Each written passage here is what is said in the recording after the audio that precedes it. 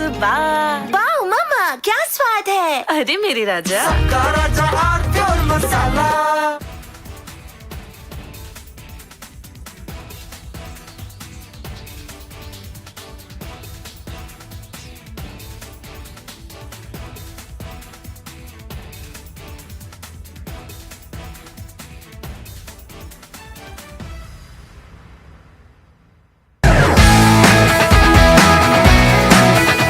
Rosa podcast wants to know, but I'm seeing a very soft version of Arnab. What did you expect? A mad guy shouting at the screen. I can't shut up. As debater or I'm a crazy debater. Facts everyone has. But I have brought back opinion into journalism because they didn't have the guts. I had the guts, I had the freedom, I had the intellect. I gave it my best shot. I still do it. There's no sense of how much money you want to make. No, it was always how much can you do. I used to be really proud seeing my father in uniform. I realized my father was doing something greater than his own job. If you were to again go back and look at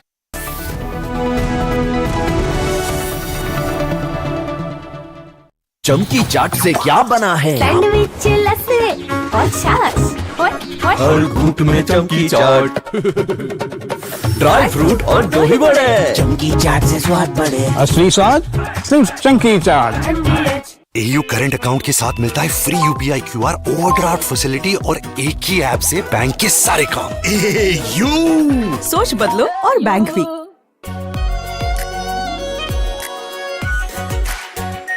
are pure shahi paneer masala, delicious, healthy everyday.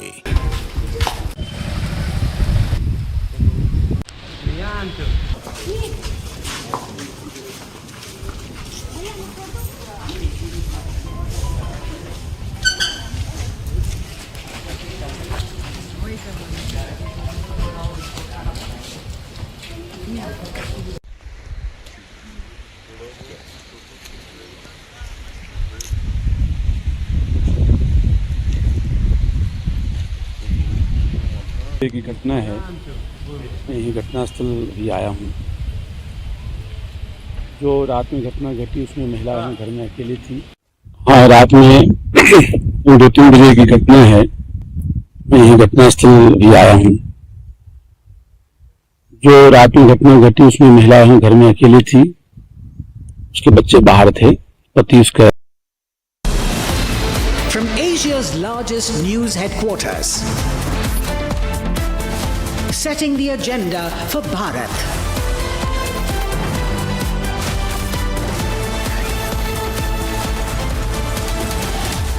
You're watching Republic.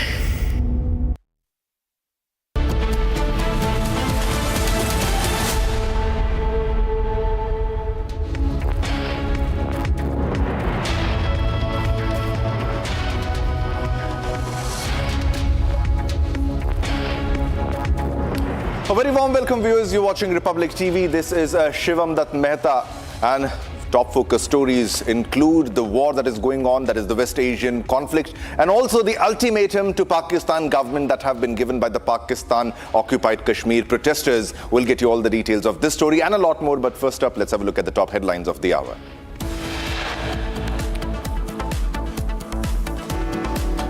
India shines in the inaugural edition of the Asian Under-23 Athletics Championships 2026 held in China. Finishes 4th by clinching 16 medals across the events. 27 killed, over dozens injured after massive fire broke out at a bar in Bangkok. Short circuit cause suspected.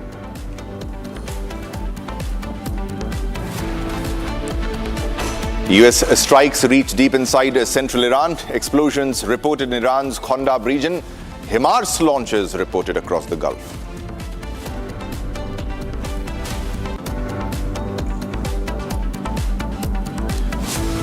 Indian survivors of the Vietnam boat accident from Andhra Pradesh arrive in Hyderabad. Indian embassy begins repatriation of mortal remains of 15 Indians.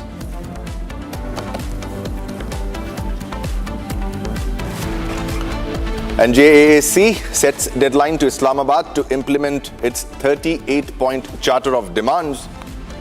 Calls for a long march to Muzaffarabad from July 15th.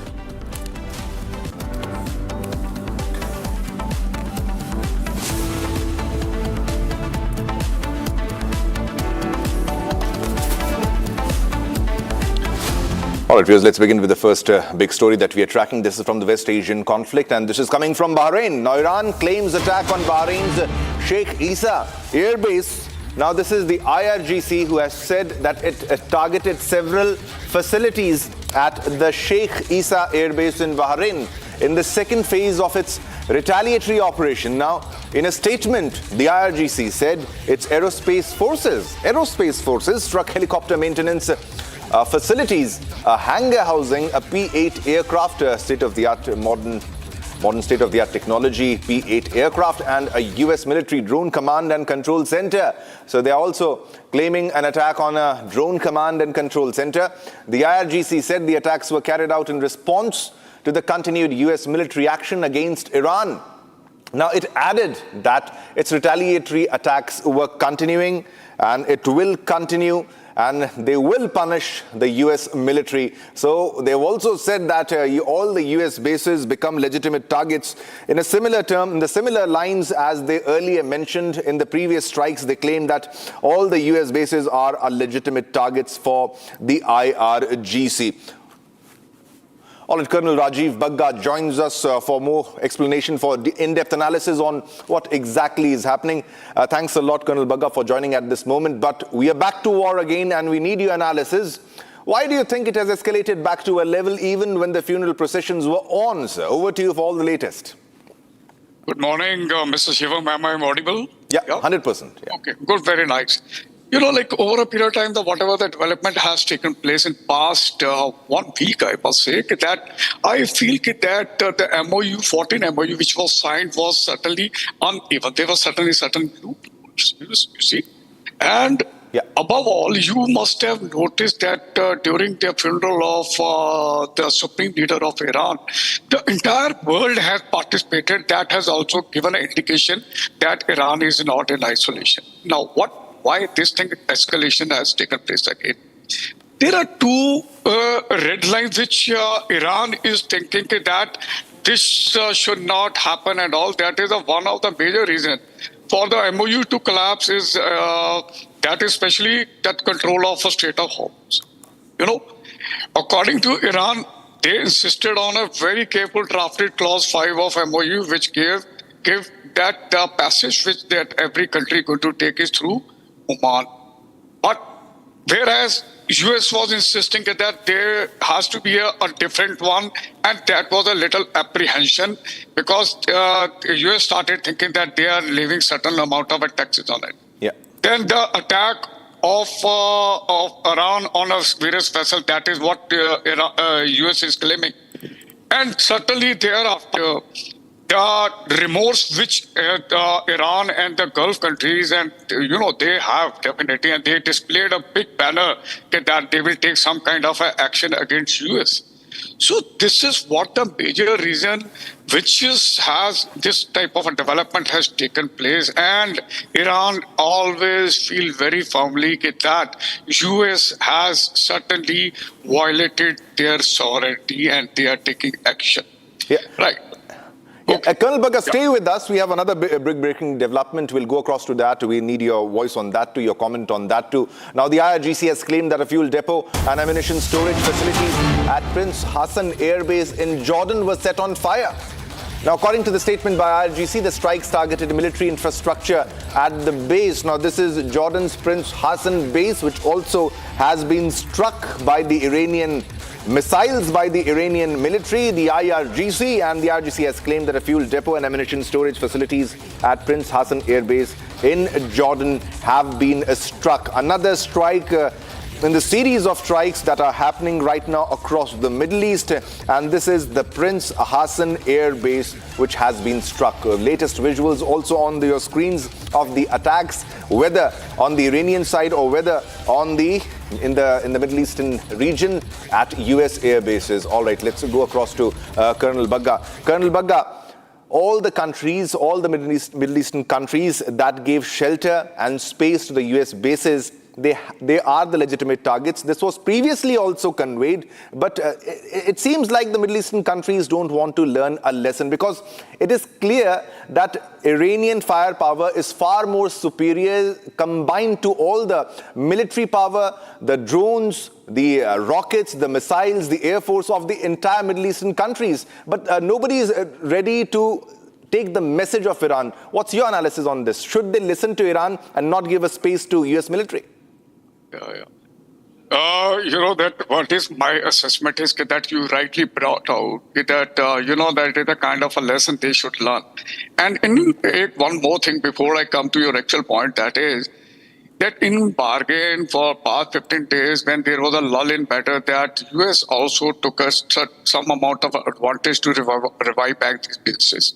One. The second thing is that, again, the Gulf countries, I don't know why they are again trying to push themselves into this unnecessary war. No, that coming to the capability, it is not the weapon system. You need to understand the war is never ever won or can be fought with the help of a certain amount of high degree weapons. What is more important is that there are strategic locations, and Iran has got definitely a brilliant, they have emerged very strong in this part. And, that they were certainly preparing for this war for past 2 decades. I certainly don't have any doubt, because they were anticipating and they were really reading the indicators. And that's the reason the strategical, geographical, analysis of this area.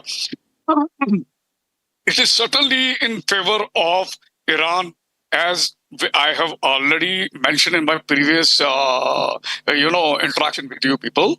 And that is a major reason that still date the other countries of Gulf, they have not learned the lesson, and certainly they carried out again a miscalculation this time. Yeah, that's true. That's true. Sir, stay with us. We have another big breaking news development. We'll go across to that breaking news because we have lots of breaking news developments coming in from the West Asian conflict. All right. Another breaking news, I'm being told. It's a photo that is circulating that reportedly shows direct impacts. Visuals showing direct impacts against the US Navy 5th Fleet headquarters in Bahrain, US. Earlier, there were reports of sirens blaring in Bahrain, and the reason was the attack on the 5th Fleet headquarters in Bahrain. US and Bahraini officials have not yet commented on the photo or confirmed any incident at the headquarters, but there are visuals, ladies and gentlemen. Now, this comes as regional tensions remain elevated following reported strikes in Iran and other claims emerging from across the Gulf in the last 24 hours. So this exactly are the visuals also which are being claimed that these are of the US 5th Fleet, which have been struck, and you can see clearly smoke billowing out from that location.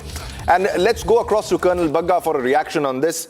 Sir, coming to you for a reaction, these are the visuals that you can see on your screen, but coming to you for a reaction on, does the United States military at the moment have their air defenses ready for a continuous, long, prolonged war against Iran? Because previously we got to know that they were out of interceptors. I mean to say that because they had less interceptors comparatively from the time they began the war. And their interceptors are also very expensive compared to the missiles and drones that are being fired by Iran. But do you think US can stop all these attacks, can counter all these attacks, or there will be damage? The US will never claim that there is damage, but there is damage happening, and there are visuals, sir. Okay. After going through the latest visual which you have shown about the fleet was attacked by Iran, and if you recollect that in a month and a half back, when the Abraham Lincoln, their fleet again was pushed back and suffered similar type of a damage. You see, the point is very simple. They can carry out any amount of a damage, or they can launch any type of a strikes. I'm talking about the US, and they may counter any amount of their missiles.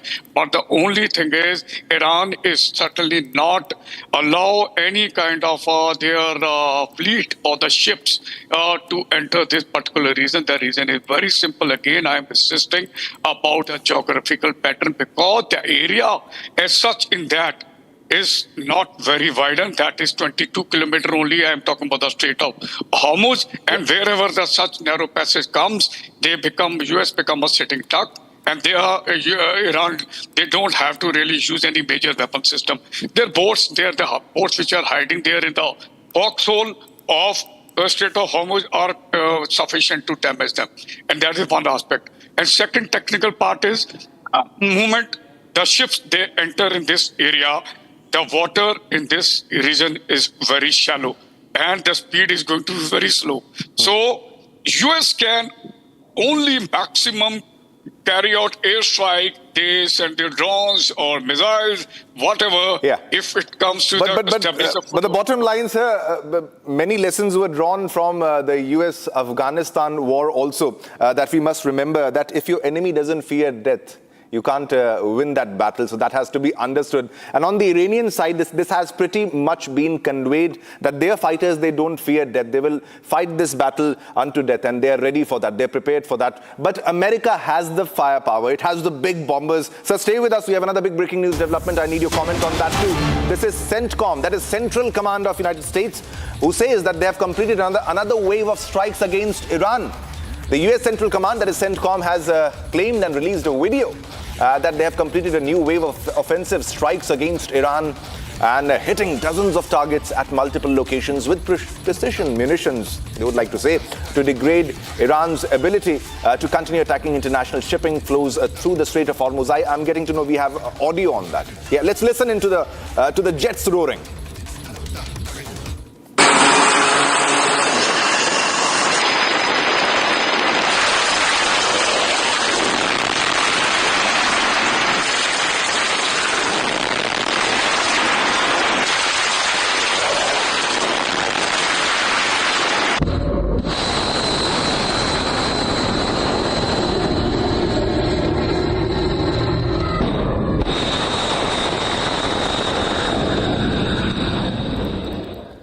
It's definitely a sight to behold when you see aircrafts being launched from the aircraft carriers or missiles being fired against the enemy. But it's a nightmare for the opposite side, sir.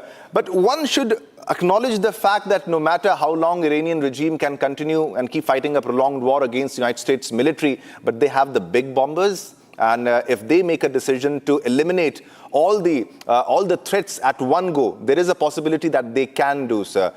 Do you agree with me, or you have a counter for that US military can finish the job in one day, or it's not possible in today's scenario?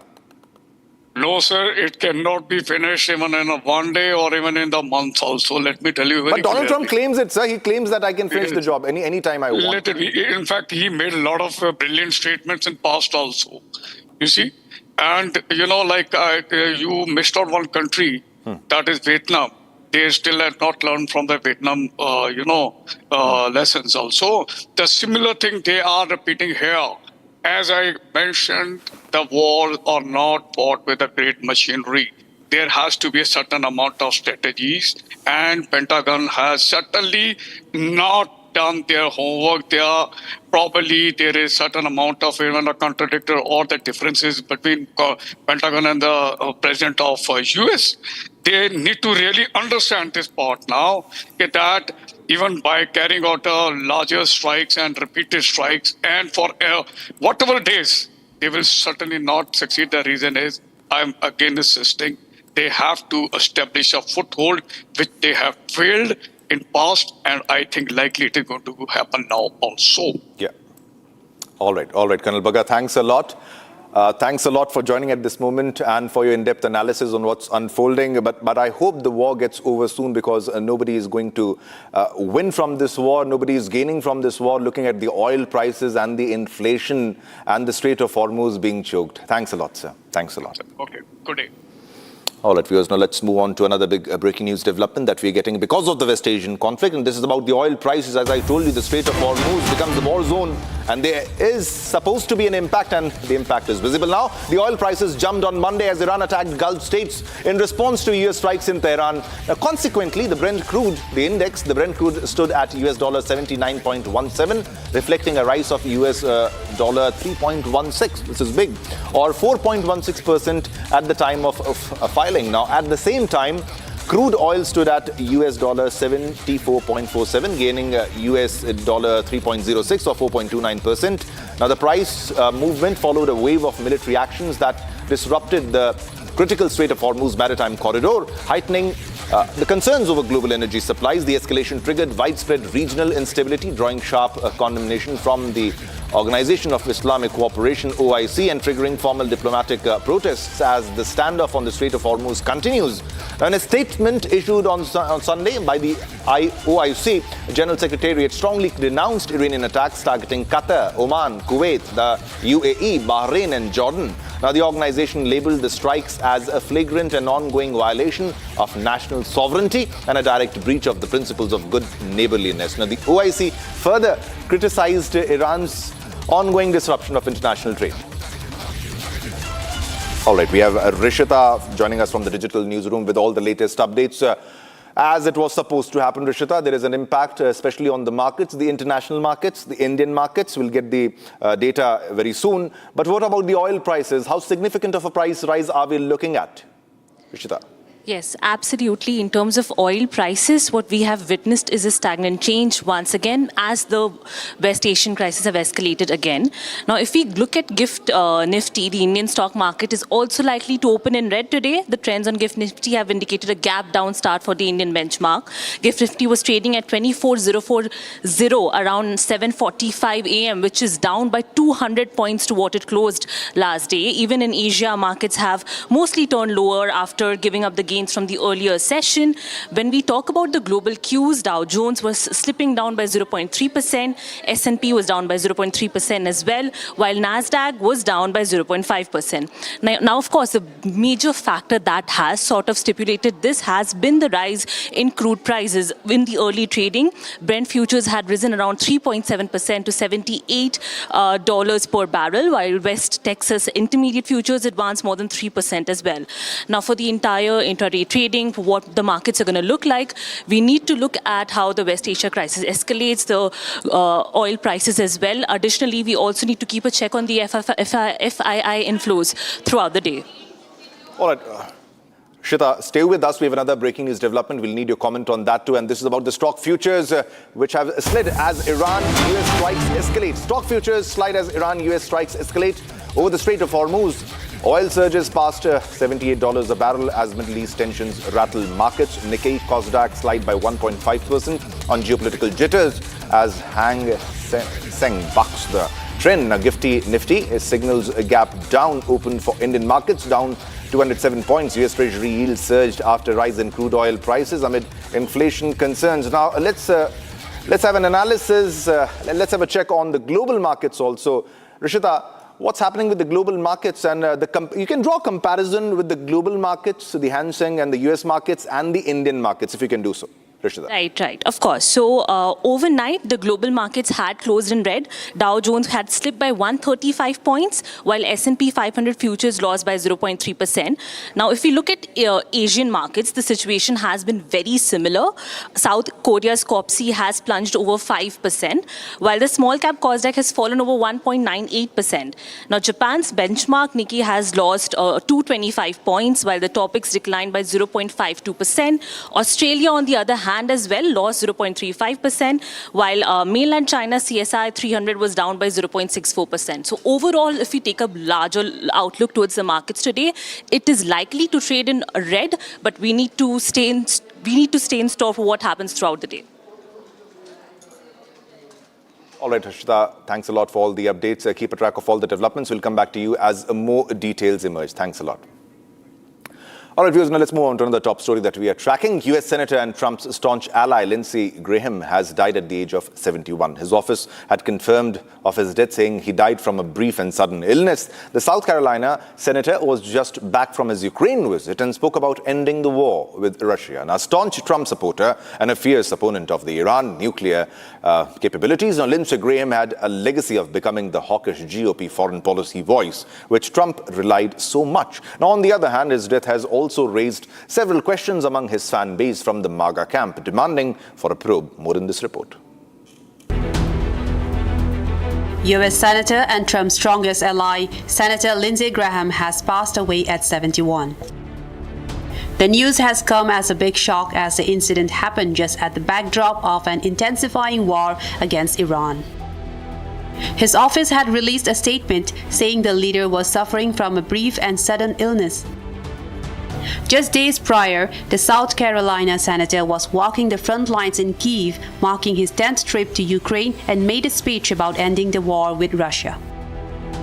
However, a Russian opposition leader's claim that Graham was assassinated over his anti-Kremlin stance has ignited severe global speculation. The MAGA fan base is now fiercely demanding a full federal probe into the sudden nature of his death.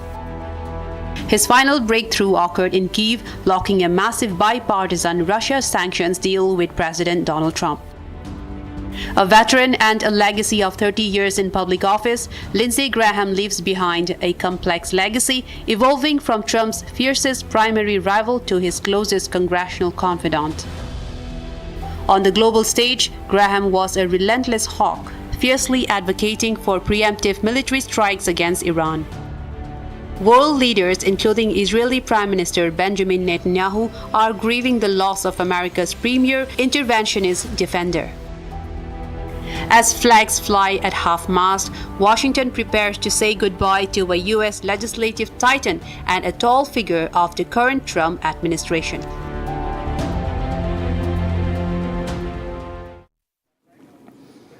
All right, viewers, let's go across to a big breaking news development that we are getting in this regard. The DC medical examiner releases initial findings on Senator Graham's death. Now, as per officials, Lindsey Graham suffered an aortic dissection. Toxicological microscopic tests are still pending. A cause of the Graham's death not ascertained yet. So this is a big breaking news development that we are getting in Senator Graham's death case. Now, DC medical examiners, they have released initial findings in Graham's death, and as per officials, Lindsey Graham suffered an aortic dissection, and toxicological microscopic tests are still pending. So we'll have to wait for the details of the toxicological report. That is, whether there was some sort of influence, also something else also that will be suspected, that is suspected, and cause of Graham's death is not ascertained yet.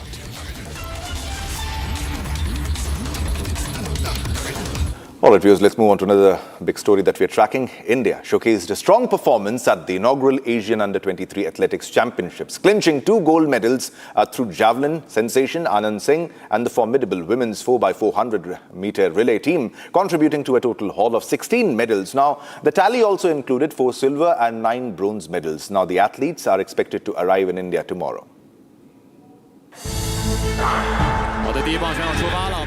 India has finished 4th in the inaugural edition of the Asian Under-23 Athletics Championships 2026 held in China. Nearly 50 Indian athletes participated in the event, bagging a total of 16 medals across track and field events.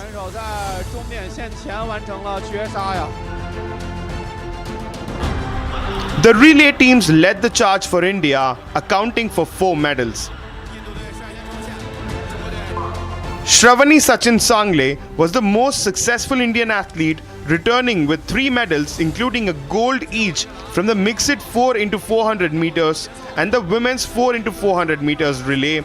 She also bagged a bronze in the 400-meter hurdles. Shravani Sachin Sangle gave the quartet a strong start before Sandramol Sabu delivered a solid second leg, pulling clear of her Chinese rivals over the closing 100 meters.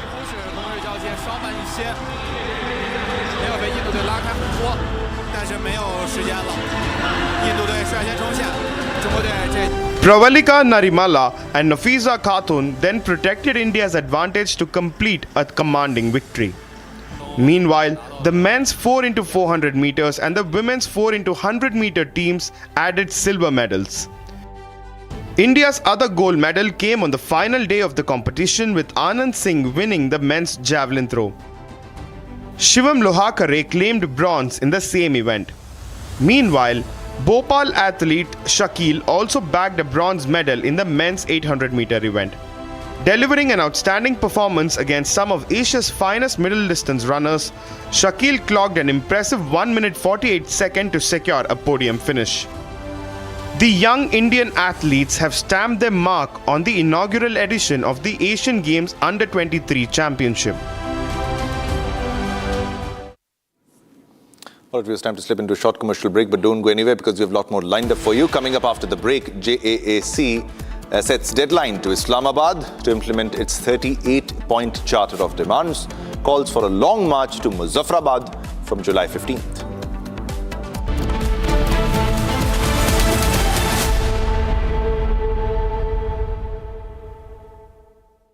चमकी चाट से क्या बना है? Sandwich लस्सी और छाछ हर घूंट में चमकी चाट, ड्राई फ्रूट और दही बड़े। चमकी चाट से स्वाद बढ़े। असली स्वाद सिर्फ चमकी चाट। केसरिया से मन जोगी हुआ रे, दिल झूमे देखो मतवारा हुआ रे। केसरिया से मन जोगी हुआ। हर पल मनाओ केसरी त्योहार। विमल, बोलो जुबान केसरी। आर प्योर सूजी पास्ता उबालो, मिलाओ और खाओ। 8 मिनट में तैयार। क्या टेस्ट है सबका राजा, आर प्योर मसाला।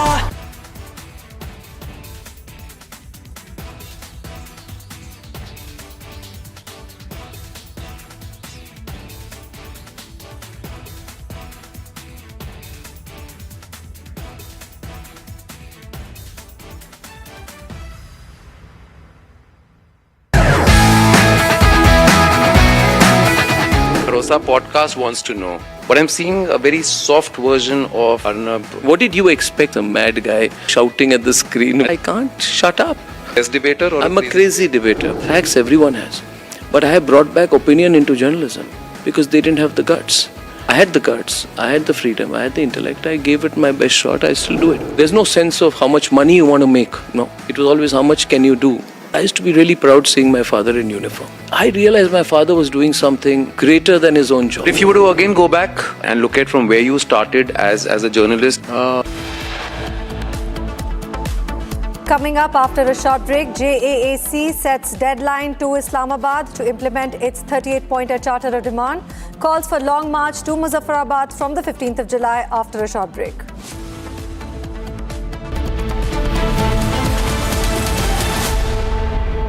चमकी चाट से क्या बना है? सैंडविच लस्सी और छाछ हर घूंट में चमकी चाट। अब बताओ स्वाद आया? आया। असली स्वाद सिर्फ चमकी चाट। 13,000 placements last year. At Amity, we are committed to nurturing passionate, hardworking and proactive professionals. थोड़े में ज्यादा स्वाद, यही तो है इसकी खास बात। वाओ मम्मा, क्या स्वाद है? अरे मेरे राजा, सबका राजा R pure masala.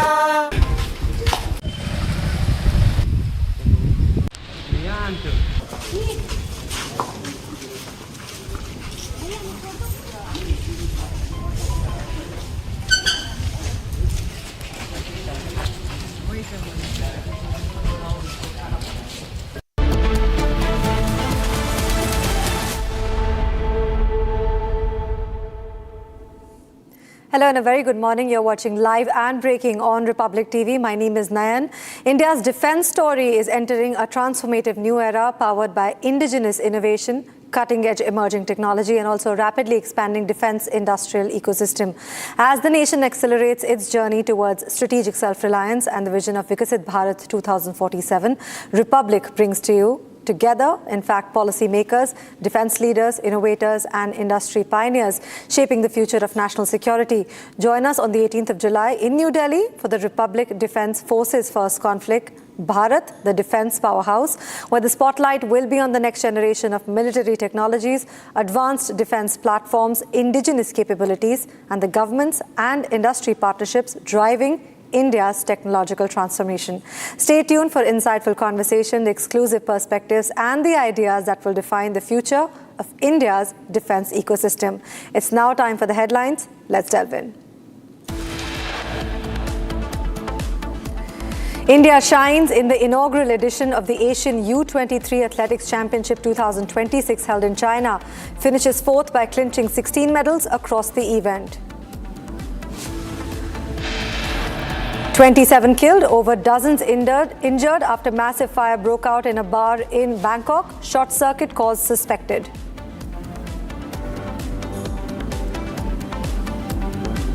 US strikes reach deep inside central Iran. Explosions reported in Iran's Khonbaz region.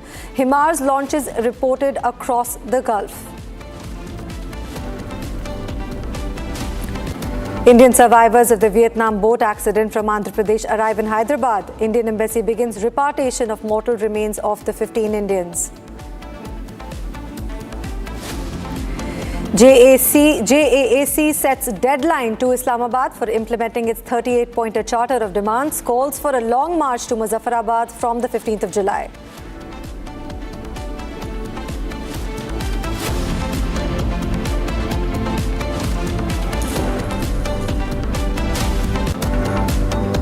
Viewers, getting breaking news from Delhi, where the Karkarduma court has delivered it's going to deliver its verdict on the 2020 Delhi riot case, where the Ankit Sharma, which is an IB official, was murdered.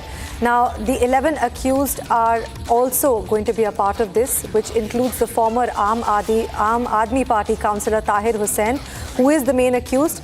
The judgment was earlier scheduled for the 11th of June after final arguments concluded, but it was deferred. But today we're getting a breaking news to you that Ankit Sharma, who was killed during the violence that erupted in Delhi on the 25th of February 2020, and his body was recovered next day from a drain near Chandbagh. Now, these are the reports that are coming in. He went missing. His body was recovered a day later. But Ankit Sharma murder case, the big breaking news is that we're getting reports that finally the judgment is going to be delivered, and it's going to take place in Delhi in the Karkarduma court. And this is after the riots that took place in Delhi.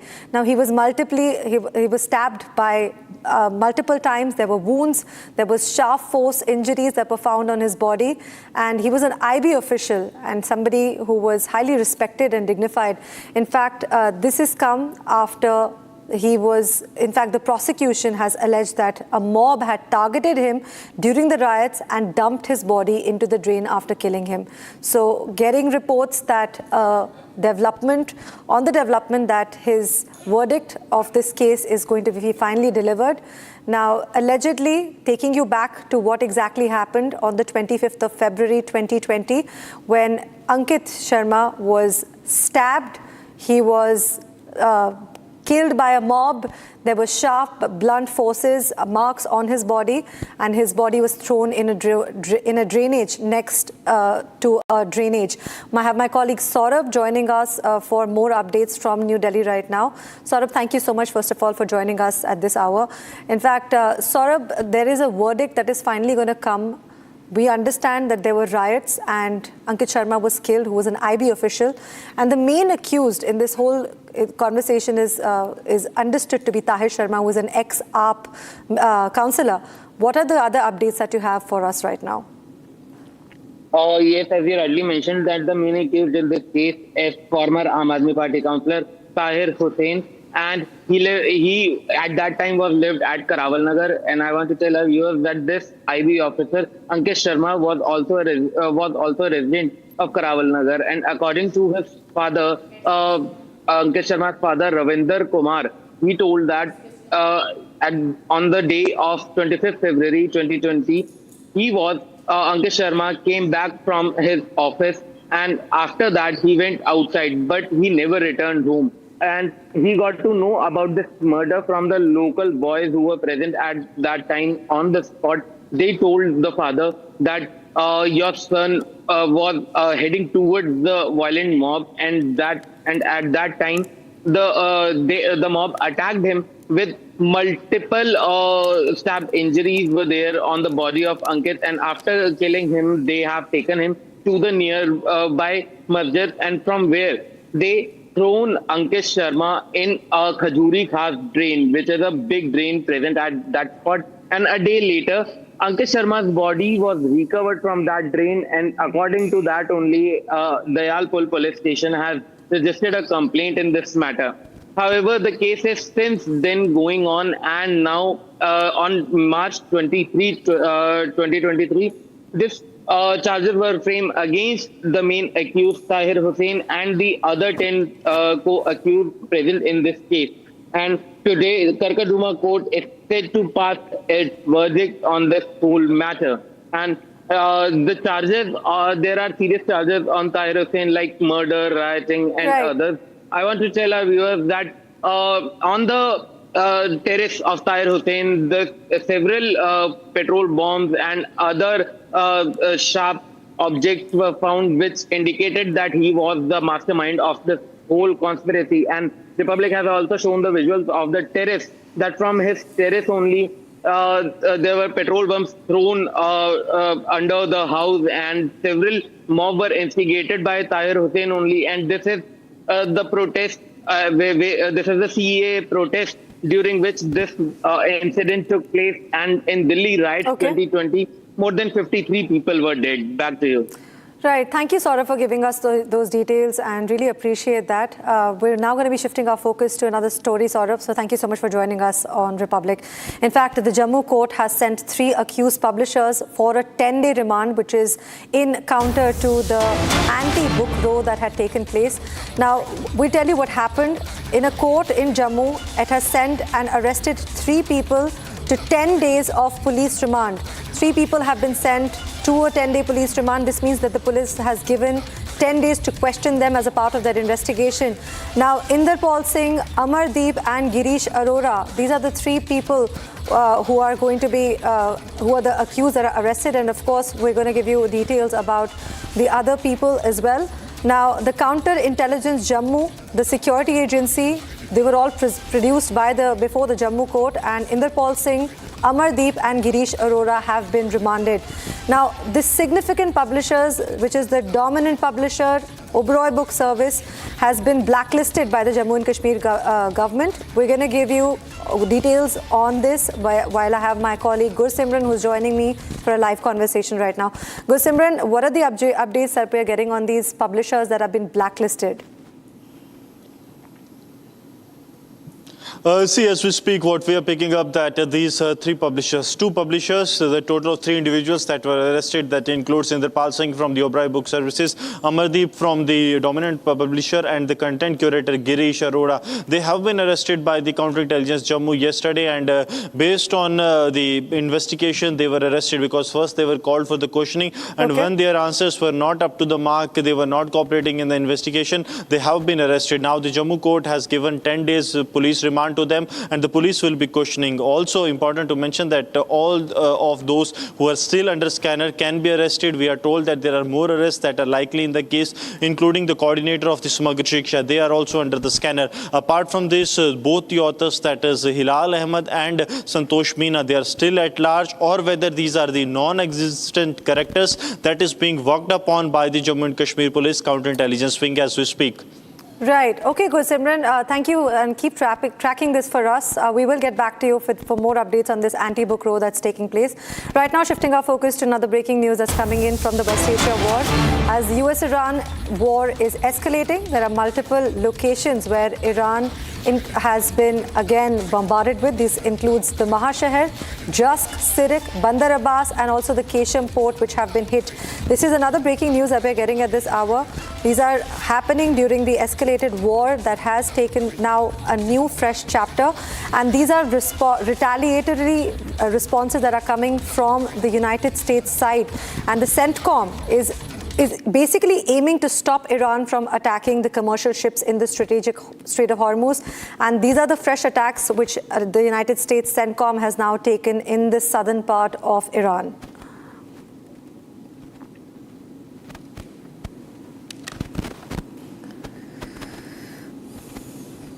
All right, viewers, another top news coming where the Kuwait Army has announced that the armed forces are currently confronting hostile aerial targets within Kuwait. And Kuwait has said that any explosion sounds heard are a result of air defense systems intercepting. Another breaking news coming in from Kuwait right now. This is coming amidst where the armed forces are currently confronting hostile air targets within Kuwait.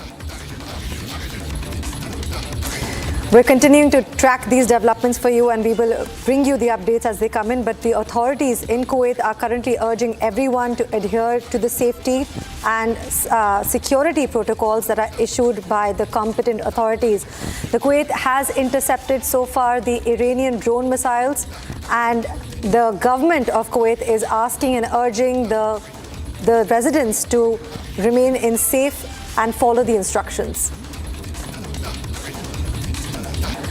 The US government convenes all-party meeting ahead of the monsoon session of the parliament. The government has convened an all-party meeting on the 19th of July, which is a day ahead of the commencement of the monsoon session in the parliament. Now, where the government is expected to outline its legislative agenda, and all opposition parties are likely to spell out the issues that they intend to raise during the session. We're getting a news that the government is going to convene an all-party meeting ahead of the monsoon session. Now, the all-party meeting is going to be held at the Parliament session, and this would begin at 11 a.m. according to the officials. The government has a heavy legislative agenda of what we've got to know so far. In fact, several significant bills are also expected to be taken up during this monsoon session. And also, this is going to be a tumultuous one where the parties are going to see rifts and splits in the coming weeks.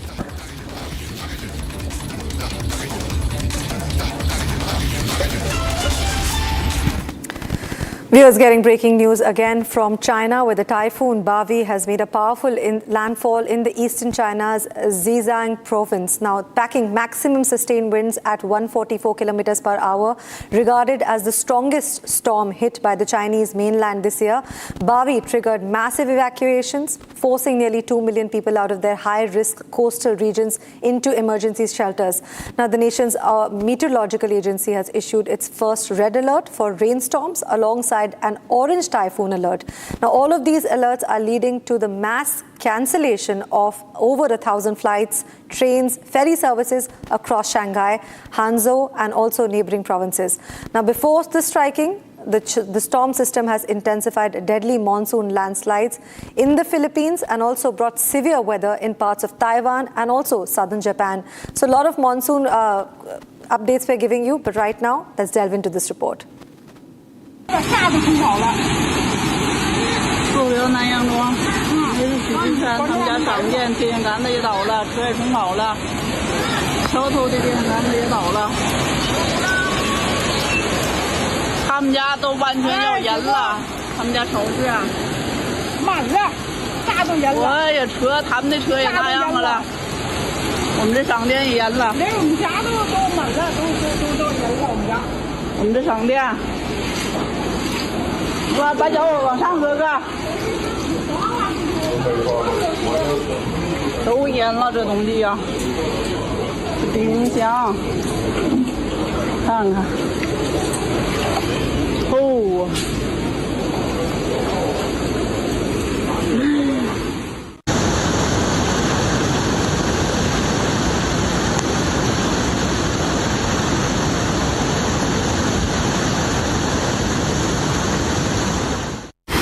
蓟县啊，看这水，蓟县，哎。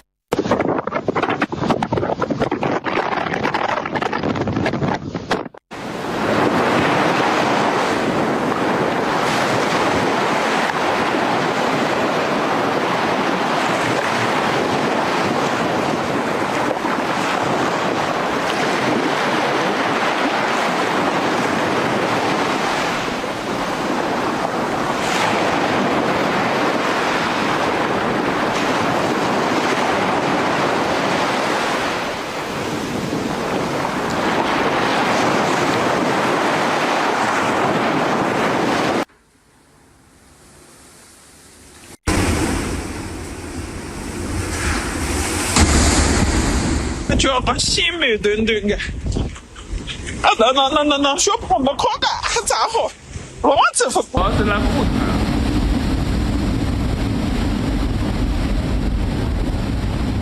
还有银行的车，好像那个车子那不。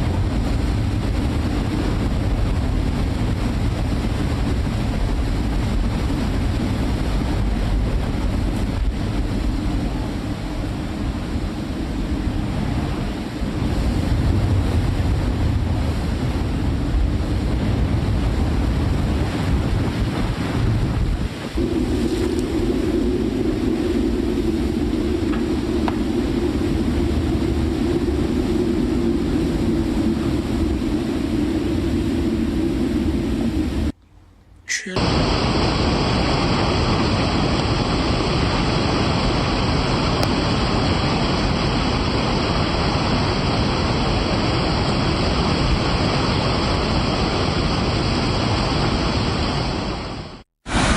极限啊！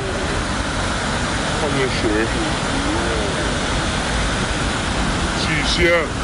我来叫你，哎。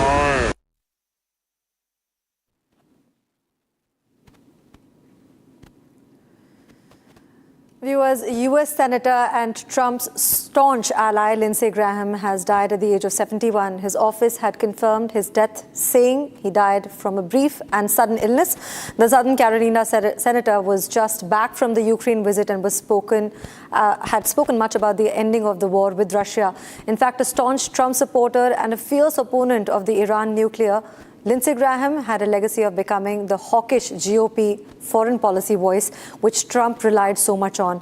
Now, on the other hand, his death has also raised several questions among his fan base from the MAGA camp, demanding for more of a probe. We have a report to take a look.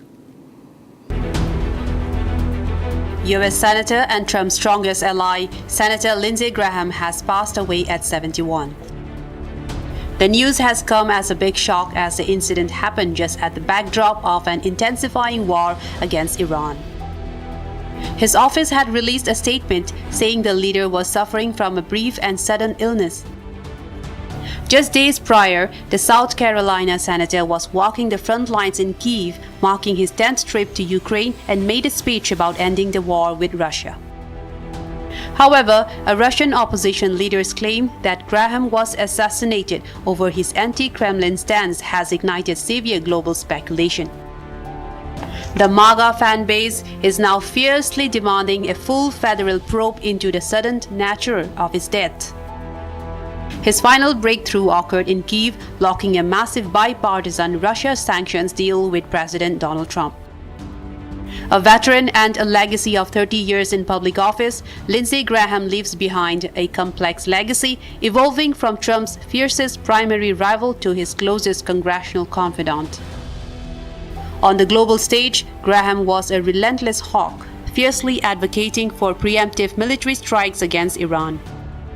World leaders, including Israeli Prime Minister Benjamin Netanyahu, are grieving the loss of America's premier interventionist defender.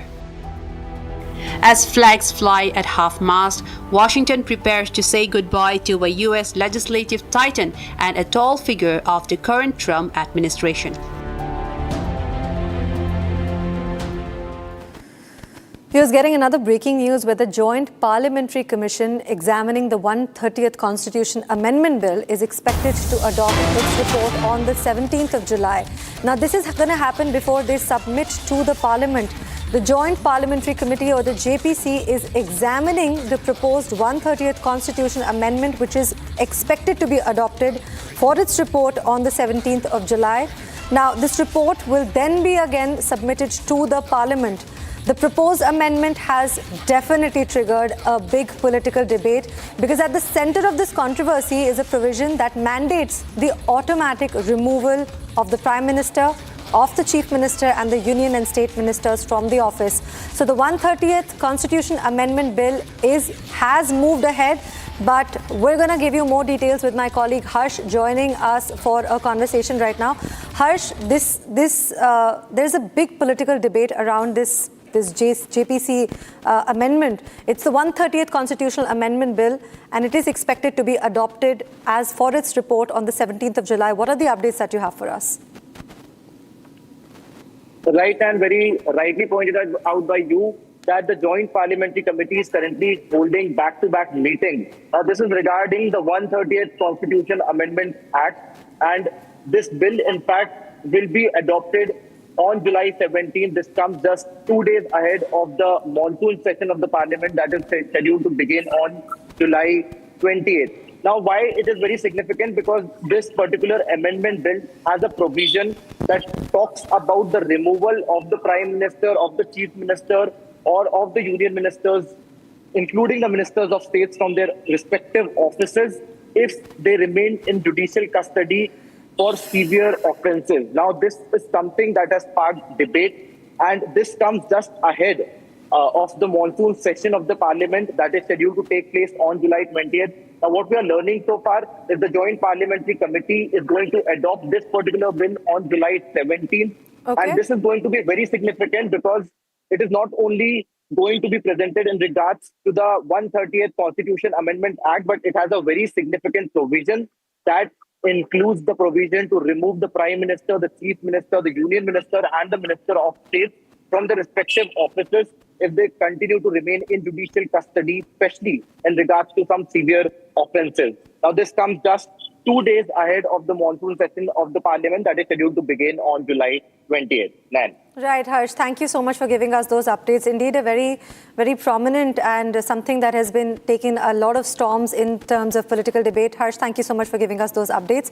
Now, shifting our focus to another top story where India showcased a strong performance at the inaugural Asian U23 Athletics Championship, which has clinched 2 gold medals through the javelin sensation Anand Singh. And now the formidable women's 4x400 relay team has also contributed to a total of 16 medals. The tally has included 4 silver, 9 bronze medals, and the athletes are expected to arrive in India tomorrow. We have a report. Take a look. India has finished 4th in the inaugural edition of the Asian Under-23 Athletics Championships 2026 held in China. Nearly 50 Indian athletes participated in the event, bagging a total of 16 medals across track and field events.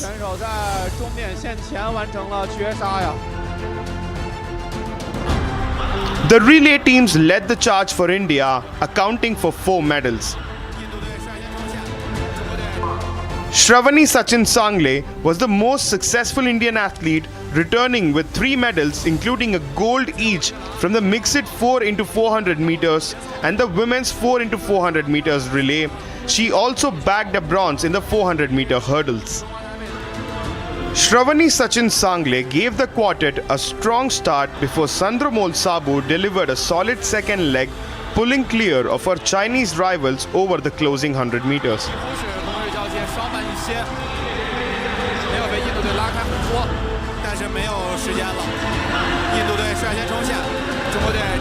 Pravalika Narimala and Nafiza Khatun then protected India's advantage to complete a commanding victory. Meanwhile, the men's 4x400 meters and the women's 4x100 meter teams added silver medals. India's other gold medal came on the final day of the competition, with Anand Singh winning the men's javelin throw. Shivam Lohakare claimed bronze in the same event. Meanwhile, Bhopal athlete Shakil also bagged a bronze medal in the men's 800-meter event. Delivering an outstanding performance against some of Asia's finest middle distance runners, Shakil clocked an impressive 1 minute 48 seconds to secure a podium finish. The young Indian athletes have stamped their mark on the inaugural edition of the Asian Games Under-23 Championship. That's all that we have for you in this hour of Live and Breaking. Don't go anywhere. There's a lot more lined up on the other side with national and international breakings. Coming up, Indian survivors of the Vietnam boat accident from Andhra Pradesh arrive in Hyderabad. Indian embassy begins repatriation of the mortal remains of 15 Indians after a short break.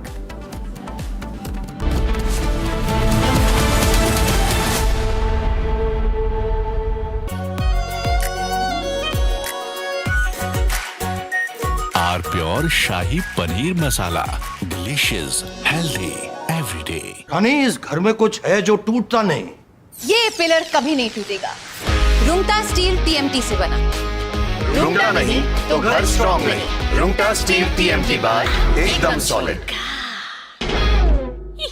चमकी चाट से क्या बना है? आलू चाट या fruit चाट, स्वाद बनाए चमकी चाट।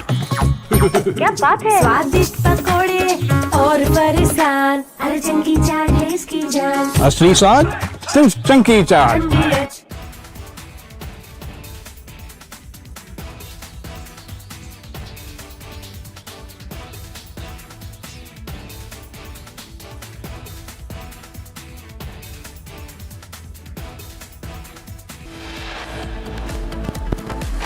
Coming up after a short break, Indian survivors of Vietnam boat accident from Andhra Pradesh arrive in Hyderabad. Indian embassy begins repatriation of mortal remains of 15 Indians. After a short break.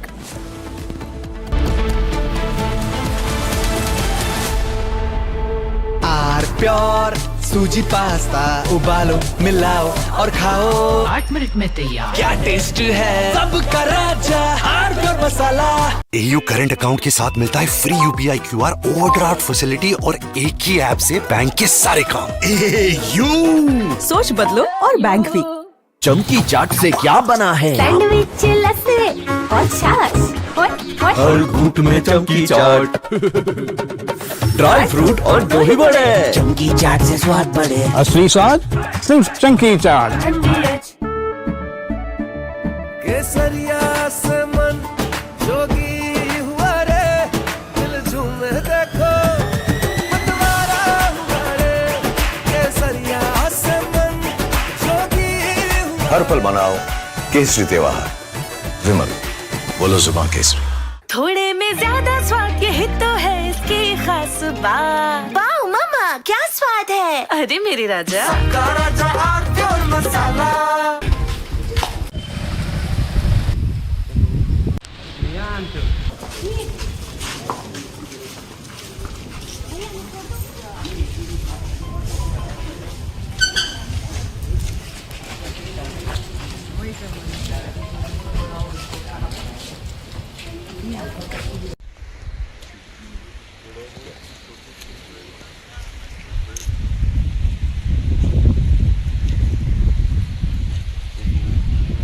की घटना है, मैं यही घटनास्थल भी आया हूँ।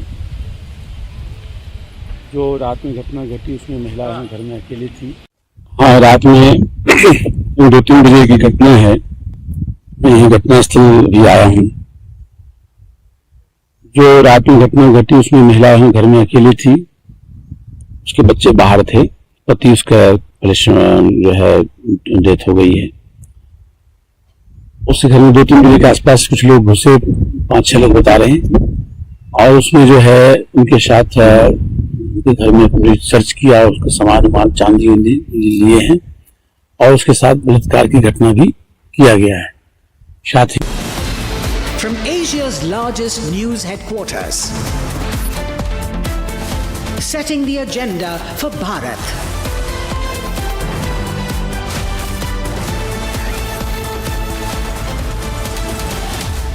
You're watching Republic.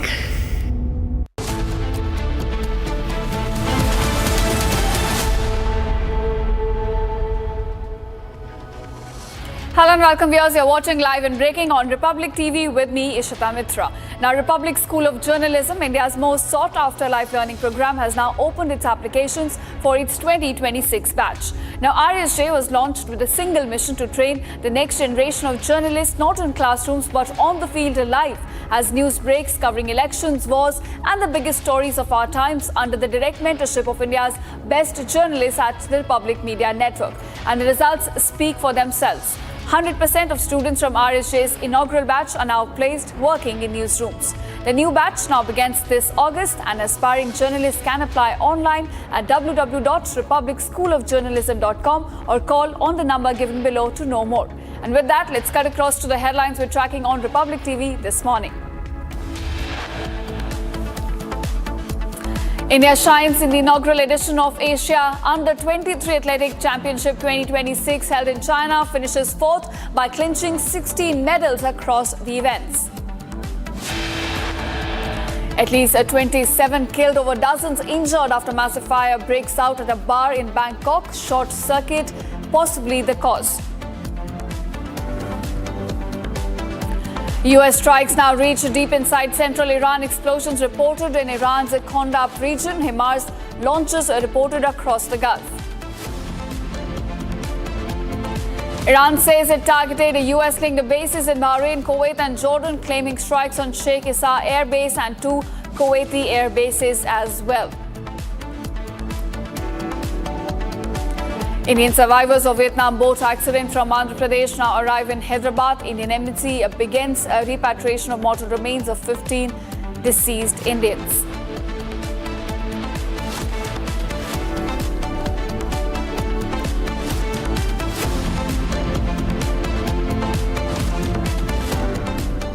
Welcome viewers, our top focus at this hour. Now, a controversy has come to light involving a Telangana Chief Minister Revant Reddy, and his remarks are made on the ongoing Kaleshwaram lift irrigation project.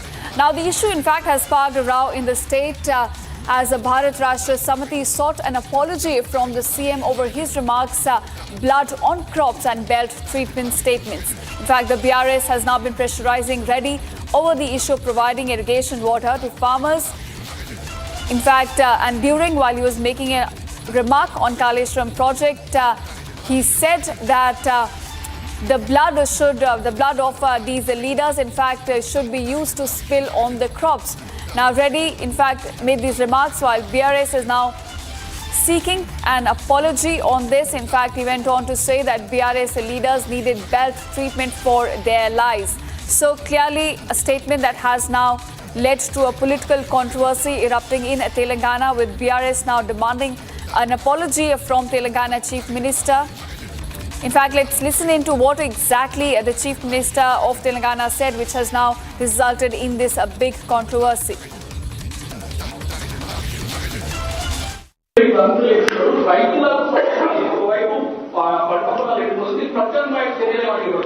ఏమున్నది వీళ్ళని కోసి రక్తం జల్లితే పంటల మీద అదే పండు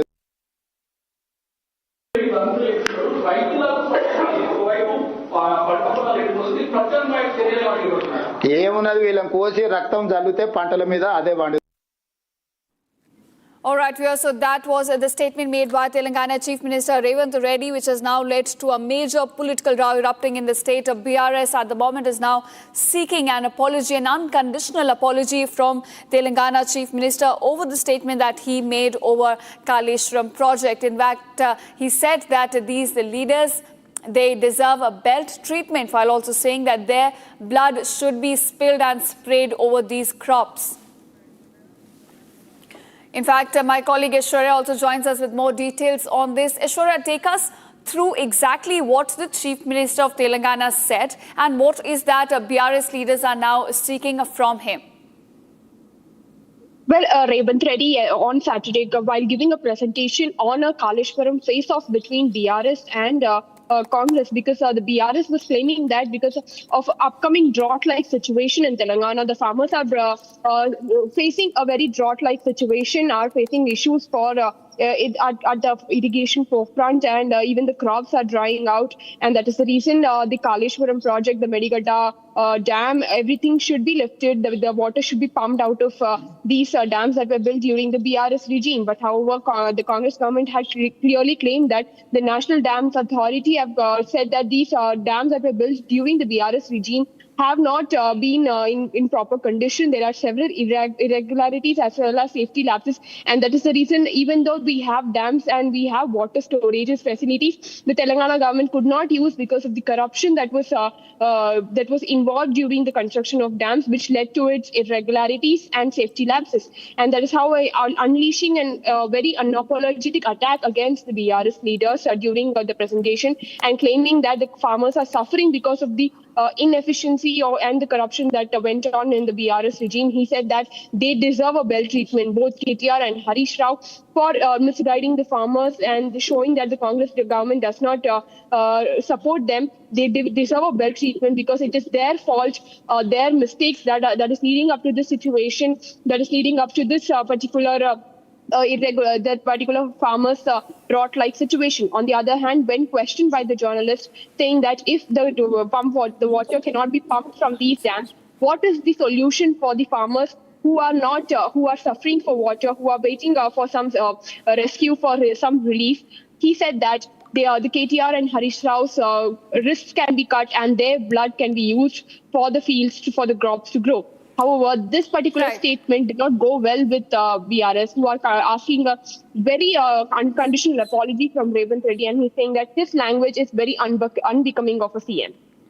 Right, of course, Aishwarya, the farmers' issue is of utmost importance, and parliamentary and, such political attacks are also, in fact, part and parcel of the politics, but using such unparliamentary languages to attack their political rivals is definitely uncalled for. Let's listen in again to what exactly the Telangana Chief Minister said on this.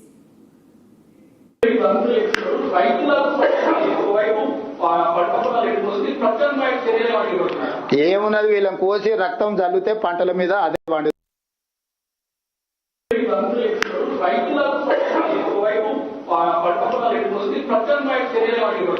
ఏమున్నది వీళ్ళని కోసి రక్తం జల్లితే పంటల మీద అదే పండు. All right, we are now shifting focus to a very concerning story that has come to light from Bengaluru. Now, a newly married woman has died by suicide in the city, alleging that there was abuse taking place by her husband and sister-in-law. Both of them have now been named in the death note as well. Now, the deceased, identified as Shweta, allegedly died by hanging herself from a ceiling fan after leaving behind a handwritten death note. Now, in the note, 25-year-old allegedly held her husband and her husband's sister responsible for her death, claiming that they had been subjecting her to harassment and constant abuse. She also wrote that alleged abuse had made her lose the will to live. In fact, addressing her mother in the note, she goes on to mention, "If I die, please do not spare their mother." While also apologizing, saying that I made a mistake, please forgive me. Now, these are the words addressed to her mother in the death note that Shweta, in fact, has left behind. Shweta had married her partner in a love marriage around just 4 months ago and was working as a teacher at a private school. Police, in fact, visited the crime scene, has now recovered the death note and launched an investigation as well in this case. The allegations are made in the note are now being examined as part of the investigation. But another death that's now been reported, in fact, from Bengaluru, another young bride losing her life, and she claims it is due to the harassment by husband and the sister-in-law. In fact, my colleague Abhishek also joins us with more details on this. Abhishek, give us details of the death note that, in fact, Shweta has left behind, and where is the investigation going in this case? Well, the death note, which is written in Kannada, very clearly mentions the fact that the lady who has hung herself mentions in the letter that she was being continuously tortured by her newlywed husband and his sister. And she also mentions the fact this letter is written to the mother of the deceased, Shweta. She demands that none of these persons should be let alone because it is their issue that created that made way for Shweta to kill herself. And she also mentions that she is unable to live any further. She doesn't want to stay alive because of the torture that she's being faced by her family, which is inclusive of her husband and husband's sister. The police have already taken into the custody of this note. Death note has been found by the police and investigation has been launched. The location has been visited by the police. The body has been sent to the postmortem. And at this point of time, we shouldn't forget the fact that these cases, the suicidal cases, because of the family issues are arising in Bengaluru. And we will have to see how the Home Department or the Women's Safety Department goes by this. And also, we shouldn't forget the fact that the husband and the sister of the husband in this particular case are on the run as of now. They have to be taken into custody in the next couple of hours, and the Kamakshipalya police have already registered an FIR and they have already started their investigation. Much more details are awaited from the jurisdictional DCP in the next couple of minutes. All right, so both the accused at the moment, in fact, remains at large. Thanks, Abhishek, for joining us and getting us the latest on this. And now we are shifting focus to what is unfolding in West Asia, where the war has once again resumed. Now, Iran, in fact, is claiming at the moment an attack on Bahrain's Sheikh Issa Air Base. The IRGC says it targeted several facilities at the Sheikh Issa Air Base in Bahrain in the second phase of its retaliatory operation. In a statement now released by IRGC, they say its aerospace forces struck a helicopter maintenance facilities, a hangar housing, a P-8 aircraft, and also a U.S. military drone command and control center. The IRGC, in fact, gives out details that the attacks were carried out in response to the continued U.S. military action against Iran, while adding that its retaliatory attacks were continuing. So, viewers, what we're looking at is a major escalation now being witnessed in Iran as Iran continues to attack several U.S. targets across the Gulf nations, while U.S. also is continuing with its fresh strikes against Iran. In fact, it has now gone ahead to striking central Iran as well. Back to more developments coming to light from West Asia. The IRGC now claims a fuel depot and ammunition storage facilities at Prince Hassan Air Base in Jordan was set on fire. According to the statement by IRGC, the strikes targeted military infrastructure at the base. So viewers, it is not just in Bahrain, even in Jordan, we are looking at US assets, US bases, ports coming under attack by Iranian strikes. And this time, in fact, it is Prince Hassan Air Base that's now been struck in Jordan. In Bahrain, we understand US's Navy fleet, 5th Navy fleet has also been struck, while you're also looking at US bases being struck in Kuwait as well. So US assets are on target by Iranian forces as both the sides continue to exchange fire in the latest escalation. Exactly, we are now shifting focus to what is unfolding in Bahrain at the moment. Now we understand that US Navy's 5th Fleet headquarters has also been struck in Bahrain. Now, US and Bahraini officials have not commented on the visual that has come to light from the war zone or confirming any incident that has taken place at the headquarters. But those are the visuals our viewers were getting at the moment, showing you how a thick plume of smoke is rising from the US Navy 5th Fleet headquarters in Bahrain, clearly indicating that some attack, some strike has taken place, but neither the US nor Bahraini officials have commented or confirmed the attack that has taken place so far. We have seen Iran, in fact, attacking US assets all across the Gulf nations in the last 24 hours. But as war continues, we are looking at claims and counterclaims being made from both the sides on this well.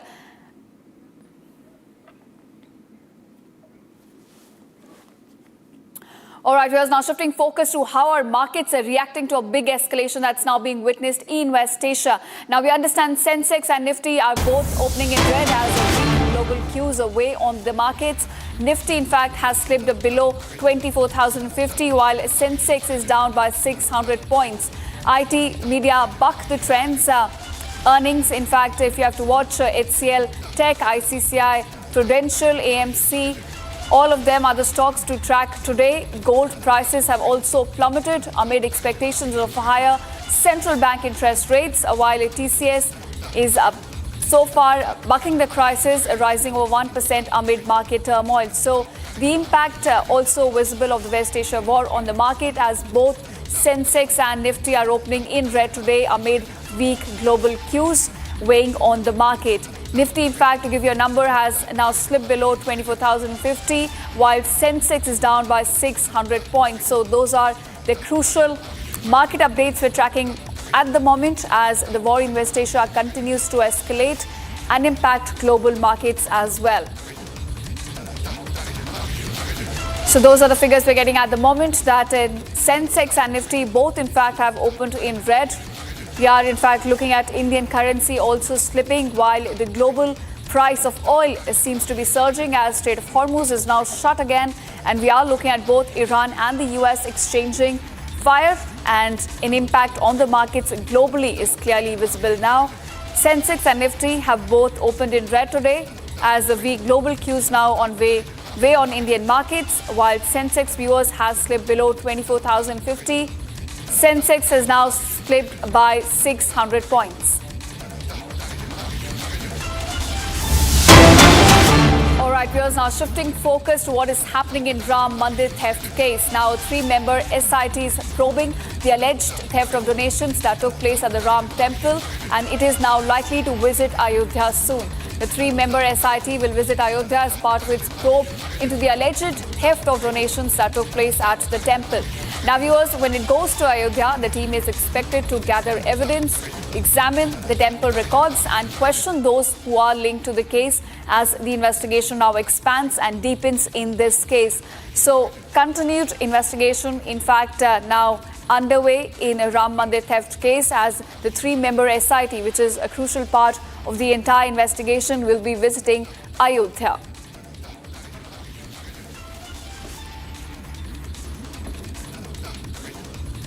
And now we are shifting focus. A major environmental showdown is unfolding in Rishikesh, Uttarakhand. This as local residents and activists now stage protests against the Dehradun-Rishikesh National Highway widening project. Now, the 4-laning expansion between Bhanyawala and Rani Pokhari threatens thousands of ancient sal trees within the eco-sensitive Shivalik region.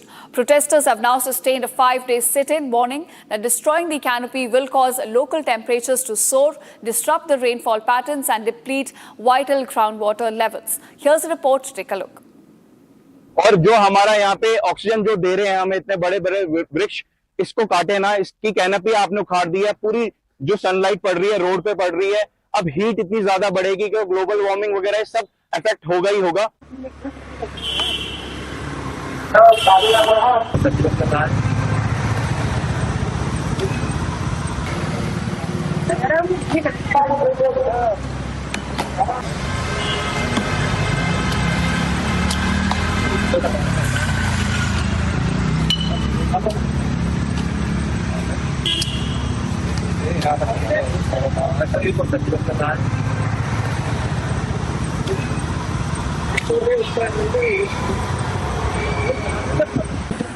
हाँ, Pollution, pollution. Trees are solution. Pollution, pollution. Trees are solution.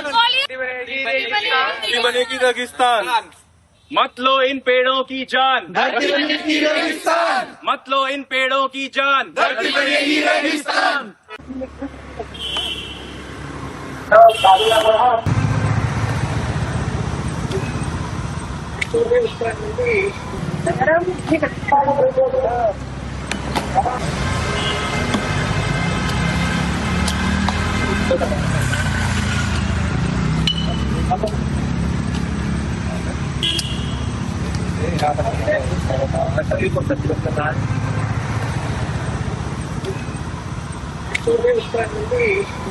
हम यहाँ पे 5 दिन से protest कर रहे हैं कि साल के वृक्ष गिरे ना, क्योंकि साल के वृक्ष लगाए भी नहीं जा सकते इंसान द्वारा, ये बर्ड्स के एक्सक्रीशन से लगते हैं। और हम लगातार यहाँ पे इस एनवायरनमेंट जो हमारा इकोलॉजी बनी हुई है यहाँ पे, और जहाँ पे हमारा जाम भी नहीं लगता है, चाहे यहाँ पे कितने भी लोग प्रोटेस्ट पे लगे हुए हैं, आज तक यहाँ पे जाम नहीं लगा है, कभी यहाँ जाम नहीं लगता। हर इंसान यही कह रहा है, ऋषिकेश, देहरादून का, भानीवाला का, डोईवाला का, नरेंद्र नगर का, फिर भी सरकार को विनाश करना है। और हमारे जो विद्वान लोग हैं जो देश छोड़ के जा रहे हैं, वो लगातार कह रहे हैं कि India is beyond repair.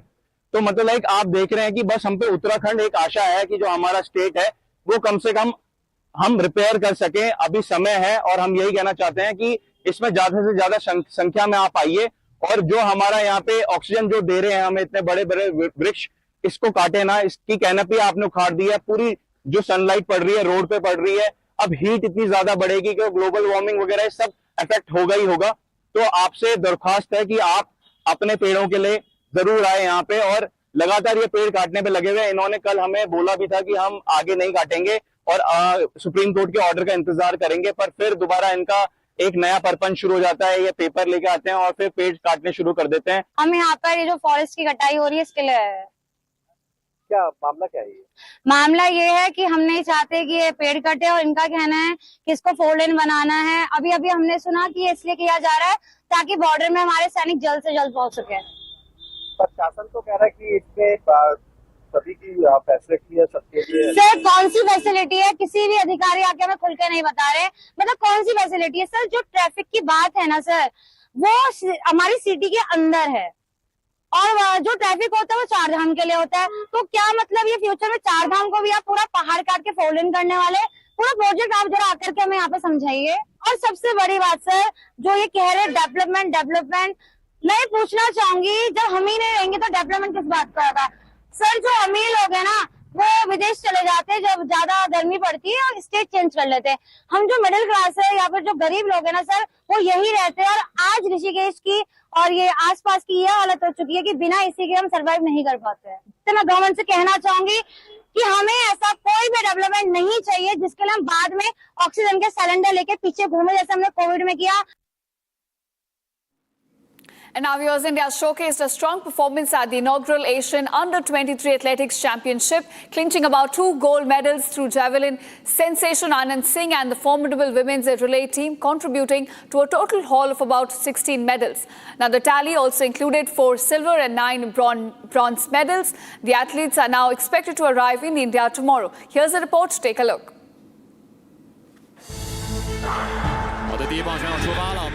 India has finished 4th in the inaugural edition of the Asian Under-23 Athletics Championships 2026 held in China. Nearly 50 Indian athletes participated in the event, bagging a total of 16 medals across track and field events.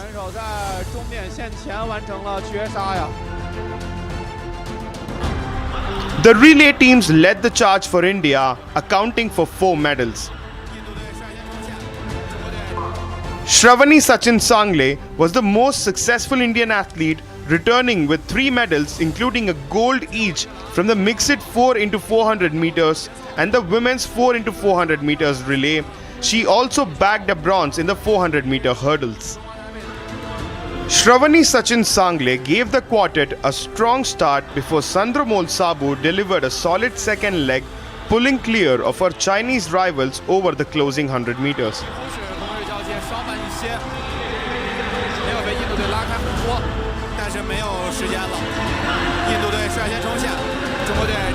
Pravalika Narimala and Nafisa Khatun then protected India's advantage to complete a commanding victory. Meanwhile, the men's 4x400 meters and the women's 4x100 meter teams added silver medals. India's other gold medal came on the final day of the competition, with Anand Singh winning the men's javelin throw. Shivam Lohakare claimed bronze in the same event. Meanwhile, Bhopal athlete Shakil also bagged a bronze medal in the men's 800 meter event. Delivering an outstanding performance against some of Asia's finest middle distance runners, Shakil clocked an impressive 1 minute 48 seconds to secure a podium finish. The young Indian athletes have stamped their mark on the inaugural edition of the Asian Games Under-23 Championship. All right, viewers, that's all we could pack in this edition of Live and Breaking on Republic TV. Thanks so much for watching, and don't go anywhere. Coming up after a short break, Indian survivors of Vietnam boat accident from Andhra Pradesh now arrive in Hyderabad. Indian embassy begins the repatriation of mortal remains of 15 deceased Indians. Getting you all the details on that on the other side.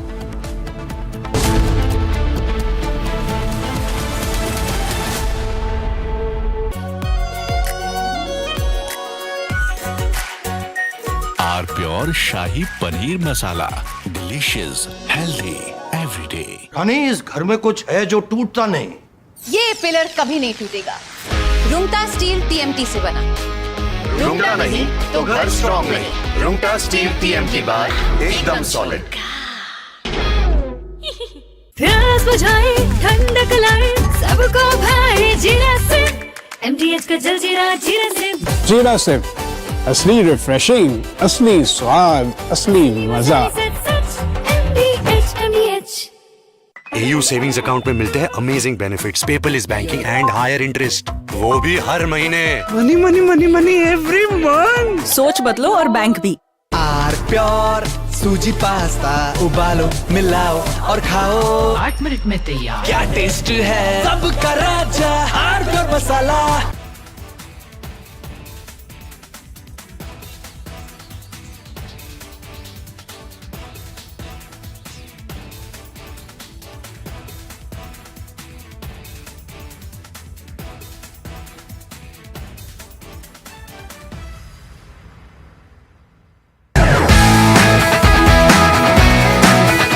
Rosa podcast wants to know, but I'm seeing a very soft version of Arnab. What did you expect? A mad guy shouting at the screen. I can't shut up. Best debater or I'm a crazy debater. Facts everyone has. But I have brought back opinion into journalism because they didn't have the guts. I had the guts, I had the freedom, I had the intellect. I gave it my best shot. I still do it. There's no sense of how much money you want to make. No, it was always how much can you do. I used to be really proud seeing my father in uniform. I realized my father was doing something greater than his own job. If you were to again go back and look at from where you started as a journalist, so much. A junior Rahul would have spoken to a junior Arnab. Which Rahul?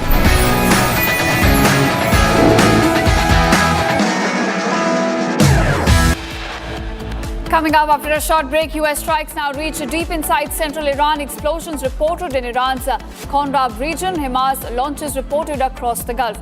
Getting you all the updates on what is unfolding in West Asia at the moment on the other side.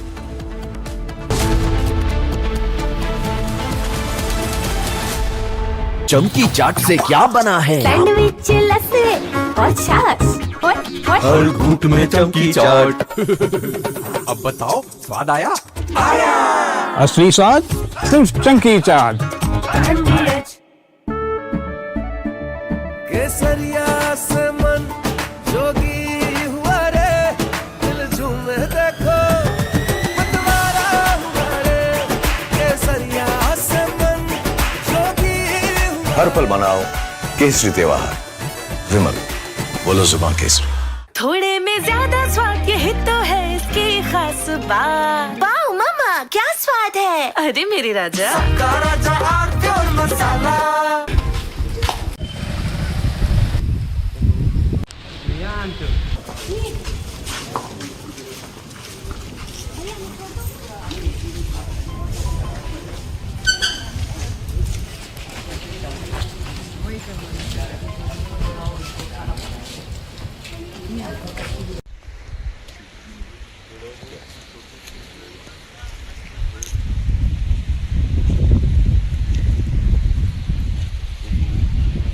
एक घटना है, मैं यही घटनास्थल भी आया हूँ। जो रात में घटना घटी उसमें महिला घर में अकेली थी। हाँ, रात में 2-3 बजे की घटना है, मैं यही घटनास्थल भी आया हूँ। जो रात में घटना घटी उसमें महिला घर में अकेली थी, उसके बच्चे बाहर थे, पति उसका जो है डेथ हो गई है। उसके घर में 2-3 बजे के आसपास कुछ लोग घुसे, 5-6 लोग बता रहे हैं, और उसमें जो है उनके साथ उनके घर में पूरी सर्च किया, उसका सामान चांदी लिए हैं, और उसके साथ बलात्कार की घटना भी किया गया है। साथ ही कोई उसमें और उसके इंटरनल पार्ट में इंजरी है, जिससे लगता है कोई।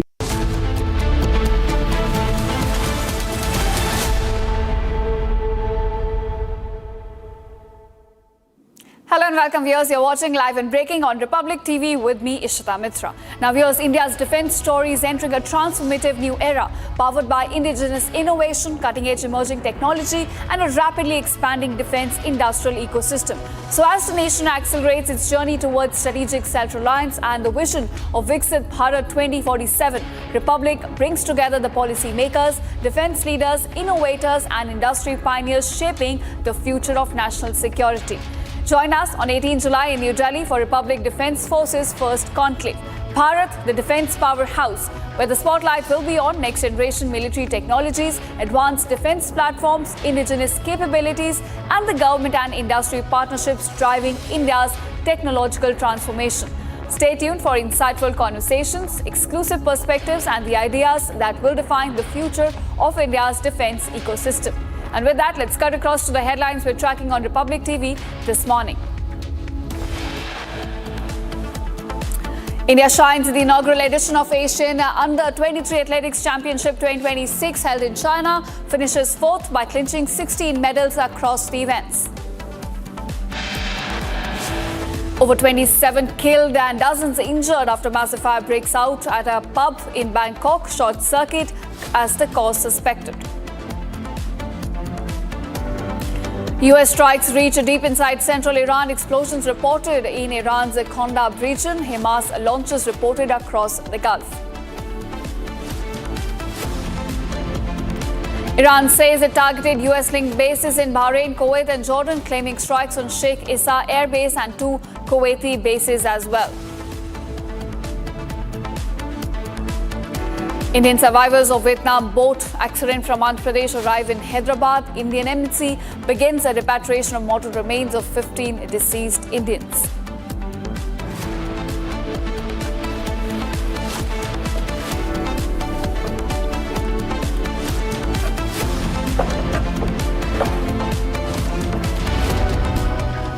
Welcome viewers, our top focus at this hour. Now the BJP has sent a legal notice to Jammu and Kashmir Chief Minister Umar Abdullah and this over his alleged 30 crore charge. The allegations that he made that the BJP is trying to buy his party members. Now remember earlier, J&K CM accused the BJP leaders of offering bribes to National Conference MLAs to switch sides. And according to the notice, the BJP has now demanded an unconditional apology within the next 7 days. The party also stated that failing to do so will now result in a 100 crore defamation suit. So big charge that was leveled by Jammu and Kashmir CM Omar Abdullah against the BJP has now in fact invited a very strong response from the party. A legal notice has now been sent to Omar Abdullah over the remarks that 30 crore rupees are being given to his MLAs to switch their sides. Now, the BJP in their notice has demanded an unconditional apology, and the apology has to be tendered within the next 7 days. The party also states that failing to do so will now result in a rupees 100 crore defamation suit. So trouble now in fact increasing for Jammu and Kashmir Chief Minister Omar Abdullah, who alleged that like it happened in Aam Aadmi Party, TMC, BJP is also trying to break his party national conference, but now inviting a very strong response from Bharatiya Janata Party on this. In fact, my colleague Zeenat also joins us with more details on this. Zeenat, so it looks like a very strong response that has come in from BJP in response to the allegations that Omar Abdullah made that about 30 crore rupees are being offered to his MLAs to switch their sides. So give us details of this notice that's now been tendered to the J&K CM. A strong response coming in from the BJP as far as the allegation of rupees 30 crore offered to NCMLA in Jammu. This was stated by Omar Abdullah on 13th of July on the death anniversary of his grandmother, where while addressing the workers, he said that BJP is trying to split his party. His MLA was offered some 30 crore rupees along with the cabinet berth and the restoration of statehood. The allegation had come from the Chief Minister of Jammu and Kashmir himself, and the BJP reacting on that very day very strongly about the allegations, because the president of the BJP in J&K, Sat Sharma, we're saying the leader of opposition, Sunil Sharma, they all been saying that if at all it is the case, then Omar should come and name the person, the office bearer who has approached Chief Minister Omar Abdullah. They were seeking an unconditional apology from Omar Abdullah, or he fails to do so, then they will take a legal route. And today, the notice has come from the advocate to Chief Minister Omar Abdullah, citing all that what was mentioned by the Omar in his speech, and now BJP demanding some 100 crore rupees, that is a defamation suit that has come from the Bharatiya Janata Party. Or if he apologizes in the next 7 days with the name of a person who tries to, then he don't need to approach court, or he don't need to answer in before the law of the land. But this is something very serious in Jammu and Kashmir, where on the one side Omar says the BJP trying to split his party. Then we are going to see the protest in Jantar Mantar on the 20th, for which the preparations have begun. Yesterday, we witnessed Omar Abdullah addressing in Jammu the party workers, and the only slogan that could be heard in all these gatherings was "Restore statehood." Is it what Omar said, that the BJP is trying to shed from what they have done to Jammu and Kashmir, and they have not fulfilled the promise, despite claiming that first it should be the delimitation elections and then the restoration of statehood. This time the fight is on the statehood, the restoration of statehood. But then we seeing this house divided within its own self in Jammu and Kashmir. On the one side, we are saying that the National Conference has invited some 52 leaders across the country, gaining the support for this, because they believe this is not only the cause of the National Conference or the demand, rather this issue pertains to it. Then we heard Ruhullah MP from Srinagar National Conference saying that he didn't receive the invitation. Similarly, ANC has not received the invitation. Altaf Bukhari party says we will do deliberations when it comes to the invitation. And similarly, the views come from the other parties too. The question is that who is going to join Omar Abdullah at Jantar Mantar on 28th, and will Omar respond as far as this notice, the legal notice that has served to Omar Abdullah? As far as allegations are concerned, how the Omar is going to react? Will he also take the legal route, or where there will be an unconditional apology, or there will be something else that will come out? It is more like to wait and watch. That is what the Jammu and Kashmir scenes are unfolding at present. Right, of course, we'll have to see how the Jammu and Kashmir Chief Minister Omar Abdullah now responds to the legal notice sent by BJP. Thanks, Zeenat, for joining us and getting us all the latest on this. And now we are shifting focus. The Karkar Duma Court is now all set to deliver its verdict on the 2020 Delhi riots case in which IB officer Ankit Sharma was in fact killed. Now 11 individuals are accused, including former Aam Aadmi Party councillor Tahir Hussain, who in fact is the main accused in this case. Now the judgment was earlier scheduled for June 11th after final arguments concluded, but was deferred. Now remember, Ankit Sharma was killed during the violence that erupted in Delhi on February 25th, 2020. His body was in fact recovered the next day from a drain near Chandbagh. The prosecution in this case alleges that a mob targeted him, which was led by Tahir Hussain, during the riots and then dumped his body into the drain after killing him. Now remember, if you look at the post-mortem report of Ankit Sharma, there were multiple in fact stab wounds and sharp force injuries which were found all over his body. And the main accused in this case is ex-councillor Tahir Hussain, who in fact is alleged to have instigated the mob to attack Ankit Sharma, who was trying to in fact rescue the trapped individuals during riots. And it is his role, because it was at his house there were several stones, acid and weapons were found during the Delhi riots of 2020, in which over 50 people were killed. So it is his role which is under scanner, and today the big verdict will be delivered. In fact, my colleague Saurav also joins us with more details on this. Saurav, today we are expecting a big verdict into Ankit Sharma murder case. What do we know more details about this? Yes, Ishita, as you rightly mentioned, that the verdict is about to come anytime now by the Karkaduma court in the Ankit Sharma death case. I want to tell our viewers what is the Ankit Sharma death case. Ankit Sharma death case relates to the 25th February 2020 during the time of Delhi riots. And Ankit Sharma was a IB officer, and after he came home on that day, he went out to get some things for his home.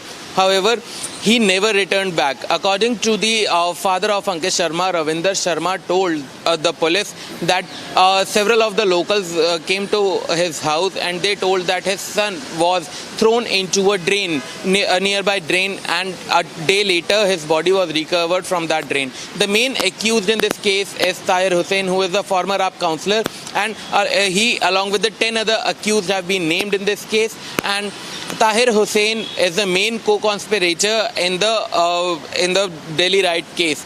He is responsible for killing of Ankit Sharma.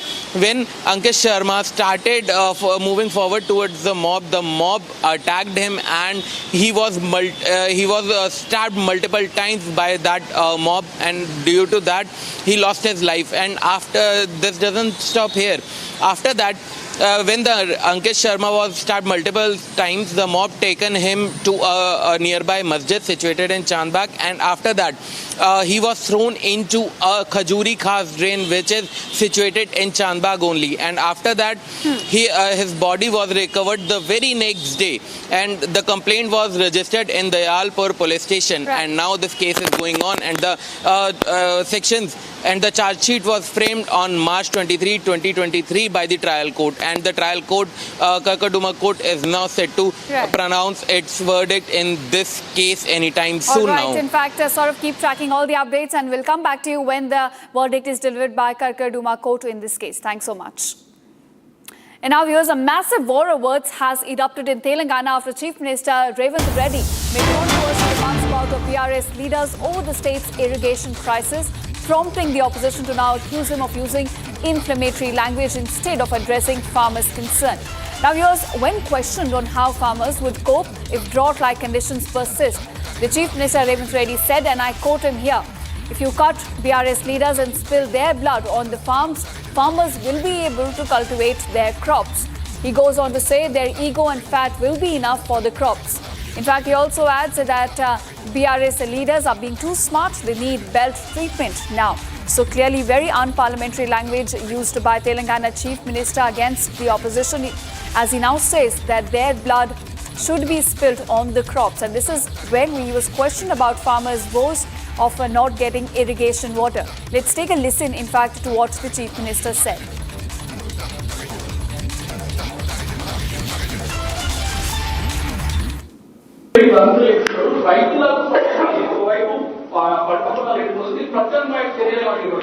ఏమున్నది వీళ్ళని కోసి రక్తం జల్లితే పంటల మీద అదే పండు.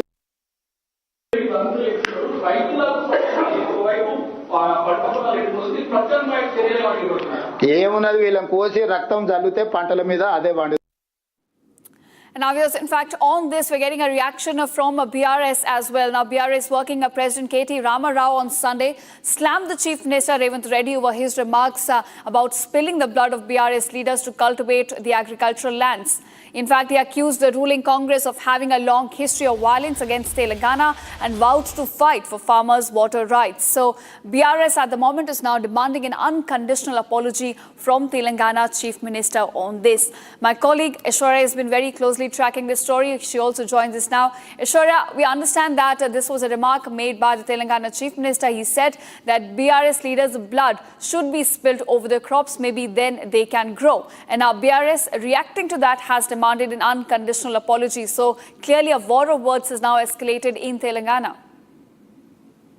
Well, the KCR, KTR, as well as Harish Rao, especially all the BRS leaders together, are only saying one thing, that Revanth Reddy, the politics or the confrontation between two political parties are common when it comes to politics of any state. But degrading to a very derogatory comments, or even telling that blood should be spilled for the agricultural lands to grow, when one opposition party is questioning the Congress government's take on the woes of farmers, is something that is uncalled for. It is something that is very unbecoming of a CM, and that is the reason he doesn't deserve to be CM. In fact, on a press conference held by Harish Rao, one of the BRS leaders, he said that he has showed a series of videos where Revanth Reddy has repeatedly targeted all the BRS leaders, and which went beyond politics. It was more of a kind of a personal remarks criticizing him. And even on Saturday, when Revanth Reddy was giving us a presentation and questioning the corruption of BRS leaders, they said that confrontation between two political parties are common, but then insulting on a personal level and calling for a blood spill, as well as saying that they deserve a well treatment, and even went on to sometimes abuse the leaders in several public platforms, is something that Revanth Reddy's foul mouth and he's very targeting the BRS leaders on a personal level, and this shows that he's concerned about his chair. He thinks that he might not come in power later, and he sees BRS as a threat, and that is the reason his confrontation, his remarks go beyond politics, is what the BRS leaders are saying. And after that, they are seeking an unconditional apology from Revanth Reddy, saying that this is something that is not. That they will not tolerate against the leaders, and Revanth Reddy should apologize immediately. In fact, the fact that, such statements coming from a chief minister could also instigate an atmosphere of political violence in the state. With that, thanks so much, Aishwarya, for joining us and getting us the latest on this big controversy that's now erupted in Telangana. And now we are shifting focus to what is unfolding in West Asia, where the war has now resumed. Jordan's armed forces have now said that they intercepted and shot down 4 missiles that entered their country's airspace from Iran on Monday. The military confirmed the incident but has not yet released details on the locations of the interceptions or any damage caused so far. So viewers, getting you all the updates from West Asia on the developments as they happen. And currently we understand that Jordan is intercepting Iranian missiles and drones. In fact, 4 missiles have been intercepted in its airspace, although the location of their targets and the damage caused has not been released yet by Jordan officials.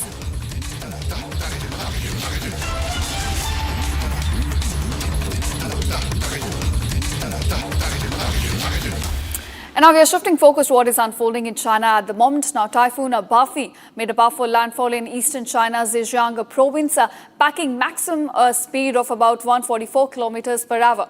Regarded as the strongest storm to hit the Chinese mainland this year, Bafi triggered massive evacuations, forcing nearly 2 million people out of their high-risk coastal regions into emergency shelters. Now, the National Met Agency also issued its first red alert for rainstorms alongside an orange typhoon alert, leading to the mass cancellation of over 1,000 flights, trains and even ferry services across Shanghai.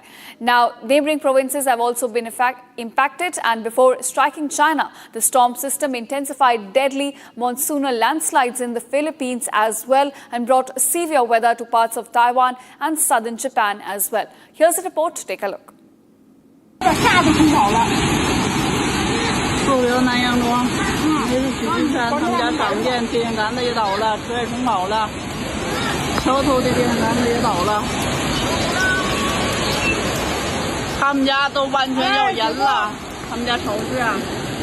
满了，大都淹了。我也车，他们的车也那样了。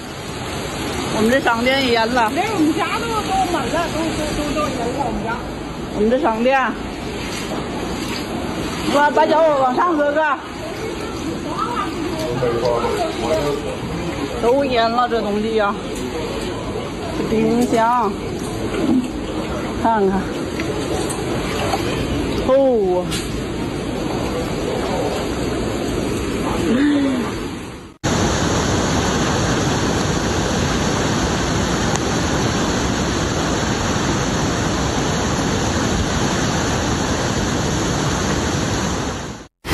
蓟县啊，看见水，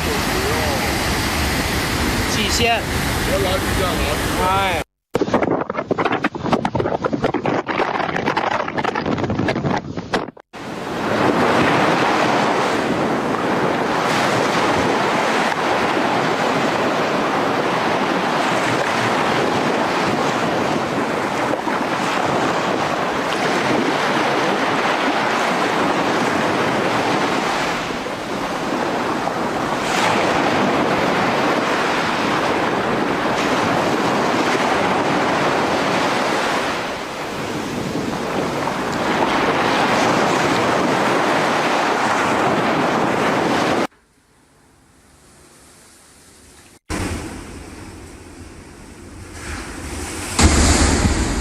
叫把心美墩墩的，那小朋友看看还咋好？我这副包是那不谈。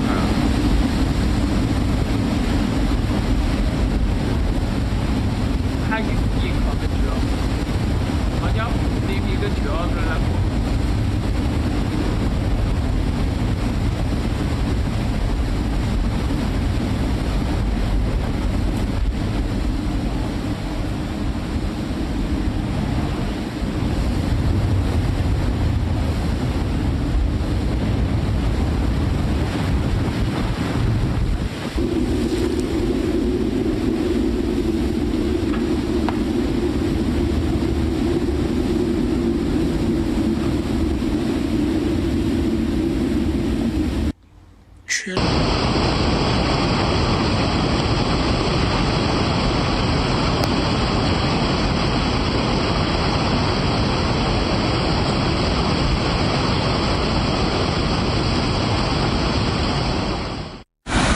蓟县啊，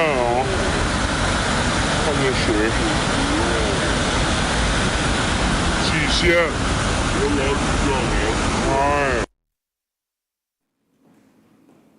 Now, your US Senator and Trump's staunch ally Lindsey Graham has passed away at the age of 71.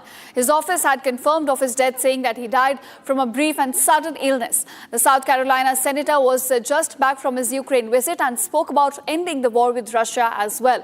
A staunch Trump supporter and the fierce opponent of Iran nuclear, Lindsey Graham had a legacy of becoming the hawkish GOP foreign policy voice which Trump relied on so much. On the other side, his death has now raised several questions among his fan base from the MAGA camp, demanding an investigation into this. More on this report, take a look. U.S. Senator and Trump's strongest ally, Senator Lindsey Graham, has passed away at 71. The news has come as a big shock as the incident happened just at the backdrop of an intensifying war against Iran. His office had released a statement saying the leader was suffering from a brief and sudden illness. Just days prior, the South Carolina senator was walking the front lines in Kyiv, marking his 10th trip to Ukraine, and made a speech about ending the war with Russia. However, a Russian opposition leader's claim that Graham was assassinated over his anti-Kremlin stance has ignited severe global speculation. The MAGA fan base is now fiercely demanding a full federal probe into the sudden nature of his death. His final breakthrough occurred in Kyiv, blocking a massive bipartisan Russia sanctions deal with President Donald Trump. A veteran and a legacy of 30 years in public office, Lindsey Graham leaves behind a complex legacy evolving from Trump's fiercest primary rival to his closest congressional confidant. On the global stage, Graham was a relentless hawk, fiercely advocating for preemptive military strikes against Iran. World leaders, including Israeli Prime Minister Benjamin Netanyahu, are grieving the loss of America's premier interventionist defender. As flags fly at half-mast, Washington prepares to say goodbye to a U.S. legislative titan and a tall figure of the current Trump administration.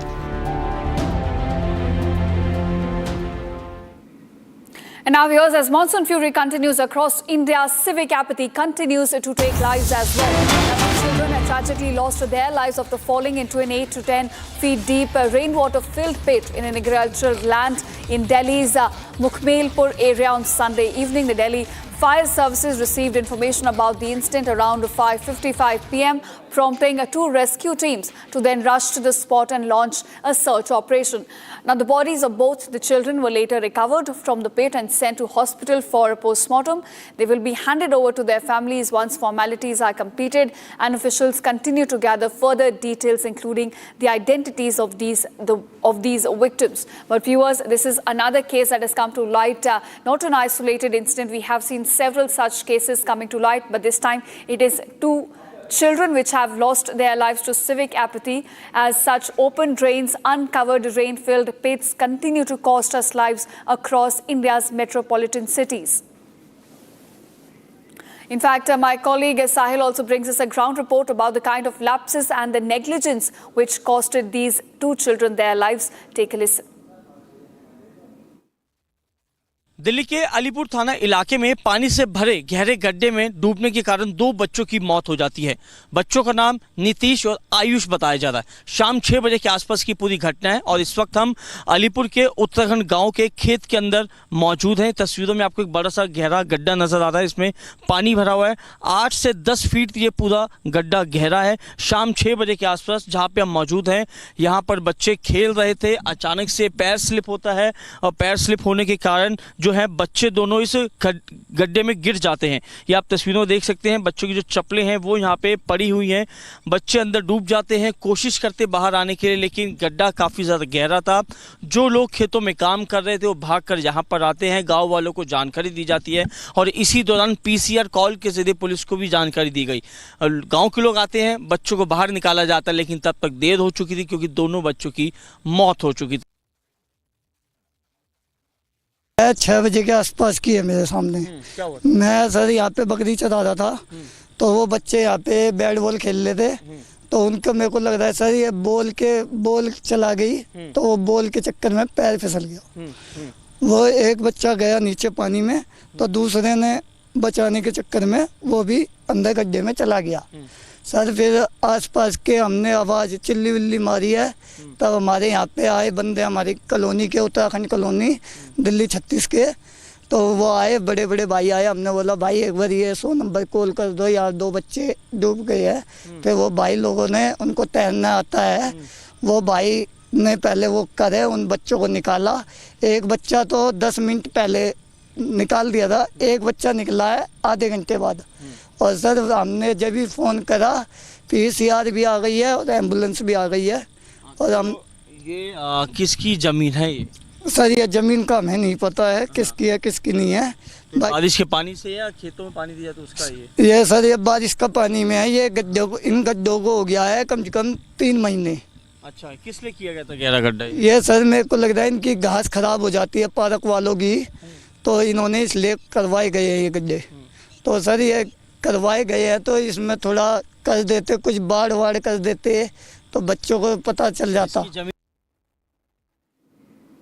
And viewers, that's a wrap on this edition of Live and Breaking with me, Ishita Mitra. But don't go anywhere. Coming up after a short commercial break, US now strikes deep inside central Iran. Explosion reported in Iran's Condemns region. Getting you all the latest of what is unfolding on the war in West Asia on the other side.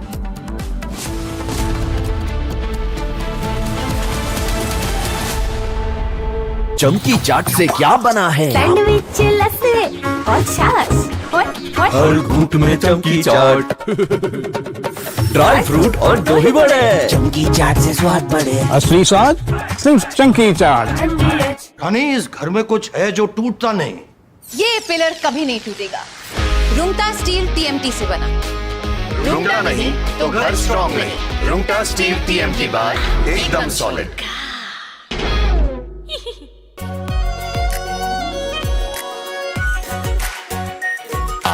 और shahi paneer masala. Delicious, healthy, everyday.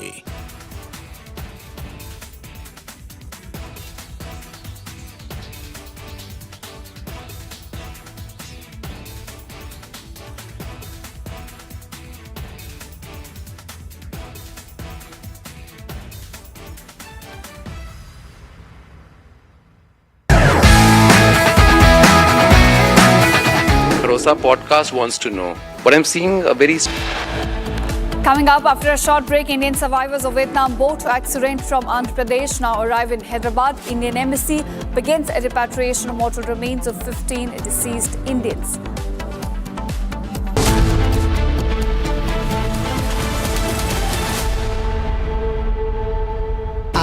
Pure suji pasta उबालो मिलाओ और खाओ 8 minute में तैयार। क्या taste है सबका राजा आर प्योर मसाला। केसरिया से मन जोगी हुआ रे, दिल झूमे देखो मतवारा हुआ रे। केसरिया से मन जोगी हुआ। हर पल मनाओ केसरी त्योहार। विमल, बोलो जुबान केसरी। चमकी चाट से क्या बना है? आलू चाट या फ्रूट चाट, स्वाद बढ़ाए चमकी चाट। क्या बात है? स्वादिष्ट पकोड़े और फरसान, अरे चमकी चाट है इसकी जान। असली स्वाद सिर्फ चमकी चाट।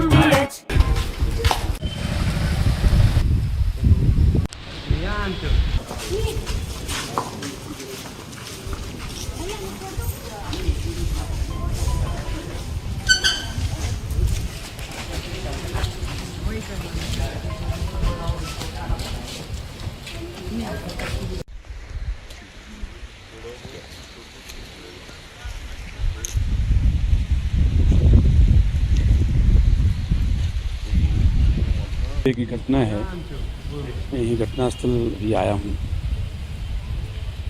जो रात में घटना घटी उसमें महिला घर में अकेली थी। हाँ, रात में 2-3 बजे की घटना है, मैं यही घटनास्थल भी आया हूँ। जो रात में घटना घटी उसमें महिला घर में अकेली थी, उसके बच्चे बाहर थे, पति उसका जो है डेथ हो गई है। उसके घर में 2-3 बजे के आसपास कुछ लोग घुसे, 5-6 लोग बता रहे हैं, और उसमें जो है उनके साथ उनके घर में पूरी सर्च किया, उसका सामान चांदी लिए हैं, और उसके साथ बलात्कार की घटना भी किया गया है। साथ ही कोई उसमें उसके इंटरनल पार्ट में इंजरी है, जिससे लगता है कोई मटेरियल वगैरह कुछ उसके साथ जो है प्रयास किया गया है। इसके बारे में पूरी जानकारी डॉक्टर से ली जा रही है, और इसमें उसको भी इंदौर रेफर किया गया है। महिला को वहाँ उनके इलाज के लिए रेफर किया गया है, तो पूरा ख्याल रखा जा रहा है।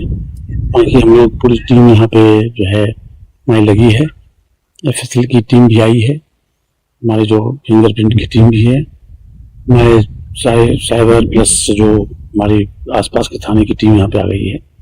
उनको मैंने पूरा जल्दी से जल्दी, मतलब 24 घंटे 28 घंटे के अंदर में पकड़ को निकालने का प्रयास किया जाएगा पुलिस की तरफ से। सर, पुलिस ने अभी तक कोई धारा में कार्रवाई की है?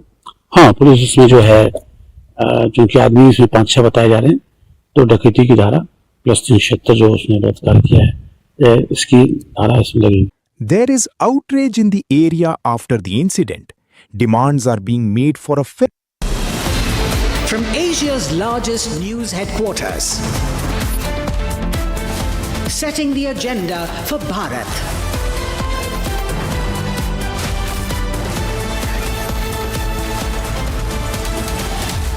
You're watching Republic.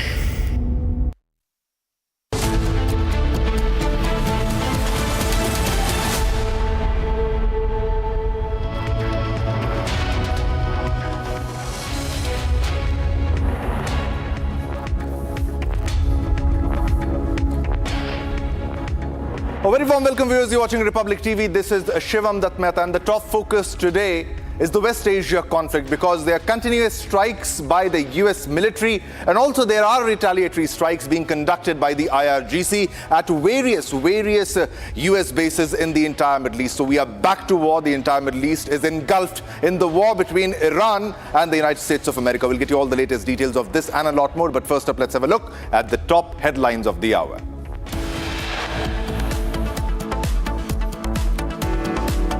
US strikes reach deep inside central Iran. Explosions reported in Iran's Condemns region.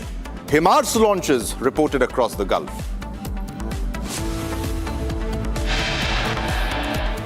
Iran says it targeted US-linked bases in Bahrain, Kuwait and Jordan, claiming strikes on Sheikh Issa Air Base, 2 Kuwaiti air bases.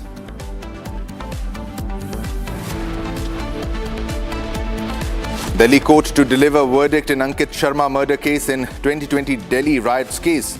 11 individuals, including former AAP MLA Tahir Hussain, are accused in the case.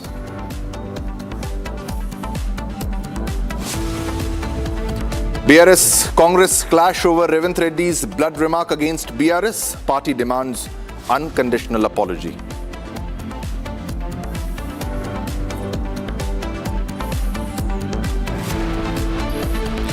And BJP sends legal notice to J&K Chief Minister Omar Abdullah on 30 crore charge, demands unconditional apology.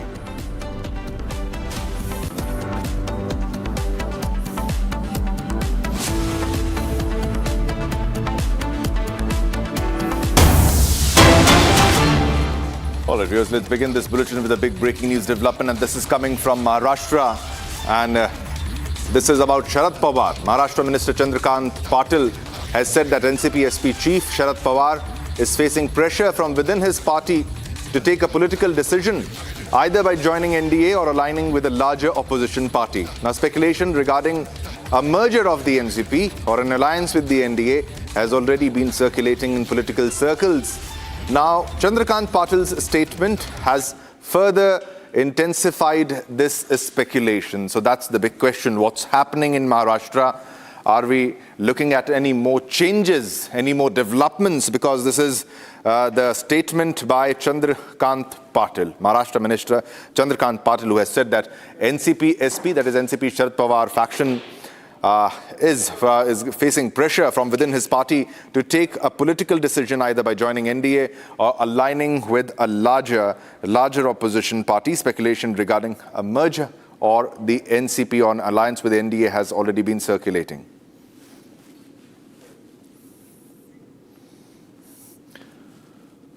All right, viewers, now let's move on to another big breaking news development. This is the Congress versus BRS after a remark by Revant Reddy. And not just any remark, a very serious remark indeed, because a massive war of words has erupted in Telangana after Chief Minister A. Revant Reddy has made a controversial remark. He made controversial remarks about BRS leaders over the state's irrigation crisis, prompting the opposition to accuse him of using inflammatory language instead of addressing farmers' concerns. When questioned on how farmers would cope if drought-like conditions persist, the Chief Minister said, and I quote him here, he said that if you cut BRS leaders and split their blood on the farms, farmers will be able to cultivate their crops. Now, their ego and fat will be enough for the crops. That's his statement. He also added that BRS leaders are being too smart. They need belt treatment. So this is the kind of a statement by Revant Reddy. Let's go across to the statement that has been issued by Revant Reddy.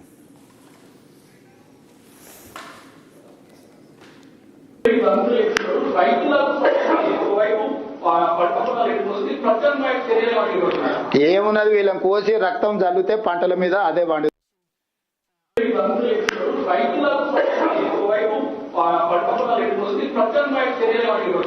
ఏమున్నది వీళ్ళని కోసి రక్తం జల్లితే పంటల మీద అదే పండు.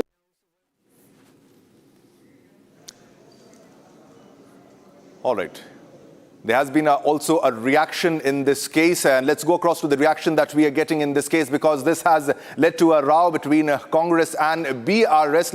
We have a reaction coming in from KTR in this case. BRS Working President KT Rama Rao on Sunday has slammed Chief Minister A. Revant Reddy over his remarks about spilling the blood of BRS leaders to cultivate Telangana's agricultural lands. He accused the ruling Congress of having a long history of violence against Telangana and vowed to fight for farmers' water rights. So this is a statement by KTR where he has hit back against the statement by Chief Minister A. Revant Reddy over his remarks about spilling the blood of BRS leaders to cultivate Telangana's agricultural lands. So that is what we are getting in this case. But these are very serious remarks which have been made by Revant Reddy in this case.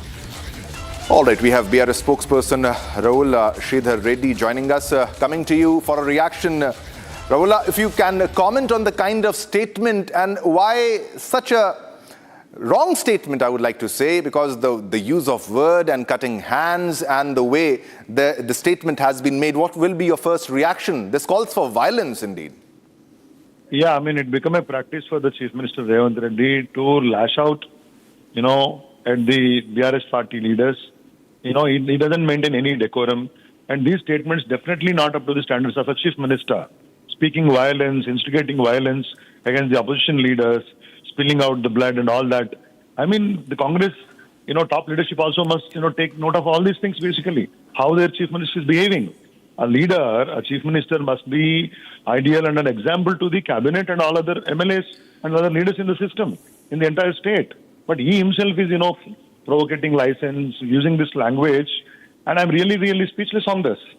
And they should mend their ways. Congress party, we, BRS party, have been speaking for the last so many days to lift the water from Kandapalli pump house area, to ensure that there is proper irrigation, proper water supply to the fields and drinking water to Hyderabad and other locations. But making it a political issue and, criticizing, abusing, using filthy language, using violence as a tool to criticize opposition, this is completely, unreasonable. And the Chief Minister must take back his words, apologize to the state of Telangana, not the opposition leaders itself. Because, you are a Chief Minister and speak facts. It is our right, fundamental right to question the government being a principal opposition in the state. If you threaten us, rather if you intimidate us, we are not going to go back on the public issues. We will fight it out. But this language is completely objectionable. Even the Speaker of the Assembly must take note of the entire, verbosum that he used. And if there is any mechanism to punish, I can't say punish, but at least to reprimand. Is this the way the leader, a Chief Minister, a leader of the House to behave? We strongly condemn this kind of a language, this attitude, and this kind of a behavior. We demand for an apology on this. All right, Rahul, thanks a lot for joining us and for a comment on what's actually he meant by the statement and your reaction on that. All right, viewers, we have to move to another big breaking news development. This is about a joint parliamentary committee, JPC. Let's go across to the big breaking news development that we are getting about the amendment, 130th Constitution Amendment Bill, which is expected to adopt its report on July 17. Before submitting it to the Parliament, this is about the Joint Parliamentary Committee examining the 130th Constitution Amendment Bill, which is expected to adopt its report on July 17. Before submitting it to the Parliament, the Joint Parliamentary Committee, the JPC, examining the proposed 130th Constitution Amendment Bill, is also expected to adopt its report on July 17.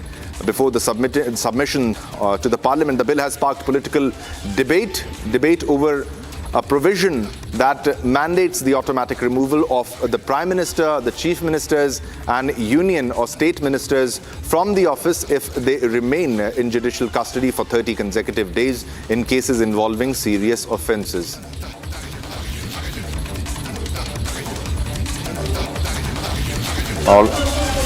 All right, so this is the Joint Parliamentary Committee. This is the JPC examining the 130th Constitution Amendment Bill, which is expected to adopt its report on July 17 before submitting it to the Parliament. The bill has sparked political debate over a provision that mandates the automatic removal of the Prime Minister, Chief Minister and Union or State Ministers from office if they remain in judicial custody. All right, viewers, now let's move on to another big breaking news development. Now, this time this is coming from Delhi, and this is yet again another case of civic apathy that we are talking about.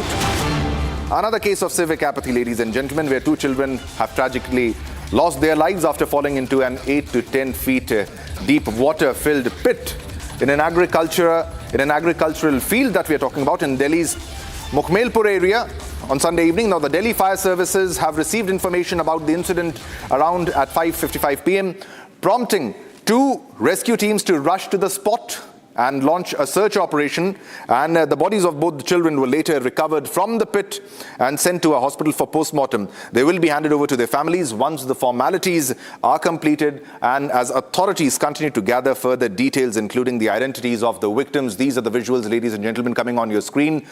Search and rescue operations are on, but 2 children tragically have died. A correspondent has filed a ground report from the location. Let's go across to that.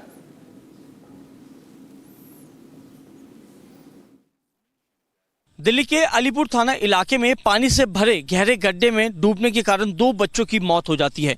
बच्चों का नाम नीतीश और आयुष बताया जा रहा है। शाम 6 बजे के आसपास की पूरी घटना है और इस वक्त हम अलीपुर के उत्तराखंड गांव के खेत के अंदर मौजूद हैं। तस्वीरों में आपको एक बड़ा सा गहरा गड्ढा नजर आ रहा है, इसमें पानी भरा हुआ है। 8 से 10 फीट ये पूरा गड्ढा गहरा है। शाम 6 बजे के आसपास जहाँ पे हम मौजूद हैं, यहाँ पर बच्चे खेल रहे थे। अचानक से पैर स्लिप होता है और पैर स्लिप होने के कारण जो है बच्चे दोनों इस गड्ढे में गिर जाते हैं। ये आप तस्वीरों में देख सकते हैं, बच्चों की जो चप्पलें हैं वो यहाँ पे पड़ी हुई हैं। बच्चे अंदर डूब जाते हैं, कोशिश करते बाहर आने के लिए, लेकिन गड्ढा काफ़ी ज़्यादा गहरा था। जो लोग खेतों में काम कर रहे थे वो भागकर यहाँ पर आते हैं। गाँव वालों को जानकारी दी जाती है और इसी दौरान PCR कॉल के जरिए पुलिस को भी जानकारी दी गई। गाँव के लोग आते हैं, बच्चों को बाहर निकाला जाता है, लेकिन तब तक देर हो चुकी थी क्योंकि दोनों बच्चों की मौत हो चुकी थी। 6 बजे के आसपास की है मेरे सामने। मैं सर यहाँ पे बकरी चरा रहा था, तो वो बच्चे यहाँ पे बैट बॉल खेल रहे थे, तो उनको मेरे को लग रहा है सर ये बॉल चला गई, तो वो बॉल के चक्कर में पैर फिसल गया। वो एक बच्चा गया नीचे पानी में, तो दूसरे ने बचाने के चक्कर में वो भी अंदर गड्ढे में चला गया। सर फिर आसपास के हमने आवाज़ चिल्ली विल्ली मारी है, तब हमारे यहाँ पे आए बंदे, हमारी कॉलोनी के, उत्तराखंड कॉलोनी दिल्ली 36 के, तो वो आए, बड़े बड़े भाई आए। हमने बोला भाई एक बार ये 100 नंबर कॉल कर दो यार, 2 बच्चे डूब गए हैं। फिर वो भाई लोगों ने, उनको तैरना आता है, वो भाई ने पहले वो करे, उन बच्चों को निकाला। एक बच्चा तो 10 मिनट पहले निकाल दिया था, एक बच्चा निकला है आधे घंटे बाद। और सर हमने जब भी फ़ोन करा PCR भी आ गई है और एम्बुलेंस भी आ गई है। और हम ये किसकी ज़मीन है ये? सर ये ज़मीन का हमें नहीं पता है किसकी है किसकी नहीं है। बारिश के पानी से या खेतों में पानी दिया तो उसका ये सर ये बारिश का पानी में है। ये गड्ढों को, इन गड्ढों को हो गया है कम से कम 3 महीने। अच्छा, किस लिए किया गया था गहरा गड्ढा? ये सर मेरे को लग रहा है इनकी घास खराब हो जाती है पार्क वालों की, तो इन्होंने इसलिए करवाए गए हैं ये गड्ढे। तो सर ये करवाए गए हैं, तो इसमें थोड़ा कर देते, कुछ बाढ़ वाड़ कर देते तो बच्चों को पता चल जाता। All right, viewers, let's shift our focus to the West Asian conflict. We are getting you minute-to-minute update because there have been further strikes and counter-strikes. We are talking about retaliatory strikes by Iran, and this time Iran claims attack on Bahrain's Sheikh Issa airbase. That's the latest that we are getting. Iran claims attack on Bahrain's Sheikh Issa airbase. Now the IRGC says it targeted several facilities at the Sheikh Issa airbase in Bahrain in the second phase of its retaliatory operations. Now, in a statement, the IRGC said its aerospace forces have struck helicopter maintenance facilities, a hangar housing a P-8 aircraft and a US military drone command and control center. The IRGC said that the attacks were carried out in response to continued US military action against Iran. It added that its retaliatory attacks were continuing. So that's the big breaking news development that we are getting from Bahrain. The prices of oil are high. West Asia war has escalated, and we have lots of developments coming in. Lots of developments coming in. We have another breaking news from Jordan now. We have another from Jordan, from Bahrain, from Jordan and other places. And IRGC claims attack on Jordan's Prince Hassan base. The IRGC has claimed that a fuel depot, an ammunition storage facility at Prince Hassan Air Base in Jordan was set on fire. Now, according to the statement by the IRGC, the strikes targeted military infrastructure at the base. The military infrastructure at the base, that's the latest that we are getting. Another big breaking news development, Iran targets US bases. So the US bases are not safe. That's the big breaking news development that we are getting here, where there are continuous strikes and counter strikes that we are talking about in Bahrain, in Jordan. In Bahrain and in Jordan, there are lots of strikes that are happening. And visuals on your screen, ladies and gentlemen, latest visuals. Exclusive visuals on your screen, as you can see. All right. These are the breaking news developments. And let's go across to another big breaking news development that we are getting. And it is about a photo which is circulating that reportedly shows direct impacts against the US Navy's 5th Fleet, ladies and gentlemen. This is US Navy 5th Fleet headquarters in Bahrain, US, which has been struck, and they have not been commented on by the US, but the photo is doing rounds, the videos are doing rounds. Now this comes as regional tensions remain elevated following reported strikes in Iran and other claims emerging from across the Gulf in the last 24 hours. Latest visuals, these are allegedly the visuals coming in of the US 5th Fleet headquarters coming in on your screens. Bahrain, because Bahrain is hit, Kuwait is hit, Jordan is hit. We're getting lots of breakings coming in from the Middle East, ladies and gentlemen.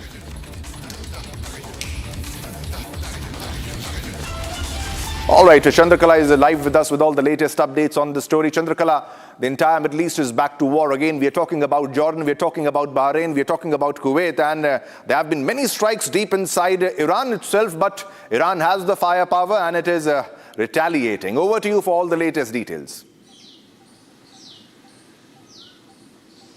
Yes, absolutely. I think the Middle East is once again on the brink of a bigger war. In fact, back-to-back developments are coming. Of course, we know that over the weekend, US has launched third round of fresh strikes amid the escalation in the Strait of Hormuz. Now, what we are learning is that now Iran has retaliated once again, and of course, across the Gulf region. Now we are learning that Iran has claimed attack on Bahrain's Sheikh Isa Air Base, a very, very important air base. Of course, now IRGC has said in a statement it targeted several facilities at the Sheikh Isa Air Base in Bahrain in the second phase of the retaliatory operation. In fact, this war is going bigger, and in a statement the IRGC has also said its aerospace forces struck helicopter maintenance facilities, a hangar housing a P-8 aircraft and a US military drone. In fact, we are also learning that the IRGC has also claimed that a fuel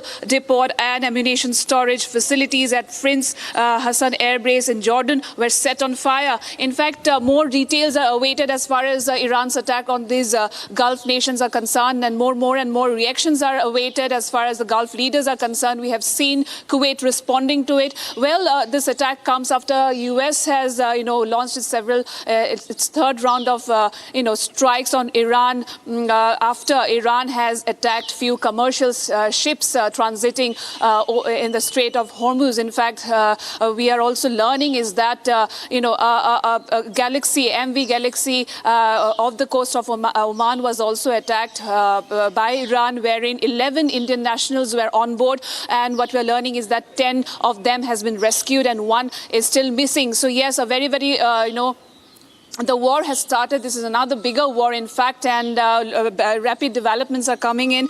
And of course, the point that President Trump has also opposed to, Iran's idea of closure of the Strait of Hormuz, where he's saying that Iran has no control over the Strait of Hormuz. Now, we know that the Strait of Hormuz is a choke point of all the energy, transiting from that particular from area, of course, from the Strait of Hormuz international, in fact, and the energy prices have soared up to 4% after the fresh round of escalation between both the sides. Now we know that several US military bases across the Gulf region has been attacked by Iran, and now what we are learning that Bahrain, Kuwait, and Jordan is under attack, and we are also learning a photo is circulating that reportedly shows a direct impact against the US Navy 5th Fleet headquarters in Bahrain. A response from the Bahrain Foreign Ministry is awaited as far as these attacks are concerned. So more developments are expected as as the Middle East is still on the brink of a bigger war. All right, yes. Chandrakala, thanks a lot for all the update on what's happening in the West Asian region. Keep a track of all the developments. We'll come back to you as more details emerge because we're getting minute-to-minute updates from the West Asian conflict. All right, viewers, now let's move on to another top story that we're tracking. Typhoon Bawi made a powerful landfall in eastern China's Zhejiang province, packing a maximum sustained winds of 144 kilometers per hour. Now, regarded as the strongest storm to hit the Chinese mainland this year. Now, Bawi triggered massive evacuations, forcing nearly 2 million people out of high-risk coastal regions into emergency shelters. Now, the National Meteorological Agency issued its first red alert for rainstorms alongside an orange typhoon alert, leading to the mass cancellation of over 1,000 flights, trains and ferry services across Shanghai, Hangzhou and neighboring provinces. Now, before striking China, the storm system intensified deadly monsoonal landslides in the Philippines and brought severe weather to parts of Taiwan and southern Japan. Watch this report. 下都冲跑了，后流南阳庄，那是许金山他们家厂店电线杆子也倒了，车也冲跑了，桥头的电线杆子也倒了，他们家都完全要淹了，他们家超市啊，满了，啥都淹了，我也车，他们的车也那样了，我们这商店也淹了，连我们家都满了，都淹了我们这商店。 把脚往上，哥哥，都淹了这东西呀、冰箱，看看，哦。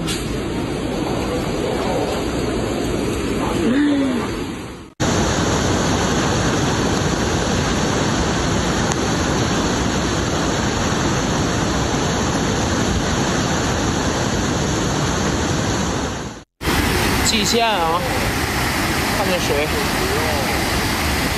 蓟县，哎。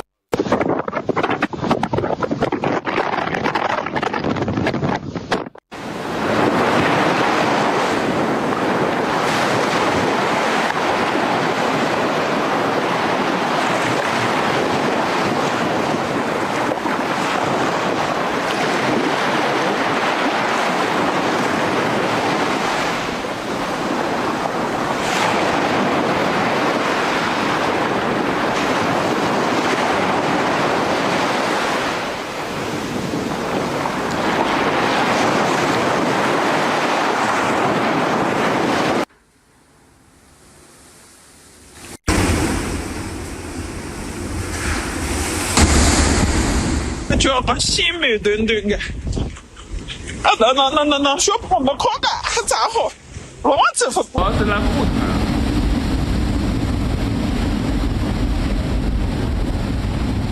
还一靠的车，我家那个车是那不。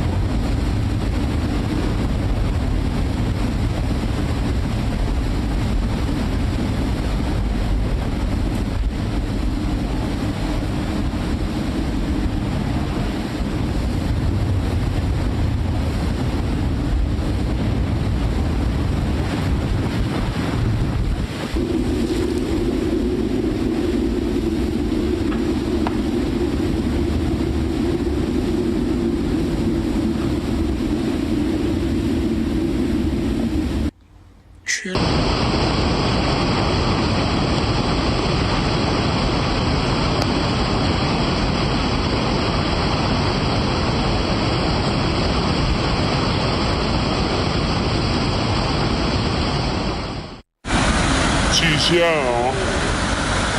看这水，蓟县，我老叫你，哎。 All right, viewers, now let's move on to another top story that we are tracking. US Senator and Trump's staunch ally, Lindsey Graham, has died at the age of 71. Now, his office had confirmed of his death, saying he died from a brief and sudden illness. Now, the South Carolina senator was just back from his Ukraine visit and spoke about ending the war with Russia. Now, a staunch Trump supporter and a fierce opponent of the Iran nuclear energy development and refining, Lindsey Graham had a legacy of becoming the hawkish GOP foreign policy voice, which Trump relied so much. Now, on the other hand, his death has also raised several questions among his fan base from the MAGA camp, demanding for a probe. More in this report. U.S. Senator and Trump's strongest ally, Senator Lindsey Graham, has passed away at 71. The news has come as a big shock as the incident happened just at the backdrop of an intensifying war against Iran.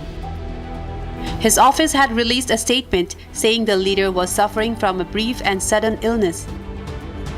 Just days prior, the South Carolina senator was walking the front lines in Kyiv, marking his 10th trip to Ukraine, and made a speech about ending the war with Russia.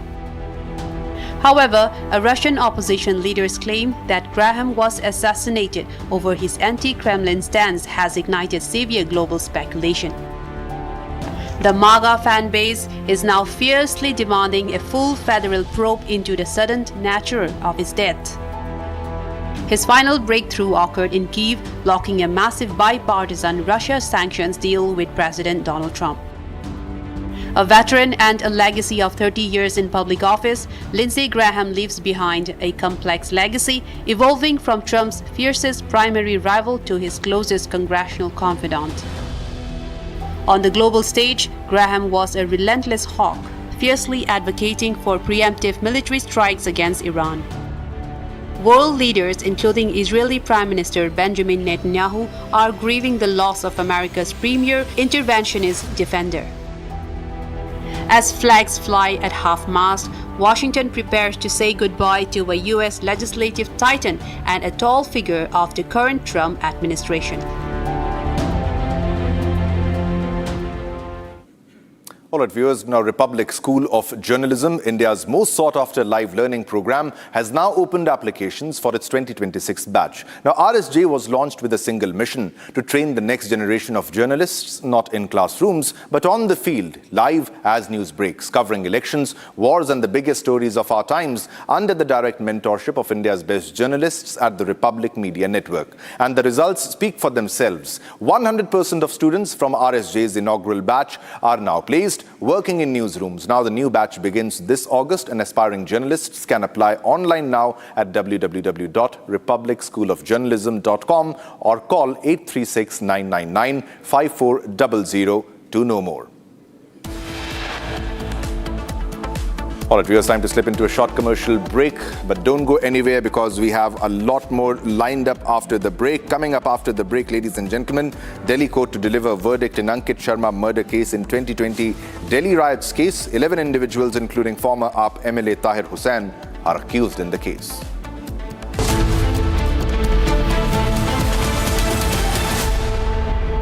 थोड़े में ज्यादा स्वाद यही तो है इसकी खास बात। वाओ मामा, क्या स्वाद है? अरे मेरी राजा,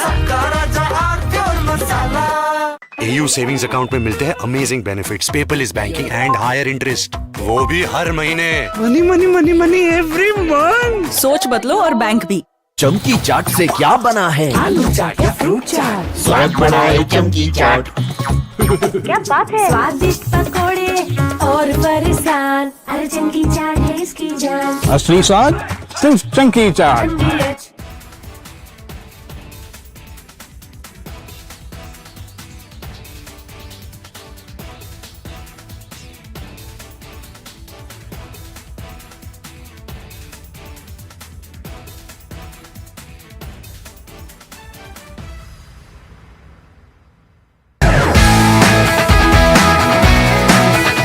Rosa podcast wants to know, but I'm seeing a very soft version of Arnab. What did you expect? A mad guy shouting at the screen. I can't shut up. Best debater or Coming up, ladies and gentlemen, Delhi court to deliver verdict in Ankit Sharma murder case in 2020 Delhi riots case. 11 individuals, including former AAP MLA Tahir Hussain, accused in the case. प्यास बुझाए, ठंडक लाए, सबको भाए जीरा SIP, MTH का जलजीरा जीरा SIP. जीरा सिप, असली रिफ्रेशिंग, असली स्वाद, असली मजा। MTH। रानी, इस घर में कुछ है जो टूटता नहीं। ये पिलर कभी नहीं टूटेगा। रुंगटा स्टील TMT से बना। रुंगटा नहीं तो घर स्ट्रॉन्ग नहीं। रुंगटा स्टील TMT बार एकदम सॉलिड।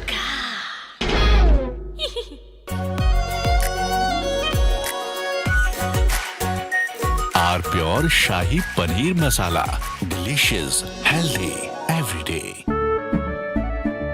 केसरिया से मन जोगी हुआ रे, दिल झूमे देखो मतवारा हुआ रे, केसरिया से मन जोगी हुआ। हर पल मनाओ केसरी त्योहार।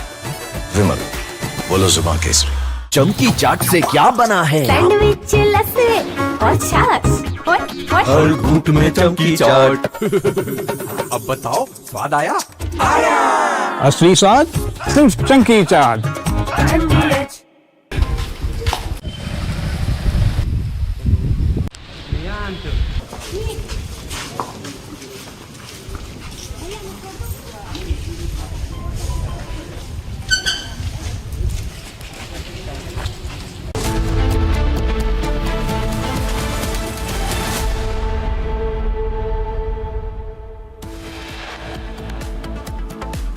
US strikes reach deep inside central Iran. Explosions reported in Iran's Condemns region.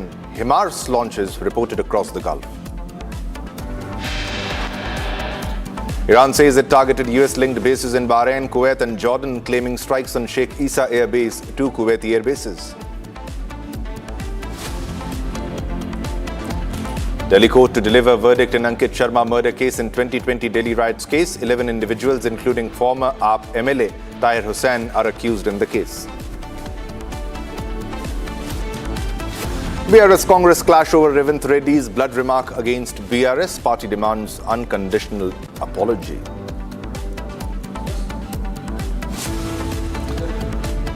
BJP sends legal notice to J&K Chief Minister Umar Abdullah on 30 crore charge, demands unconditional apology. India shines in the inaugural edition of the Asian Under-23 Athletics Championships 2026 held in China. Finishes 4th by clinching 16 medals across the events.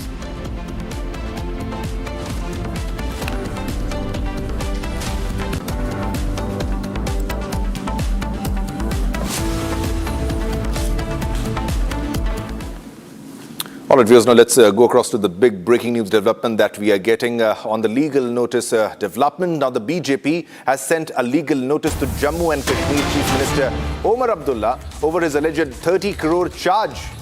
And earlier, J&K CM accused BJP leaders of offering bribes to NC MLAs to switch sides.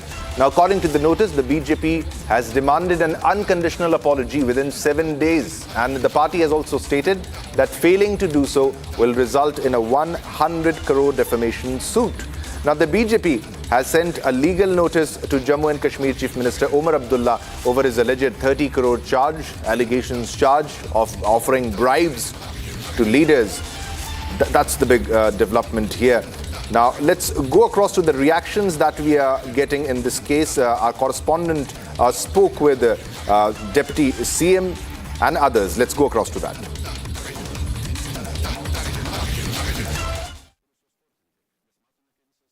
मैंने कहा ना कि जहाँ तक BJP क्या कहती है, BJP कोई ऐसा तो है नहीं कि हमारा कोई धार्मिक ग्रंथ है, जो बात कहेंगे तो वो ही सच होगी। ये इनकी पॉलिटिकल स्टेटमेंटें होती हैं बीजेपी, और वो देते रहते हैं। अब वो रोज़ वो भी 100 एलिगेशन लगाते हैं हम पे।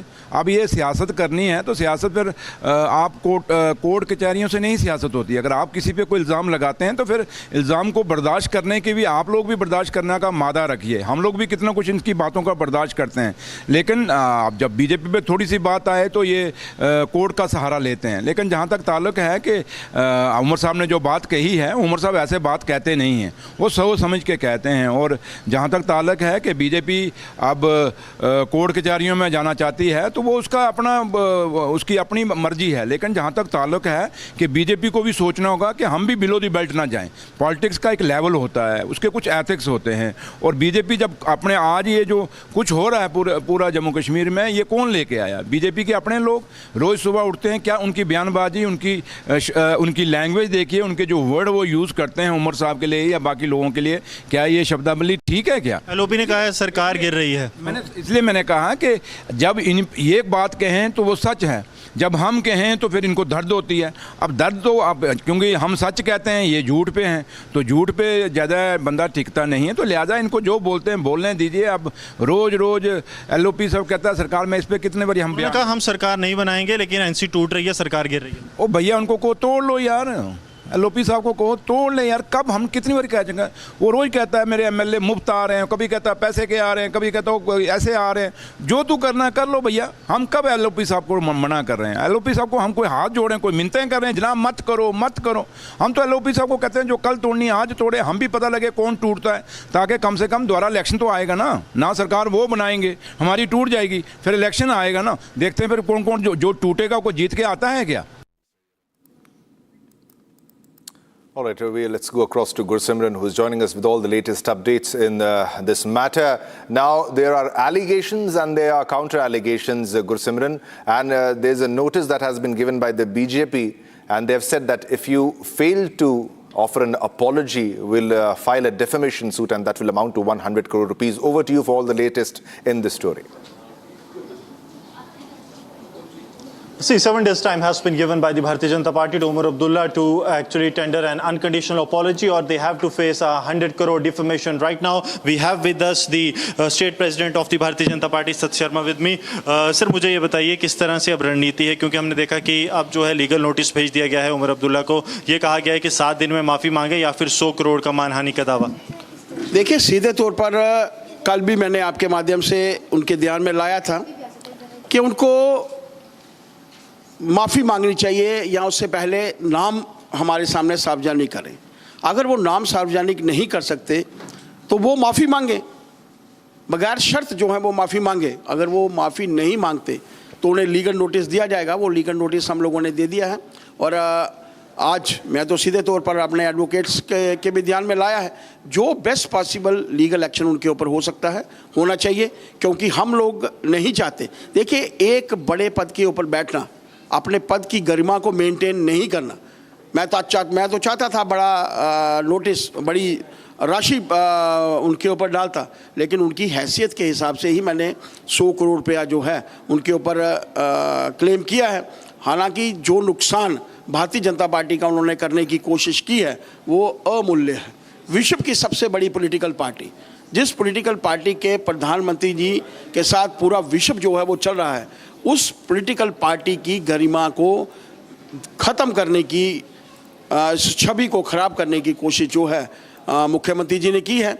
पद की गरिमा को मेंटेन करना मेरा भी फ़र्ज़ है, अध्यक्ष होने के नाते उनका भी फ़र्ज़ है। डिप्टी चीफ मिनिस्टर ने मुझे अभी थोड़ी देर पहले बात करते हुए कहा कि बीजेपी जो है बिलो द बेल्ट जा रही है, ये राजनीति जो है कोर्ट कचहरियों में नहीं होती।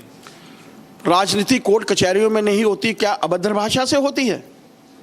मैं कहता हूं, मैंने कहा सार्वजनिक तौर पर उन नामों को क्लियर कीजिए, उन नामों के ऊपर मैं एक्शन लूंगा।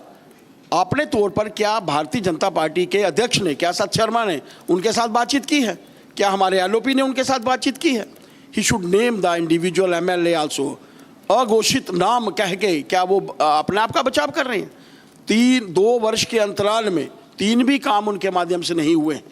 अगर हुए हैं तो वो कम से कम नाम कह रहे हम भी लीगल रूट लेंगे अब आपके लीगल नोटिस के। मैं ही शुड टेक, मैंने मेरे एडवोकेट ने जो लीगल नोटिस दिया है वो इसीलिए दिया है कि उसके ऊपर मुझे एक्शन करना है। We cannot stop ourselves. हमारी पार्टी की छवि को तार तार करने का प्रयत्न इनके माध्यम से हुआ है। We are not going to spare. आज इनके विधायक इनके साथ नहीं चल रहे। उस उप मुख्यमंत्री के आने के ऊपर वहाँ का पर्टिकुलर इन्हीं की पार्टी का विधायक जो है वो वहाँ से नदार रहता है। आप मानकर चलिए, इनको पता चल चुका है इस प्रदेश से ये लगभग लुप्त होते जा रहे हैं। कोई काम इनके माध्यम से नहीं हुआ। नगरोटा में जमानत जब्त हुई, बड़गांव में चुनाव हारे, राज्यसभा का चुनाव हारे।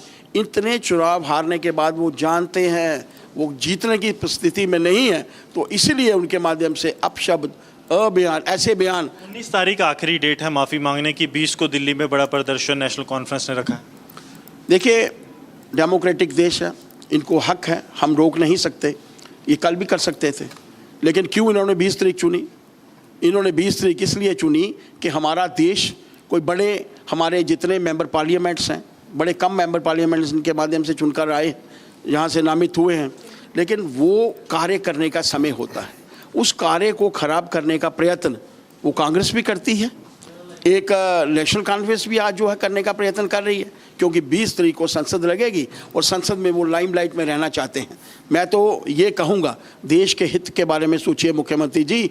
इस देश में ही आपको रहना है, इस देश के उस हिस्से को चलाना है जिसकी छवि हमेशा ठीक रहे, तो भी हम लोगों का जो है वो नाम है।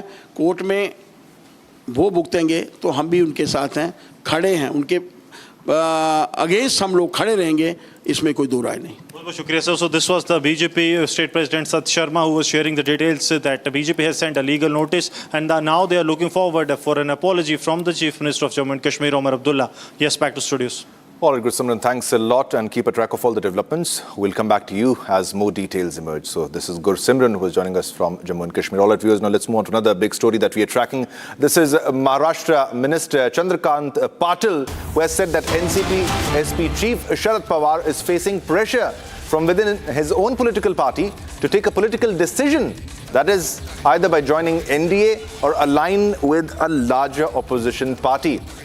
Now, speculation regarding a merger of the NCP or an alliance with the NDA has already been circulating in the political circles. Now, Chandrakant Patil's statement has further intensified this speculation.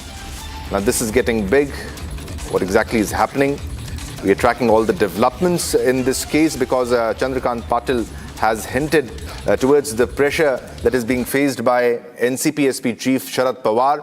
The pressure of aligning with a large political party or large alliance, and specifically he mentioned NDA, by joining NDA or by aligning with a larger opposition party. Now let's listen into the statement by senior BJP leader and Cabinet Minister for Higher and Technical Education and Parliamentary Affairs in the government of Maharashtra, that is Chandrakant Patil.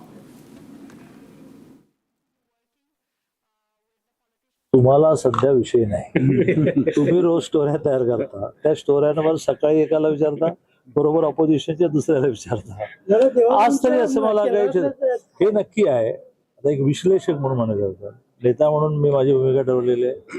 आपलं पक्ष बरं, आपलं खातं बरं, त्याच्यावर काही बोलायचं नाही, कारण ह्या राज्यामध्ये पराचा कावळा करणं फार असतं.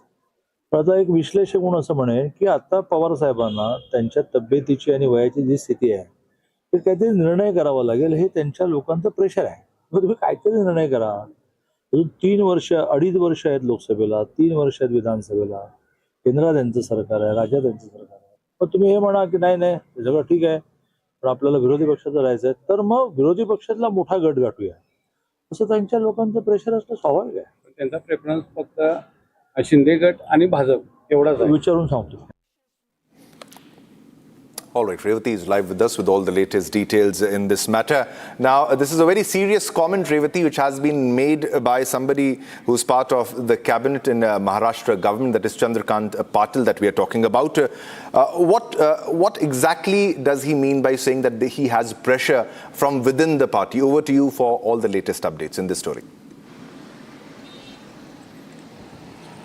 Right, as you rightly mentioned, that the senior leader of BJP and Cabinet Minister Chandrakant Patil has now made a statement which has created a political stir in Maharashtra from last few days.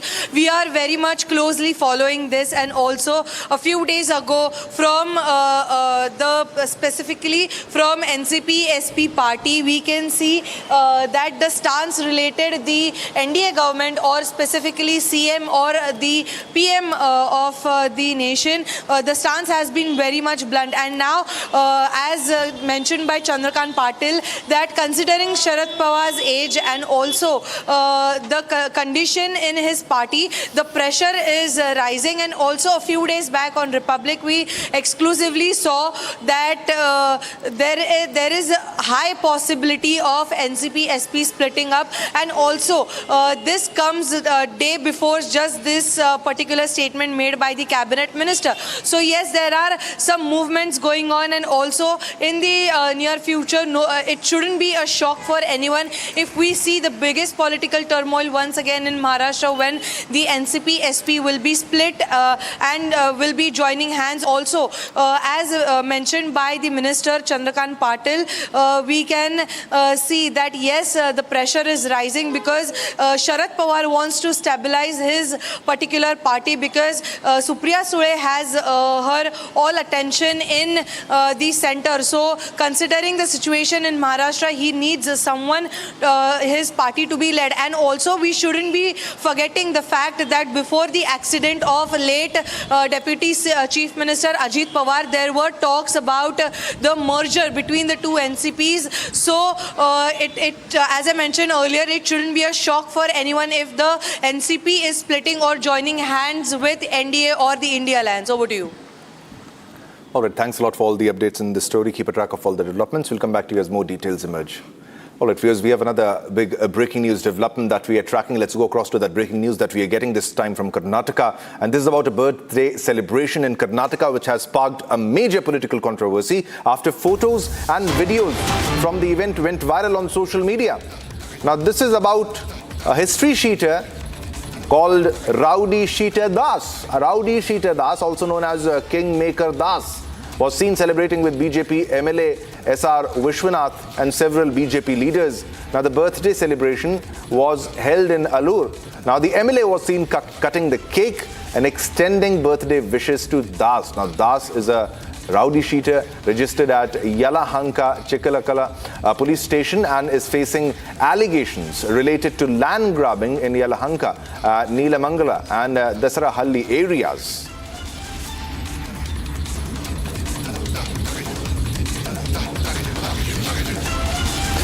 BJP MLA SR Vishwanath seen with rowdy sheeter on your screens. All right, viewers, now let's move on to another top story that we are tracking. India showcased a strong performance at the inaugural Asian Under-23 Athletics Championships, clinching 2 gold medals through javelin sensation Anand Singh and the formidable women's 4x400 relay team, contributing to a total haul of 16 medals. Now, the tally also included 4 silver and 9 bronze medals. Now, the athletes are expected to arrive in India tomorrow.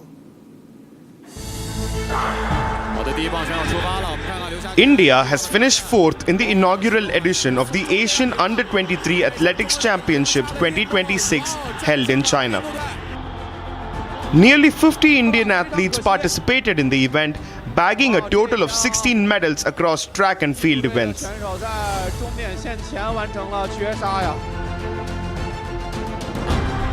The relay teams led the charge for India, accounting for 4 medals. Shravani Sachin Sangle was the most successful Indian athlete, returning with 3 medals, including a gold each from the mixed 4x400 meters and the women's 4x400 meters relay. She also bagged a bronze in the 400-meter hurdles. Shravani Sachin Sangle gave the quartet a strong start before Sandramol Sabu delivered a solid second leg, pulling clear of her Chinese rivals over the closing 100 meters.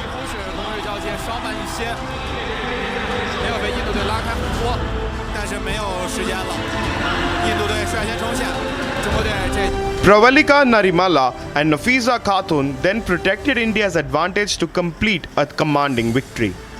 Meanwhile, the men's 4x400 meters and the women's 4x100 meter teams added silver medals. India's other gold medal came on the final day of the competition, with Anand Singh winning the men's javelin throw. Shivam Lohakare claimed bronze in the same event.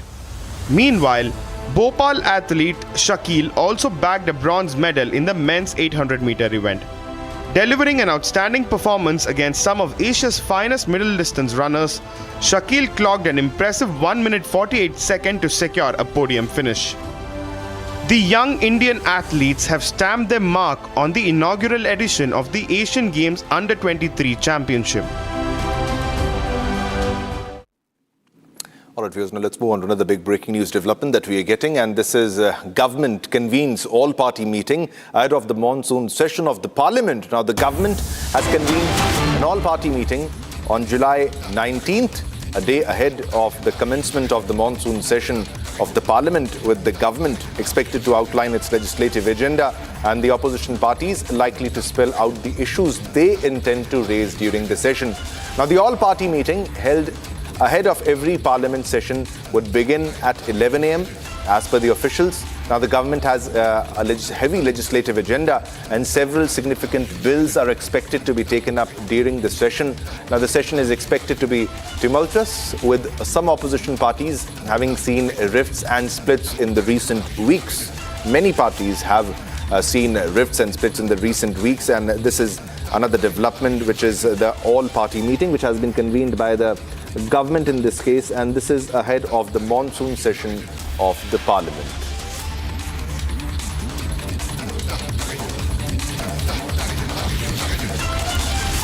All right, viewers, now let's move on to another top story that we are tracking. A huge fire engulfed a pub in Bangkok early Monday, killing at least 27 people before firefighters brought the blaze under control.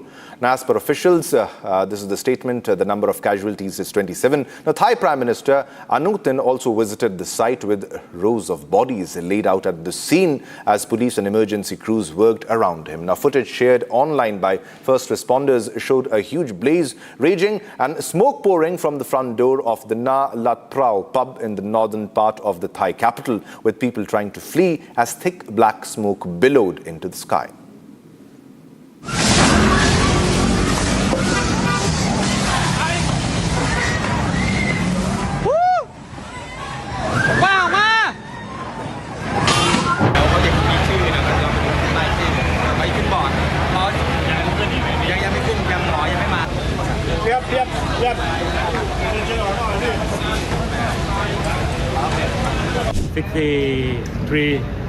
People injured. เห็นคลิปวิดีโอแล้วก็แบบไฟมันลุกค่อนข้างไวมากก็เลยแบบเป็นห่วงที่ทำงานว่าลูกชายก็เลยแบบรีบมาดูก็ค่อนข้างตกใจค่ะ ถ้าในเมื่อเข้าไปเอาเป็นว่าประสบการณ์ที่ผมเข้าไปก็คือโต๊ะมันก็ไม่ไหม้ปกติมันเป็นแค่ขมเหลาลงมาบนโต๊ะแค่นั้นเองซึ่งโต๊ะมันก็เป็นไม้เป็นเชื้อเพลิงอย่างหนึ่งแหละใช่ไหมครับพอมันเป็นเชื้อเพลิงเนี่ยมันต้องไหม้ถูกไหมแต่สิ่งที่ผมเห็นนะมันจะไหม้จากข้างบนด้านหลังทางซ้ายห้องน้ำอ่ะมันถูกมันมีทางออกอยู่ซึ่งออกมาแล้วมันจะอยู่หลังร้านไอ้โกสีชมพูเนี่ยครับมันจะเป็นลานกว้างๆเลยแต่เขาทางหน้าประตูเขาเขียนติดป้ายไว้ว่าเฉพาะเจ้าหน้าที่นะครับซึ่งมันถูกล็อกไว้ด้วยกลอนสน.พหลโยธิน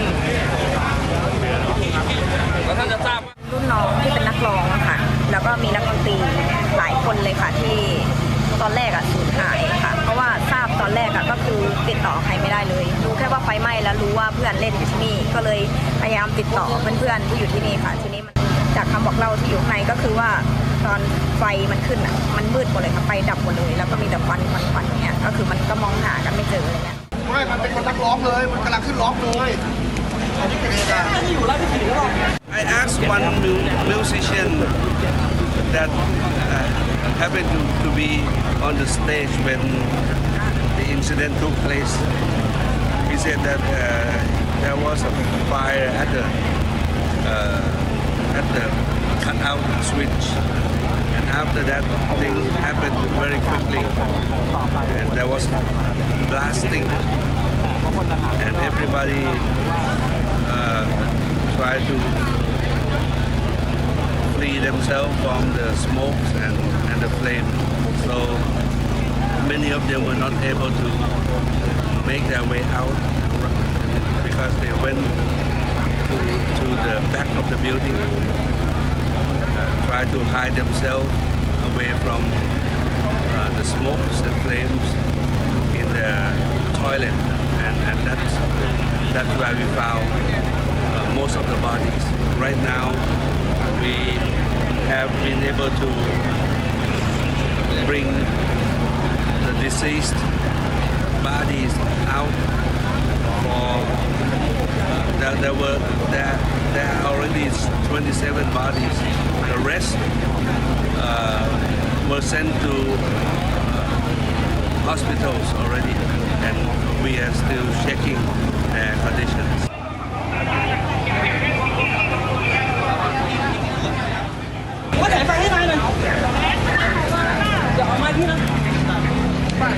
Yeah, the incident started around midnight, and then there are like 27 deaths and 63 people injured and 22 critical condition.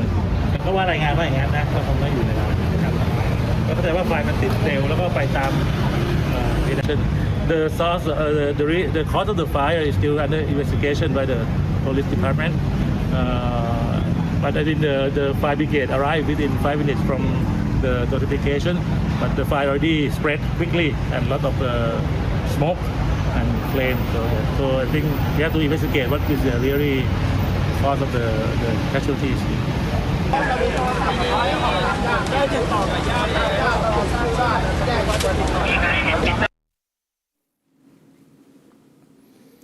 All right, viewers, time to slip into a short commercial break, but don't go anywhere because we have a lot more lined up coming up after the break. A Delhi court to deliver verdict in Ankit Sharma murder case in 2020 Delhi riots case. 11 individuals, including former AAP MLA Tahir Hussain, are accused in the case.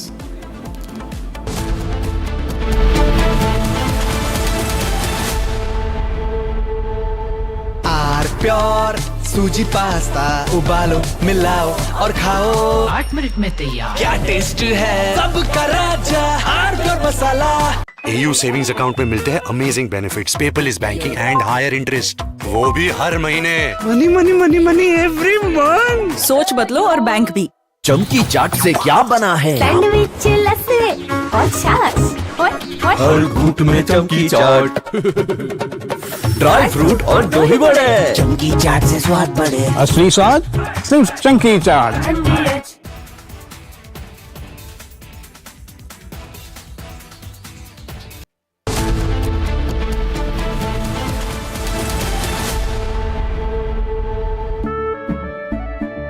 केसरिया से मन जोगी हुआ रे, दिल झूमे देखो मतवारा हुआ रे।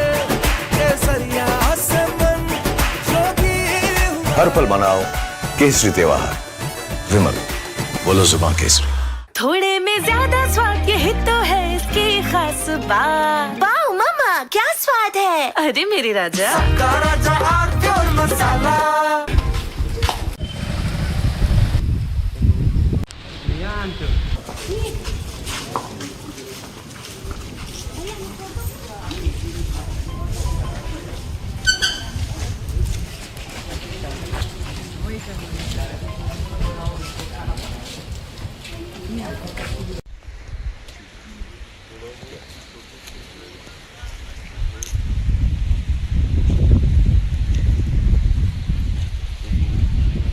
एक घटना है, यही घटनास्थल भी आया हूँ। जो रात में घटना घटी उसमें महिला यहाँ घर में अकेली थी। हाँ, रात में 2-3 बजे की घटना है, मैं यही घटनास्थल भी आया हूँ। जो रात में घटना घटी उसमें महिला यहाँ घर में अकेली थी, उसके बच्चे बाहर थे, पति उसका परेशान जो है डेथ हो गई है। उसके घर में 2-3 बजे के आसपास कुछ लोग घुसे, 5-6 लोग बता रहे हैं, और उसमें जो है उनके साथ उनके घर में पूरी सर्च किया, उसका सामान चांदी लिए हैं, और उसके साथ बलात्कार की घटना भी किया गया है। साथ ही कोई उसमें और उसके इंटरनल पार्ट में इंजरी है, जिससे लगता है कोई मटेरियल वगैरह कुछ उसके साथ जो है प्रयास किया गया है। इसके बारे में पूरी जानकारी डॉक्टर से ली जा रही है, और इसमें उसको भी इंदौर रेफर किया गया है। महिला को वहाँ उनके इलाज के लिए रेफर किया गया है, तो पूरा ख्याल रखा जा रहा है। बाकी हम लोग पूरी टीम यहाँ पे जो है। From Asia's largest news headquarters, setting the agenda for Bharat.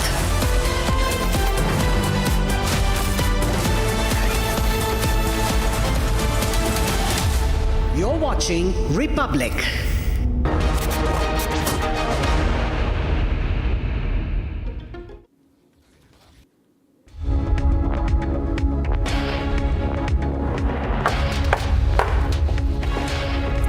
Hello viewers, thanks Thanks for tuning into Live Report on Republic TV with me, Ishita Mitra. Now, viewers, interesting reports are coming to light from Maharashtra politics as the BJP leader Chandrakant Patil has now dropped hints of a possible merger of NCP-SP with the NDA alliance. So, is that on the cards? We'll of course take a look at that. And also, Jammu and Kashmir politics now heating up as the BJP has now sent a legal notice to Jammu and Kashmir Chief Minister Omar Abdullah over his poaching allegations. Getting you all the details on that, but first up a quick check at the top headlines. US strikes reach deep inside central Iran. Explosions reported in Iran's Condemns region.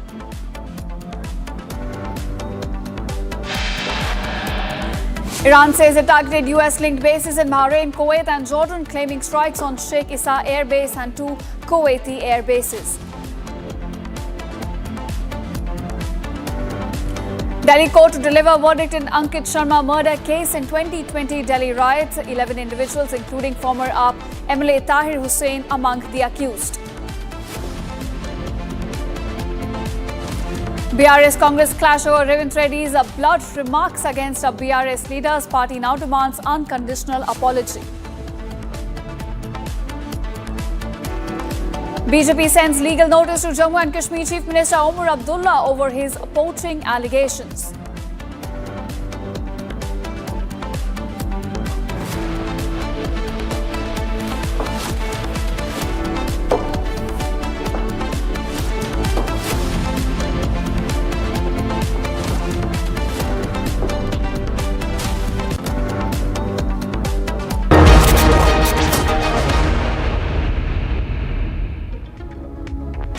Welcome viewers, our top focus at this hour. Now, Jammu and Kashmir Chief Minister Omar Abdullah has accused the BJP of launching an Operation Lotus-style campaign to destabilize National Conference government led by him. Now, he's saying that they are doing this by attempting to bribe and poach his NC MLAs. In fact, addressing a public event, Abdullah claimed that a senior Supreme Court lawyer close to BJP approached a Jammu and Kashmir-based NC MLA in closed-door meeting and even offered him rupees 20 to 30 crore in cash, a guaranteed ministerial berth in a future government, and in fact an immediate promise to restore full statehood to Jammu and Kashmir. All this in exchange for switching sides. And on this now, the BJP has sent a legal notice to Jammu and Kashmir Chief Minister Omar Abdullah. And this is over his alleged 30 crore charge. Earlier, J&K CM accused the BJP leaders of offering bribes to NC MLAs, as I mentioned before. And now, according to this notice, viewers, BJP has now demanded an unconditional apology be tendered from the Chief Minister within the next 7 days. The party has also stated that failing to do so will now result in a rupees 100 crore defamation suit against Omar Abdullah. So, his poaching allegations against the BJP has now invited a legal notice. In fact, BJP says either give us a proof or tender an apology in the next 7 days or expect a defamation suit, in fact, worth rupees 100 crore that will be slapped on the J&K Chief Minister. In fact, we're getting some fresh reactions on this from NC leaders as well over the legal notice sent to Omar Abdullah. Let's take a listen what Surinder Chaudhary, the Deputy CM of J&K, has to say on this.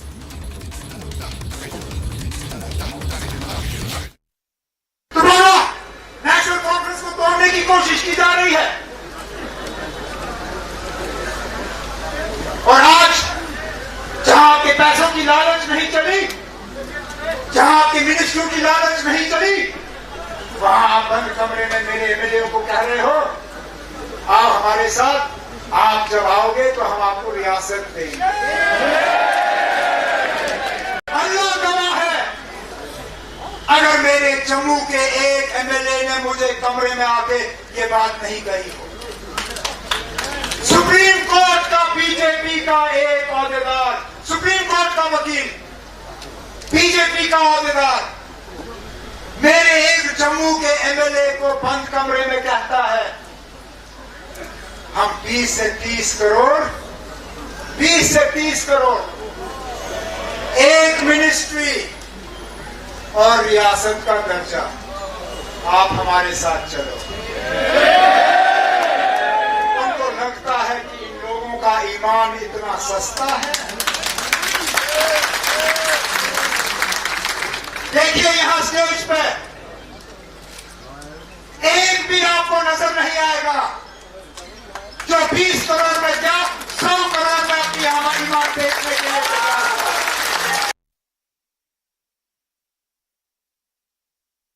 मैंने कहा ना कि जहाँ तक BJP क्या कहती है, BJP कोई ऐसा तो है नहीं कि हमारा कोई धार्मिक ग्रंथ है जो बात कहेंगे तो वो ही सच होगी।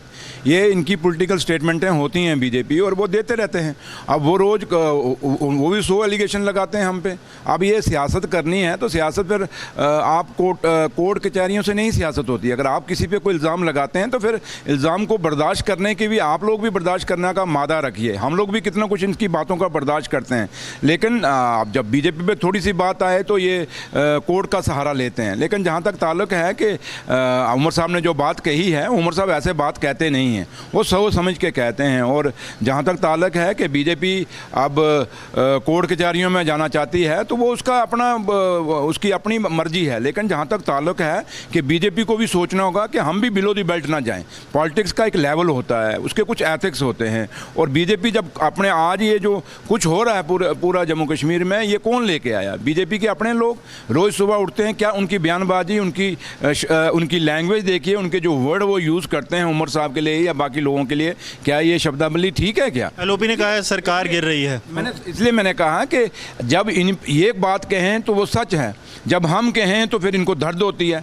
अब दर्द तो अब क्योंकि हम सच कहते हैं, ये झूठ पे हैं, तो झूठ पे ज़्यादा बंदा टिकता नहीं है। तो लिहाजा इनको जो बोलते हैं बोलने दीजिए। अब रोज़ एलओपी सब कहता है सरकार में, इस पे कितने बार हम सरकार नहीं बनाएंगे, लेकिन एनसी टूट रही है, सरकार गिर रही है। ओ भैया, उनको को तोड़ लो यार। एलओपी साहब को कहो तोड़ ले यार। कब हम कितनी बार कह जाएंगे? वो रोज़ कहता है मेरे एमएलए मुफ्त आ रहे हैं, कभी कहता है पैसे के आ रहे हैं, कभी कहता है ऐसे आ रहे हैं। जो तू करना है कर लो भैया। हम कब एलओपी साहब को मना कर रहे हैं? एलओपी साहब को हम कोई हाथ जोड़ें, कोई मिन्नतें कर रहे हैं जनाब मत करो मत करो? हम तो एलओपी साहब को कहते हैं जो कल तोड़नी है आज तोड़े। हम भी पता लगे कौन टूटता है, ताकि कम से कम दोबारा इलेक्शन तो आएगा ना सरकार वो बनाएंगे, हमारी टूट जाएगी, फिर इलेक्शन आएगा ना, देखते हैं फिर कौन जो टूटेगा को जीत के आता है क्या? All right, my colleague Gursimran also joins us with more details on this. Gursimran, the controversy over the poaching allegations leveled by Jammu and Kashmir CM now seems to be escalating, with BJP now sending a legal notice to, of course, Umar Abdullah. The big question is, how is the NC likely to react to this? Because you've spoken to both the sides, BJP as well as a national conference. How do you think the next step is going to come in from Umar Abdullah? See, Omar is going to speak in a short while from now in Srinagar. That is what we are being told. Now coming to the next course of action from the National Conference, Deputy Chief Minister Surendra Chaudhary, while speaking to Republic a couple of minutes ago before he left for Srinagar, he said that we are going to take the legal route. He said that BJP has gone ahead, they have gone below the belt. Now we will also be taking the legal route, but he said that the politics cannot be done in courts. It has to be done in the political arena, but the BJP is stooping low because they are totally afraid of the National Conference. And he has said that National Conference is not going to backstep from what Omar Abdullah has said. He said that Omar is a serious leader and he does not make any non-serious statements, so we stand by it. While on the other hand, the BJP has said that these allegations are far from reality, and if these are true, why Omar Abdullah is not making the name of the BJP office bearer public? Even the BJP state president Sat Sharma said that if someone is involved, I'll be the first to take the action. But you tell me the name, that who is that person who has offered 20 to 30 crore rupees to the National Conference MLA. And yesterday, while speaking to Republic, Sunil Sharma, the leader of opposition, has also said that BJP is out of frame for forming any government with the defected group of the National Conference. In fact, Gursimran, we'll have to see how Omar Abdullah now reacts to this and whether or not he will furnish any proof for the claims that he's made against BJP. Thanks so much for joining us and getting us the latest on this. Now we are shifting focus to what is unfolding right now in Maharashtra. Minister Chandrakant Patel said has now made, in fact, explosive NCP SP Chief Sharad Pawar is now facing pressure from within his own party to take a political decision, either by joining NDA or in fact aligning with a larger opposition party. Speculation regarding a merger of the NCP or an alliance with NDA has already been circulating in political circles for some time now, and Chandrakant Patel's statement to us has now only intensified the speculation further. So we are looking at a big hint being dropped by BJP leader Chandrakant Patel, who now says that there is pressure growing within NCP-SP to make an alliance with NDA at this point. In fact, let's take a listen in to what exactly the leader has said. तुम्हाला सध्या विषय नाही. तुम्ही रोज स्टोऱ्या तयार करता, त्या स्टोऱ्यांवर सकाळी एकाला विचारता, बरोबर ऑपोजिशनच्या दुसऱ्याला विचारता. आज तरी असं मला काही हे नक्की आहे. आता एक विश्लेषक म्हणून म्हणायचं, नेता म्हणून मी माझी भूमिका ठरवलेली आहे. आपला पक्ष बरं, आपलं खातं बरं, त्याच्यावर काही बोलायचं नाही. कारण ह्या राज्यामध्ये पराचा कावळा करणं फार असतं. पण आता एक विश्लेषक म्हणून असं म्हणेन की आता पवार साहेबांना त्यांच्या तब्येतीची आणि वयाची जी स्थिती आहे ते काहीतरी निर्णय करावा लागेल. हे त्यांच्या लोकांचं प्रेशर आहे. मग तुम्ही काहीतरी निर्णय करा. अजून 3 वर्ष 2.5 वर्ष आहेत लोकसभेला, 3 वर्ष आहेत विधानसभेला. केंद्रात त्यांचं सरकार आहे, राज्यात त्यांचं सरकार आहे. पण तुम्ही हे म्हणा की नाही नाही सगळं ठीक आहे पण आपल्याला विरोधी पक्षाचं राहायचं आहे, तर मग विरोधी पक्षातला मोठा गट गाठूया, असं त्यांच्या लोकांचं प्रेशर असणं स्वाभाविक आहे. त्यांचा प्रेफरन्स फक्त शिंदे गट आणि भाजप एवढाच विचारून सांगतो. All right. In fact, my colleague Revati now joins me for more details on this. Revati, the BJP minister has dropped a big hint of a possible merger of NCP-SP with the NDA. What is your reading of the statement that has now come in from the BJP minister? Right, as you rightly mentioned, that the statement has now created another political stir. Just a few days back, we saw Operation Tiger 2.0, and now this, the split of NCP-SP is underway, is what we are looking at right now.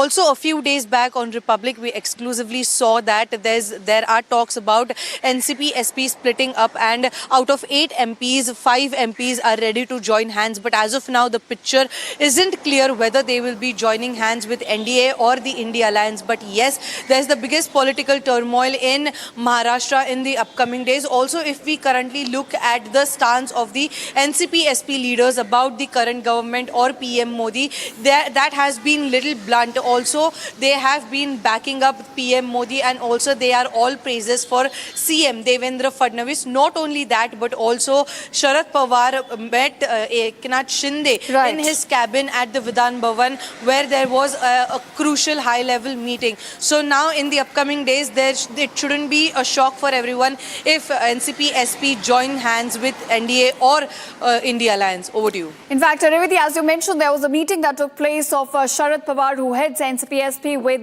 Deputy CM Eknath Shinde as well, which further intensified this buzz that there could be a possible merger between the two parties. But what are the numbers looking like right now as far as the merger is concerned? Right, as you rightly mentioned, actually the high-level meeting was about the Maharashtra-Karnataka border, the issue which has been pending for many years now. Regarding that, all the senior leaders were present there. But currently, if we look at the sitting of that particular meeting, we can see Sharad Pawar sitting right next to CM Devendra Fadnavis, and also later Sharad Pawar went into Eknath Shinde's cabin in Vidhan Bhavan as well, where he conducted a meeting, and also Eknath Shinde left cabinet in between and met Eknath Shinde as well. So now currently, if we look at the numbers, though the movements are going on, it will happen in the future as well. But if we look at the numbers say that currently NCP-SP have 8 MPs and 8 to 9 MPs, and out of that 5 MPs are ready to switch the sides. Also, there is a pressure in NCP-SP because if we cannot forget the fact that before Ajit Pawar died in a plane crash, there were talks about the two NCPs merging. So also now the speculations are such that yes, it is highly possible that NCP-SP MPs will be switching their sides in the near future. Over to you. All right, of course. So keep an eye for all the updates we're getting on a possible merger between NCP-SP and NDA. But for now, thanks so much, Revati, for joining us and getting us the latest on this. And now we are shifting focus to what is unfolding in Telangana right now. Now, Chief Minister Revanth Reddy's remarks on, in fact, the ongoing Kaleshwaram project have now sparked a row in the state. Now, in fact, Bharat Rashtra Samiti sought an apology from the CM over his blunt remarks on the crop and belt treatment statement as well. Now, the BRS, in fact, has been pressurizing Reddy government of providing irrigation waters to farmers from the Kannepalli pump house of the Kaleshwaram project during the current dry spell, despite the availability of the water. But replying to this criticism, Reddy on Saturday said the BRS was politicizing the project without understanding its basics. In fact, he went on to say that BRS leaders needed belt treatment for their lives and their blood should be spilled on the crop. So those are the statements made by some unparliamentary statements, in fact, made by Telangana Chief Minister. And now we have a reaction also coming in from BRS leaders. But first, let's listen into what exactly Revanth Reddy said against the BRS leaders.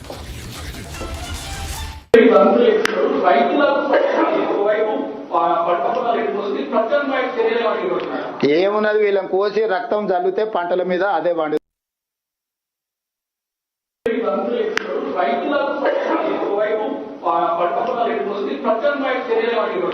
ఏమున్నది వీళ్ళని కోసి రక్తం జల్లితే పంటల మీద అదే పండు.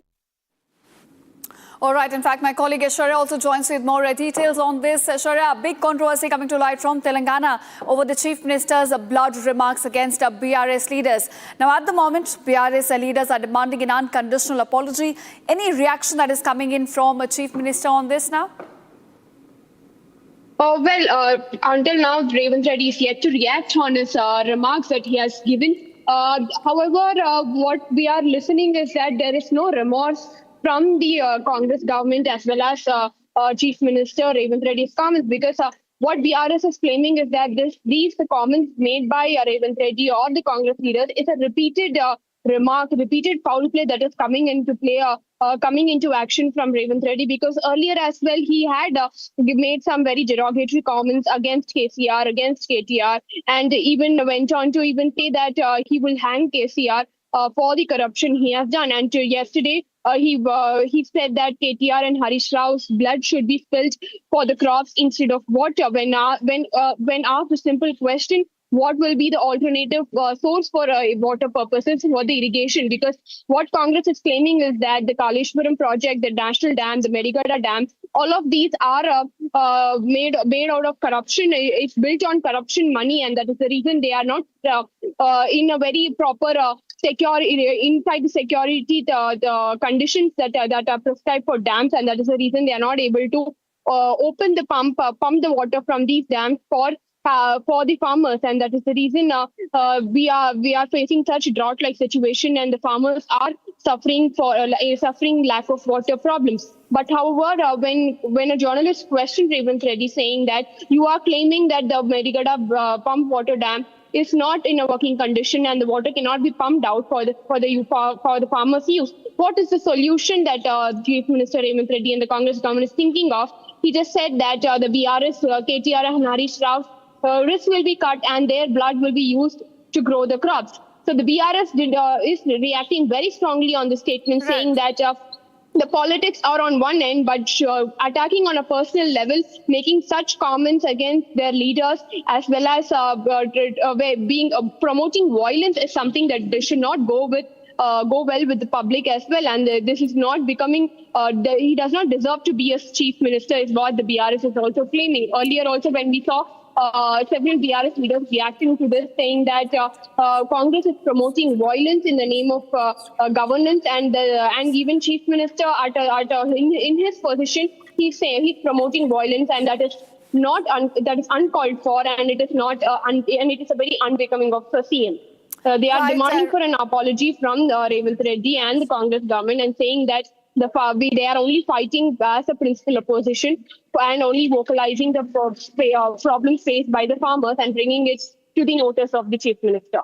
Right, of course, Aishwarya, I agree with you that, politics aside, such a statement coming in from a chief minister could in fact instigate an atmosphere of political violence as well, and is definitely uncalled for. But I want to ask you, as far as the BRS's reaction on this is concerned, they have demanded an unconditional apology, but are they also going to take some step, legal action? Have they hinted towards something, anything like that? Well, the BRS is not here. Legal action is something that they are not hinting at right now. But however, they have Harish Rao reacting to this particular statement. He said that though even if they are ready to spill blood, if Congress government is ready to actually serve the farmers, if that doesn't come if that is what the Congress government needs, and if that is what the Congress government demands, they are ready to even spill the blood. But if he's ready to solve the farmers' problem, they also went on to show a series of comments made by Congress government, especially Revanth Reddy, against the leaders in the 2.5 year tenure, and after which he is going to take a legal action or not is what the BRS government is also looking forward to. But then, however, for now they are mocking what Revanth Reddy is saying, and they're also demanding an apology from him. We'll of course have to see what is the reaction now coming in from Telangana Chief Minister on this. But thanks so much for joining us and getting us the latest on this, Aishwarya. Thanks so much. And viewers, with that, it's a wrap on this edition of Live Reports. Thanks so much for watching this with me, Ishita Mitra. News and developments continue on the other side on Republic TV.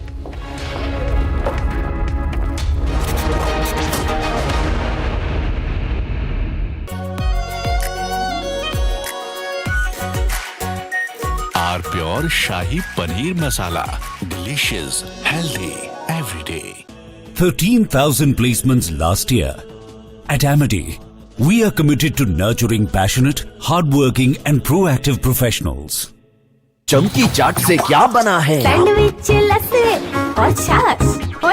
हर घूंट में चमकी चाट। अब बताओ, स्वाद आया? आया।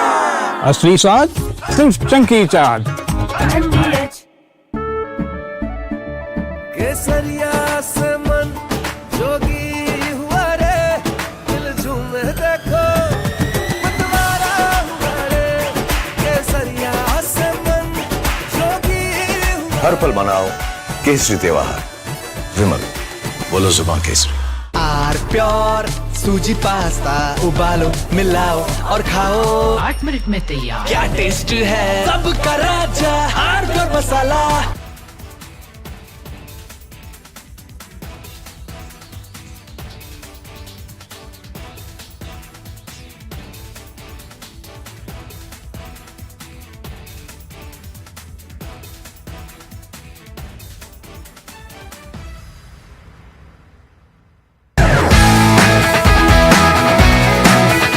Rosa podcast wants to know, but I'm seeing a very soft version of Arnab. What did you expect? A mad guy shouting at the screen. I can't shut up. As debater, or I'm a crazy debater. Facts everyone has, but I have brought back opinion into journalism because they didn't have the guts. I had the guts, I had the freedom, I had the intellect. I gave it my best shot. I still do it. There's no sense of how much money you want to make. No, it was always how much can you do. I used to be really proud seeing my father in uniform. I realized my father was doing something greater than his own job. If you were to again go back and look at from where you started as a journalist, so much. A junior Rahul would have spoken to a junior Arnab. Which Rahul?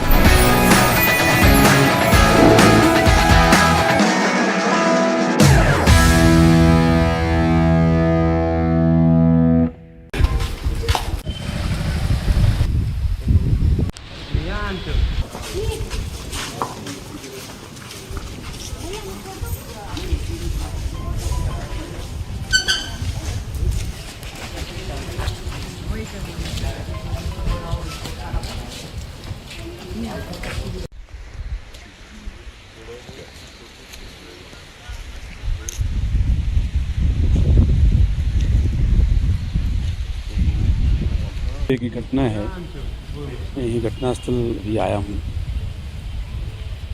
जो रात में घटना घटी उसमें महिला घर में अकेली थी। हाँ, रात में 2-3 बजे की घटना है, यही घटनास्थल भी आया हूँ।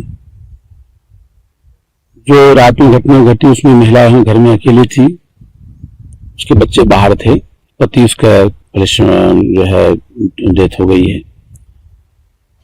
उस घर में 2-3 बजे के आसपास कुछ लोग घुसे, 5-6 लोग बता रहे हैं, और उसमें जो है उनके साथ उनके घर में पूरी सर्च किया, उसका सामान चांदी लिए हैं, और उसके साथ बलात्कार की घटना भी किया गया है। साथ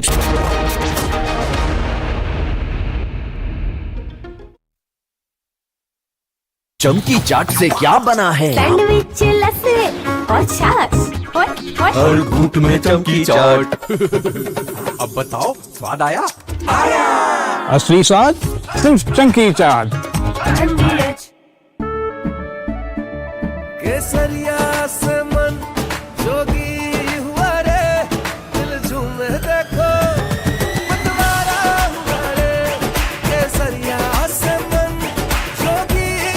हर पल मनाओ केसरी त्योहार। विमल, बोलो जुबान केसरी। थोड़े में ज्यादा स्वाद, यही तो है इसकी खास बात। वाओ मामा, क्या स्वाद है। अरे मेरे राजा, राजा और मसाला।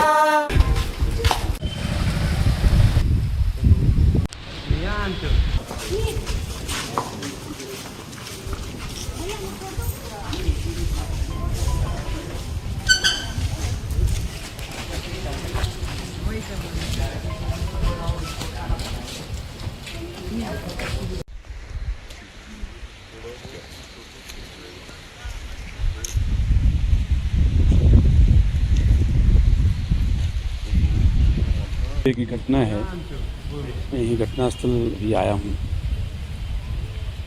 जो रात में घटना घटी उसमें महिला घर में अकेली थी। हाँ, रात में 2-3 बजे की घटना है, मैं यही घटनास्थल भी आया हूँ। जो रात में घटना घटी उसमें महिला घर में अकेली थी, उसके बच्चे बाहर थे, पति उसका जो है डेथ हो गई है। उसके घर में 2-3 बजे के आसपास कुछ लोग घुसे, 5-6 लोग बता रहे हैं, और उसमें जो है उनके साथ उनके घर में सर्च किया, उसका सामान चांदी लिए हैं, और उसके साथ बलात्कार की घटना भी किया गया है। साथ ही कोई उसमें और उसके इंटरनल पार्ट में इंजरी है, जिससे लगता है कोई मटेरियल वगैरह कुछ उसके साथ जो है प्रयास किया गया है। इसके बारे में पूरी जानकारी डॉक्टर से ली जा रही है, और इसमें उसको भी इंदौर रेफर किया गया है। महिला को वहाँ उनके इलाज के लिए रेफर किया गया है, तो पूरा ख्याल रखा जा रहा है। बाकी हम लोग पूरी टीम यहाँ पे जो है हमारी लगी है, एफएसएल की टीम भी आई है, हमारे जो फिंगरप्रिंट की टीम भी है, हमारे साइबर प्लस जो हमारी आसपास के थाने की टीम यहाँ पे आ गई है। इनको मैंने पूरा जल्दी से जल्दी 24 घंटे 28 घंटे के अंदर में प्रकरण को निकालने का प्रयास किया जाएगा पुलिस की तरफ से। सर, पुलिस ने अभी तक कोई धारा में कार्रवाई की है? हाँ, पुलिस इसमें जो है क्योंकि आदमी इसमें 5-6 बताए जा रहे हैं, तो डकैती की धारा प्लस 376 जो उसने बलात्कार किया है, इसकी धारा इसमें लगी। There is outrage in the area after the incident. Demands are being made for a fair investigation, financial assistance, and the removal of the station in charge. The SP visited the crime scene and instructed officials to take strict action. Officials said investigators had recovered some evidence from the crime scene but declined to share details as the probe was underway.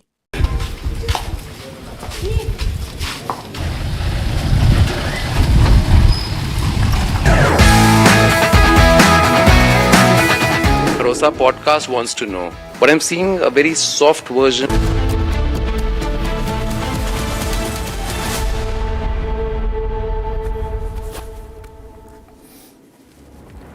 A very warm welcome, viewers. You're watching Republic TV. This is Shivam Dutt Mehta. India's defense story is entering a transformative new era, powered by indigenous innovation, cutting-edge emerging technology, and a rapidly expanding defense industrial ecosystem. As the nation accelerates its journey towards strategic self-reliance and the vision of Viksit Bharat 2047, Republic brings together the policymakers, defense leaders, innovators, and industry pioneers shaping the future of national security. Join us on 18th July in New Delhi for Republic Defense Forces' first conclave, Bharat, the defense powerhouse, where the spotlight will be on next-generation military technologies, advanced defense platforms, indigenous capabilities, and the government and industry partnerships driving India's technological transformation. Stay tuned for insightful conversations, exclusive perspectives, and the ideas that will define the future of India's defense ecosystem. Now, let's have a look at the top headlines.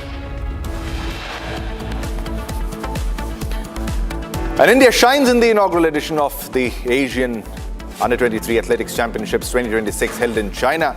Finishes 4th by clinching 16 medals across the events.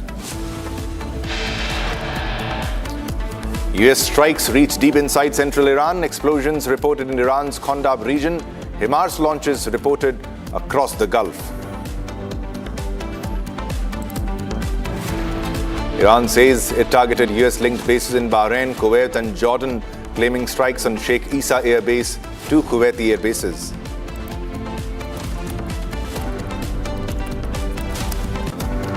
Delhi court to deliver verdict in Ankit Sharma murder case in 2020 Delhi riots case. 11 individuals, including former AAP MLA Tahir Hussain, are accused in the case.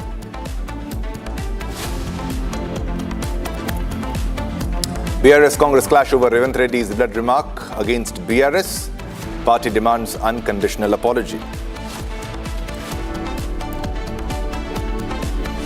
And BJP sends legal notice to J&K Chief Minister Omar Abdullah on 30 crore charge, demands unconditional apology.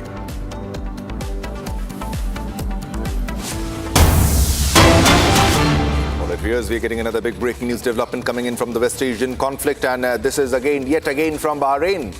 And Bahrain sounds its missiles alert sirens once again because there is imminent threat, and this is for the third time. And there's a high probability this is the third strike because Iran is retaliating and is striking hard. And this is Bahrain sounding its missile alerts. And these are the visuals also of the latest strikes which have been conducted by the Iranian regime, by the IRGC, in Jordan, in Kuwait, in Bahrain. And Iran also claims to have struck the 5th Fleet headquarters of US. And this is another set of big breaking news development that we're getting for you. This is Bahrain sounding its missiles alert sirens, and this time for the third time. So we are back to war scenario, and this as the war escalates. Bahrain is sounding its missile alert sirens again for the third time, ladies and gentlemen. Again for another time, because this is yet another siren that has blared because of the ongoing conflict, because of the drones and also the missiles which are being launched by the IRGC in retaliatory strikes, because Iran has now claimed that all the countries which are giving shelter to the US military bases, those bases will become legitimate targets as usual, as a usual statement by the Iranian regime, by the IRGC, and Iran is retaliating and it's conducting strikes as we speak. All right, viewers, we have another big breaking news development coming in from the West Asian conflict, and this is a big claim by Iran. And Iran claims that it downed a US Lucas one-way attack drone over Bandar Abbas. This is as per the Iranian media. This is yet another claim by the IRGC. Iran claims that it shot down US drone over Bandar Abbas. Now they are claiming to down another one-way attack drone of US because the conflict has escalated to a point of no return even after the MOU was signed, and the war has escalated to another level. The Iran claims now that it has shot down US drone over Bandar Abbas, and it says that it is one-way attack drone which has been shot down by the Iranian firepower. Another big breaking news development coming in, ladies and gentlemen. This is Iran shooting down a US drone over Bandar Abbas. This is as per the reports that we are fetching from the Iranian media. From the Iranian media reports, this is another big development coming in. Back-to-back strikes being conducted by the Iranian regime, by the IRGC against the United States military, and one setback after the other for the US military in the Middle East region, because they have struck the 5th Fleet headquarters, and with the visuals, with proof that they have struck the 5th Fleet headquarters, and also various strikes are happening as we speak in Jordan, in Bahrain, in Kuwait, and all the military assets and locations, strategic locations of the US military, that is the bases of United States military, are being struck. All right, Chandrakala is live with us with all the latest updates in this story. One strike after the other, Chandrakala. We are getting one breaking after the other. Air sirens are blaring across Bahrain and other Middle Eastern countries. And also, we're getting another big breaking news where Iran claims that they have shot a drone of the United States of America. Over to you for all the latest updates.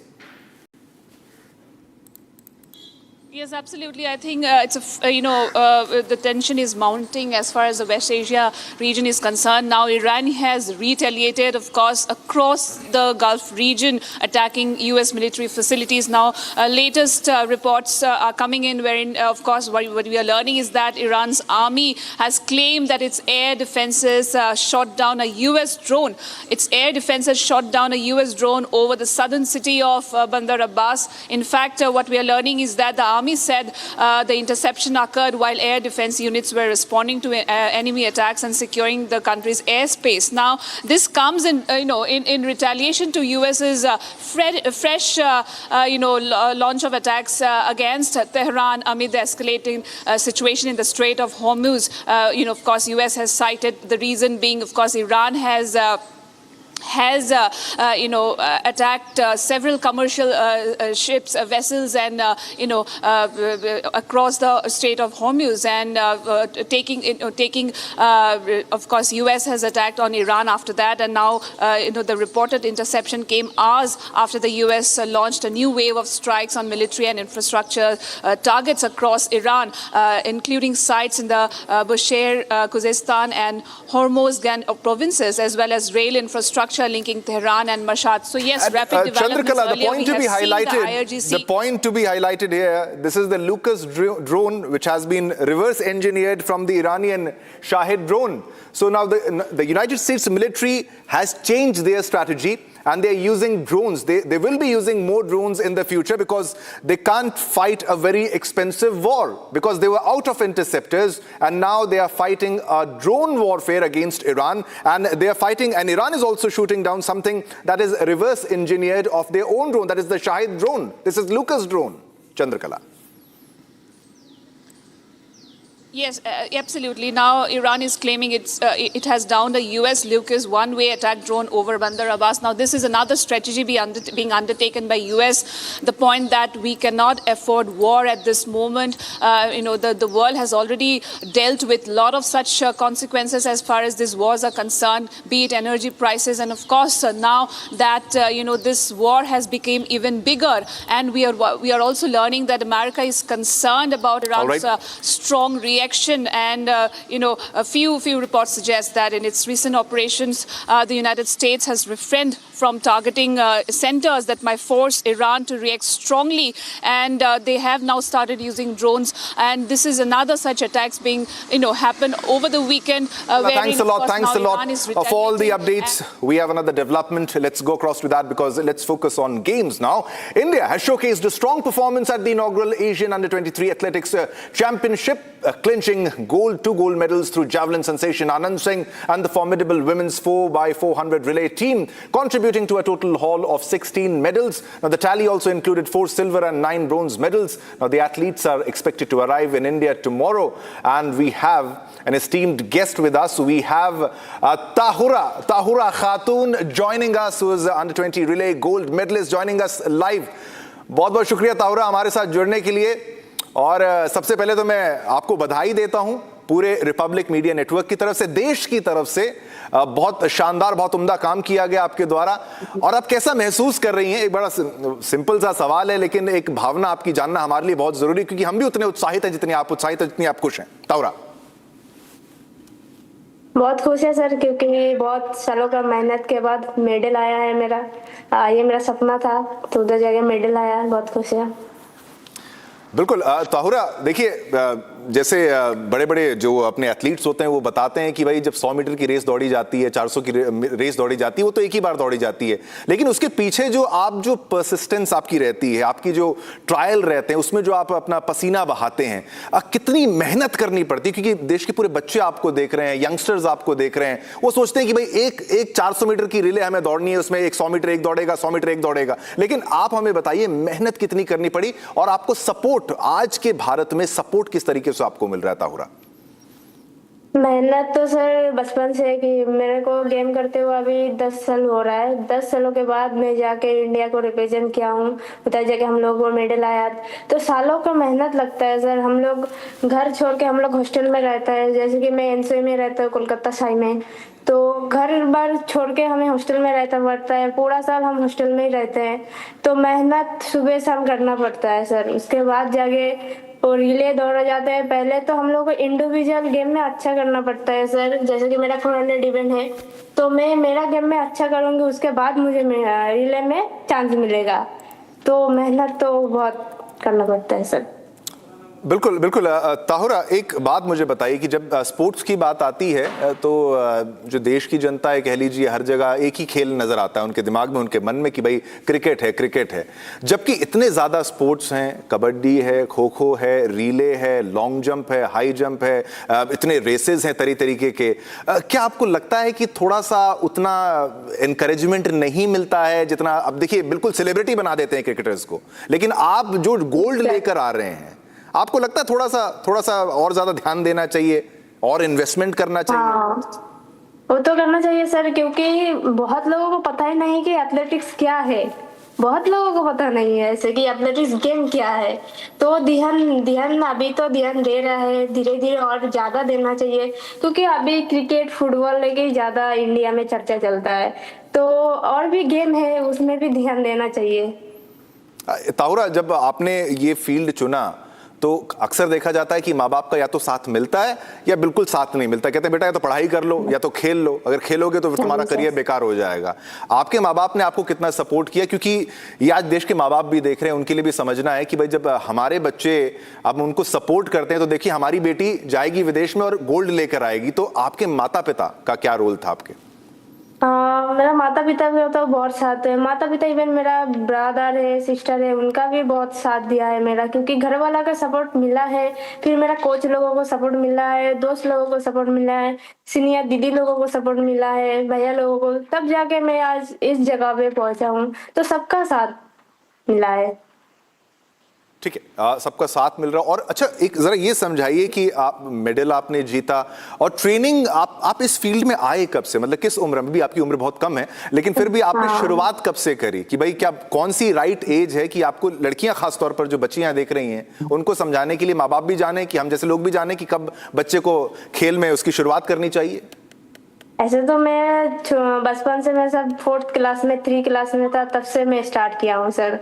तो मैं बचपन से start किया हूँ, तो बचपन से ही देना चाहिए।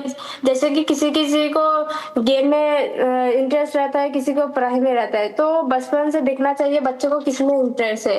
गेम में है तो उसके अच्छे से गेम करवाइए, और साथ साथ पढ़ाई भी करना है। ऐसा नहीं कि पढ़ाई नहीं करना है, तो अगर गेम में ज्यादा है, उसका इच्छा है, तो गेम की तरफ थोड़ा सा ज्यादा फोकस करना चाहिए। बिल्कुल। और ताहुरा, जैसे क्लास 4 से आपने शुरुआत की, आपने बहुत मेहनत करी, तो आपका रूटीन कैसा रहता था? स्कूल जाते हैं बच्चे, स्कूल जाते हैं, घर आते हैं, खाना खाए और सो गए और थोड़ा सा होमवर्क कर लिए वो, लेकिन आपने थोड़ा हटके किया, तभी तो आप आज गोल्ड लेकर आ रही हैं। आपने क्या वो अलग कर लिया? थोड़ी सी मेहनत जो बाकी बच्चे भी कर लें, थोड़ी सी मेहनत तो वो भी गोल्ड ला दें या कम से कम ब्रोंज। जैसे कि सर सुबह मैं जब गांव में, तब एक टाइम प्रैक्टिस होता था मेरा। जैसे कि सुबह ट्यूशन जाते थे, उधर से मैं स्कूल जाता था, स्कूल छुट्टी होने के बाद उधर से मैं प्रैक्टिस करता था। प्रैक्टिस करने के बाद मैं शाम में घर आता था, फिर शाम में घर आने के बाद थोड़ा सा रेस्ट लेने के बाद खाना बना खा के पढ़ाई करके फिर मैं सो जाता था, फिर दोबारा उठ के सुबह से वही रूटीन स्टार्ट। बिल्कुल बिल्कुल, बहुत बहुत शुक्रिया ताहुरा हमारे साथ जुड़ने के लिए, और बहुत बहुत बधाई आपको। Congratulations from the entire public media network. All right, viewers, now India finished the Asian Under-23 Athletics Championships 2026 held in Ordos, China, with 16 medals, 3 golds, 4 silver and 9 bronze medals. Now, the inaugural edition of the Under-23 Continental Meet, which ran from July 9th to 12th, saw close to 50 Indian athletes compete for medals across both track and field events. Now, the relay teams led the charge for India. They accounted for 4 medals, including gold in both the mixed and women's 4x400 relays. Now, while the men's 4x400 meter and women's 4x100 meter teams added silver medals, Shravani Sachin Sangle was the most successful Indian athlete, returning with 3 medals, including a gold each from the mixed 4x400 meters and the women's 4x400 meter relays. She also bagged a bronze in the 400 meter hurdles.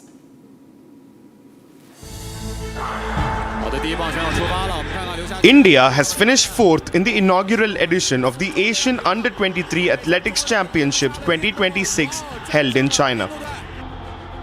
Nearly 50 Indian athletes participated in the event, bagging a total of 16 medals across track and field events.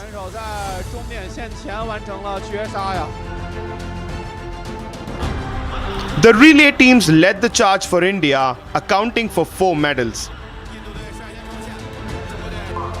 Shravani Sachin Sangle was the most successful Indian athlete, returning with 3 medals, including a gold each from the mixed 4x400 meters and the women's 4x400 meters relay. She also bagged a bronze in the 400 meter hurdles. Shravani Sachin Sangle gave the quartet a strong start before Sandramol Sabu delivered a solid second leg, pulling clear of her Chinese rivals over the closing 100 meters.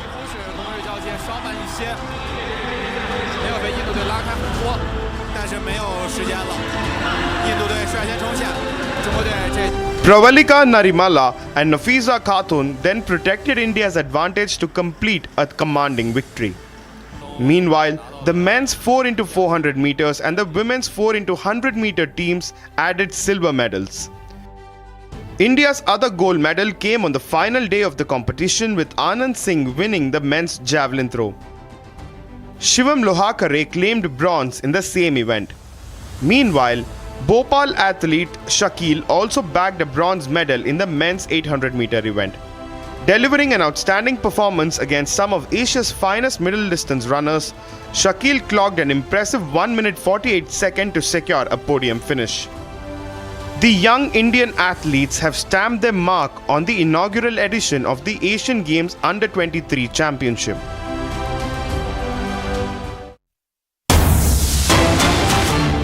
We're getting a big breaking news development coming across, and it's that India rejected a quick trade agreement with the US in recent talks and is holding out for a better deal as PM Modi draws confidence from new trading partners, eased economic risks and political gains at home. Now, this is India saying no to quick trade deal with America. Big breaking news development, ladies and gentlemen. India says no to quick trade deal with America. We'll take our time. India decides to wait for a better deal, refuses to rush through, will not work as per the US wishes, will work as accordingly what will benefit us. Now, India says no to quick trade deal with America. Now, India has rejected a quick trade agreement with the US in recent talks and is holding out for a better deal as Prime Minister Narendra Modi draws confidence from the new trading partners, eased economic risks and political gains at home. This is big breaking development, ladies and gentlemen, on your screens. As you can see, India calls the shots on the trade deal, and India, as always, has the upper hand in the trade deal. We will not rush, and we will only decide what's better for the country. And India calls the shots on trade deal, and India says no to quick trade deal with America, and India decides to wait for a better deal, refuses to rush through, ladies and gentlemen. India rejected a quick trade agreement with the United States, and a tariff advantage demand stalled India-US trade talks, and India holds out for a better trade pact with the US, ladies and gentlemen. India seeks better terms on tariffs, agriculture and market access. This is the upper hand for India, and India will decide as per what is beneficial to the country and to the citizens. And this is the big development that we are getting in this case. India says no to quick trade deal with America. We'll work as per our own pace and what benefits us, and India decides to wait for a better deal. If you have a better deal, we can move ahead. If you don't have a better deal, we will wait. India says no to quick trade deal with America. Ladies and gentlemen, this is big breaking news development coming in. India decides to wait for more favorable terms before signing a deal. This is big, ladies and gentlemen. We don't make decisions at gunpoint. Now, this was the earlier statement from the government, and this is yet another big development that we have right now. India rejects quick trade agreement with the US. Tariffs advantage demand stalled India-US trade talks. Now, India holds out for a better trade pact with the United States of America, and India seeks better terms on tariffs, agriculture, and the market access. India decides to wait for more favorable terms before signing a deal. All right, let's go across to Ajay Bagga, senior economist, joining us on a phone line for a comment on what exactly is happening. Mr. Bagga, thanks a lot for joining us at this moment, but we are getting to know that India has rejected the quick trade agreement with the US, and we are ready to wait for favorable terms and conditions. Over to you for a comment on that, sir. Yeah, I think that's best in our national interest. What India has been doing, we are forging trade agreements with a lot of nations and lot of blocs. With the US, we have this hanging sword of the Super 301, where the US is accusing India of child labor and wants to put extra tariffs on Indian goods. India has opposed that. Second, there are some red lines as far as India is concerned: agriculture, dairy, and also the local industry protection. So I would say that, one, there is no judicial support for the U.S. tariffs. Those have been successfully challenged in the U.S. courts. Second, this hanging sword of Super 301. And third, the red lines. Probably that's the cause on which India has stuck to its guns and said they will wait for a more favorable trade agreement rather than go for a quick trade agreement right now. Yeah, definitely. So, because the statement is that no deal is better than a bad deal. That's India's message, Mr. Bagga, to America. And during these turbulent times, when America is engaged in a conflict with Iran, and even then they want to rush the deal, what exactly do you think is happening? And what do you think US is demanding from India? That's why India has decided to wait rather than go on with the deal with the United States of America, sir. Yeah, if you look at the deals that have been done by the U.S. also, there is a lot of backtracking. Trump himself reopened the NAFTA, the agreement with Canada and Mexico in his first terms. He signed a deal, and hey presto, on his second term, within the first month, his own deal he called a poor deal, and he suspended it. Those talks are going nowhere. The terms with UK, he has continuously berated Keir Starmer on the UK deal. Even with the EU, there have been threats on levying off, one-off tariffs as and when Trump wants them. So even the deals that have got done have not really fructified much for the countries that have dealt with Trump. China has held out. China has got a sweet deal because the terms for China are much stronger than anybody else. There has been a recent report out that it would cost the U.S. about $23 trillion to de-risk it from the Chinese supply chains. So India is holding on, and what we have seen is the leaders who hold on to Trump, their domestic approval ratings go up. And that way it's been very clear, Mr. Modi, the way he has negotiated with Trump, it has been on India's terms and for India's national interest. So I would support this. There is, I think the Indian government position is totally spot on. Yes. Thanks a lot, Mr. Bagga, for joining and for a comment and for your in-depth analysis on what's actually unfolding. And India has made its stand pretty clear. We can wait. We have to wait for a better deal, but we won't rush. All right, Nitin Waghela also joins us from the newsroom with all the updates in this story. From the digital newsroom, Nitin joins us because this is India's statement. India has rejected quick trade agreement with the United States. Big development, ladies and gentlemen, that we are getting. All right, let's go across to Nitin Waghela, who joins us from the digital newsroom. All right, Nitin, I need your explanation and a comment and analysis on what's actually happening, because we are on with FTAs with many countries, and if we speak about the UK, the EU and other countries, and this is America who needs India today. It's not India who needs America solely. So is America able to understand that? Because we have conveyed a message, and the message is clear. We won't be rushing for a deal with the United States of America. Nitin. So the big point of contention for India when it comes to the trade deal with United States under the Trump regime is on a preferential treatment when it comes to tariffs. Now you've got these competitors, our neighbors, China, Pakistan, Bangladesh. So what India is looking to wait for is a preferential tariff treatment. And now obviously this comes back on strong export numbers. You know, India has recently witnessed a 15 year-on-year surge when it comes to its exports. And regardless of the tensions, you've been seeing the market doing pretty well when it comes to the Thursday session and especially the Friday session when it opened higher and also ended recording an intraday high. And beyond that fact, you know, there's an interesting update from Goldman Sachs recently, which should be pointed out given the circumstances and why sort of India is willing to wait for a deal that sort of serves its long-term economic interests rather than just a tariff play.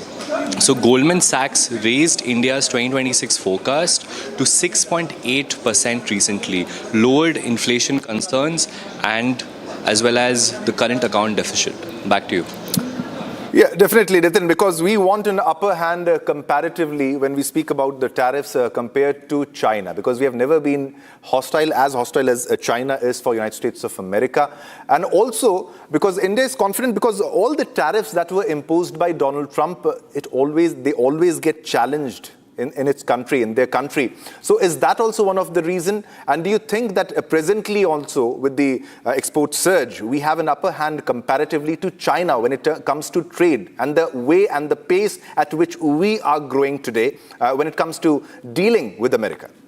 Exactly. So India is faring pretty well. Just see how the world's receiving our Prime Minister Narendra Modi and all these countries, New Zealand, Australia, and these overwhelming deals, especially in defense and semiconductors, that investors are keen on sort of partnering with India. That gives you a very clear picture that India is willing to wait. Even our exports since the West Asia war crisis began. I mean, India's been pretty over a period of time, it's been doing well in terms of diversifying its options when it comes to, its crude requirements, its gas requirements. So the countries all over the world are welcoming India. There are over billions of dollars that will pour into India, and that's what Pradhan Mantri Narendra Modi's visits to these countries guarantees for India. Therefore, when it comes to tariff play, I think India is ready to wait. Yes, Nitin, and because India is in a very strong position since the India-EU trade deal. Thanks a lot, Nitin, for all the latest updates in this story. Keep a track of all the developments. We'll come back to you as more details emerge. But now it's time to slip into a short commercial break, ladies and gentlemen. But don't go anywhere because we have a lot more lined up for you.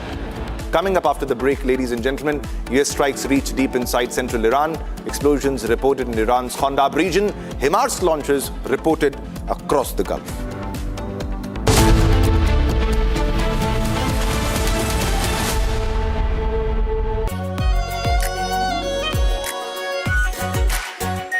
Our pure Shahi Paneer Masala. Delicious, healthy, every day. 13,000 placements last year. At Amity, we are committed to nurturing passionate, hardworking and proactive professionals.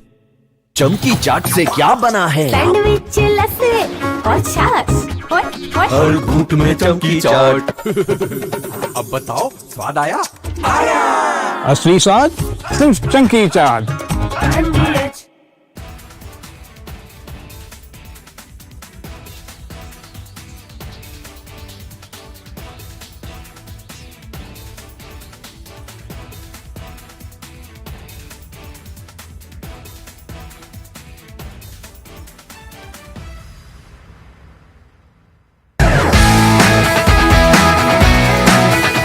Rosa podcast wants to know, but I'm seeing a very soft version of Arnab. What did you expect? A mad guy shouting at the screen. I can't shut up. As debater, or I'm a crazy debater. Facts everyone has, but I have brought back opinion into journalism because they didn't have the guts. I had the guts, I had the freedom, I had the intellect. I gave it my best shot. I still do it. There's no sense. All right, viewers, coming up after the break, US strikes reach deep inside central Iran. Explosions reported in Iran's Condemns region. HIMARS launches reported across the Gulf.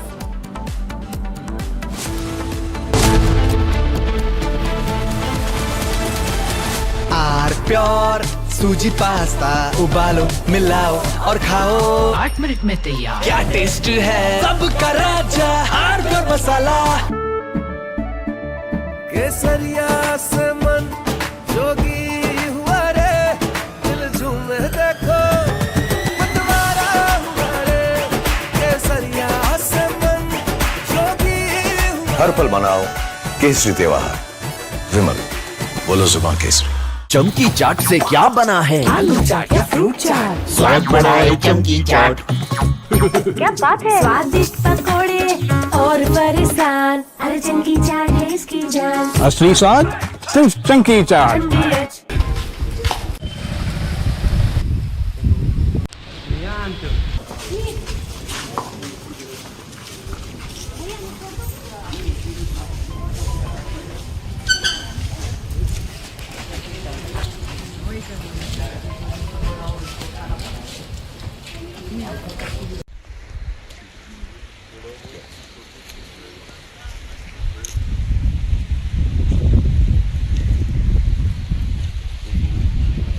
की घटना है, यही घटनास्थल भी आया हूँ। जो रात में घटना घटी उसमें महिला यहाँ घर में अकेली थी। हाँ, रात में 2-3 बजे की घटना है, मैं यही घटनास्थल भी आया हूँ। जो रात में घटना घटी उसमें महिला यहाँ घर में अकेली थी। उसके बच्चे बाहर थे, पति उसका जो है डेथ हो गई है। उसके घर में 2-3 बजे के आसपास कुछ लोग घुसे, 5-6 लोग बता रहे हैं, और उसमें जो है उनके साथ उनके घर में पूरी सर्च किया, उसका सामान चांदी लिए हैं, और उसके साथ बलात्कार की घटना भी किया गया है। साथ ही कोई उसमें और उसके इंटरनल पार्ट में इंजरी है, जिससे लगता है कोई होटल मटेरियल वगैरह कुछ उसके साथ जो है प्रयास किया गया है। इसके बारे में पूरी जानकारी डॉक्टर से ली जा रही है, और इसमें उसको भी इंदौर रेफर किया गया है, महिला को वहाँ उनके इलाज के लिए रेफर किया गया है। तो पूरा ख्याल रखा जा रहा है। बाकी हम लोग पूरी टीम यहाँ पे जो है हमारी लगी है एफएसएल की। From Asia's largest news headquarters, setting the agenda for Bharat.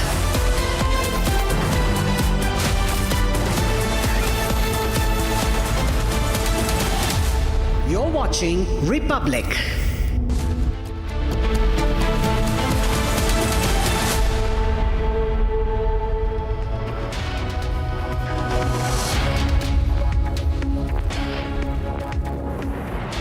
A very warm welcome, viewers. You're watching Republic TV. This is Shivam Dutt Mehta, and the top focus in this bulletin is the West Asian conflict, because there have been attacks in Bahrain, in Jordan, in Kuwait, and Iran is striking back after the US attacks in Iran. We'll get you all the updates on this story and a lot more. But first up, let's have a look at the top headlines.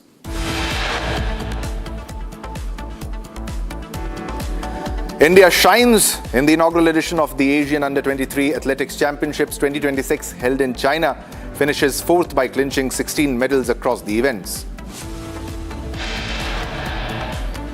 India rejected a quick trade agreement with the US in recent talks and is holding out for a better deal.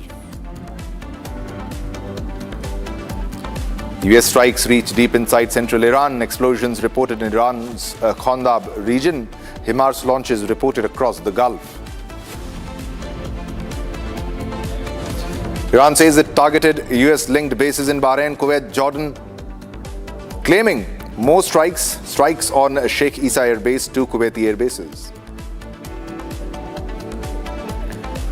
BJP sends legal notice to J&K Chief Minister Umar Abdullah on 30 crore charge, demands unconditional apology.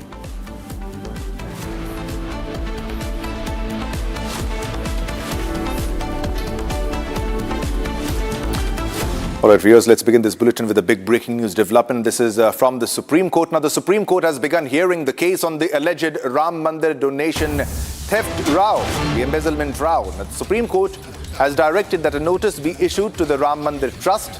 The court has sought a status report from the SIT in this matter.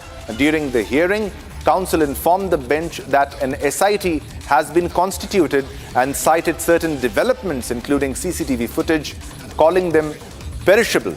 We're getting big breaking news development. This is Supreme Court hearing the Ram Mandir donation case. The Supreme Court has begun hearing the case on the alleged Ram Mandir donation theft row. The Supreme Court has directed that a notice be issued to the Ram Mandir Trust. The court has sought a status report from the SIT in this matter, and during the hearing, the counsel informed the bench that an SIT has been constituted and cited certain developments, including the CCTV footage, calling them perishable. So we are getting a big breaking news development, ladies and gentlemen. This is the Supreme Court who has directed to issue notice to Ram Mandir Trust. It's a significant development in this case because the matter has reached the apex court now, and the court has directed that a notice be issued to the Ram Mandir Trust in this case, and a status report from the SIT has been sought in this matter. However, during the hearing, counsel informed the bench that an SIT has been constituted and certain developments, including CCTV footage, has been shown and calling them perishable. This is big, significant development coming in the Ram Mandir donation case. All right, Sarthak is on a phone line with us with all the latest updates in the story. Sarthak, coming to you for the update on the story, because SC has sought status report from SIT in this case. Over to you for all the latest details. Sarthak. Well, absolutely, Shivam. The Supreme the union. अच्छा, केंद्र को भी notice? हाँ.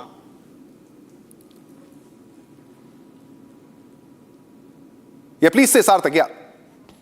अब इसमें जो transparency की बात आ रही है, ट्रांसपेरेंसी को लेकर भी क्या आप फर्दर आप लोगों का क्या स्ट्रेटजी? छोटे से प्रकरण से आप समझ सकते हैं, 17 दिन हो गए FIR हुए, 17 डेज गॉन, अभी तक डेजिग्नेटेड पोर्टल पर FIR अपलोड नहीं है।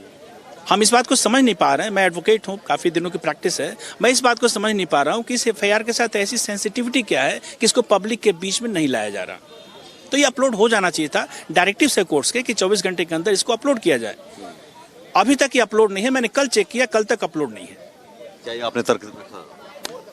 हल्का सा मैंने टच किया, लेकिन माननीय न्यायालय ने डायरेक्टिव इशू कर चुकी थी कि भाई इसको स्टेटस रिपोर्ट, लोगों ने क्या स्टेटस रिपोर्ट आप लोगों ने भी मांग की कि हमें भी मिलना चाहिए, सप्लाई किया जाए, but honourable court let's come to the court and then we will see. लेकिन इस पूरे मामले में ट्रस्ट को नोटिस, ट्रस्ट पर ही ट्रस्ट इशू है, अब ट्रस्ट के सदस्य को लेकर ही अब इसमें समस्या क्या है, 2-3 चीजों को स्पष्टता से समझने की आवश्यकता है। SIT उत्तर प्रदेश सरकार ने बनाई, बाद में पता चला कि उसने एक प्रारंभिक जांच आख्या रिपोर्ट वहां के ACS होम को दिया, बाद में उसी SIT रिपोर्ट को रेफर करते हुए, FIR का कंटेंट यदि आप एक्सेस कर पाए हो तो आप देख पाएंगे, उसी SIT रिपोर्ट को रेफर करते हुए ट्रस्ट ने FIR दर्ज कराई है। तो यहाँ सबसे जो मतलब यू आर जज इन योर ओन केस, है ना, आप संदेह के घेरे में है, संदेह सत्य भी हो सकता है, असत्य भी हो सकता है, we are nobody to comment, लेकिन संदेह तो फिलहाल है, आप संदेह के घेरे में है और आप ही उसमें FIR करा रहे हैं। देखिए, प्रोसिक्यूशन जो होता है, ट्रायल होता है, एक टेक्निकल और साउंड इन्वेस्टिगेशन पर डिपेंड करता है, कितना अच्छी ढंग से इन्वेस्टिगेशन हुआ है केस का, उसके ऊपर प्रोसिक्यूशन का सक्सेस डिपेंड करता है। तो what requires in the case is a technical and sound investigation by a competent agency having the institutional setup and framework. And I think CBI would be the federal agency.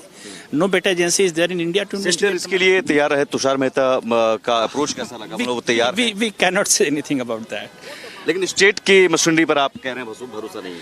नहीं, मैं बात उसकी नहीं कर रहा, मैं तो आपको तथ्य बता रहा हूँ। आप कह रहे हैं CBI SIT से ना हो, 17 दिन के बाद भी FIR अपलोड नहीं है, तो क्या ये ट्रांसपेरेंट है सब कुछ? SIT एक स्वतंत्र संस्था नहीं है, लेकिन CBI एक स्वतंत्र संस्था है, हम उससे जांच कराने की मांग कर रहे हैं। चलिए, बिल्कुल राम, देखिए यहाँ पर सीधे सीधे CBI जांच की मांग की गई है। हालांकि सुप्रीम कोर्ट ने अभी सिर्फ नोटिस जारी किया है, केंद्र सरकार को भी इसमें जारी किया गया है, SIT को भी, और जो पुलिस जांच जो हुई थी, इन्वेस्टिगेशन हुआ था, उसे लेकर भी उत्तर प्रदेश सरकार को नोटिस जारी किया गया। देखना होगा अब सोमवार को क्या फैसला सुनाया जाता है। All right. So this is an update from our correspondent on the field on what's exactly happening right now, because this is coming in from Supreme Court in the Ayodhya Ram Mandir donation theft case. They have issued notice to the trust. Now, Sarthak, coming to you, among the many petitions, there was a demand for a CBI inquiry, of an audit, and also the preservation of the data, that is the CCTV footage in this case. Coming to you for the latest updates, what exactly is happening, if you can put this into perspective, and what's happening in the hearing right now?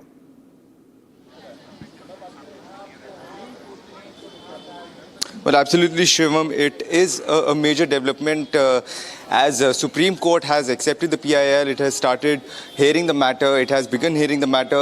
It has not completely dismissed the PIL. There were multiple PILs filed in the Supreme Court, and where the petition alleges that there are some financial irregularities and how the procurement of contracts has been done by the trust. There is mismanagement and misappropriation being done by the trust. A certain statement came from the council who was involved in this case that for 123 years it took them to rebuild the Ram Mandir, and now a new controversy has erupted where a trust who is responsible for managing the Ram Mandir, the Ram temple, is involved in misappropriation and mismanagement of the funds.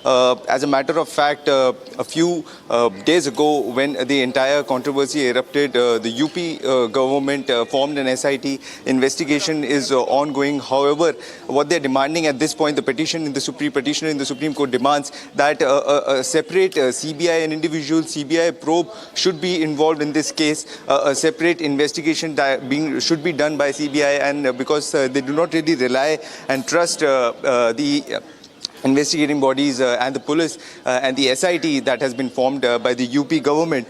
So this is the major contention. Besides that, there are other issues that they have spoken about, that they are expecting the court to direct the UP government to file a status report. As I mentioned before, the UP government has already formed an SIT to investigate the matter so far, but however, they have not yet filed a status report. This is something that they are expecting to file a status report in the court. And besides that, a separate CBI probe, which is the major thing, which is the main contention that they have put forth in the Supreme Court, that a separate CBI probe has to be done in this case, as it is a sensitive matter. The funds have been misappropriated. There is certainly mismanagement of funds that has been done by the trust. So at this point, multiple questions have been raised. They say that there is a lack of transparency in the financial transaction that is being handled by the trust. So multiple things, but CBI probe is one thing that they are putting as the major contention in the court. They are pressing upon this repeatedly, and certainly a status report has been sought by the Supreme Court on the next date of hearing.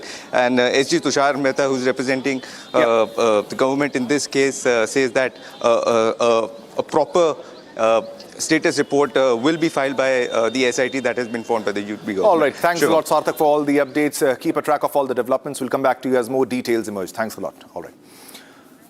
All right, viewers, now let's move on to another big breaking news development that we are tracking. We are tracking all the developments, giving you minute-to-minute updates from the West Asian conflict. And now Iran claims that it has downed a US Lucas one-way attack drone, which is the kamikaze drone, over Bandar Abbas, ladies and gentlemen. This is as per the Iranian reports that we are getting. The Lucas drone that we are talking about, it is a drone that has been reverse engineered as per the Shahed drone of the Iran. So there seems to be a change in strategy of the US military in this case, because this is big. And now this is Iran claiming that they have shot down a Lucas drone, a US Lucas one-way attack drone, which is a suicidal drone, a kamikaze drone. And this has been posted by Iran, exclusive on your television screen, exclusive on Republic. Ladies and gentlemen, this has been posted by Iran. Now this is the drone which has been shot down, and this is a claim by the Iranian media in this regard, ladies and gentlemen. These are the visuals of the drone which have been shot down, which is a US Lucas one-way attack drone, and Iran claims that it has been shot down over Bandar Abbas, as per the Iranian media. This is a Lucas drone, a one-way attack drone of the US military, which has been reverse engineered from the Shahed drone, and this has been shot down by the IRGC as per the IRGC's claims, as per the Iranian regime's claim. These are the visuals of the attack which was conducted by the IRGC on your screen, ladies and gentlemen, because the visual which we just showed you was from the drone that attacked, the Lucas drone, and this is yet another victory claim by the Iranian regime. And also, among the many breaking developments, the 5th Fleet headquarters in Bahrain has also been struck by the IRGC. They also claim attack on Jordan's Prince Hassan base. All right, viewers, we're getting another big breaking news development. Let's go across to that. France has taken a firm stance on Iran's nuclear program now. Now, Jean-Noël Barrot, French Minister of Foreign Affairs, has assured that there will be no lifting of sanctions against Iran as long as the country has not renounced its nuclear program. So another attack on the Iranian nuclear program. Now the statement comes amid heightened tensions in West Asia and the ongoing international efforts on the nuclear issue. Now this is France issuing firm stance on Iran's nuclear program. A statement coming in from France in this regard. And this is Jean-Noël Barrot, French Minister of Foreign Affairs, who has assured that there will be no lifting of sanctions. The sanctions will be in place against Iran as long as the country has not renounced its nuclear program, that is refining of the nuclear materials to the weapon grades limit. Now, the statement comes amid heightened tensions in West Asia and ongoing international efforts on the nuclear issue. This is France giving a statement on Iran and especially on the nuclear program of Iran. While today, earlier in the morning, it was Donald Trump who was posting pictures of a nuclear bomber over Washington, D.C. However, They claim that Iran is developing nuclear weapons time and again. It was earlier denied by various leaders in the United States itself. And now we have the statement from France that no lifting of sanctions against Iran. We have another big breaking news development. Let's go across to that big breaking news development. And so as per sources, NCP SP Sharad Pawar could vote for NDA on key issues. As per sources, Sharad Pawar's party may back government on delimitation. This is huge, ladies and gentlemen. Sources say that Sharad Pawar's NCP SP may back one nation, one election. Now, sources say that merger unlikely before or during monsoon session. And sources also say that even during Op Sindoor, we backed government on discussion. So, all right, so this is another big development coming in from NCP-SP. Sharad Pawar's party may back government on delimitation. And sources also say that NCP-SP could vote for NDA on key issues. Now, this is another development coming in when we talk about NCP-SP, because earlier there was a statement by Chandrakant Patil who said that NCP-SP might align with a larger political party, either NDA or a larger opposition party.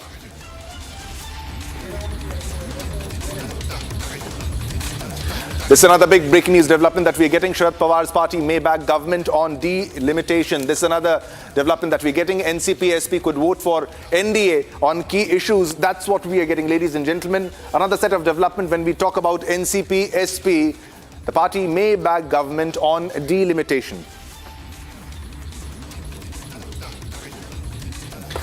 All right, viewers, let's go across to another top development that we are tracking. A huge fire engulfed a pub in Bangkok early Monday, killing at least 27 people before firefighters brought the blaze under control. Now, officials said the Thai Prime Minister Anutin visited the site with rows of bodies laid out at the scene as police and emergency crews worked around him. Now, footage shared online by first responders showed a huge blaze raging and smoke pouring from the front door of the Na Lat Prao pub in the northern part of the Thai capital, with people trying to flee as thick black smoke billowed in the sky.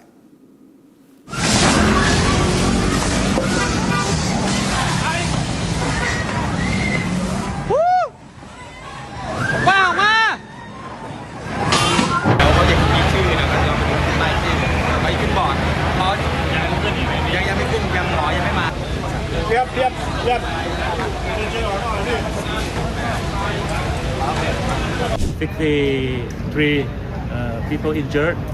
คลิปวิดีโอแล้วก็แบบไฟมันลุกค่อนข้างไวมากก็เลยแบบเป็นห่วงที่ทำงานว่าลูกชายก็เลยแบบรีบมาดูก็ค่อนข้างตกใจค่ะ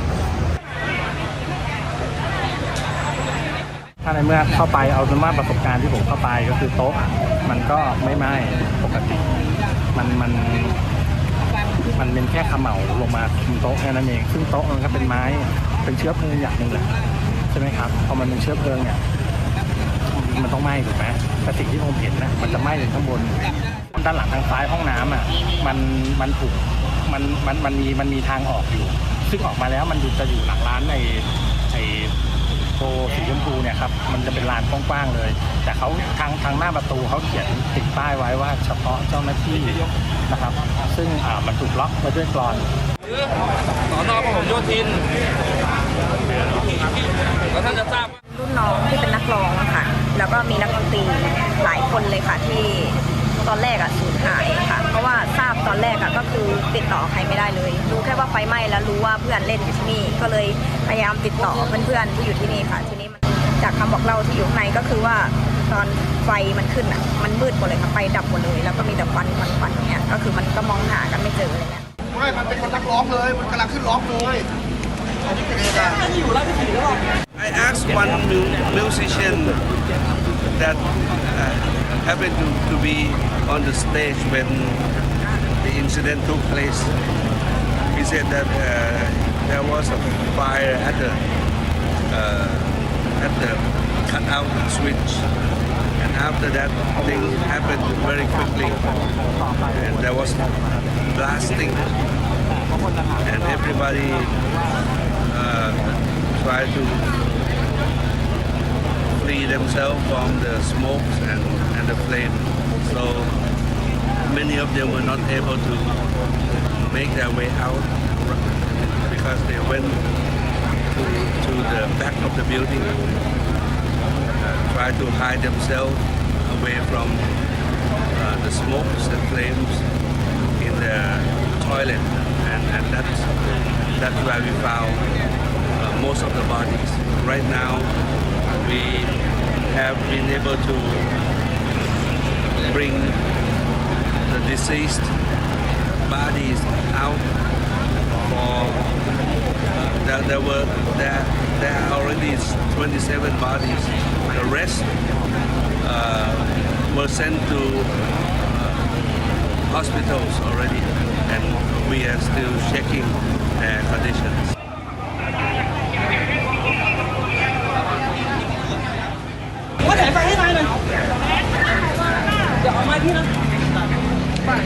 Yeah, the incident started around midnight, and then there are like 27 deaths and 63 people injured and 22 critical condition.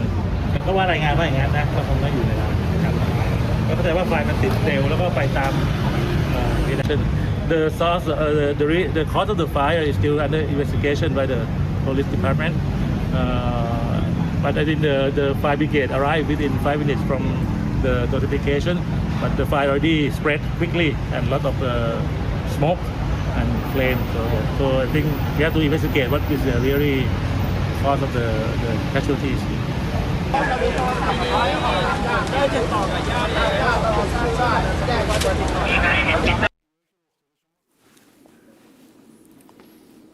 All right, viewers, now let's move on to another top story that we are tracking. Now, India finished the Asian Under-23 Athletics Championship 2026 held in Ordos, China, with 16 medals, 3 gold, 4 silvers and 9 bronze. Now, the inaugural edition of the Under-23 Continental Meet, which ran from July 9th to 12th, saw close to 50 Indian athletes compete for medals across both track and field events. Now, the relay teams led the charge for India. They accounted for 4 medals, including gold in both the mixed and women's 4x400 meter relays, while the men's 4x400 and women's 4x100 meter teams added silver medals. Now, Shravani Sachin Sangle was the most successful Indian athlete, returning with 3 medals, including a gold each from the mixed 4x400 meters and women's 4x400 meter relays. She also bagged a bronze in the 400 meter hurdles. Watch this report. India has finished 4th in the inaugural edition of the Asian Under-23 Athletics Championship 2026 held in China. Nearly 50 Indian athletes participated in the event, bagging a total of 16 medals across track and field events.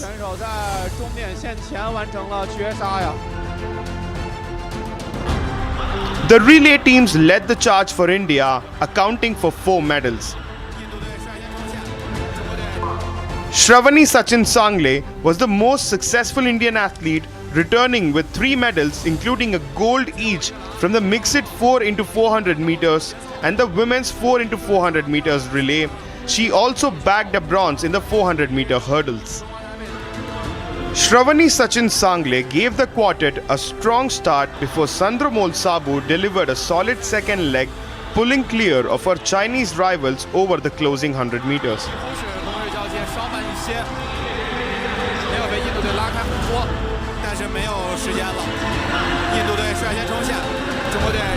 Pravalika Narimala and Nafiza Khatun then protected India's advantage to complete a commanding victory. Meanwhile, the men's 4x400 meters and the women's 4x100 meter teams added silver medals. India's other gold medal came on the final day of the competition, with Anand Singh winning the men's javelin throw. Shivam Lohakare claimed bronze in the same event. Meanwhile, Bhopal athlete Shakil also bagged a bronze medal in the men's 800 meter event.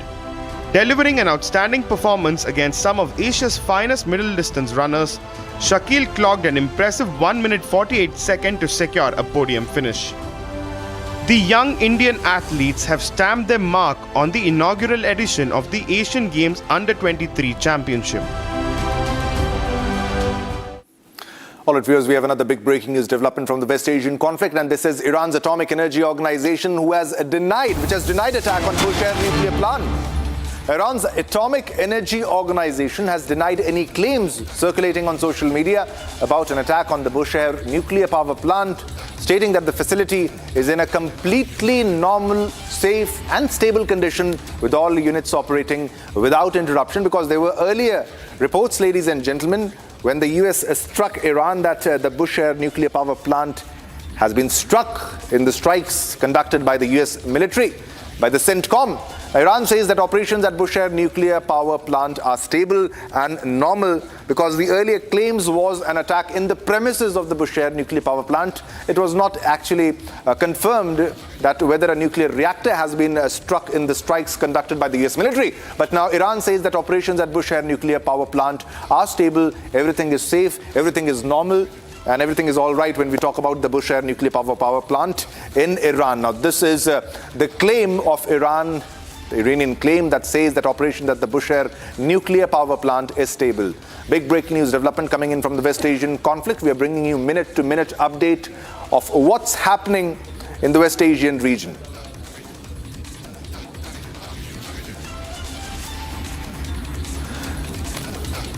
All right, viewers, this is another big breaking news development coming in from the West Asian conflict. Now it's time to slip into a short commercial break, ladies and gentlemen. But don't go anywhere because we have a lot more lined up for you. Because coming up next, India shines in the inaugural edition of the Asian Under-23 Athletics Championship 2026, held in China, finishes 4th by clinching 16 medals across the events.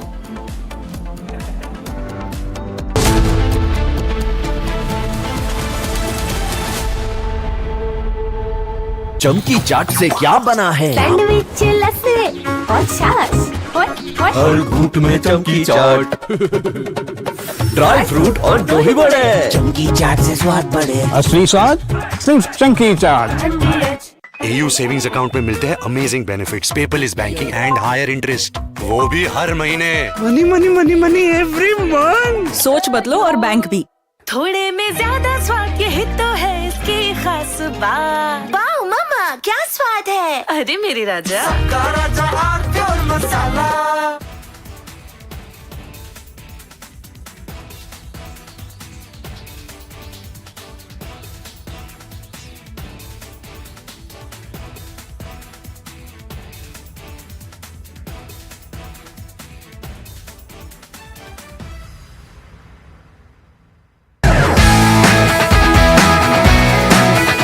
Rosa podcast wants to know, but I'm seeing a very soft version of Arnab. What did you expect? A mad guy shouting at the screen. I can't shut up.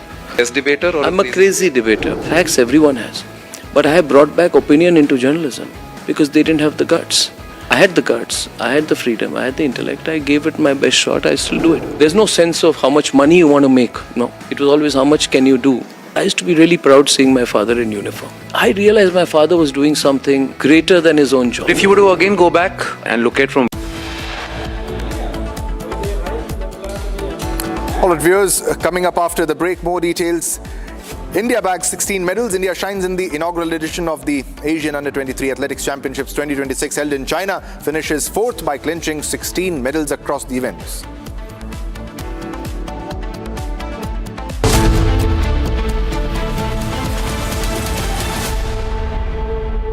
प्यास बुझाए, ठंडक लाए, सबको भाए जीरा से।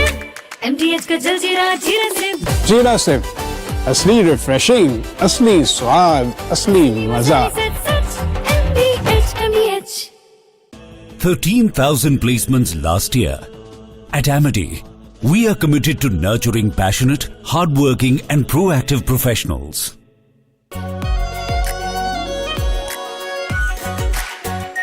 Are pure shahi paneer masala, delicious, healthy everyday.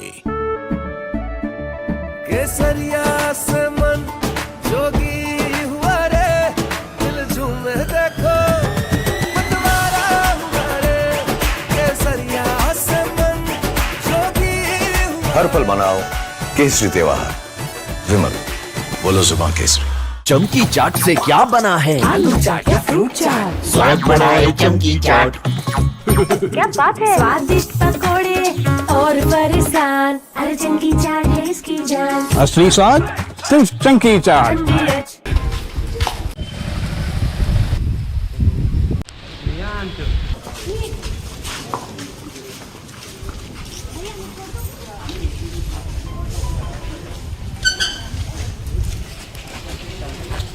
की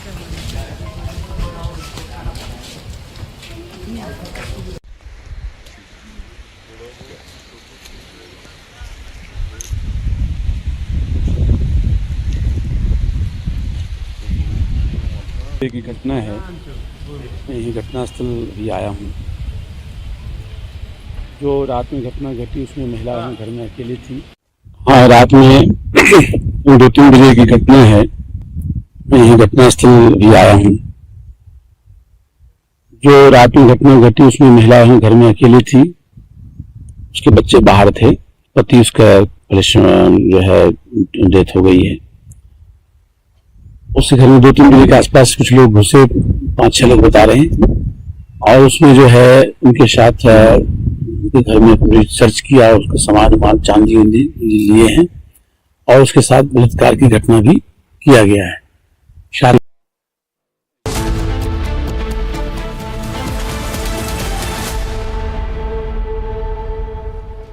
Hello and a very warm welcome. You're watching Live and Breaking on Republic TV with me, Ishita Mitra. Now viewers, India's defence story is entering a transformative new era, powered by indigenous innovation, cutting-edge emerging technology and a rapidly expanding defence industrial ecosystem. As the nation accelerates its journey towards strategic self-reliance and the vision of Viksit Bharat 2047, Republic brings together the policy makers, defence leaders, innovators and industry pioneers shaping the future of national security. Join us on July 18th in New Delhi for Republic Defence Forces First Conclave. Bharat, the defence powerhouse, where the spotlight will be on our next generation military technologies, advanced defence platforms, indigenous capabilities, and the government and industry partnership driving India's technological transformation. Stay tuned for insightful conversations, exclusive perspectives, and the ideas that will define the future of India's defence ecosystem. And with that, let's cut across to the headlines we're tracking on Republic TV at this hour. India shines at the inaugural edition of Asian Under-23 Athletics Championship 2026 held in China, finishes fourth by clinching 16 medals across the events. SC seeks SIT report in Ayodhya donation theft case. It directs the team to now issue notice to Ram Mandir Trust. After Uddhav Sena, NCP-SP split next. Sources indicate 5 Lok Sabha MPs likely to make the switch to NDA. US strikes central Iran, hits air defense systems, coastal radar sites, missile and drone capabilities along with small boats. Iran launches eye for an eye operation after fresh US strikes, targets the US bases across Kuwait, Jordan and Bahrain. BJP sends legal notice to Jammu and Kashmir. Chief Minister Umar Abdullah over 30 crore poaching charge, demands unconditional apology.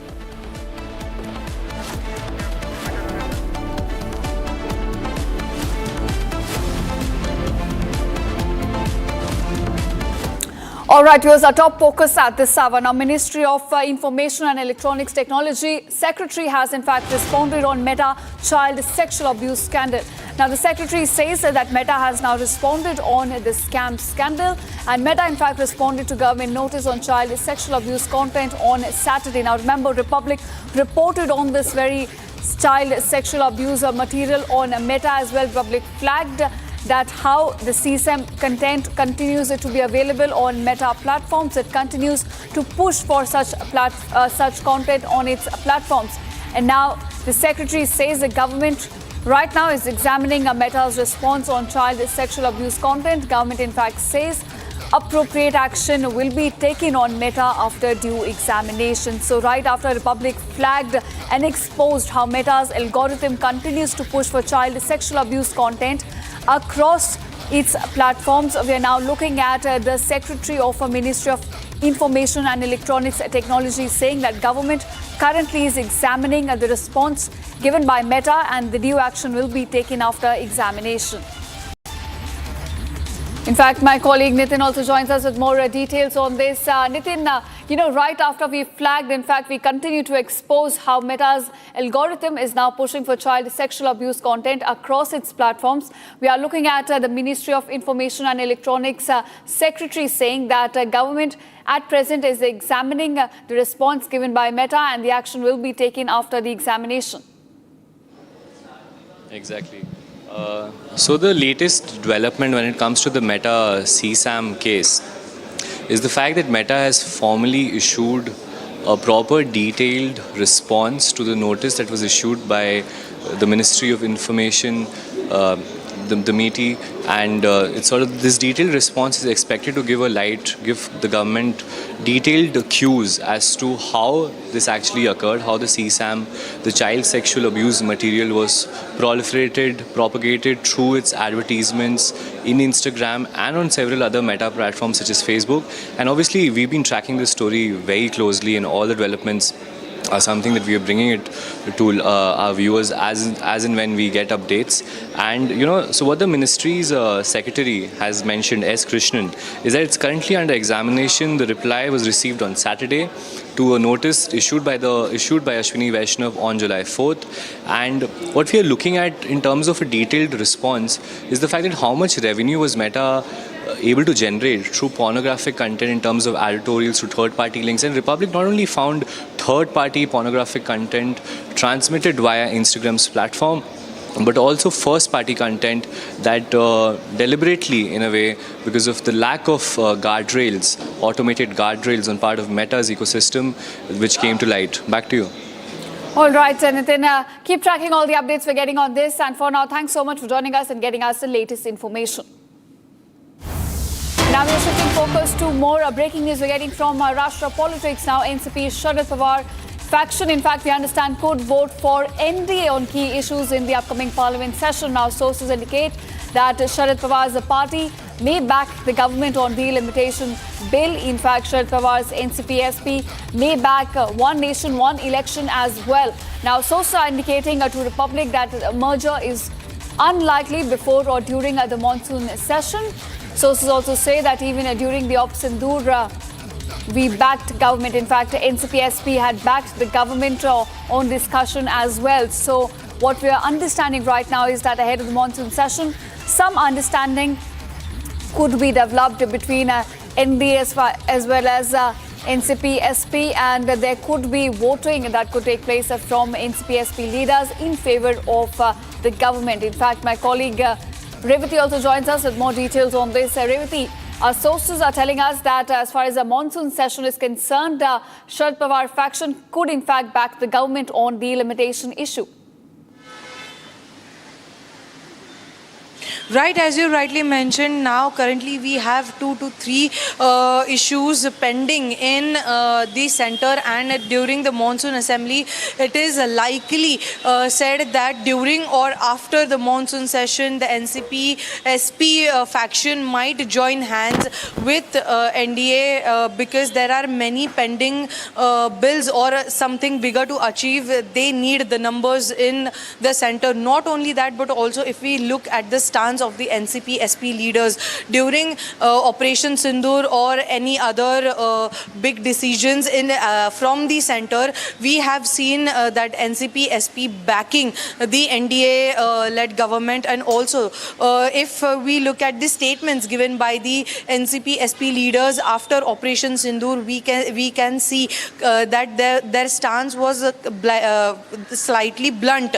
Also, not only that, but also overall the stance on the NDA-led government, may it be PM Narendra Modi or CM Devendra Fadnavis, the sharp jibe that they used to take, it has become somehow blunt. And now, if we look at the current movements in Maharashtra, the other day Sharad Pawar met Eknath Shinde. Also, there were meeting about the Maharashtra-Karnataka border, which was led by CM Devendra Fadnavis, where Sharad Pawar was seen sitting next beside to the CM of Maharashtra. Right. So there are many such happenings currently happening in the Maharashtra politics. So in the near future, we expect that NCP-SP will join hands with the NDA government. Over to you. All right. In fact, Revati, as you mentioned that, we're also hearing that a merger is on the cards as far as NCP-SP is concerned with NDA. Do we have any timeline if this could happen before the monsoon session or even after?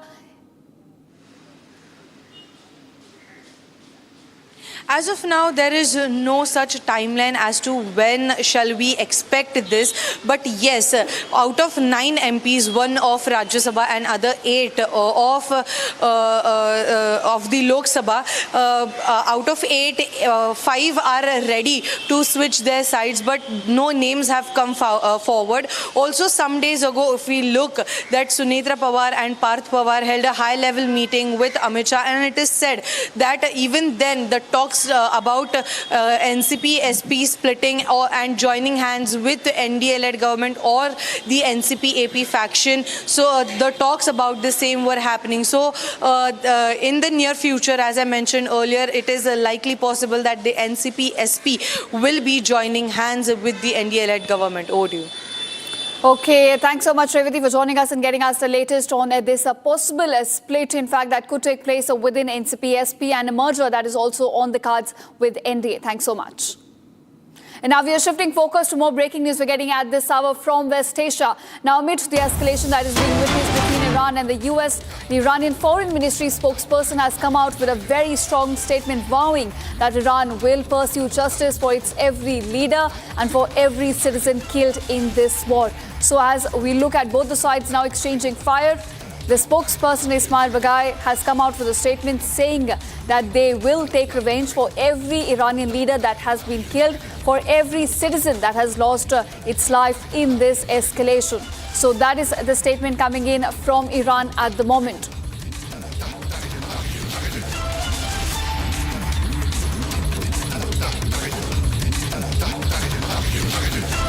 In fact, alongside Ismail Baghai, you also have a statement coming in from Iranian Parliament Speaker Mohammad Bagher Ghalibaf, who's now warned the US, saying that it needs to honor its promises or it will have to pay the price for violating the commitments under a war-ending deal. Now, Iran's IRGC also announced the closure of Strait of Hormuz until further notice over the unauthorized use of strategic waterway by a container ship. It added that the strait will remain closed until the US ends its intervention in the region. So as the Strait of Hormuz, the crucial waterway for oil supplies around the world, now remains shut, we have a warning coming in from Iranian Parliament Speaker Ghalibaf, who says that either US honors its commitment as per the agreement signed between the two sides, or it will have to pay a high price. That's the statement that Ghalibaf has now made, warning US against further escalations in West Asia.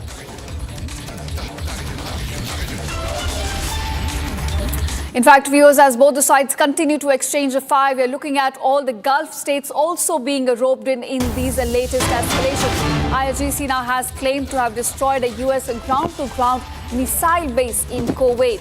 IRGC has announced that a US ground-to-ground missile base in Kuwait was destroyed by its forces, with the 2 HIMARS missile platforms and missile-filled warehouses set ablaze and completely destroyed. So claims and counterclaims coming in from both the sides. In the latest, we have seen US assets coming under attack all across the Gulf nations, across Kuwait, Bahrain, Jordan, UAE as well.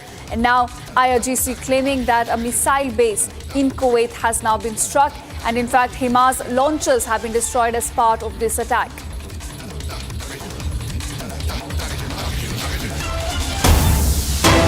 In fact, more developments of viewers coming to light from West Asia. Tehran has now called on the United States to meet its obligations under the interim deal. Iran has now warned if the US fails to do so, Iran will not uphold its own pledges as well under the agreement.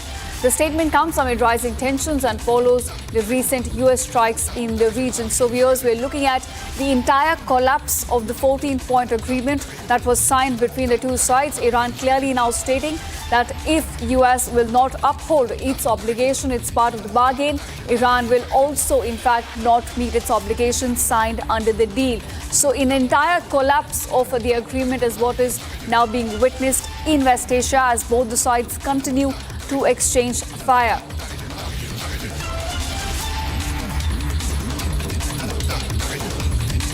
In fact, viewers, as I said before, that claims and counterclaims are continuing from both the sides, and this time Iran has now accused the US of violating the terms of the memorandum related to the Strait of Hormuz.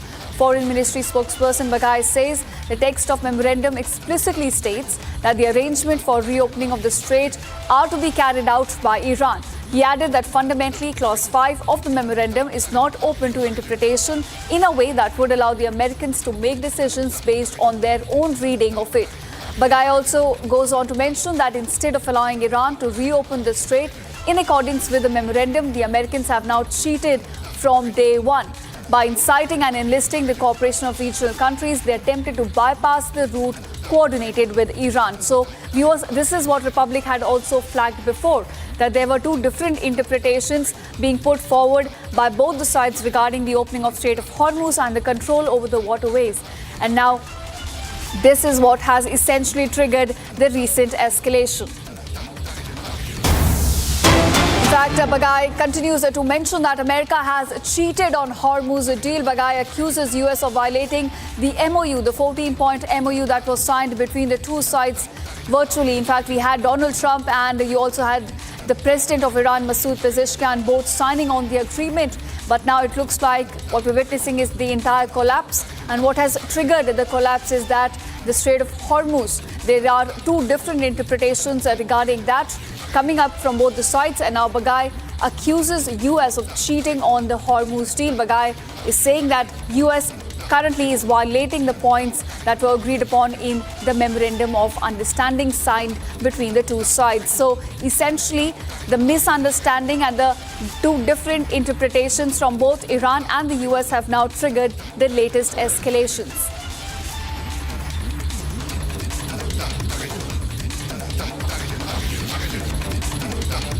And now we are shifting focus. A typhoon Bafi made a powerful landfall in eastern China's Zhejiang province, packing maximum sustained winds of 144 km per hour. Regarded as the strongest storm to hit the Chinese mainland this year, Bavi triggered massive evacuations, forcing nearly 2 million people out of their high-risk coastal regions into emergency shelters. Now, the National Met Agency issued its first red alert for rainstorms alongside an orange typhoon alert, leading to mass cancellations of over 1,000 flights, trains and ferry services across Shanghai and neighboring provinces. Before striking China, the storm in fact intensified deadly monsoonal landslides in Philippines as well and brought severe weather to parts of Taiwan and southern Japan. Here's the report. Take a look.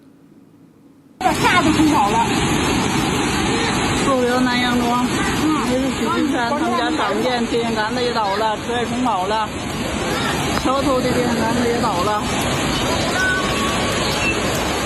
他们家都完全要淹了，他们家超市啊，满了，啥都淹了。我也车，他们的车也那样了，我们这商店也淹了，连我们家都满了，都淹了我们家，我们这商店。 把脚往上搁个，都淹了这东西呀、这冰箱，看看，厚啊！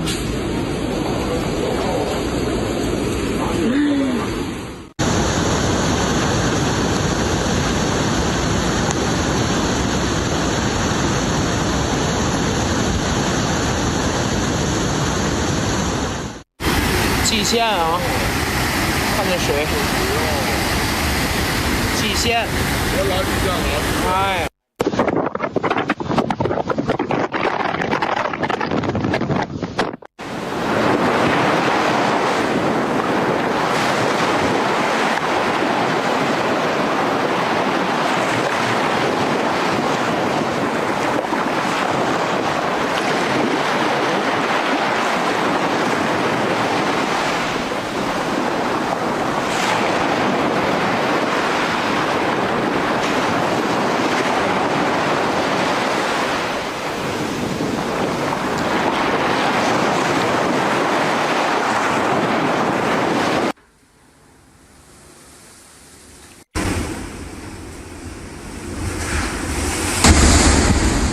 就把心没顿顿的，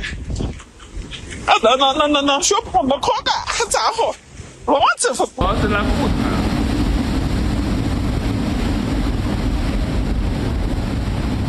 还有银行的车，好像那个车是来不。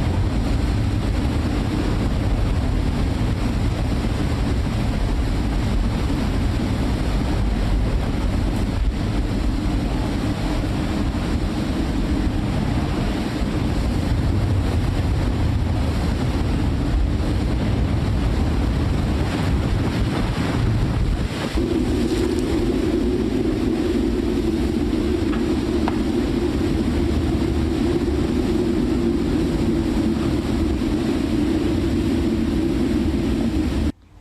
缺。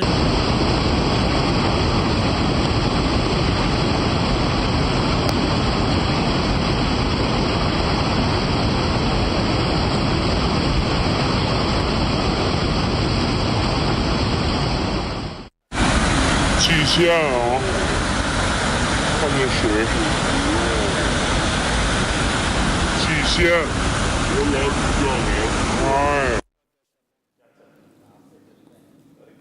And now viewers, India finished the Asian Under-23 Athletics Championship 2026 held in China with 16 medals, 3 gold, 4 silver and 9 bronze. Now the inaugural edition of Under-23 Continental Meet, which ran from July 9th to 12th, saw close to about 50 Indian athletes competing for these medals across both track and field events. The relay teams led the charge for India. They counted for 4 medals, including gold in both the mixed and women's 4x400 meter relays, while the men's 4x400 meter and women's 4x100 meter teams also added silver medals. Shravani Sachin Sangle was the most successful Indian athlete, returning with the 3 medals, including gold each from mixed 4x400 meter relay, women's 400x4 meter relay as well. She also in fact bagged a bronze in the 400 meter hurdles as well. Take a look at this report. India has finished 4th in the inaugural edition of the Asian Under-23 Athletics Championships 2026 held in China. Nearly 50 Indian athletes participated in the event, bagging a total of 16 medals across track and field events.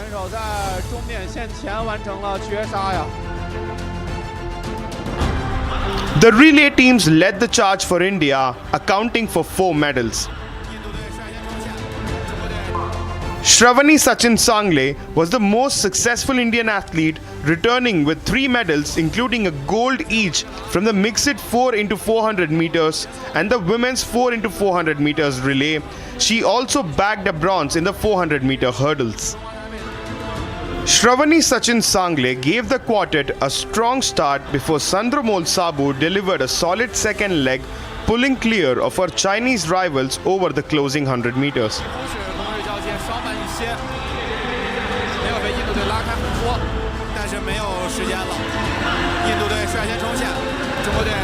Pravalika Narimala and Nafiza Khatun then protected India's advantage to complete a commanding victory. Meanwhile, the men's 4x400 meters and the women's 4x100 meter teams added silver medals. India's other gold medal came on the final day of the competition, with Anand Singh winning the men's javelin throw. Shivam Lohakare claimed bronze in the same event. Meanwhile, Bhopal athlete Shakil also bagged a bronze medal in the men's 800 meter event. Delivering an outstanding performance against some of Asia's finest middle distance runners, Shakil clocked an impressive 1 minute 48 seconds to secure a podium finish. The young Indian athletes have stamped their mark on the inaugural edition of the Asian Games Under-23 Championship. And now here's more developments coming to light from war-zone West Asia. Now Iran in fact has ruled out any attacks on the countries in the region. Foreign Ministry spokesperson Bagai says only US bases and facilities are being targeted in Iran's defensive operations. Tehran reiterated that there will be no attacks on the neighboring countries. So we are looking at attacks unfolding right now, viewers, at the moment as we speak across Kuwait, Bahrain, UAE and Jordan. But Iran says it is only US assets, US facilities which are being struck, and otherwise these are defensive operations being undertaken by Tehran, and no attacks on neighboring countries will in fact take place. That's the big statement coming in from the Foreign Ministry spokesperson Ismail Bagai from Iranian side, who rules out attack on regional countries at the moment, saying that only US assets will be targeted in Iran's defensive operations.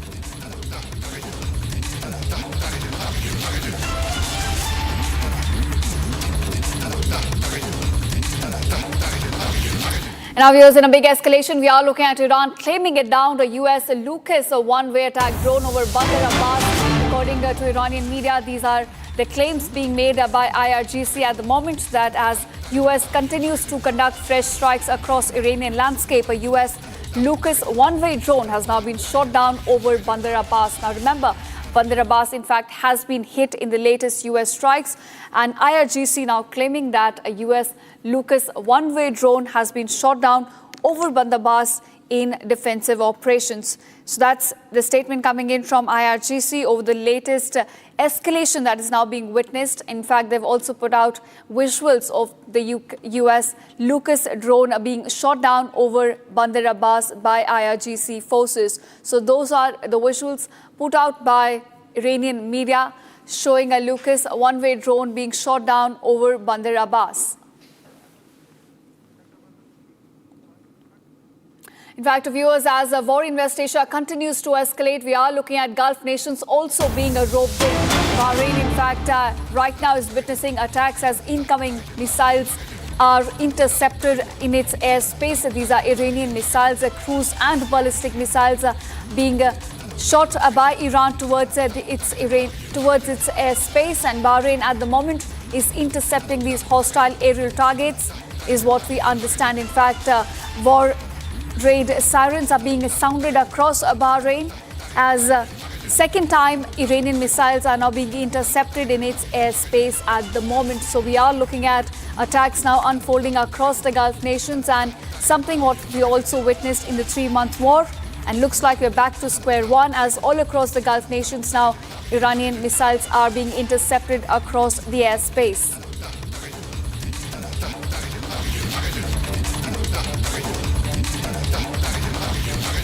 All right, viewers, so that's what we could wrap in this edition of Live and Breaking. Thanks so much for watching. And coming up on the other side, after Uddhav Sena, NCP, SP split next, sources indicate that 5 MPs are likely to make a switch to NDA.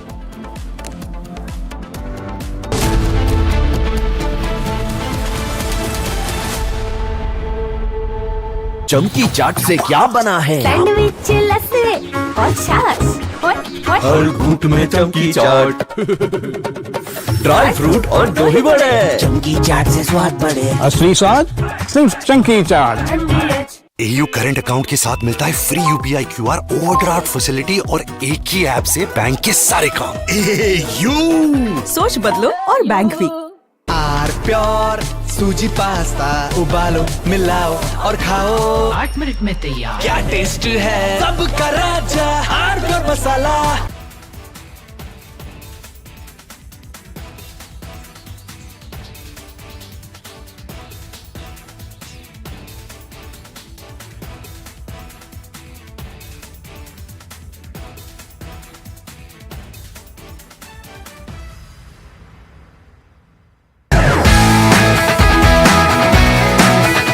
Rosa podcast wants to know, but I'm seeing a very soft version of Arnab. What did you expect? A mad guy shouting at the screen. I can't shut up.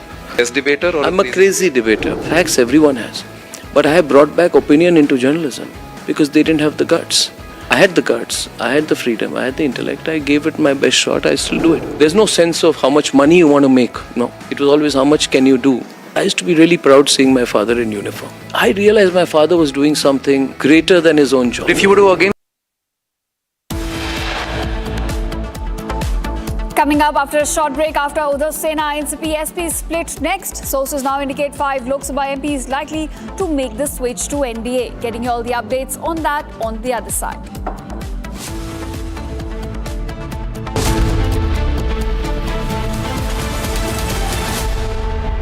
थोड़े में ज्यादा स्वाद, यही तो है इसकी खास बात। वाओ मामा, क्या स्वाद है? अरे मेरे राजा, सबका राजा आर प्योर मसाला। केसरिया से मन जोगी हुआ रे, दिल झूमे देखो मतवारा हुआ रे। केसरिया से मन जोगी हुआ। हर पल मनाओ केसरी त्योहार। विमल, बोलो जुबान केसरी। चमकी चाट से क्या बना है? सैंडविच, लस्सी और छाछ। हर घूंट में चमकी चाट। अब बताओ स्वाद आया? आया। असली स्वाद सिर्फ चमकी चाट।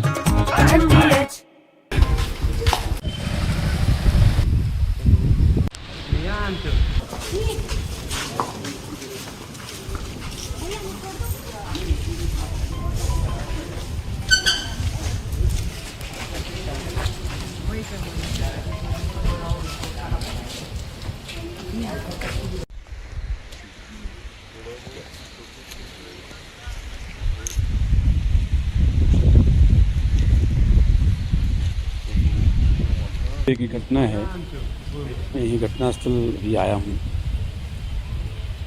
जो रात में घटना घटी उसमें महिलाएं घर में अकेली थी। हाँ, रात में 2-3 बजे की घटना है, मैं यही घटनास्थल भी आया हूँ। जो रात में घटना घटी उसमें महिलाएं घर में अकेली थी, उसके बच्चे बाहर थे, पति उसका जो है डेथ हो गई है।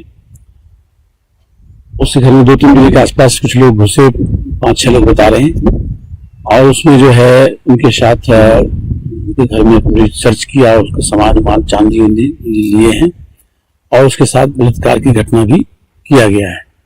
साथ ही कोई उसमें उसके इंटरनल पार्ट में इंजरी है, जिससे लगता है कोई होटल मटेरियल वगैरह कुछ उसके साथ जो है प्रयास किया गया है। इसके बारे में पूरी जानकारी डॉक्टर से ली जाए। From Asia's largest news headquarters, setting the agenda for Bharat.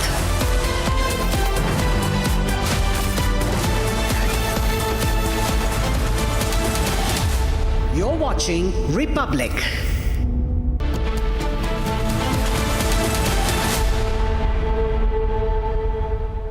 Hello and welcome viewers, you're watching Live and Breaking on Republic TV with me, Ishita Mitra. Now viewers, Republic School of Journalism, India's most sought after live learning program, has opened its applications for its 2026 batch. Now RSJ was launched with a single mission to train the next generation of journalists not in classrooms but on the field live as news breaks, covering elections, wars and the biggest stories of our times under the direct mentorship of India's best journalists at Republic Media Network. And the results speak for themselves. 100% of students from RSJ's inaugural batch are now placed working in newsrooms. The new batch begins this August and aspiring journalists can apply online at www.republicschoolofjournalism.com or call on the number given below to know more. And with that, let's cut across to the headlines we're tracking on Republic TV at this hour. India shines at the inaugural edition of Asian Under-23 Athletics Championship held in China, finishes 4th by clinching 16 medals across the events. Supreme Court seeks SIT report in Ayodhya donation theft case. It directs the team to issue notice to Ram Mandir Trust. After Uddhav Sena NCP SP split next, sources now indicate 5 looks by MPs are likely to make the switch to NDA.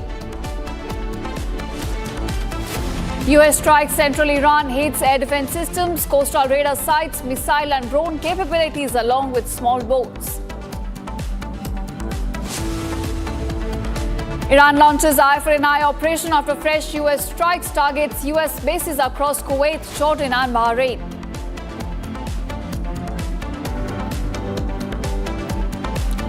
BJP sends legal notice to Jammu and Kashmir Chief Minister Omar Abdullah over 30 crore poaching charge, demands unconditional apology.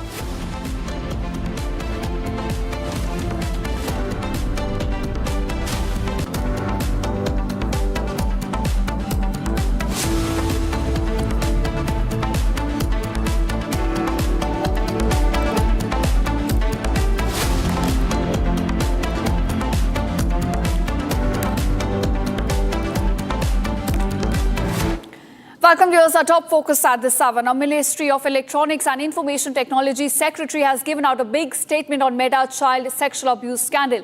Now, the Ministry Secretary now says that Meta has responded on the child sexual abuse scandal. Meta responded to the government notice on child sexual abuse content on Saturday. Now, remember, Republic in fact reported on child sexual abuse material on Meta and how it continues to remain available across platforms. Republic's investigation also flagged that its algorithm continues to push for CSAM content and it was still available on Meta platforms. And the Secretary has now said that the government at the moment is examining Meta's response on child sexual abuse content and the appropriate action will be taken after the examination. So we understand at the moment that as Republic continues to expose Meta and how its algorithm is pushing for child sexual abuse content across platforms, government at the moment is now examining the response given by Meta and says that appropriate action will be taken after due examination. So at the moment, government is now going through the response that Meta has given to it on the child sexual abuse scandal, and as Republic also flagged that the content continues to remain available across its platforms. In fact, my colleague Nitin also joins us with more details on this. Nitin, we understand as Republic flagged that child sexual abuse content continues to remain available across Meta platforms. Government now says that it is right now examining the response given by Meta, and appropriate action will in fact be taken after the examination. Exactly. So, regardless of how the center examines, the detailed response that Meta has on Saturday, as per the MeToo Secretary S. Krishnan, Meta has submitted when it comes to the child sexual abuse material matter that Republic has so detailedly investigated for the past couple of weeks. The fact of the matter still remains, Ishita, that does company as big as Meta does not have a conscience? Like, do you need someone from the ministry to tell you that you need to take down child sexual abuse material from your platforms is the biggest question. And beyond that, there are two things that we are keenly looking forward to in terms of Meta's detailed response. One is whether it will publish a India-specific failure analysis report. A detailed report, not on the vague responses on its blog that happens after Republic reporters go on site in front of Meta's offices across India and investigate and ask the hard questions. They need to come with a detailed response as far as we're concerned. And was too much reliance on automation a failure, a point of failure for Meta? Are the questions and answers that we're very keen on in terms of the examination that's currently underway by MeToo. Back to you. Right, in fact, Nitin, also the government says that appropriate action will be taken after due examination. So in case a Meta is found liable for these kind of content which is still available as Republic flagged, what kind of action are we looking at against Meta in this case? That's exactly what we're asking to the Meta officials, Arun Srinivas, who's heading Meta in India, and Instagram as well. I mean, is your ecosystem not answerable to the people of India? These content are still available. The last we checked, our team on desk at Republic is constantly observing, we are silent observers of everything that's going wrong on Instagram and Facebook, and those contents still remain in focus. All right. In fact, Nitin, keep tracking all the updates that we're getting from the ministry on this, and we'll keep coming back to you for the latest. And now we are shifting focus to what is unfolding at the moment in West Asia. Iran, in fact, has now rejected a request coming in from the United Nations, a nuclear watchdog, to inspect its sites. Responding to the question on whether Tehran will allow access, Foreign Ministry spokesman Ismail Baghai said no, clearly that they will not be allowing the international watchdog to come and inspect nuclear sites inside Tehran. In fact, the decision comes amid ongoing tensions over Iran's nuclear program and calls for renewed inspection. So a very strong and defiant stance now being taken by Iran regarding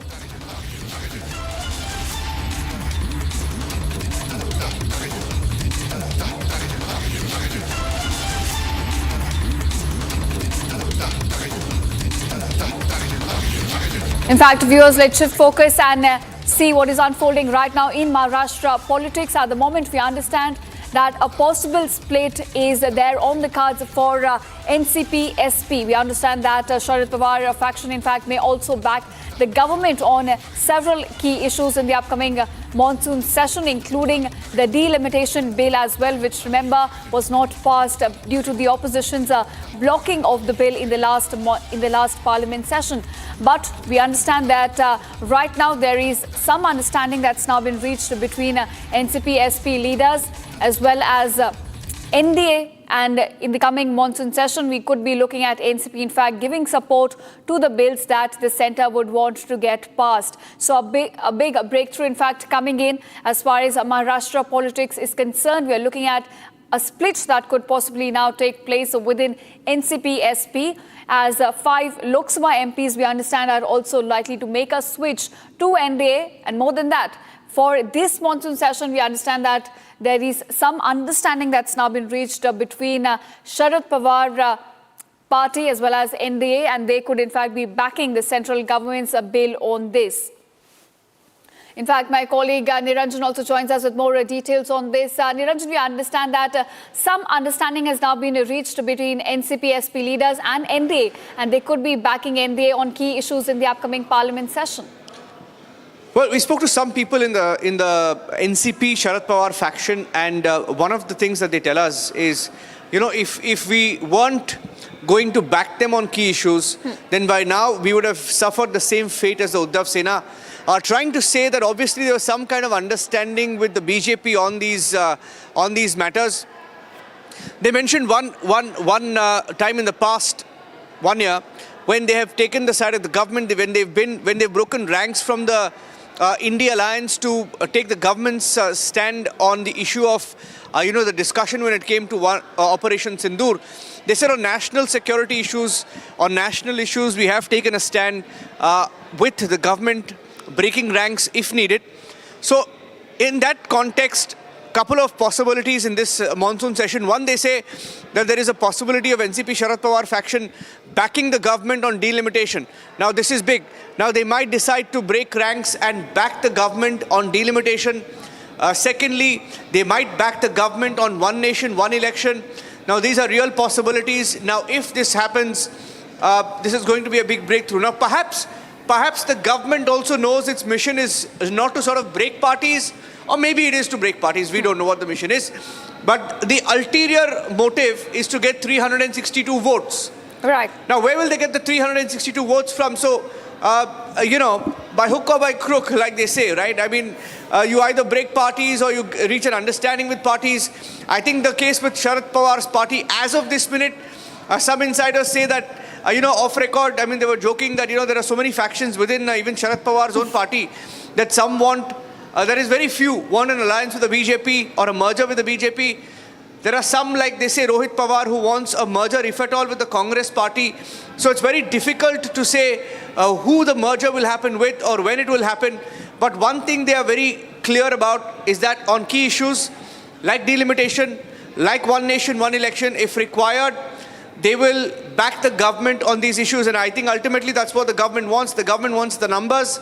And eventually, if they're getting 362 votes, which is a supermajority required on some of the key bills, constitutional amendments, I think that's where they're going to get it from. NCP Sharad Pawar, certainly, while we were showing the numbers, we showed them as fence-sitters, but it appears like they are likely going to be with the government on this one. So all the NCP Sharad Pawar MPs, if I'm not wrong, there are 8 of them.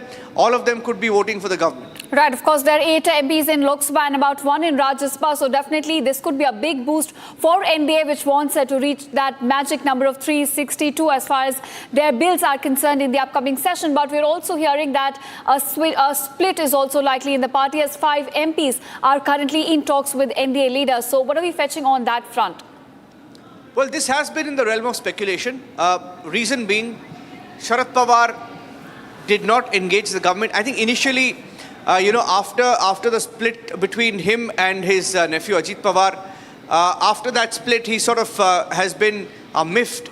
And Sharad Pawar, we know, has recently met Eknath Shinde and Devendra Fadnavis. There is that picture. So obviously they have some kind of an understanding.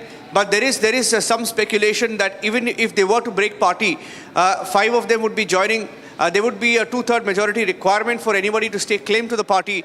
Now, will that happen? I don't know. But on the ground, there are some inputs that at least 5 MPs are in touch with the NDA as of this minute. All right. In fact, thanks, Niranjan, for joining us and getting us the latest on what is now looking like a possible switch, or in fact, some support that could be catered to NDA's allies as far as monsoon session is concerned by NCP-SP. Thanks so much. Now, we are shifting focus to what is unfolding right now in West Asia, where the war has resumed. Now, Iran, in fact, has rejected a request coming in from the United Nations and nuclear watchdog to inspect its sites, in fact, responding to a question on whether Tehran will now allow access. A foreign ministry spokesman, Ismail Baghai, said no to, in fact, International Atomic Energy Agency Director General Rafael Grossi's request to visit nuclear sites damaged in the recent escalations. The decision by Tehran, in fact, comes amid those escalations that were now being witnessed across West Asia. We're looking at several attacks being conducted across the Gulf nations of Kuwait, Bahrain and Jordan as well. In fact, looking across what is now unfolding in Gulf nations as well, IRGC now claims to have destroyed a U.S. ground-to-ground missile base in Kuwait. IRGC now announced that a U.S. ground-to-ground missile base has been damaged in Kuwait by IRGC ground forces, with about 2 HIMARS missile launchers and missile-filled warehouses also being set on fire and completely destroyed. So viewers, claims and counterclaims coming to light from Iran on the recent escalations.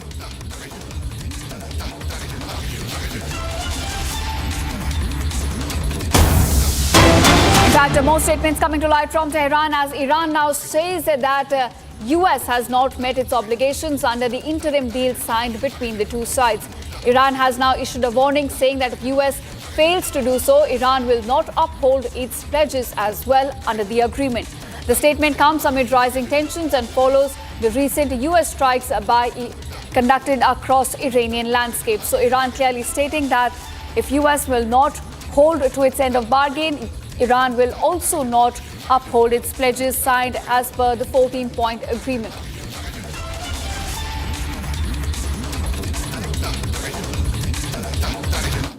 And now here's moving on. A huge fire engulfed a pub in Bangkok early Monday, killing about 27 people before the firefighters brought the blaze under control.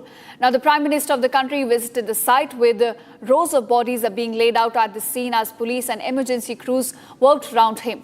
Now, footage shared online by first responders showed a huge blaze raging and smoke pouring from the front door of the pub in northern part of the Thai capital, with people trying to flee as thick black smoke bellowed into the sky. Take a look at this detailed report.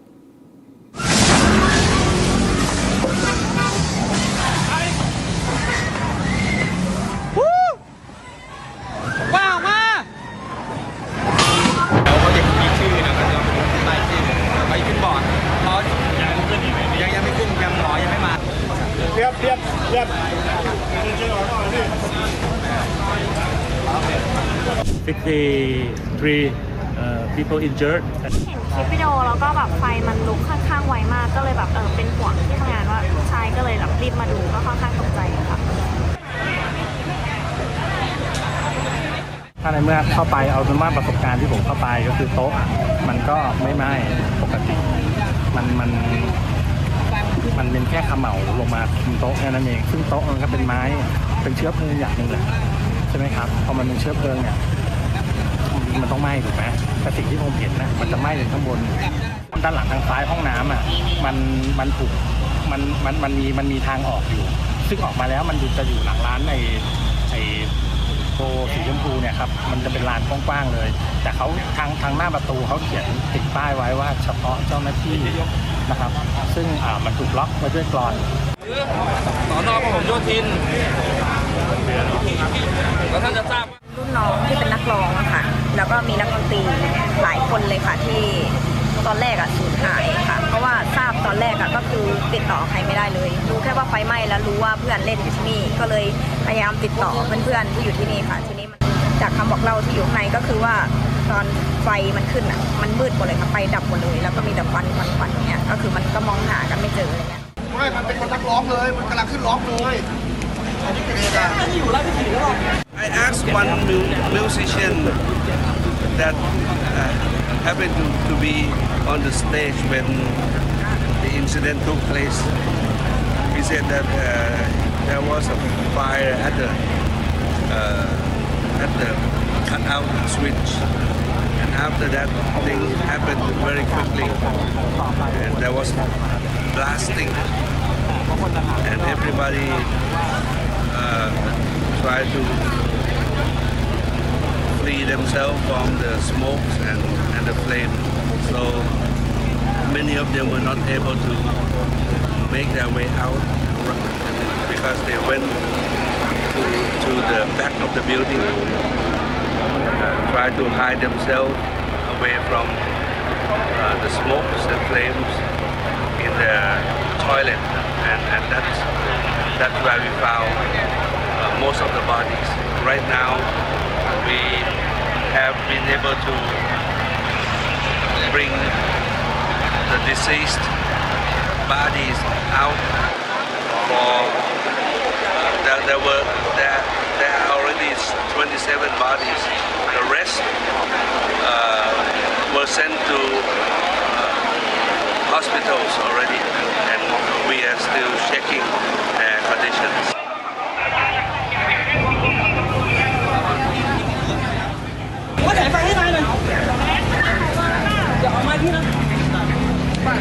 Yeah, the incident started around midnight, and then there are like 27 deaths and 63 people injured and 22 critical condition. ก็ว่ารายงานว่าอย่างนั้นนะก็คงไม่อยู่ในนั้นนะครับก็เข้าใจว่าไฟมันติดเร็วแล้วก็ไปตามThe source, the cause of the fire is still under investigation by the police department. But I think the fire brigade arrived within 5 minutes from the notification. But the fire already spread quickly and a lot of smoke and flame. So I think we have to investigate what is the really cause of the casualties.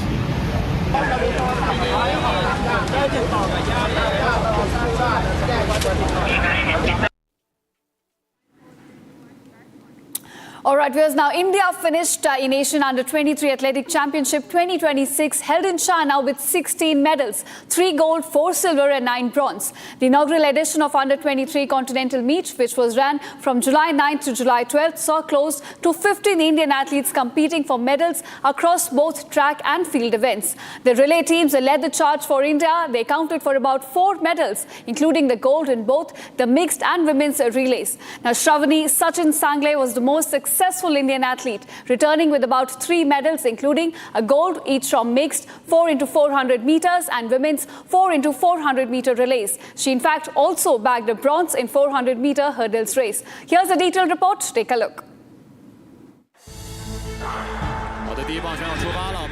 India has finished 4th in the inaugural edition of the Asian Under-23 Athletics Championship 2026 held in China. Nearly 50 Indian athletes participated in the event, bagging a total of 16 medals across track and field events.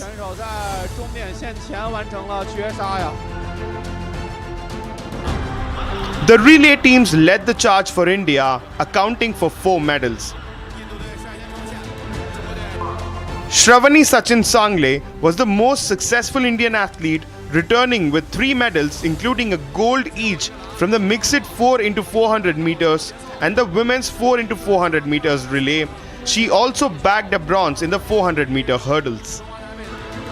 Shravani Sachin Sangle gave the quartet a strong start before Sandramol Sabu delivered a solid second leg, pulling clear of her Chinese rivals over the closing 100 meters.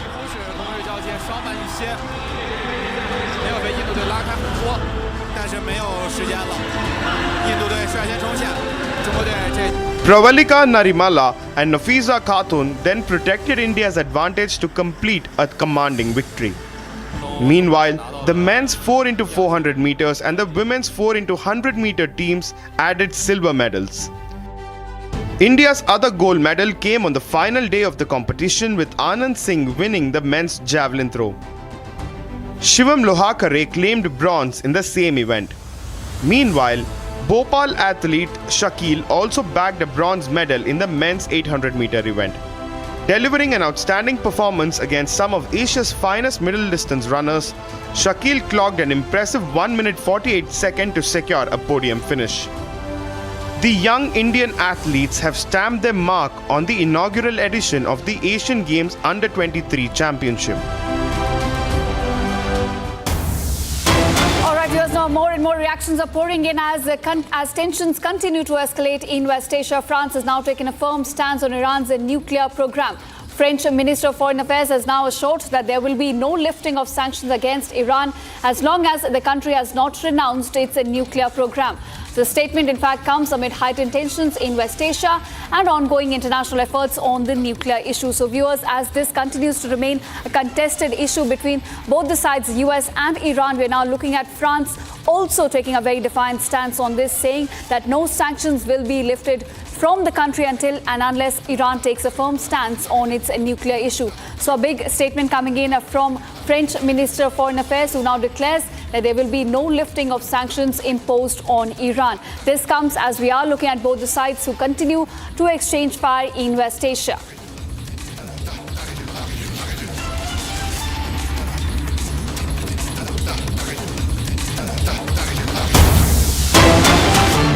viewers, we're getting some more breaking news at this hour. Iran's Atomic Energy Organization now denies attack on Bushehr plant. In fact, Iran, as the attacks continue, France also now reiterating that no lifting of sanctions will be taking place as far as the war in West Asia is continuing. We are looking at being back to square one after 3 months of conflict. Both the sides are now again exchanging fire.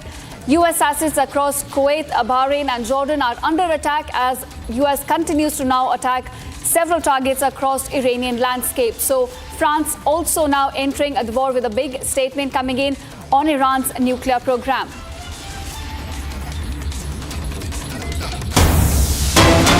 In fact, more developments coming to light as Iran's Atomic Energy Organization is now denying any attack that has taken place on Bushehr nuclear plant. So viewers, as U.S. strikes continue across Iranian landscape, there were reports coming up that Bushehr nuclear plant has now been hit. But Tehran has now come out with a statement that no such attack on Bushehr nuclear plant in fact has taken place, assuring that all the operations at the nuclear plant are currently stable and safe. They're operating within the safe limit. So that's the statement coming in from Iran at the moment.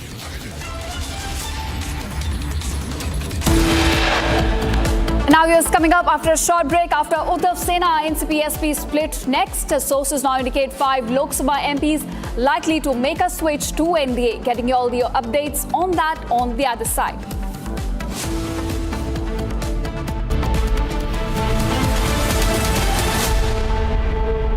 चमकी चाट से क्या बना है? Sandwich लस्सी और छाछ हर घूंट में चमकी चाट, ड्राई फ्रूट और दही बड़े। चमकी चाट से स्वाद बढ़े। असली स्वाद सिर्फ चमकी चाट। केसरिया से मन जोगी हुआ रे, दिल झूमे देखो मतवारा हुआ रे। केसरिया से मन जोगी हुआ। हर पल मनाओ केसरी त्योहार। विमल, बोलो जुबान Kesari.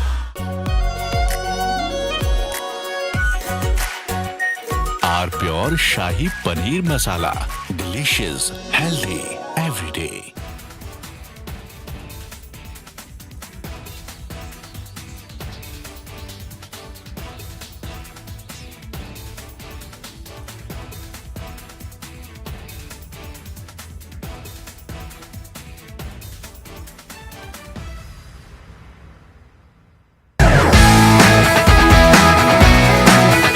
Rosa podcast wants to know, but I'm seeing a very soft version of Arnab. What did you expect? A mad guy shouting at the screen. I can't shut up.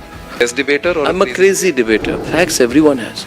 But I have brought back opinion into journalism because they didn't have the guts. I had the guts, I had the freedom, I had the intellect. I gave it my best shot. I still do it. There's no sense of how much money you want to make. No, it was always how much can you do. I used to be really proud seeing my father in uniform. I realized my father was doing something greater than his own job. If you were to again go back and look at from where you started as a journalist, so much. A junior Rahul would have spoken to a junior Arnab. Which Rahul?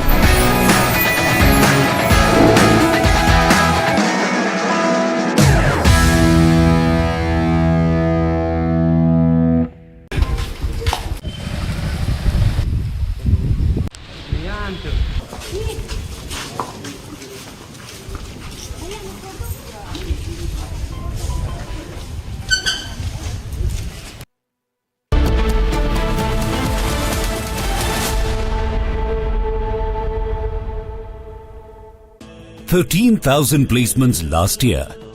At Amity, we are committed to nurturing passionate, hardworking and proactive professionals. R pure suji pasta, उबालो, मिलाओ और खाओ। 8 minute में तैयार। क्या taste है सबका राजा, आर प्योर मसाला। केसरिया से मन जोगी हुआ रे, दिल झूमे देखो मतवारा हुआ रे।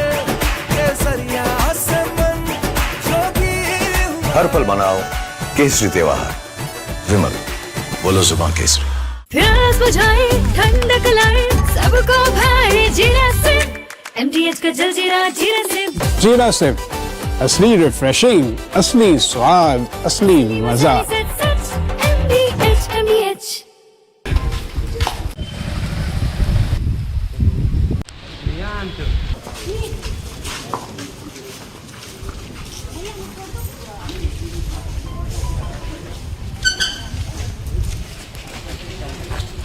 की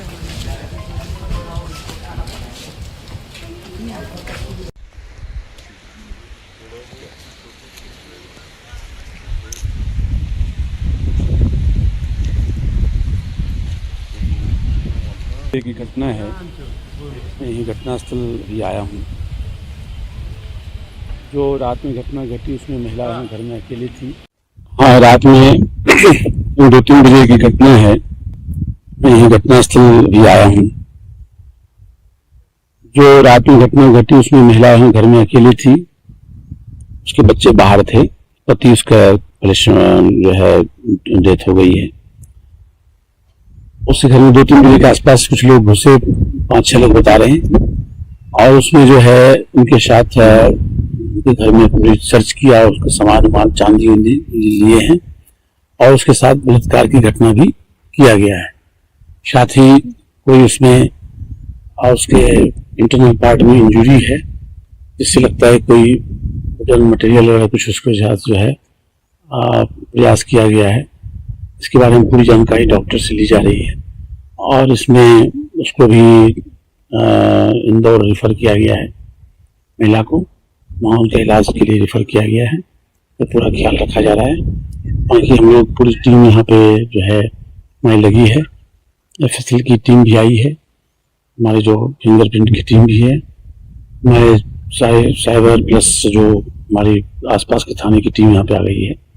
इनको मैंने पूरा जल्दी से जल्दी 24 घंटे 28 घंटे के अंदर में प्रकरण को निकालने का प्रयास किया जाएगा पुलिस की तरफ से।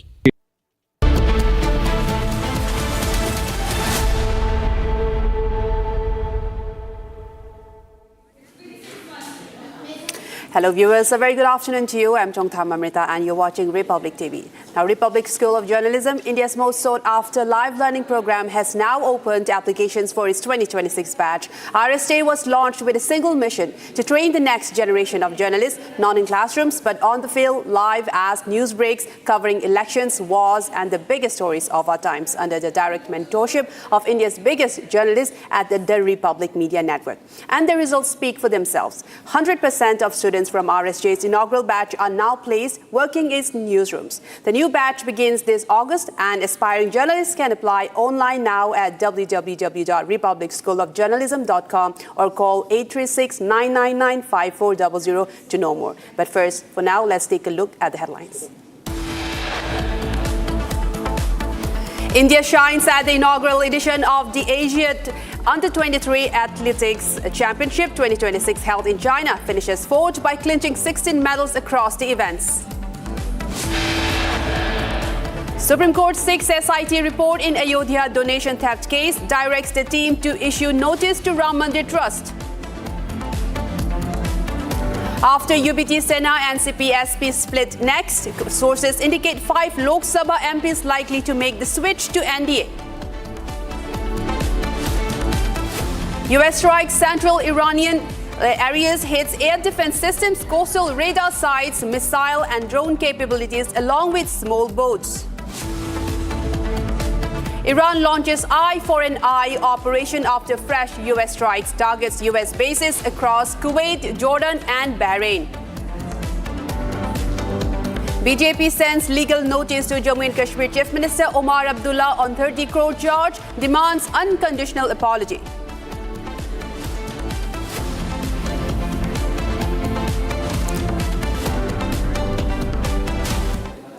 Viewers, we begin with a major shocker of a news that's coming in from Hyderabad. Now, a video from Hyderabad has now gone viral after a police officer was allegedly seen allowing a minor girl to drive a car on a busy road. The incident caused a traffic jam and raised serious concerns over road safety. Locals who questioned the officer says that he defended his actions instead of acknowledging the violation. Now, following this backlash, the case has now been registered against Pujari Tirupati for permitting a minor to drive the vehicle. Now, DGP Telangana Anand IPS has also posted on X that he has directed the CP Cyberabad to suspend the concerned officer and initiate a departmental inquiry into the matter after he allowed the minor to drive the vehicle.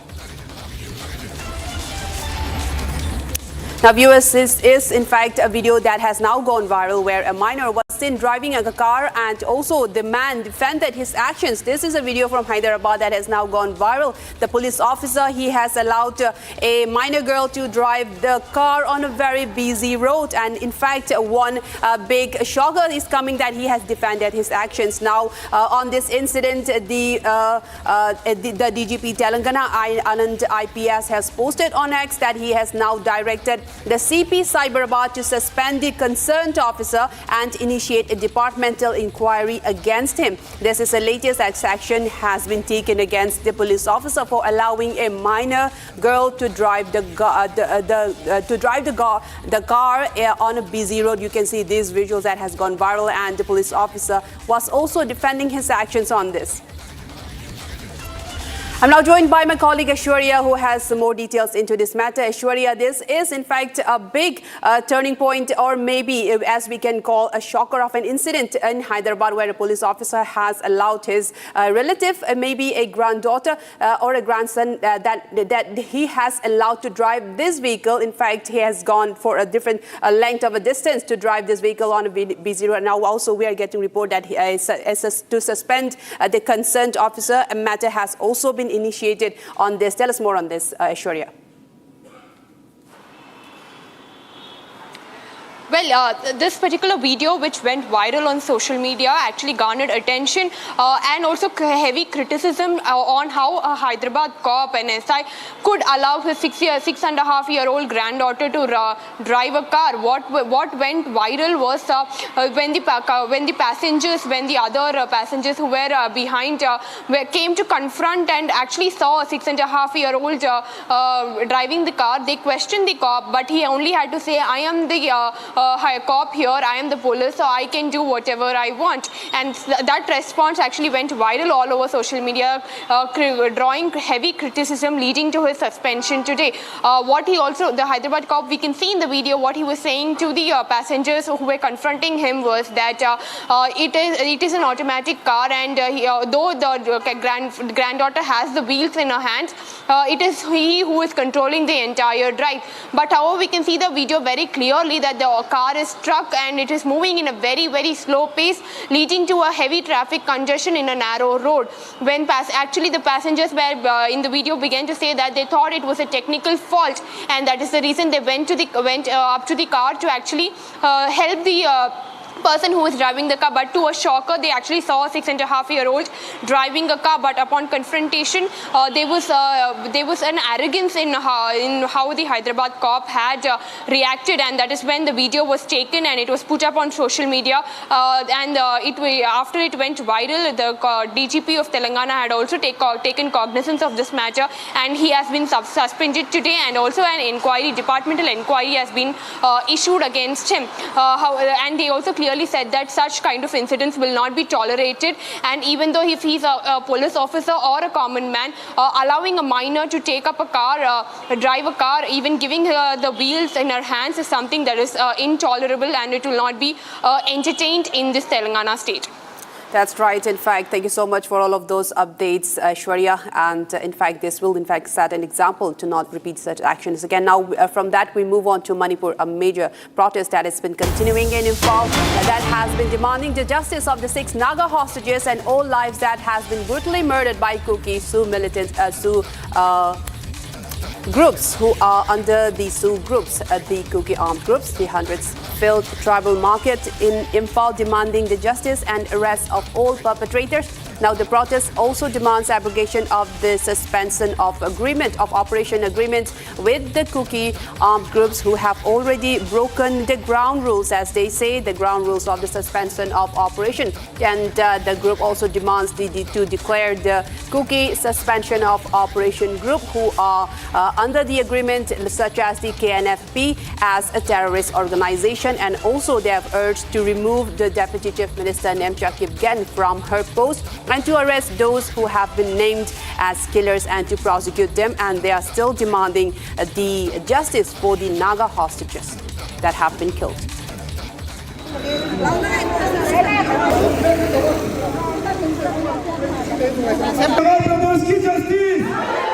Six Naga brothers की justice. KNFP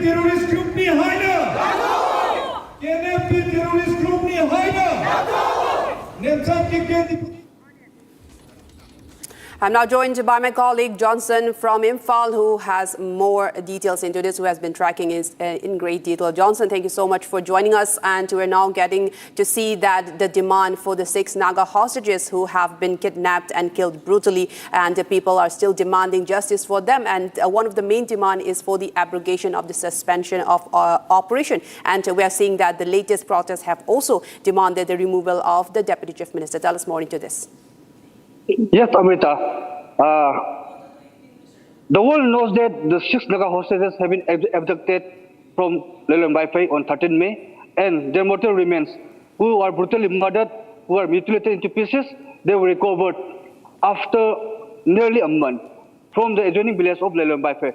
So from the very day itself, various Naga civil society organizations, various clubs, and various well-wishers of the indigenous groups, not only the Naga but also from the Meitei community, they have been demanding, they have been protesting to demand justice from the concerned authority, that is both the state and the central government. Today itself, various Nagas, women, various local clubs and organizations, they also staged a protest in the tribal market, New Chakon, demanding various demands. So one of the demands, major demand, is that to abrogate the suspension of operation with all those Kuki Sioux militant groups. The main reason is because under this name of Sioux, various Kuki armed groups, they are operating freely, roaming freely, and targeting and attacking various civilian lives. Not only this, the protest also demand the removal of Nemsa Kigben, the Deputy Chief Minister of Manipur, from his Deputy CM post, as he is directly linked, and her husband is also the chairman, also one of the commander of the Kuki National Front P. This demand comes up. This is not the first protest, and this will be the last protest. The world also must know that the 6 mortal remains of the Naga hostages are still in the mortuary of Jennings Hospital.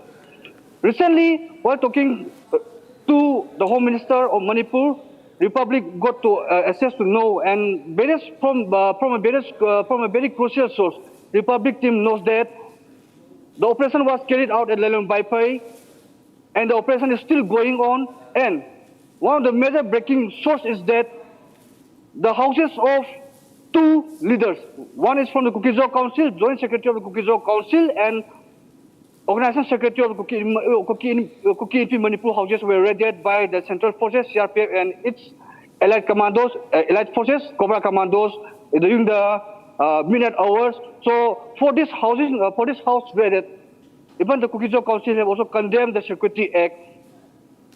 The question is, how long the protest will carry out in Manipur, in Imphal? How long the justice will be demanded by the well-wishers? Is the government still staying silent, or is the government unable to arrest all those perpetrators? Back to you. That's Amrita. right. That's right. Thank you so much for all of those details, Johnson, and we'll get back to you for more updates. And viewers, we move on to another big story that's breaking, the scandal involving Meta. The Ministry of Electronics and Information Technology has now said on the Meta child sexual abuse scandal. They have said that Meta has responded on the scam scandal, and Meta, in fact, have given a response to the government notice on the child sexual abuse content on Saturday. And in fact, Republic has been reporting on the child abuse, sexual abuse material on Meta, and the investigation has showed that the CSAM material was still online on various Meta platforms even after the government has issued notice against the tech giant. And now Meta, and now the ministry secretary has said that government is now examining Meta's response on the content, on the child abuse content, and government has also said the appropriate action will be taken on Meta after due examination of their response. I'm also joined by my colleague Nitin on this matter, who has been tracking this in great detail since the beginning. And Nitin, do give us more detail on the response that Meta has now given to the government. This after a 7 days explanation period was issued to Meta to explain their explanation on why there are still such child abuse material persistent on their platforms, and they have now given a notice to that. Tell us more on that.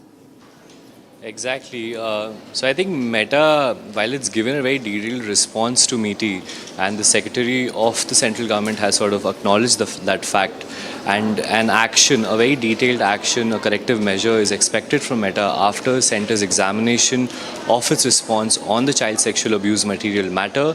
But the fact is that Meta is such a big company functioning across the globe, literally, with India as its largest consumer base in terms of both Instagram users and WhatsApp users, fails to understand how complex and how much of a trouble they found themselves in at this point of time in India. Because 5 minutes back, I was looking at Instagram, I just searched for the word teen, and the most graphic images of child sexual exploitation, soft porn, name it, and it was available just by searching a very simple word as teen. And this is after a company as big as Meta, Mark Zuckerberg-led company, led by Arun Srinivas in India, is under the scanner already and has given a so-called detailed response to the central government. This is very concerning. I think these foreign companies are truly accountable not only to the central government, but they should directly speak with the Republic. We've been there, we've been on ground, we've been covering this issue since it came to light. It came to light through our investigation, both on ground and through our desk reportage, which found several instances across Facebook and its Instagram account, and we will continue to keep tracking this case in the closest possible manner. Back to you.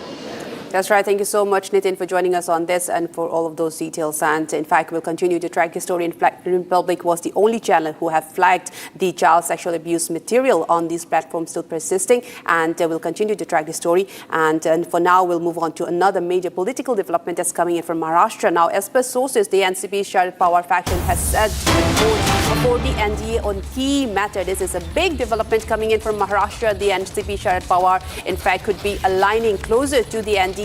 And as per sources that we are tracking, Sharad Pawar's party may back the government on delimitation sources, a delimitation exercise as well. And Sharad Pawar's NCP-SP, in fact, may back on the one nation, one election elsewhere also. And this is a big move, in fact, and from reliable sources that we are tracking. And they also say, as per the sources, that a merger is highly unlikely before or during the monsoon session, even though the NCP Sharad Pawar faction is moving closer to aligning and voting for some of the key policies, including the one nation, one election, and also the delimitation exercise. And even during the Operation Sindur, NCP Sharad Pawar's faction, and this is from a key reliable source that have said that we backed on the discussion of the government and the actions of the government on that. So, in fact, viewers, this is a big political update that we are tracking, that Sharad Pawar faction could in fact be voting for the government on key issues, including the one nation, one election, and also the delimitation. I'm now joined by my colleague Revati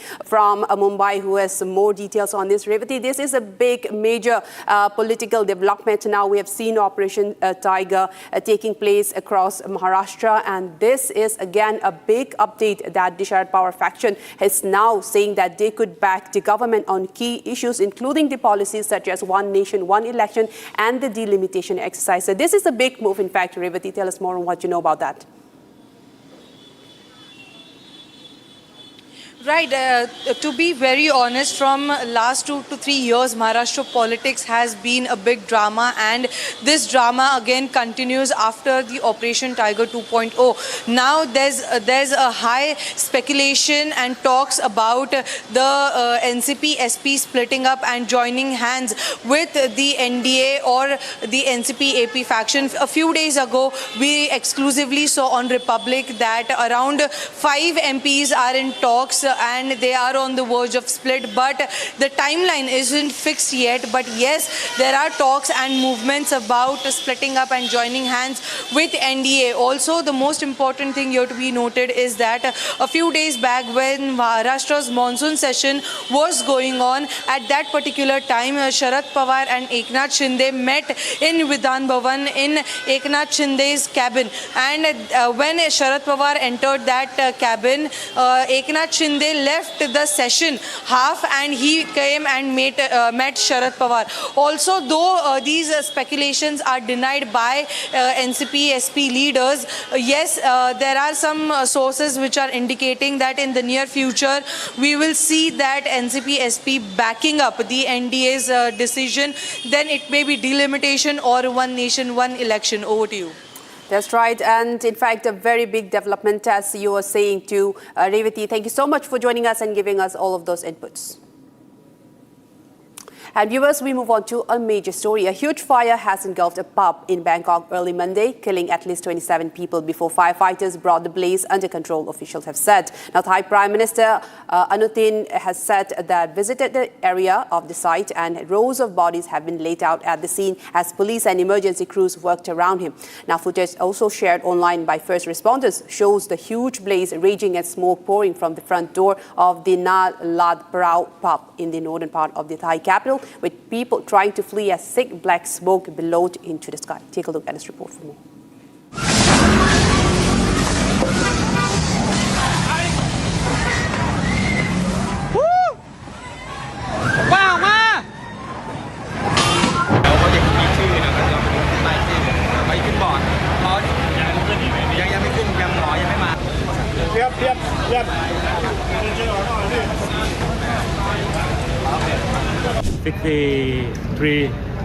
People injured. เห็นคลิปวิดีโอแล้วก็แบบไฟมันลุกค่อนข้างไวมากก็เลยแบบเป็นห่วงที่ทำงานว่าใช่ก็เลยแบบรีบมาดูก็ค่อนข้างตกใจค่ะ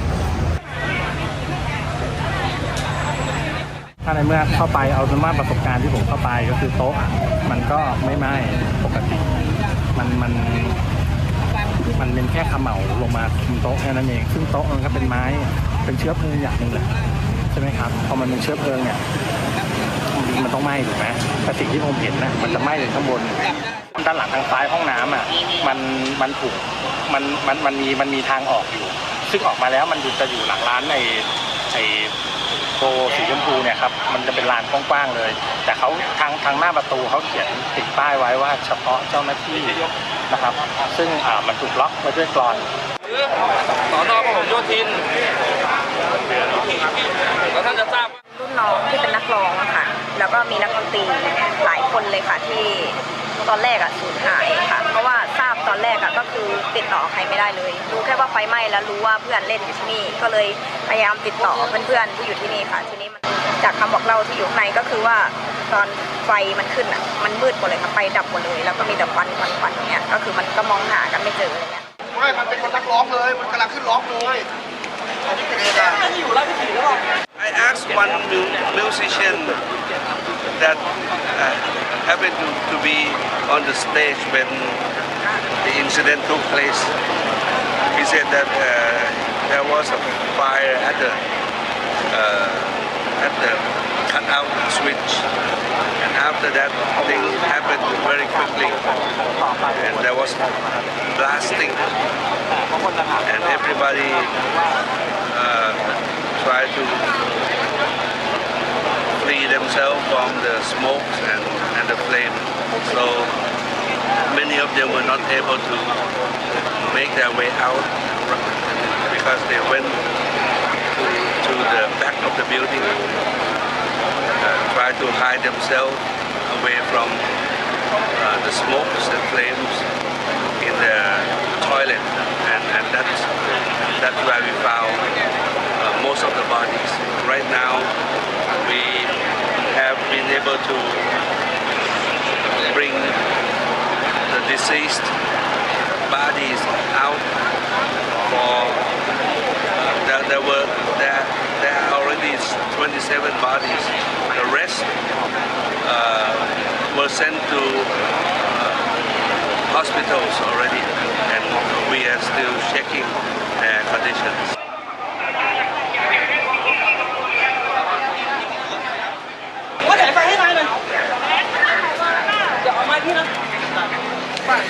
Yeah, the incident started around midnight, and then there are like 27 deaths and 63 people injured and 22 critical condition. ก็ว่ารายงานว่าอย่างนั้นนะก็คงต้องอยู่ในนั้นครับก็เข้าใจว่าไฟมันติดเร็วแล้วก็ไปตามdirection The source, the cause of the fire is still under investigation by the police department. But I think the fire brigade arrived within 5 minutes from the notification. But the fire already spread quickly and a lot of smoke and flame. So I think we have to investigate what is the really cause of the casualties.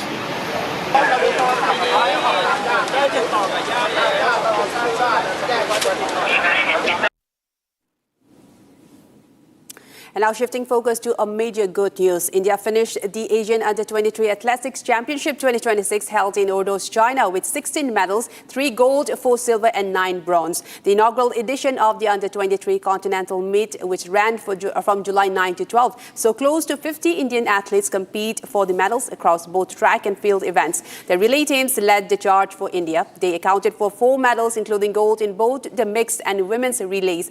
Now, Shravani Sachin Sangle was the most successful Indian athlete, returning with 3 medals, including a gold each from the mixed 4x 400 meter and women's 4x1 400 meter relays as well. Now, she also bagged a bronze in the 400 meter hurdles. Let's take a look at this report for more updates. India has finished 4th in the inaugural edition of the Asian Under-23 Athletics Championship 2026 held in China. Nearly 50 Indian athletes participated in the event, bagging a total of 16 medals across track and field events.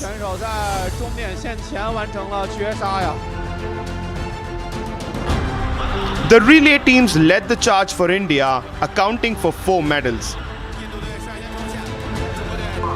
Shravani Sachin Sangle was the most successful Indian athlete, returning with 3 medals, including a gold each from the mixed 4x400 meters and the women's 4x400 meters relay. She also bagged a bronze in the 400 meter hurdles.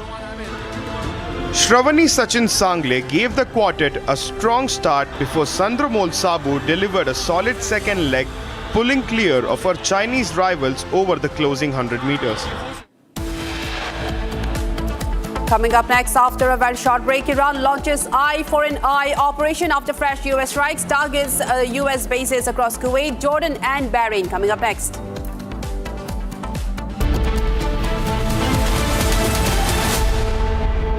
थोड़े में ज्यादा स्वाद यही तो है इसकी खास बात। वाओ मामा, क्या स्वाद है? अरे मेरे राजा, राजा और मसाला। रानी, इस घर में कुछ है जो टूटता नहीं। ये पिलर कभी नहीं टूटेगा। रुंगटा स्टील टीएमटी से बना। रुंगटा नहीं तो घर स्ट्रॉन्ग नहीं। रुंगटा स्टील टीएमटी बार एकदम सॉलिड। चमकी चाट से क्या बना है? सैंडविच, लस्सी और छाछ। हर घूंट में चमकी चाट। ड्राई फ्रूट और दही बड़े। चमकी चाट से स्वाद बढ़े। असली स्वाद सिर्फ चमकी चाट।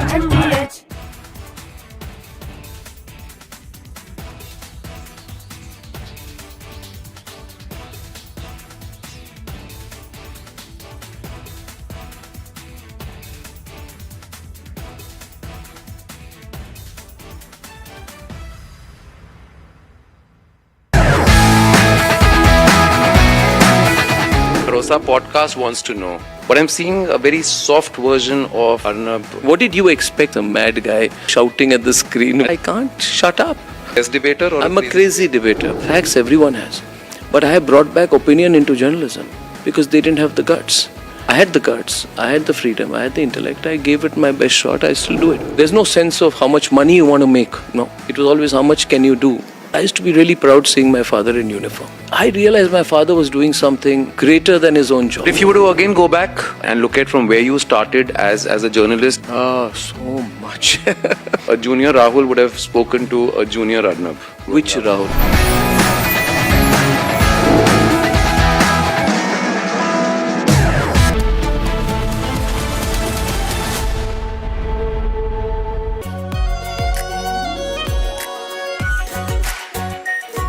Pure shahi paneer masala, delicious, healthy everyday.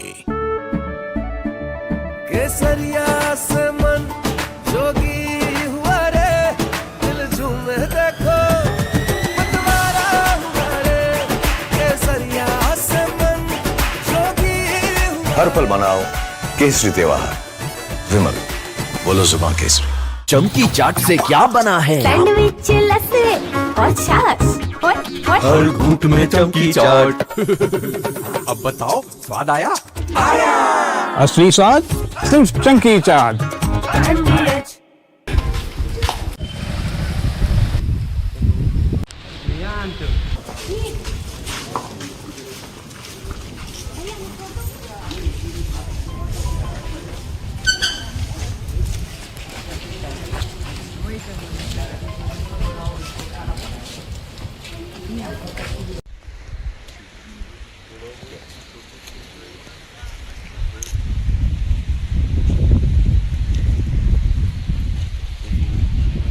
की घटना है, मैं यही घटनास्थल भी आया हूँ। जो रात में घटना घटी उसमें महिला घर में अकेली थी। हाँ, रात में 2-3 बजे की घटना है, मैं यही घटनास्थल भी आया हूँ। जो रात में घटना घटी उसमें महिला घर में अकेली थी, उसके बच्चे बाहर थे, पति उसका जो है डेथ हो गई है। उसके घर में 2-3 बजे के आसपास कुछ लोग घुसे, 5-6 लोग बता रहे हैं, और उसमें जो है उनके साथ उनके घर में पूरी सर्च किया और उसका सामान चांदी लिए हैं, और उसके साथ बलात्कार की घटना भी किया गया है। साथ ही कोई उसमें उसके इंटरनल पार्ट में इंजरी है, जिससे लगता है कोई मटेरियल वगैरह कुछ उसके साथ जो है प्रयास किया गया है। इसके बारे में पूरी जानकारी डॉक्टर से ली जा रही है, और इसमें उसको भी इंदौर रेफर किया गया है, महिला को वहाँ उनके इलाज के लिए रेफर किया गया है, तो पूरा ख्याल रखा जा रहा है। बाकी हम लोग पूरी टीम यहाँ पे जो है हमारी लगी है, FSL की टीम भी आई है, हमारे जो फिंगरप्रिंट की टीम भी है, हमारे साइबर प्लस जो हमारी आसपास के थाने की टीम यहाँ पे आ गई है। From Asia's largest news headquarters, setting the agenda for Bharat.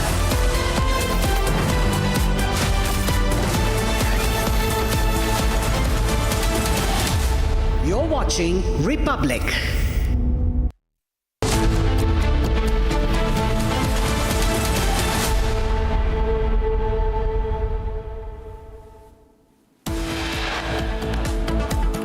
The top headlines: India shines at the inaugural edition of Asian Under-23 Athletics Championship 2026 held in China, finishes fourth by clinching 16 medals across the events.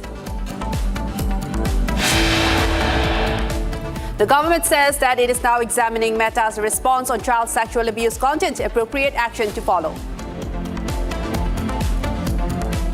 Supreme Court 6 SIT report in Ayodhya donation theft case, directs the team to issue notice to Ram Mandir Trust. After UBT Sena and CPSP split next, sources indicate 5 Lok Sabha MPs likely to make the switch to NDA. US strikes central Iran, hits air defense systems, coastal radar sites, missiles and drone capabilities along with small boats. Iran launches Eye for an Eye operation after fresh US strikes targets US bases across Kuwait, Jordan and Bahrain.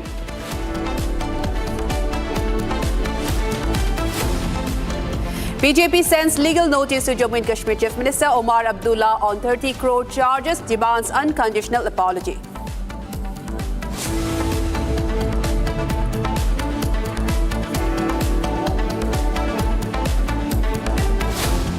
Now, viewers, we begin with a major breaking news coming in at the moment. A U.S. national, reportedly a U.S. Navy and Special Forces soldier, was arrested near the Indo-Nepal border. And the latest, as the U.S. citizen has been arrested and the India-Nepal border, and a case also registered for illegal entry into India. Interrogation also reveals that his passport was lost in Thailand and that he had reached Sri Lanka via a sea route, but his attempt to travel to Nepal through India failed. The security agencies stationed at the border apprehended him, and at that time he had no valid travel documents with him during the time of questioning. And also the detained foreign national has been identified as Jordan Brown, a resident of California. A U.S. Navy and Special Forces police have also registered. He says that he claims to be a U.S. Navy and Special Forces. Now police have also registered a case against the U.S. citizen under Sections 21 by 23 of the Immigration and Foreigners Act, and are proceeding with further legal action. Now, viewers, the arrest took place at the Sonauli border of the Indo-Nepal border and international crossing between India and Nepal. And he also told investigators that he had studied at the University of California and had served in the U.S. Navy and Special Forces for 6 years before leaving military service around 2 years ago. Now, he also said that both his parents passed away, and this after he was apprehended at the crossing of the India-Nepal border. And the station officer, Mahendra Mishra, has reported of this during interrogation. Now, according to police, the man also gave varying accounts of his travel within India. Now, he also claims to have arrived in Goa from the United States about 2 months ago, and he says that he stayed there for nearly 6 weeks and later traveled from Bengaluru to Lucknow by bus on July 8 before proceeding to Gorakhpur. Now, from there, he allegedly hired a taxi to reach the Sonauli border. Now, during questioning, he also claimed that he had come to Nepal to meet a person identified only as Naz, whom he described as a Nepalese national he had met in Goa. Now, he said that another acquaintance from Bengaluru was in possession of his passport. However, officials say that he was unable to provide complete address or verifiable details about either individual. Now, the man also told investigators that he had met an Indian woman from Uttarakhand in Italy 3 years ago and married her in October 2024. Now, he claimed that she works as a yoga instructor, and police said that the foreign national has repeatedly changed his statements during the time of interrogation. This has prompted security agencies to verify every aspect of his identity, his travel route, and also claims that he has met during the interrogations. We also have some reactions on this. Let's listen to that. SSB द्वारा सोनौली के पास एक व्यक्ति को अनधिकृत रूप से नेपाल में प्रवेश करने के कारण पकड़ा गया और उससे पूछताछ की गई तो उसने अपना नाम जॉर्डन ब्राउन बताया और बताया कि वह कैलिफोर्निया अमेरिका का नागरिक है।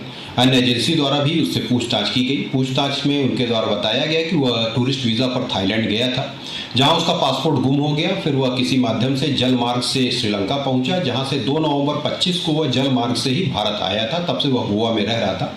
आज वह नेपाल जाना चाह रहा था जब एसएसबी द्वारा उसको पकड़ा गया। उसके पास से कोई वैध प्रपत्र नहीं मिले हैं।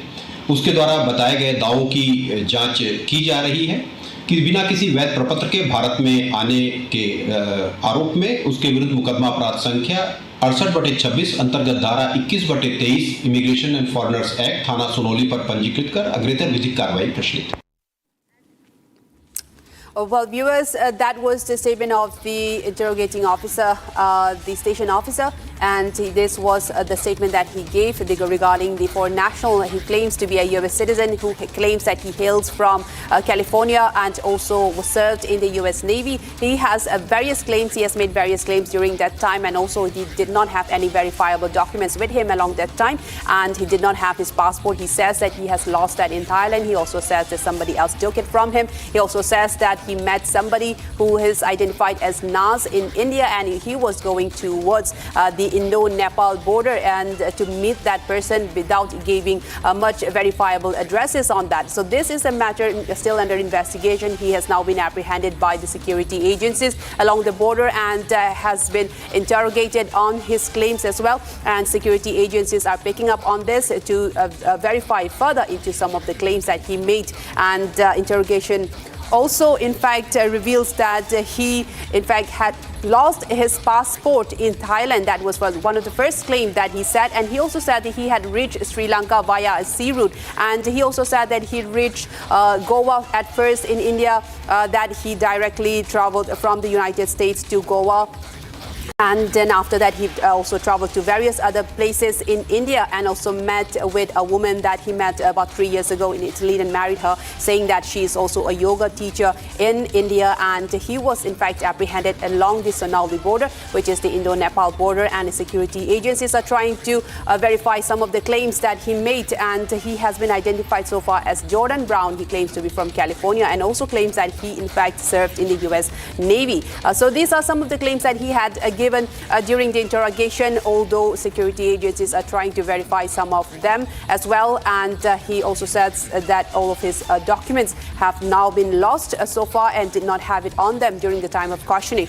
And in fact, according to police, the man had even said that he was serving in the special forces for 6 years before leaving the military around 2 years ago. And these are some of the latest that we're tracking. The station officer also said, Mahindra Mishra, he also said that they are going to undergo some more interrogations on him, the man who has been identified as Jordan Brown so far. And some of his claims need more verification, as he did not have any documents at that time. And also he says that he was traveling to meet a man identified as Nas. Just that, has given just one word, Nas, and no further details about the person that he was about to meet in Nepal.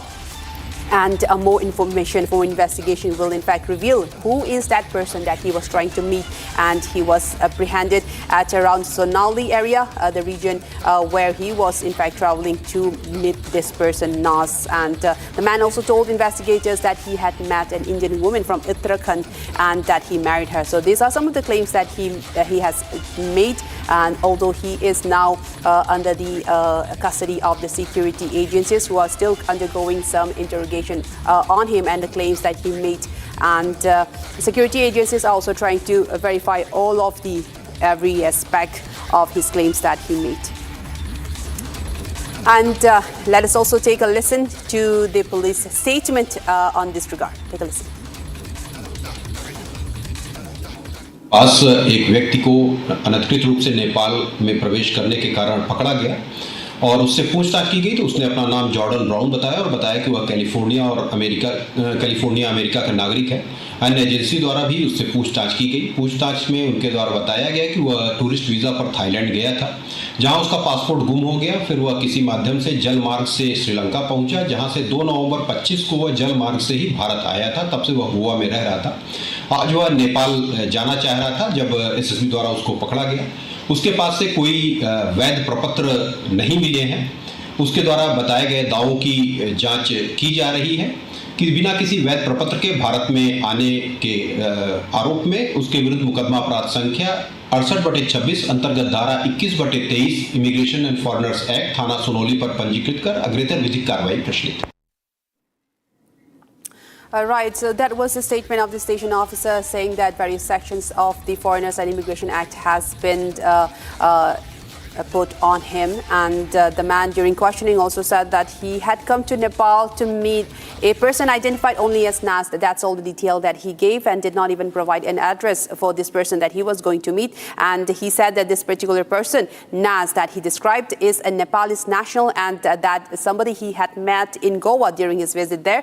And he also said that another acquaintance from Bengaluru was also in possession of his passport. So in this regard, he has given two differing claims about his passport. The first, he says that he has lost it in Thailand, and another part, he says that somebody from Bengaluru has his in possession of his passport. At the time of questioning, he did not have any verifiable documents on him. But so far, security agencies are trying to confirm some of the claims that he made, and he is just now identified only as Jordan Brown, a man who hails from California, and he claims that he had served in the US Navy for several years before retiring, and that he was traveling to Nepal along the Indo-Nepal border to meet a particular person named Nas, without giving any more details or address about who this person that he was going to meet, that person that he met in Goa while his travels during his travels in India. He said that he traveled to Goa at first from the United States, and he traveled to various other places and also traveled to Sri Lanka, and that his documents were lost in Thailand. So these are many travels that he has made during this period of time, and says that he is now traveling towards Nepal to meet a Nepalese national who is identified, who he claims identified as Nas, just one word of a name without giving any more address or any details about him. He is still under the custody of the security agencies, and various questioning will even reveal who this man is. For a national US citizen, claims to be from California, and he is identified as Jordan Brown, and says that his passport has been lost in Thailand, and also says another claim that he made, that he has his passport is in the possession of another individual from Bengaluru. So some of the claims that he have made, police and security agencies are trying to verify these statements that he made during the time of questioning, but he did not possess the documents on him at that time. And he also says that he in fact traveled to Lucknow from Bengaluru by bus on July 8th, and after that he proceeded to travel to Gorakhpur. And from there, he allegedly hired a taxi to reach the Sonauli border. So this was a long ways to travel to Nepal, that he could have flown directly from there as well. But he took a bus from Lucknow on July 8th, that he says. And from there, he took a taxi to reach the Sonauli border. That's where he was apprehended by the security agencies and is now in the custody of the security agencies. This is, in fact, a big major development that we are tracking as it develops. And now, viewers, we move on to another story. As part of the Supreme Court's nationwide mediation initiatives, Samadhan Samaro 2026, the court administration invited parties in several disputes to explore an amicable settlement before a special Lok Adalat scheduled for the August 21 to 23, 2026 event. Now, both the Hindu plaintiffs and the Muslim mosque management bodies have rejected the proposal and informed the court and the concerned legal services authorities that they want the dispute decided through the regular judicial process instead of mediation. A major breaking development, viewers, this in regard as the event that's scheduled to take place of the Samadhan Samaro 2026. The Supreme Court has said that the nationwide mediation initiative, in fact, the Samadhan Samaro 2026, the court administration has invited parties in several disputes to explore settlements before a special Lok Adalat. And in fact, the Hindu plaintiffs and Muslim mosque management bodies have rejected this proposal of the Supreme Court, and they've said that the concerned legal service authorities that they want the dispute decided through regular judicial process and not by this particular mediation initiative. I'm now joined by my colleague Sarthak to give us more information on this. Sarthak, can you tell us a bit more about this mediation initiative that has been rejected by both the Hindu plaintiffs and the Muslim mosque? They say that they do not want to go through the mediation initiatives of the Supreme Court, saying that they would rather want the regular judicial process to settle the disputes. Tell us more on this.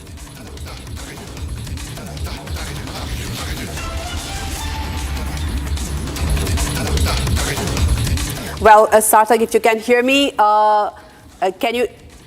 So I would like to know from you. So I was saying that the latest initiative of the Supreme Court, of the mediation initiative that the Supreme Court has formed, the Samadhan Samaro, and they have invited several parties to hear their disputes and to arrive to a settlement. And in fact, we're getting reports that some of the Hindu plaintiffs and the Muslim mosque management bodies have rejected this and said, and they say that they would like the normal, regular judicial process instead of this mediation.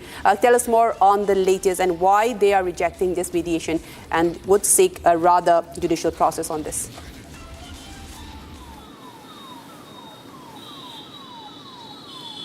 Well, right, Amrita, as I was saying before, you rightly mentioned that as per the Supreme Court's nationwide mediation initiative which goes by the name Samadhan Samaro 2026. The court had invited parties to resolve their issues through mediation that was supposed to be conducted in a special Lok Adalat that was scheduled for August 21 to 23, 2026. However, the latest that we are getting, the disputes that were arising out of three important places of worship, which is first the Gyan Vapi, which is in Varanasi, then the Mathura Shri Krishna Janmabhoomi, and then the Sambal Shahi Jama Masjid places of worship issue between Hindu parties and Muslim parties. They have mutually decided that they are not going to take the mediation route. Rather, they would be relying on the regular judicial process. So they have informed the Supreme Court that they are not in support of mediation, and they both have rejected the proposal and informed the court and all the concerned legal services authorities that they would be taking the judicial process. And certain arguments that they have placed in support of this, they have said that there are questions over the title of the immovable properties, which has to be addressed through regular judicial process only. This cannot be resolved through mediation. And they have also quoted the Places of Worship Special Provision Act of 1991. Which raises, Sarthak, thank you so much for all of those, but we'll continue to track this and get back to you very soon. And now we have a big breaking news that's coming in at the moment, and we'll take that first, which is about Piyush Goyal refuting that the India-US trade deal talks have been stalled is false. He says on his post that this news is completely false, baseless and misleading, and he in fact says, and I quote, I had a fantastic meeting with USTR Jamieson Greer, the U.S. Trade Representative, when he visited Delhi in June. Both sides reaffirmed their commitment to an agreement that is balanced, commercially meaningful, and delivers tangible benefits for businesses, farmers, workers, and consumers in both the countries. Our teams remain fully engaged in achieving this objective. Now, Piyush Goyal has refuted the rumors saying that the trade deal between US and India has stalled. And in fact, he says that he had a fantastic meeting with the US Trade Representative, and also that both sides have reaffirmed their commitment to an agreement that is balanced and commercially viable for all consumers and farmers as well. I'm now joined by my colleague Nitin from the newsroom to give us more details on this. Nitin, this is a major statement from Piyush Goyal, Commerce Minister. He says that there is no such thing as being stalled between the trade agreement of the US and India, and says that this is still fully functioning and going according to plan, and says that they are working on a project, they are working on a roadmap that is fully committed to both the farmers and the workers as well. Tell us more on that.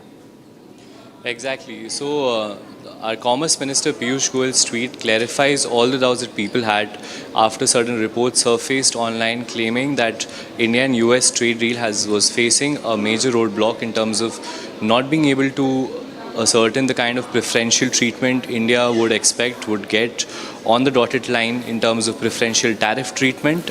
But Piyush Goyal has clarified in his recent tweet, this is the biggest breaking in terms of business news across the country, that when conversation was held between both our Commerce Minister Piyush Goyal and Jamieson Greer, the US Trade Representative, it went really well. India showed commitment and that on the fact that it will not be balanced or will give out in terms of its red lines, which is agricultural sector, dairy.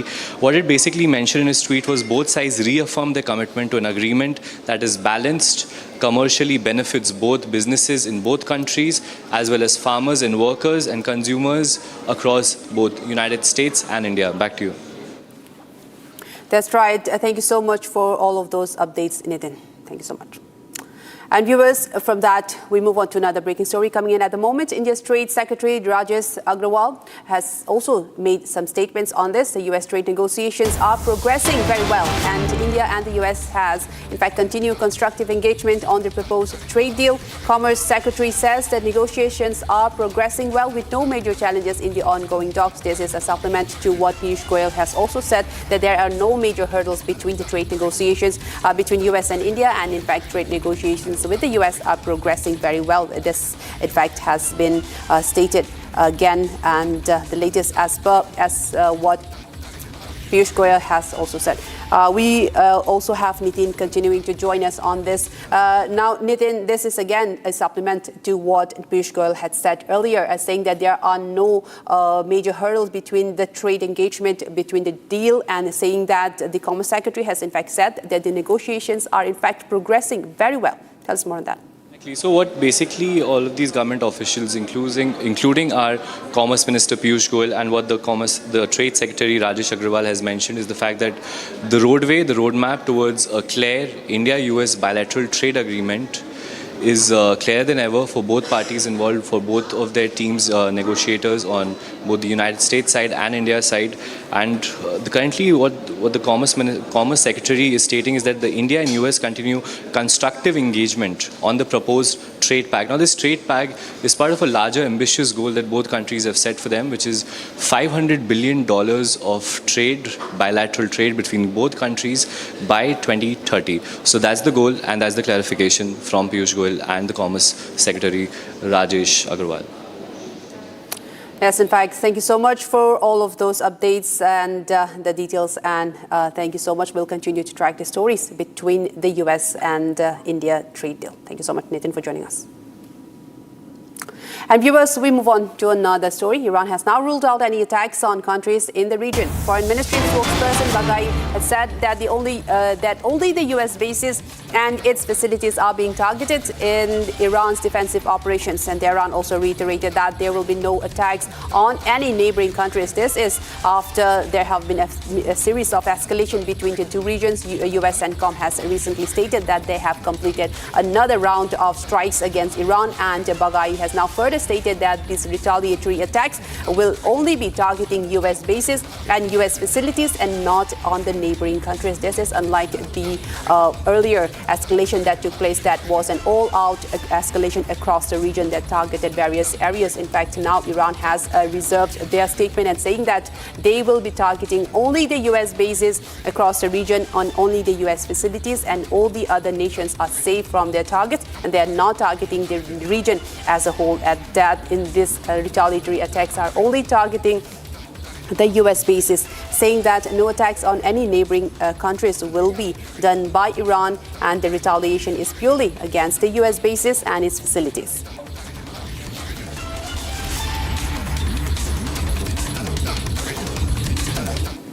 And viewers, moving ahead, France has also taken a firm stance on Iran's nuclear program. Now, Jean-Noël Barrot, France Minister of Foreign Affairs, has assured that there will be no lifting of any sanctions against Iran as long as the country has not renounced its nuclear program. The statement comes, viewers, amid heightened tensions in West Asia and ongoing international efforts on the nuclear issue. Now, France has given their firm stance on the possession of nuclear by Iran, and has said, the French Minister of Foreign Affairs has assured that there will be no lifting of sanctions against Iran as long as the country has not renounced its nuclear program. France taking a firm stance, this after the NATO summit that happened recently.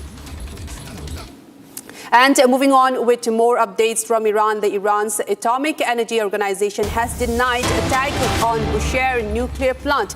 Iran's Atomic Energy Organization, in fact, has denied that claims circulating on social media about an attack on the Bushehr nuclear power plant, stating that the facility is in a completely normal, safe and stable condition with all units operating without any interruption. This after a few days earlier, the Bushehr has been targeted, was a news that was released and was circulated online. And now Iran has now given a statement saying that the power plant, in fact, is still stable and operating, and it has been not attacked at all. This latest, as Iran has now said, Iran's Atomic Energy Organization has denied that any attack was carried out on the nuclear power plant, saying that the power plant is in fact completely normal, still safe and stable, and all of its units are operating without any interruption.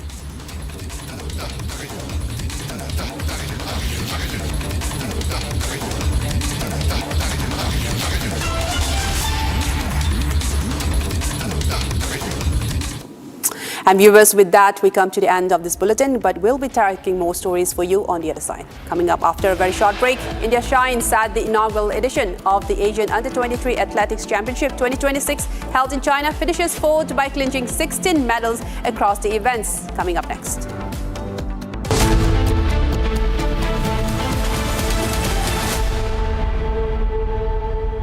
Pure suji pasta उबालो मिलाओ और खाओ 8 minute में तैयार। क्या taste है सबका राजा R pure masala. AU current account के साथ मिलता है free UPI QR overdraft facility और एक ही ऐप से बैंक के सारे काम। AU सोच बदलो और बैंक भी। प्यास बुझाए ठंडक लाए सबको भाई जीरा से MTH का जल जीरा जीरा से। जीरा से असली रिफ्रेशिंग, असली स्वाद, असली मजा। MTH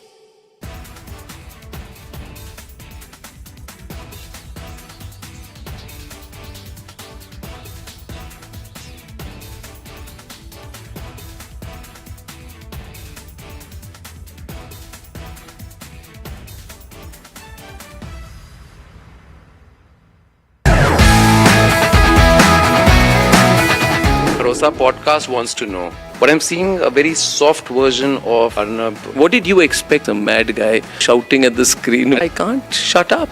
As debater, or I'm a crazy debater. Facts everyone has, but I have brought back opinion into journalism.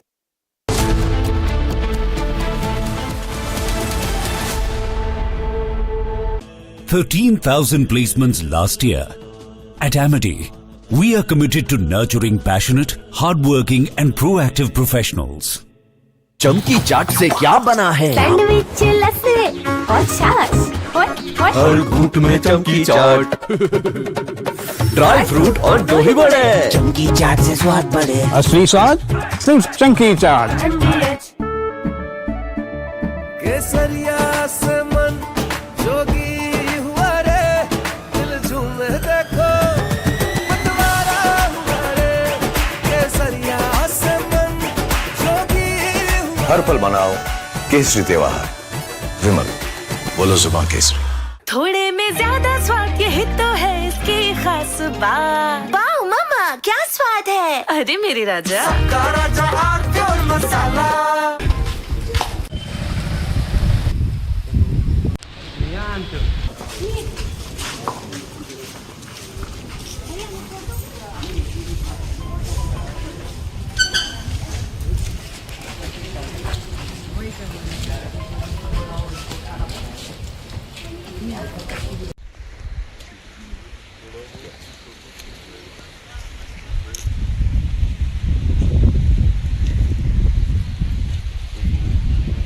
की घटना है, मैं यही घटनास्थल भी आया हूँ।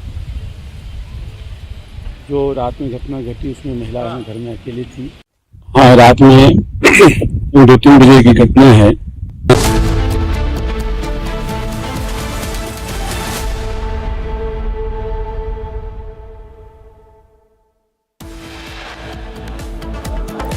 India shines at the inaugural edition of Asian Under-23 Athletics Championship 2026. Finishes fourth by clinching 16 medals across the events.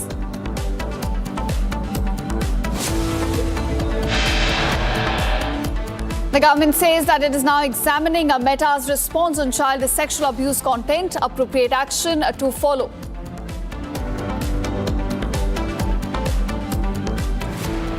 Supreme Court seeks SIT report on Ayodhya donation theft case. It directs the team to issue notice to Ram Mandir Trust.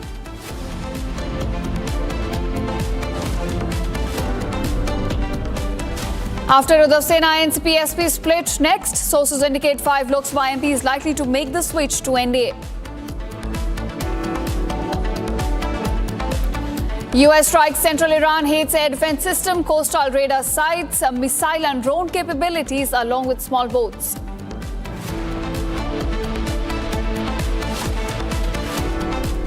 Iran launches eye for an eye operation after fresh US strikes targets US bases across Kuwait, Jordan and Bahrain.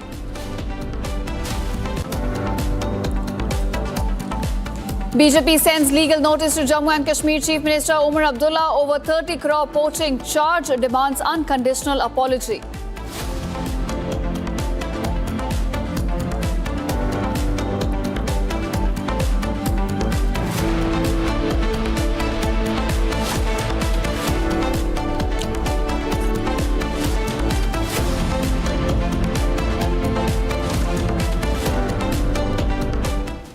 Hello and welcome viewers. You're watching live and breaking on Republic TV with me, Ishita Mitra. Now viewers, our top focus at this hour. India showcased a strong performance at the inaugural Asian Under-23 Athletics Championship held in China. We clinched about 2 gold medals through javelin sensation Anand Singh and the formidable women's 4x400-meter relay team, contributing to a total haul of about 16 medals.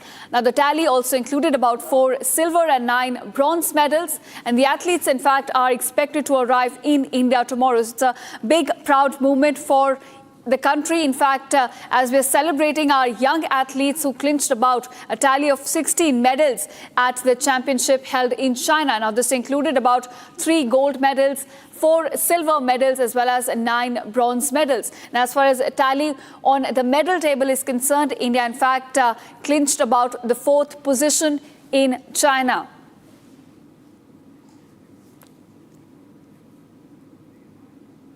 In fact, my colleague Rakshita also joins us with more details on this. In fact, joining us also is the Chief of Athletics Federation with us. Rakshita, over to you. Absolutely. We have the Chief Coach of Athletics Federation of India, Mr. Radhakrishnan Nair. It's an honor to have you, sir, and once again interact with you as India has achieved another, landmark as far as another milestone as far as athletics is concerned, and this is coming in just ahead of the CWG, sir. Beating China, a giant like China in athletics in their home grounds with the gold medals, with these youngsters who till yesterday nobody knew, but today they're making us proud on the podium. We've seen those visuals today. How do you feel as a coach? Thank you very much. And in fact, it shows the bench strength of Indian athletics for the future 20, 28, 32 and 36. In fact, this is the first edition. We could not send the many athletes as they were preparing for major championship like World Under-20, Commonwealth Games and Asian Games. So some of the eminent athletes were also not sent, and you can see the results of 4x400 men and women relay. Even it shows that we are best in Asia. And of course, though they were not a real team, but we can just see that this will be a one. Similarly, you can see the results of Javelin Pro. India is ruling Asia in Javelin Pro, even in Under-23. We had 2 medals, the gold medal and 1 bronze medal. Absolutely. So totally, this shows we have bench strength for the 2030, 2028, 32 and 2036. Well, that's indeed very, very true, sir, and it gives us hopes for the upcoming tournaments and world events. But if we talk about the performances, especially if you talk about, you mentioned about javelin, so I'll start with that. Mr. Anand Singh, sir. Anand Singh clinched gold, reminded us of what, our javelin star and Olympian Neeraj Chopra did. And we have now hopes in javelin as well. There are more and more fresh legs that are coming in as far as javelin is concerned, sir. So how do you feel how is the training going in that direction? Because India is making a name in these games. You said very correct. India, we have, I think, in about 15 athletes throwing above 80 meters. It is wonderful performance of in this event.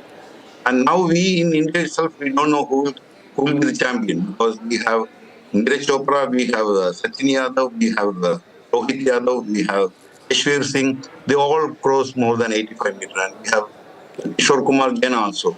So even we are not able to predict who will be the Asian game, Commonwealth Games and Asian Games champion from India itself.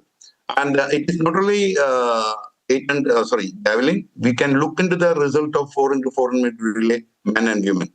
This is, in fact, it is going to be happening. In fact, it will be happening in the coming Asian Games as well. Absolutely. And what about Shravani Sangle? Her multi-medal stint there. She's been a breakout star as far as, the historic 3 medals is concerned. The relays, the mixed and the women's relays. How has been her journey? If you could just tell us more about Shravani. She's an youngster, in fact, and she has not opened to many for more training. We can expect much better from her in the future. That is what I believe. Right, sir. And we've also seen, Astik Pradhan also, case in point, how he, conquered his injury also. So what's really going behind the spirit of these youngsters, sir? What's been the most outstanding factor in your understanding as far as their performances and their grit to, finish to the podium is concerned? This Odisha athlete is performing very good. And even in the junior level also he has performed good. Now he's under 23. We can expect much more performance. Even I said in the beginning, even 400 men, yes, we have got a big bench strength. You will not believe we have about 20 athletes running below 47 seconds in India. Yes. In junior as well as in senior. Yes. So Ashik Pradhan is a good for us, good hope for us, and I'm sure that he will be doing good in the future. And sir, if you talk about athletics, we've seen in the past two editions of maybe the CWG, we also have seen it in the Olympics also. There's a lot of hope as far as athletics per se is concerned. And even there is some hopes in track and field also. In recent times, we've seen especially our women doing very, very well. So where is, what has changed in our training, in our approach is what I want to know from you, sir. First of all, I already spoke to you earlier also. Yes. The Athletic Federation's policy of decentralizing us a lot, and this is the result of that. Now, an athlete can train wherever he wants and with whomever he like, or whomever he or she like. Earlier, it was a national coaching camp done for about long national coaching camp, about 300 days, 350 days, and some of 120 athletes were closely monitored and trained. But now it is not that. We are able to monitor about 2,000 athletes around the country and monitor them and nurture them, as well as the private organization like JSW, Reliance. They're also doing good support to develop athletics. And in addition, if you think about the support from the government, we have to say the support of the government is very high for us. In the last week before, within 24 hours, we got a visa to Poland and we are able to train at home at Spala, Poland, with the help of Ministry of Sports and Ministry of External Affairs and SAI. It was real help from them. Otherwise, we are finding difficult to travel to Poland and get trained for the Commonwealth Games and Asian Games. So, government support, planning of Athletic Federation of India, and executing of it is making the results in athletics. And so are there still any challenges? Because we sometimes do see that there are some infrastructural issues also that athletes still come across, especially at the grassroots level. You mentioned about the companies. They, of course, groom the players once they, of course, start doing well. But for those who are just starting, and they need that kind of support in different areas of the country, that could be very, very difficult. So what's happening on that front, sir, and what more could be done? In fact, if you ask me about infrastructure, India has got a very good, very well organized infrastructure, even world class. But not everywhere. But as you ask me, for the grooming up of these young talents, across the country, we have many side training centers with qualified coach and with good facility. Also, we have 12 to 15 NCOEs. Only we are selecting and identifying athletes and training them in country. That like for Sai Patiala, Sai NCOE Patiala, Sai NCOE Bangalore, Sai NCOE Trivandrum, Sai NCOE Sonipat, Sai NCOE Calicut, Sai NCOE at Bhopal. So like that. So there is no lack of infrastructure or government support or providing them for training. We need a good planning. That is what AFI is doing it. And we definitely improve in the future more. And better result we can expect. Right, sir. And with this, you feel that, we are playing out some figures also that you might say no, there has been, of course, encouraging change also. But when we've always used this very cliche that it's a cricket crazy nation and, ups and downs in crickets continue to happen today. This weekend we got contrasting images from the world of sports. Well, what happened in the world of cricket and, completely different news coming in as far as athletics is concerned. So the kind of backing speaking that is being given, you said, is very encouraging and it's very good. You feel that more could be done is the answer I'm trying to understand from you, sir. Can there be more a push that can be provided for our athletes so that they, the tally keeps ticking when we go to the CWG and when we go to the, the upcoming Olympic Games? In fact, if I'm finding full support and full push to our athletes, and there is nothing lacking. Only thing, our athletes should be focused to train and to win. That's all I want to say about that. Otherwise, from the government side or from the federation or for athletic federation, there is no lack of supporting them, monitoring them, and nutrition. And sir, how do you see this, performance? The upcoming Commonwealth Games. What are your hopes as far as that tournament, that event is concerned, and how do you see the tally going in that in those games? Sure, it will be better than the last edition. That's all I can say now. It will be better than the last edition. Last edition, we will increase the number of medals and we will change the color of medals. Right. Mr. Nair, you've trained the best of our athletes who have done us proud. So we take your word for that, and we really wish you and the contingent all the very best. And thank you so much. We hope to have more conversations on these occasions and more of such occasions to talk, sir. Thank you so much. Thank you. Thank you very much. Back to the studio, Ishita. All right, thanks Rakshita, and thanks to Mr. Radhakrishnan Nair as well. And now we are shifting focus to another news that we're covering at this hour. Now, US national, reportedly a US Navy and Special Forces soldier, has now been arrested near the Indo-Nepal border. A US citizen, in fact, has now been arrested at India-Nepal border, and a case has also been registered for illegal entry into the Indian territory. In fact, interrogation now revealed that his passport was lost in Thailand and he had reached Sri Lanka via sea route, but his attempt to travel to Nepal through India in fact failed. Security agencies stationed at the border apprehended him, and no valid travel documents were in fact found with him during the questioning. The detained foreign national has now been identified as Jordan Brown, who claims that he's a resident of California and a US Navy and Special Forces soldier. So these are the claims being made by Jordan, who's now been apprehended at India-Nepal border. Police at the moment have now registered a case against the US citizens under Section 21 and 23 of the Immigration and Foreigners Act, and are in fact proceeding with further legal action. Now remember, the arrest took place at Sonauli, a border and international crossing between India and Nepal. And during the investigation, Jordan told investigators that he had studied at the University of California and had also served in the US Navy and Special Forces for about 6 years before leaving military service. In fact, we also have a reaction coming in from the police officer regarding the arrest of the US national. Let's take a listen.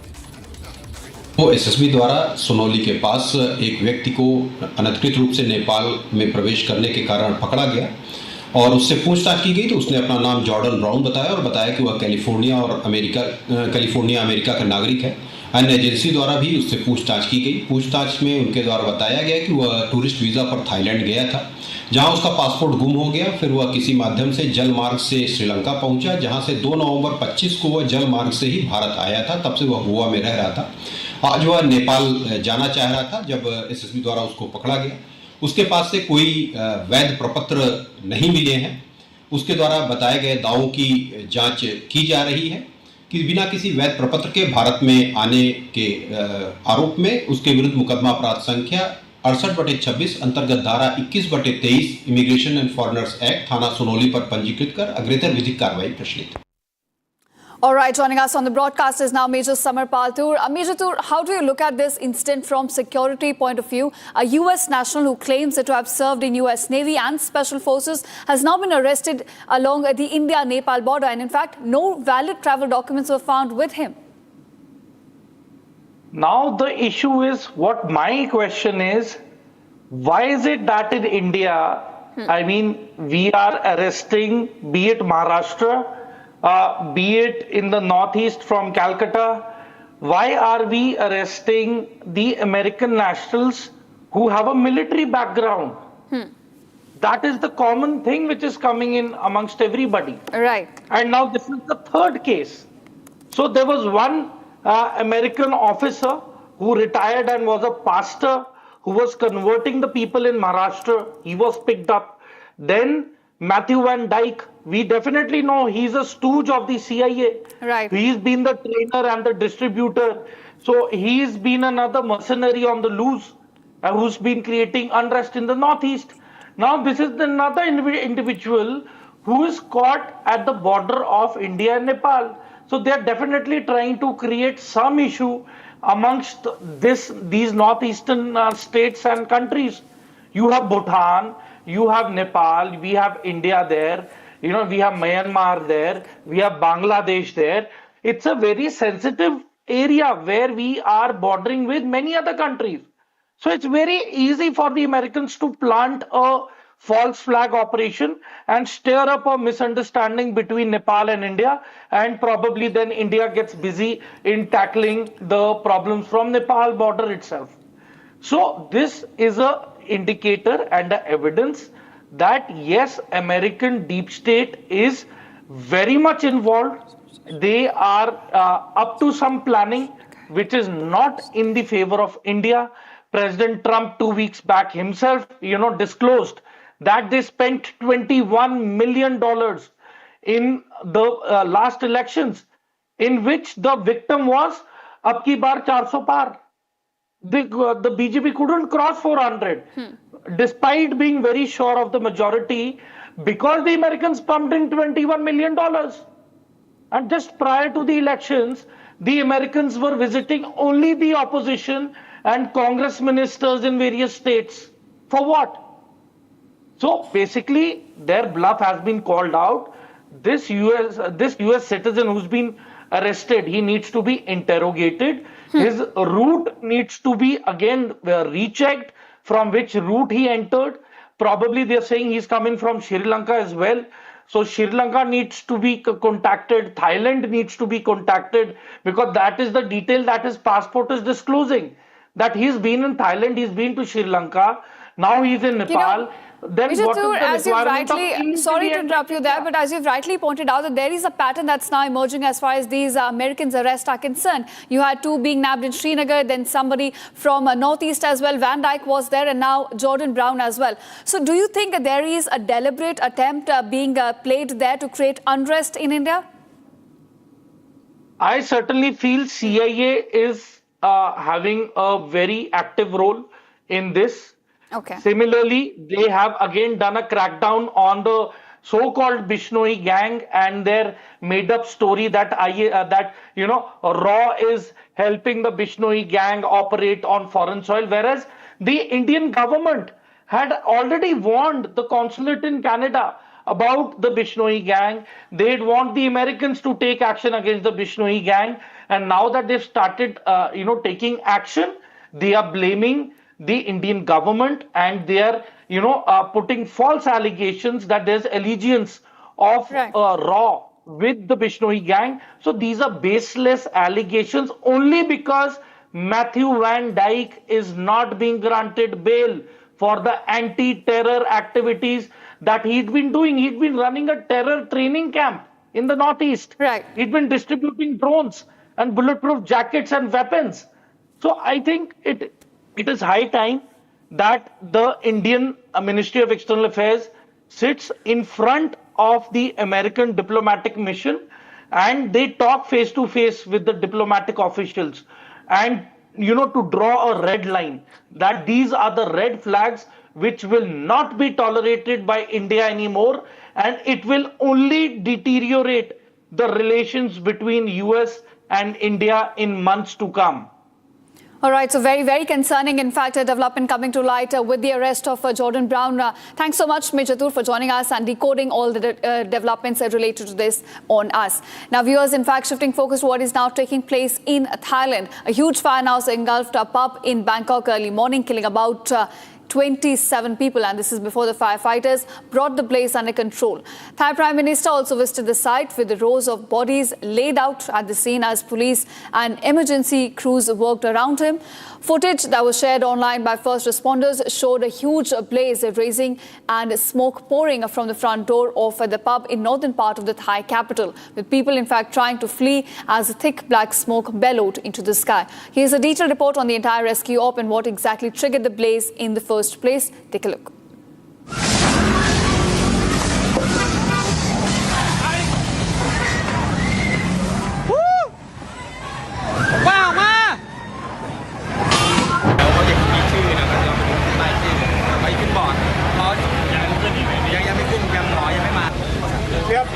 63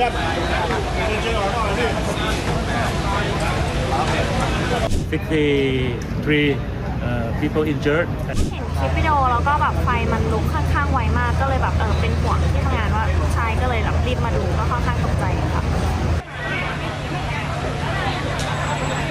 ถ้าในเมื่อเข้าไปเอาเป็นว่าประสบการณ์ที่ผมเข้าไปก็คือโต๊ะมันก็ไม่ไหม้ปกติมันเป็นแค่เขม่าลงมาบนโต๊ะแค่นั้นเองซึ่งโต๊ะมันก็เป็นไม้เป็นเชื้อเพลิงอย่างหนึ่งเลยใช่ไหมครับพอมันเป็นเชื้อเพลิงเนี่ยมันต้องไหม้ถูกไหมแต่สิ่งที่ผมเห็นนะมันจะไหม้ถึงข้างบนด้านหลังทางซ้ายห้องน้ำอ่ะมันถูกมันมีทางออกอยู่ซึ่งออกมาแล้วมันจะอยู่หลังร้านไอโตสีชมพูเนี่ยครับมันจะเป็นลานกว้างๆเลยแต่เขาทางหน้าประตูเขาเขียนติดป้ายไว้ว่าเฉพาะเจ้าหน้าที่นะครับซึ่งมันถูกล็อกไว้ด้วยกลอนสน.พหลโยธินแล้วท่านจะทราบรุ่นน้องที่เป็นนักร้องอะค่ะแล้วก็มีนักดนตรีหลายคนเลยค่ะที่ตอนแรกสูญหายค่ะเพราะว่าทราบตอนแรกก็คือติดต่อใครไม่ได้เลยรู้แค่ว่าไฟไหม้แล้วรู้ว่าเพื่อนเล่นอยู่ที่นี่ก็เลยพยายามติดต่อเพื่อนๆที่อยู่ที่นี่ค่ะทีนี้มันจากคำบอกเล่าที่อยู่ในก็คือว่าตอนไฟมันขึ้นมันมืดหมดเลยค่ะไฟดับหมดเลยแล้วก็มีแต่ควันเนี่ยก็คือมันก็มองหากันไม่เจออะไรเงี้ยไม่มันเป็นคนนักร้องเลยมันกำลังขึ้นร้องเลยI asked one musician that happened to be on the stage when the incident took place. He said that there was a fire at the cutout switch, and after that things happened very quickly, and there was blasting, and everybody tried to flee themselves from the smoke and the flame. So many of them were not able to make their way out because they went to the back of the building, tried to hide themselves away from the smokes and flames in the toilet, and that's where we found most of the bodies. Right now, we have been able to bring the deceased bodies out. There are already 27 bodies. The rest were sent to hospitals already, and we are still checking their conditions.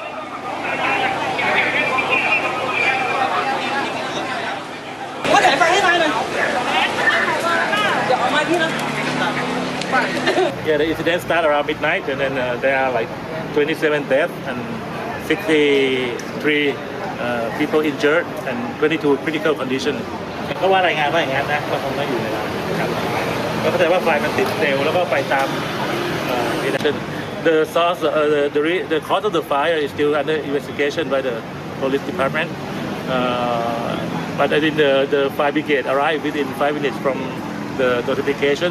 But the fire already spread quickly and a lot of smoke and flame.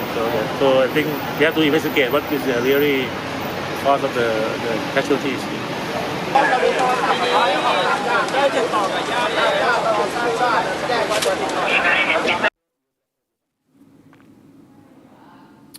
All right, viewers, now shifting focus of video from Hyderabad has now gone viral after a police officer was allegedly seen allowing a minor girl to drive a car on a busy road. Now, the incident has caused a traffic jam and raised serious concerns over road safety. Locals who question the officer say he defended his actions instead of acknowledging the violation.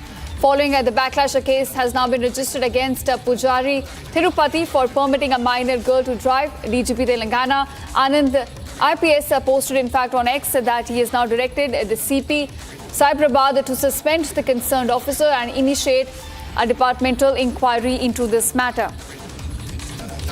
In fact, my colleague Aishwarya also joins us with more details on this. Aishwarya, it's a shocking video that has now gone viral. A police officer who's supposed to ensure that all the other people follow rules was seen himself flouting the road safety norms. Well, absolutely. Like you pointed out, a police officer himself is being violating one of the major rules, that is not letting a minor drive the car, because as we see, there are several cases of minor driving the cars which led to accidents, which is not new to us or new to the news as well. But however, a 6.5-year-old girl was given the wheels of a car, and that too in a very narrow road, causing severe traffic jam. And even though being confronted, the police officer was showing arrogance and telling that he is the police officer in that particular area, and that is the reason he is giving the car and he can do whatever he wants. And we can also see the arrogance that was reflected, and he was also telling that he was giving an explanation and justifying his action, telling that that car was an automatic car and it doesn't have a gear system, and though the wheels of the car is in the hands of his granddaughter, he still has the entire control of the car. But what the locals were saying is that because of this particular incident, an entire lane was given was stuck in a traffic congestion, and because of the car was not moving forward, and when they actually thought it was a technical fault, and that is the reason they went on to help. But when they saw a 6.5-year-old girl driving the car, they questioned the SI, and he in fact replied with arrogance. The video which went viral and so in fact flouting the norms, Aishwarya, and risking other people's lives on road and then being defiant about it is the attitude we're getting from this very police officials. We hope that the action is in fact taken in this case. Thanks for joining us. And now viewers, slipping into a very short break, but don't go anywhere. Coming up right after a break, the government now says it is examining Meta's response on child sexual abuse content, and appropriate action will follow. AU current account के साथ मिलता है free UPI QR, overdraft facility और एक ही app से bank के सारे काम। AU सोच बदलो और बैंक भी।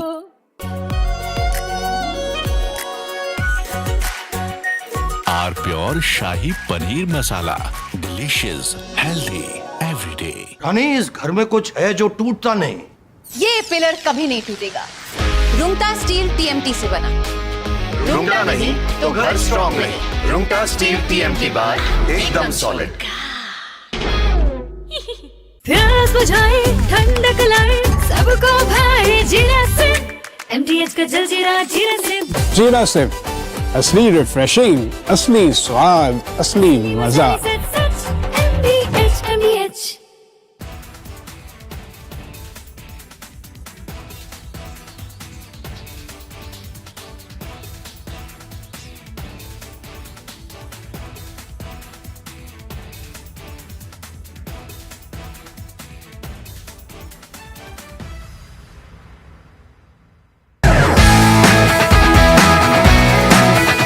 Rosa podcast wants to know, but I'm seeing a very soft version of Arnab. What did you expect, a mad guy?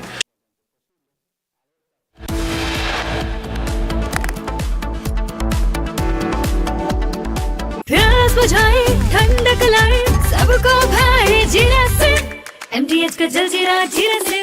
जीरा से असली रिफ्रेशिंग, असली स्वाद, असली मजा।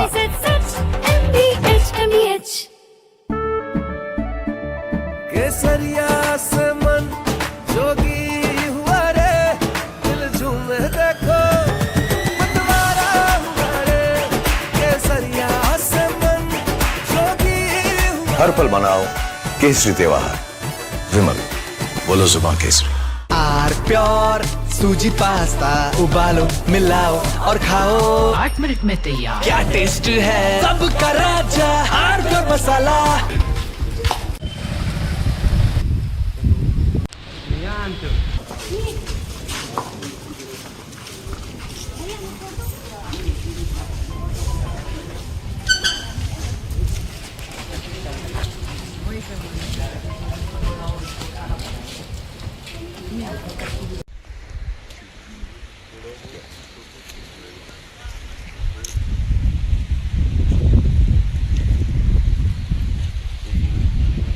की घटना है, मैं यही घटनास्थल भी आया हूँ। From Asia's largest news headquarters, setting the agenda for Bharat.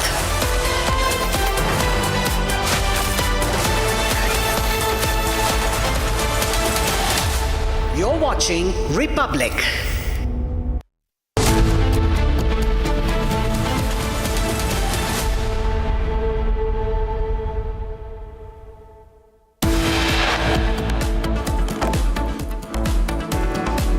India shines at the inaugural edition of the Asian Under-23 Athletics Championship 2026 held in China.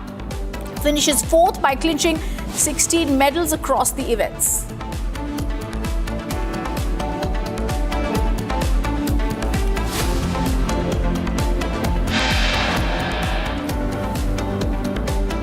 The government says it is now examining Meta's response on child sexual abuse content.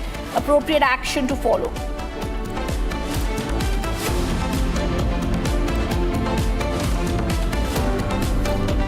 SC seeks, Supreme Court is now seeking SIT report in Ayodhya donation case, directing the team to issue notice to Ram Mandir Trust.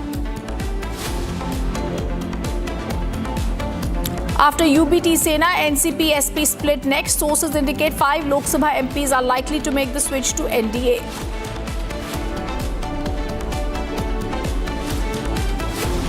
US strikes central Iranian, hits air defense systems, coastal radar sites, missiles and drone capabilities along with small boats.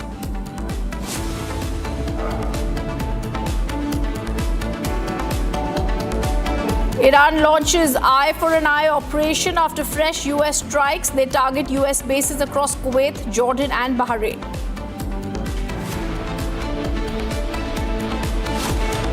And the BJP sends a legal notice to Jammu and Kashmir Chief Minister Umar Abdullah on 30 crore charge, demand an unconditional apology.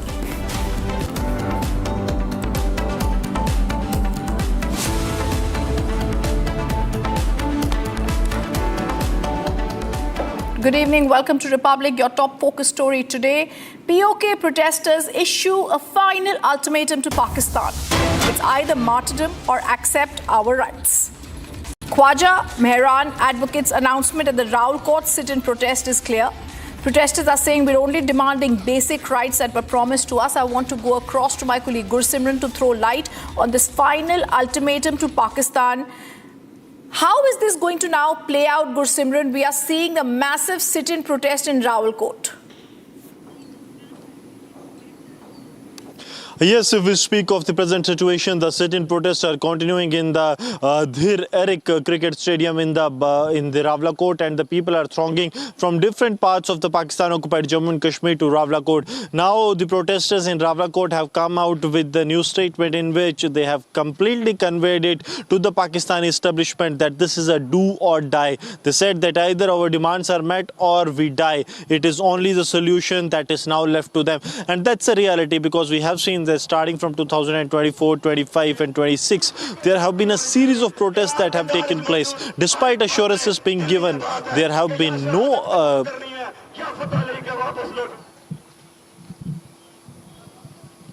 You can see, let's listen into the reaction that's actually coming in. Let's listen into the natural sound of what's happening there at the massive sit-in protest in Raul Court. मौजूद हर एक फर्द ने दिल में बात है कि या शहादत कबूल करनी है या फतह लेके वापस लौटना है। तीसरा कोई ऑप्शन मौजूद नहीं है। असल जरूर अकबर सा और पूरे यकीन नाल अपनी मामा की आखड़ाया, अपनी भैणा की आखड़ाया कि असा जिस जबर ने अंदर पिछले 80 साल गुजारे हैं, तीसरी कोई बात नहीं होनी चाहिए। यार पंडाल मौजूद हर एक फर्द ने दिल में बात है कि या शहादत कबूल करनी है या फतह लेके वापस लौटना है। तीसरा कोई ऑप्शन मौजूद नहीं है। असल जरूर अकबर सा और पूरे यकीन नाल अपनी मामा की आखड़ाया, अपनी भैणा की आखड़ाया कि असा जिस जबर ने अंदर पिछले 80 साल गुजारे हैं, तीसरी कोई बात नहीं होनी चाहिए। यार पंडाल मौजूद हर एक फर्द ने दिल में बात है कि या शहादत कबूल करनी है या फतह लेके वापस लौटना है। तीसरा कोई ऑप्शन मौजूद नहीं है। असल जरूर अकबर सा और पूरे यकीन नाल अपनी मामा की आखड़ाया, अपनी भैणा की आखड़ाया कि असा जिस जबर ने अंदर पिछले 80 साल गुजारे हैं, तीसरी कोई बात नहीं होनी चाहिए। Gursim, these are exclusive pictures that you've got us. What is going to happen as the POK protesters have had enough? It's an ultimatum to Pakistan. There's going to be martyrdom or acceptance of the rights. How serious and how soon do you think there will be the next step in this protest?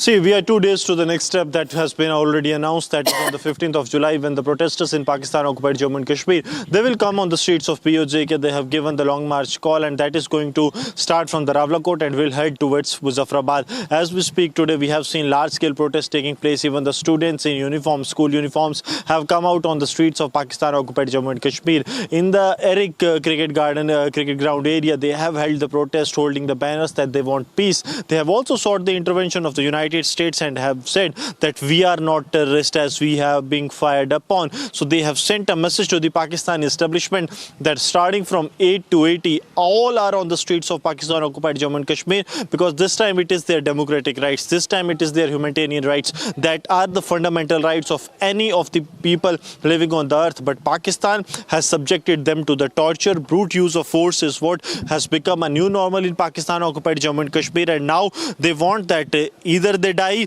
or they get their rights, because they also know that the life without these rights is no life for them. It is only passing the time that they have been doing for years, and this time they want an absolute solution. They want their demands to be met so that they can live a life with dignity, with peace, and with access to their own resources.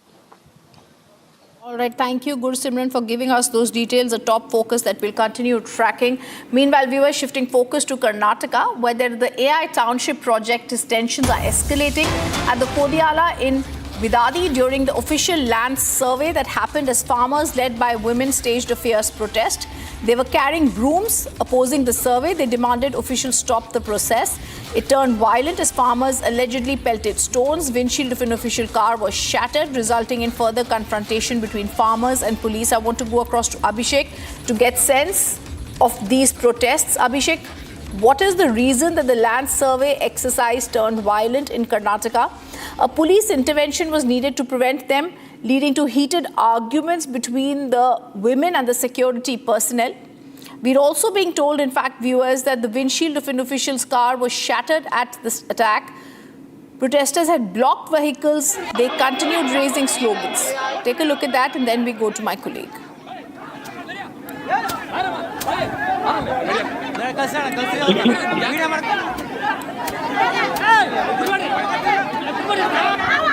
Abhishek, we're looking at the visuals that are coming in, very strong visuals. It's clear that the protests have turned violent. What's the reason this is happening, and how is the government going to try and keep this under control?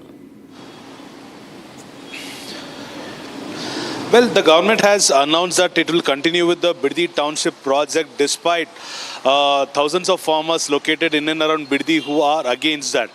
We've also seen the eruption in the political sector where the BJP and JDS are clearly against the Biddi Township project because of the natural resources present at Biddi. So the government has told that it will be taking into its consideration the entire land in and around Biddi.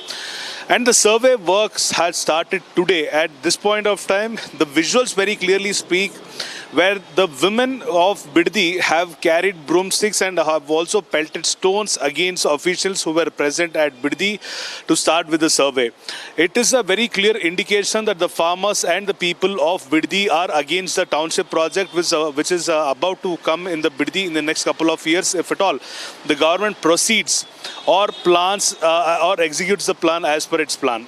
On the other hand, this is a very clear message to the political party Congress who is running the government in the state of Karnataka that no farmer will accept the township in and around Biddi. On the other hand, we've seen that the police had to intervene and interfere to make sure that the position or the situation is taken under control.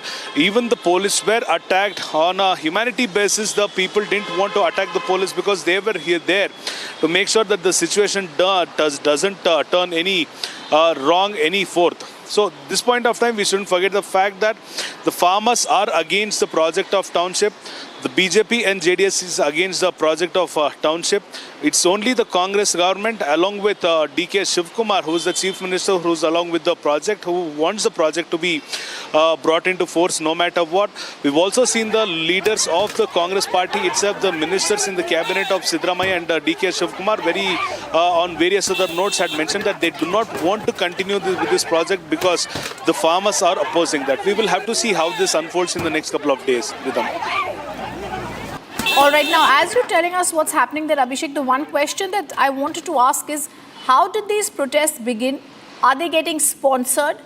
What is happening, and what is the reason that the protesters have been able to achieve this kind of lawlessness that we are seeing there? Well, the Karnataka government had decided there will be a township which will be emerging in Bidadi in and around 9,000 acres of the farmers' land to be taken over by the Karnataka government, where at least lakhs and lakhs of trees are planted for the last couple of decades. The green mat would completely be lost. The agriculture land would be lost to a township. The water will be lost to the AI or the township which will be coming up in Bidadi. And the farmers had very clearly mentioned that they know nothing else other than agriculture, and they will be left jobless and they will be left landless for the next couple of generations. The farmers had also mentioned that they aren't ready to give up their agricultural land, which is their ancestral land, to any government project or any township, because the only survival means is agriculture to the farmers of Bidadi. Despite knowing the fact, it was the Congress government which wanted to continue in the leadership of DK Shivkumar for the Bidadi township project. BJP and JDS, who are a part of NDA, had very openly mentioned that DK Shivkumar, in the respect of Bidadi issue, is only creating a real estate mafia and not helping the farmers, and is not creating any township. Despite the political parties opposing the plan of DK Shivkumar, the Congress government wanted to continue with the Bidadi township project by taking 9,000 plus acres, and this is when the survey officers visited Bidadi area to start their survey, and this incident has broken out. Thank you, Abhishek, for giving us those details. We'll track that story closely. Viewers, moving to the big story that was investigated right here. The Ministry Secretary on Meta child sexual abuse scandal has spoken up.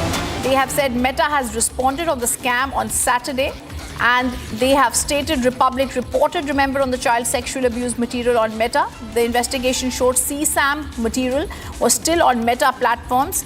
Now the ministry has stated and clearly stated that the government is now examining the response on child abuse content by Meta. The government says appropriate action will be taken on Meta after due examination. Let me go across to Nitin, who's joining us from the newsroom, the digital newsroom. Nitin, a few days ago, we saw how you were one of the first journalists to have tried to get a response from Meta. You tried to confront them. Finally, Meta's actions are under the scanner.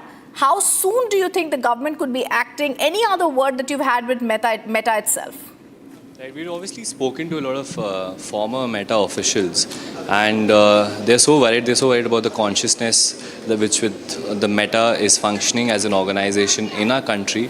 Because, few minutes back, our team was investigating again the kind of content. Has Meta, in fact, taken any kind of corrective measures, steps that could matter, because they're still answerable to the people of India at large, specifically to the mothers in the country.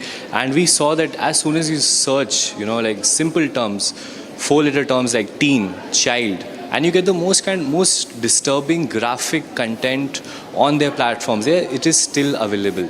And they've gotten views over 15 million. So obviously that speaks to it's not only a question anymore of just the AI guardrails at place. It's a question of their consciousness as an organization which runs social media platforms in a country as large as India. Back to you. All right. Thank you, Nitin, for giving us those details. It's a focus story that we'll continue tracking. Moving on to the other big focus, viewers, Piyush Goyal has spoken on the India-US trade deal talks. The Union Commerce Minister has said trade deal talks with US are on track. In fact, he has said that he had a fantastic meeting with the USTR Jameson Greer when he visited Delhi in June. He's also said both sides have reaffirmed their commitment to an agreement that is balanced, commercially meaningful, and also something that will deliver tangible benefits for businesses. He's also gone on to state very clearly that farmers, workers, consumers in both countries are going to benefit. He says our teams are fully engaged in achieving this objective. Let me go across to Nitin joining us live also on the story. Nitin, it's very clear there are people who are naysayers, but Piyush Goyal says the US-Indo trade talks are on track. Exactly. So the fact of the matter remains that all of the ruckus in terms of how the India-US trade deal is progressing was sort of in the news today after a Reuters report. Now, what Piyush Goyal has blatantly and very clearly mentioned as part of his latest tweet is that the Reuters report is baseless, both false and as well as misleading. So he's basically clearing out the air in terms of where India and US both are headed for, and they're obviously expecting very soon to have a trade deal that leads to an overall bilateral trade relations worth 500 billion for both the United States and India. And obviously he's mentioned certain things that clears the air out in terms of misconception that's been brewing in the markets since Reuters' latest report. Now he's mentioned that both sides reaffirm their commitment to an agreement for a very balanced, commercially meaningful and a trade deal that delivers tangible benefits for businesses both in India and the United States. Back to you. All right, thank you for giving us those details, Nitin. It's a focus story that we track. Now, viewers, the other focus and important news that's coming in, the Supreme Court has said it's time for mediation and initiative. The Samadhan Samroha 2026 initiative has been taken. The Supreme Court sends all the pending cases for out-of-court settlement. The Mandir Masjid disputes, it's a big move by the Supreme Court. The Samadhan Samroha Lok Adalat has been announced. Notices have been sent to all the Hindu and the Muslim parties. And now it's going to be there that we are going to see this move. Whether it's Gyanvapi case or the other cases, we're going to see this. Let me also go across to my colleague Sarthak joining us on the story. The Supreme Court sends the pending cases as Gyanvapi, Mathura, Sambhal cases referred to this Lok Adalat has been announced.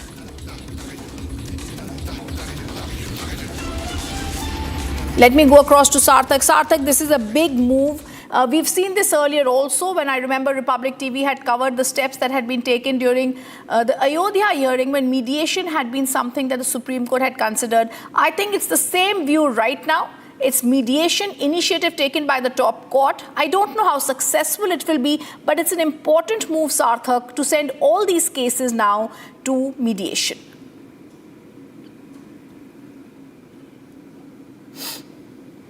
Well, absolutely, Rhythm. It is a similar kind of situation. As a matter of fact, some time ago, Supreme Court had invited parties to resolve their disputes through mediation, and they were also conducting this nationwide mediation initiative, which goes by the title Samadhan Samaro 2026, which was supposed to be conducted from August 21 to 23, and both Hindu and Muslim parties were invited to resolve their disputes regarding certain religious places and there are typically three locations and three places of worship dispute. One is the Gyanvapi Mosque in Varanasi, the other one is the Shahi Idgah Mosque, and the third one is the Shahi Jama Masjid in Sambhal. So these were the three places that were in dispute. They have been in dispute for a very long time, and both the Hindu litigants and Muslim parties were invited to resolve the dispute through mediation. However, at this point, the latest that we are getting, it seems like that idea has completely gone for the toss, because both sides, both the Hindu and Muslim parties, have mutually decided that they would not be relying on mediation, they would not be going for mediation, and they would go for the typical judicial process. And because the major argument that they have put forth before the court is that the dispute involved questions over the title of the immovable property, whether it was a mosque, whether it was a temple, and they have also raised certain constitutional and legal issues like interpretation of the Places of Worship Special Provisions Act 1991. And the third thing that they have mentioned, that they believe that these issues required authoritative judicial determination. So judicial intervention is important. These things cannot be resolved through dialogue. These things cannot be resolved through mediation. These things have to go through a regular judicial process, and therefore both the Muslim and Hindu litigants have decided that they would not be relying upon mediation. They would be taking the judicial process, and they have completely rejected the idea of mediation that was proposed by Supreme Court and that was supposed to be conducted during this Samadhan Samaro 2026 that was supposed to happen from August 21 and 23. Now it seems like this entire dispute, much like the Ram Janmabhoomi case, this will also take a different turn, and a regular judicial process will have to be followed in order to determine this places of worship. Thank you, Sarthak, for giving us details. Very, very clearly, Sarthak elucidates how this case is going to proceed. Now, viewers, we're also going to move on to what's making headlines across the nation.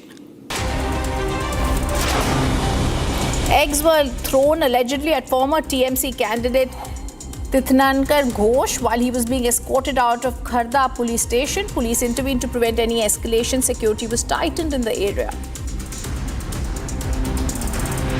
Floodwaters have inundated Naharani village in Assam's Lakhimpur district following heavy rainfall. Vast stretches of crop fields, roads and pathways remain submerged, affecting normal life, disrupting connectivity.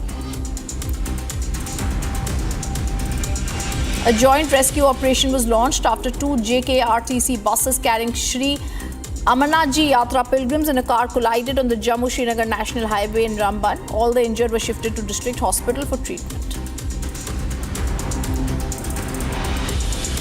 A Hyderabad sub-inspector has been booked after a video showed his 6-year-old granddaughter driving a car on a public road. The officer claimed he was preparing her for Guinness World Record. Police registered a case citing safety concerns and traffic law violations.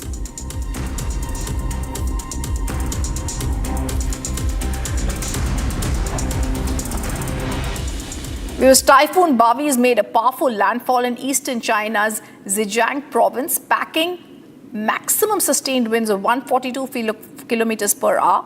Regarded as the strongest storm to hit the Chinese mainland this year, Bavi triggered massive evacuations, forcing nearly 2 million people out of high-risk coastal regions into emergency shelters. The nation's meteorological agency issued the first red alert for rainstorms alongside an orange typhoon alert, leading to the mass cancellation of over 1,000 flights, trains, ferry services across Shanghai, Hangzhou and neighboring provinces. Before striking China, the storm system intensified deadly monsoonal landslides in the Philippines and brought severe weather to parts of Taiwan and also southern Japan.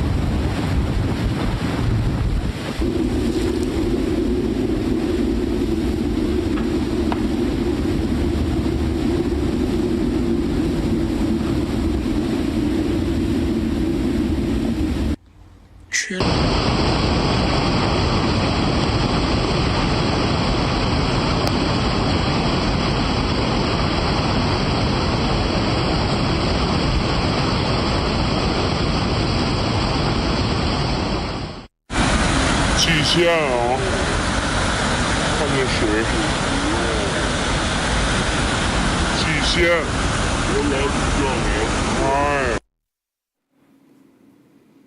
coming up after a short break, we get you more details as the Supreme Court now seeks an SIT report in the Ayodhya donation theft case. They direct the teams to issue notice to Ram Mandir Trust.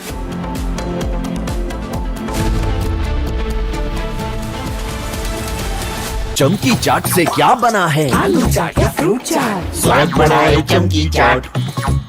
क्या बात है? स्वादिष्ट पकोड़े और फरसान, अरे चंकी चाट है इसकी जान। असली स्वाद सिर्फ चंकी चाट। केसरिया से मन जोगी हुआ रे, दिल झूमे देखो मतवारा हुआ रे। केसरिया से मन जोगी हुआ। हर पल मनाओ केसरी त्योहार। विमल, बोलो जुबान केसरी। थोड़े में ज्यादा स्वाद यही तो है इसकी खास बात। वाओ मामा, क्या स्वाद है? अरे मेरी राजा, सबका राजा R pure masala.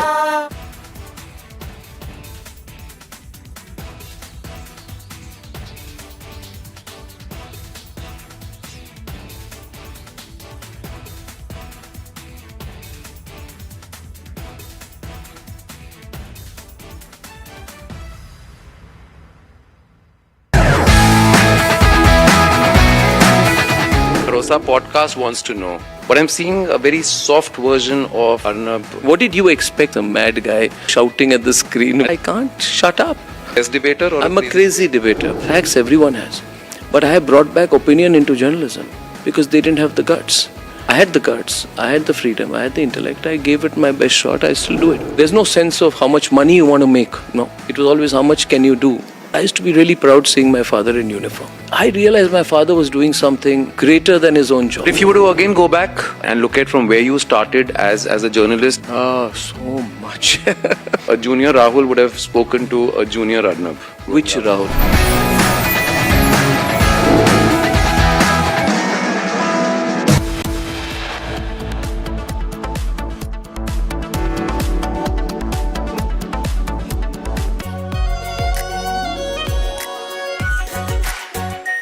Are pure shahi paneer masala, delicious, healthy everyday. AU savings account में मिलते हैं amazing benefits, paperless banking and higher interest, वो भी हर महीने। Money money money money every month. सोच बदलो और बैंक भी। प्यास बुझाए, ठंडक लाए, सबको भाए जीरा सिप। MTH का जलजीरा जीरा सिप। जीरा सिप, असली रिफ्रेशिंग, असली स्वाद, असली मजा। MTH।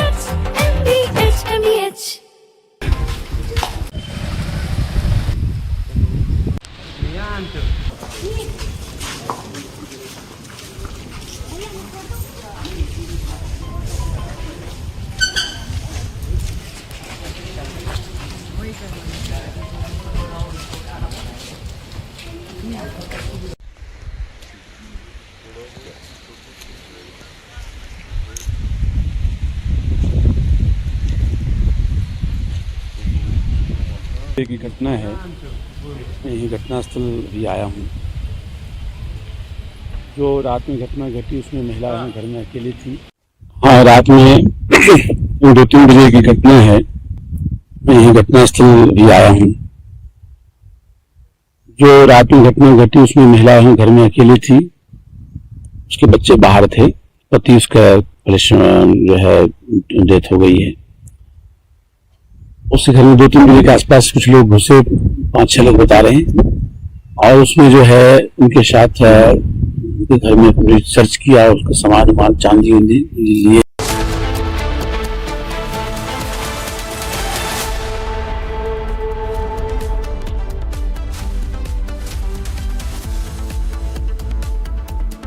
Good evening. Welcome to Republic. Our top focus is going to be on the Middle East war, where we are seeing escalating tensions. We are seeing Iraq has again and now started to attack the US bases near them in Jordan, Kuwait, Oman. We're also seeing how the US has continued and escalated its attack on Iran. That's a top focus story that we're going to track and really try and understand whether the Strait of Hormuz is closed or open, even as Iran's come out with a chilling list of 13 leaders foreign leaders that it wishes to terminate. Take a look at our headlines.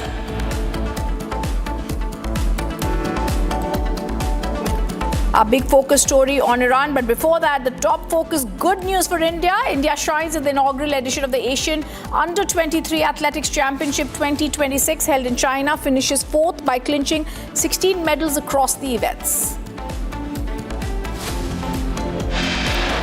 The government says it's now examining Meta's response on child sexual abuse content. Appropriate action will follow. The Supreme Court seeks SIT report in Ayodhya donation theft case. Notice issued to Ram Mandir Trust. After UBT Sena NCP split next, sources indicate 5 Lok Sabha MPs likely to make switch to NDA. US strikes central Iranian, hits air defense systems, coastal radar sites, missiles and drone capabilities along with small boats. Iran launches an eye for an eye operation after fresh US strikes, targets US bases across Kuwait, Jordan and Bahrain.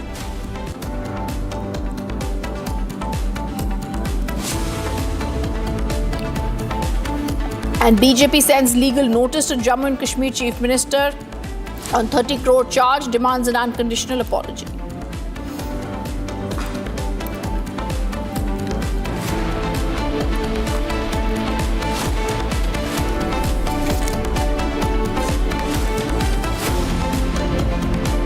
Good evening. Welcome to Republic, our top focus story. Coming in from Pakistan-occupied Kashmir, protesters who are issuing a fresh ultimatum to Pakistan. It's either martyrdom or accept our rights. Khwaja Mehran advocates' announcement at Rawalkot sit-in protest is clear. Protesters say we demand basic rights that were promised to us. I want to go across to Gursimran. But first, we're going to take this reaction, the sounds that are naturally coming from there. Take a look. क्या फतह लेके वापस लौटना है तीसरा कोई option मौजूद नहीं है असल जरूर अगर बरसा और पूरे यकीन ना अपनी मामा की आखड़ाया अपनी भैड़ा की आखड़ाया कैसा जिस जबर ने अंदर पिछले 80 साल गुजारे हैं तीसरी कोई बात नहीं होनी चाहिए यार पिंडाल मौजूद हर एक फर्द ने दिल ये बात है कि या शहादत कबूल करनी है या फतह लेके वापस लौटना है तीसरा कोई ऑप्शन मौजूद नहीं है असल जरूर अगर बरसा और पूरे यकीन ना अपनी मामा की तीसरी कोई बात नहीं होनी चाहिए यार पिंडाल मौजूद हर एक फर्द ने दिल ये बात है कि या शहादत कबूल करनी है या फतह लेके वापस लौटना है तीसरा कोई ऑप्शन मौजूद नहीं है असल जरूर अगर बरसा और पूरे यकीन ना अपनी मामा की आखड़ाया अपनी भैड़ा की आखड़ाया कैसा जिस जबर ने अंदर पिछले 80 साल गुजारे हैं तीसरी कोई बात नहीं होनी चाहिए यार पिंडाल मौजूद हर एक फर्द ने दिल ये बात है कि या शहादत कबूल करनी है या फतह लेके वापस लौटना है तीसरा कोई ऑप्शन मौजूद नहीं है असल जरूर अगर बरसा और पूरे यकीन ना अपनी मामा की आखड़ाया अपनी भैड़ा की आखड़ाया कैसा जिस जबर ने अंदर पिछले 80 साल गुजारे हैं तीसरी कोई बात नहीं होनी चाहिए यार पिंडाल मौजूद हर एक फर्द ने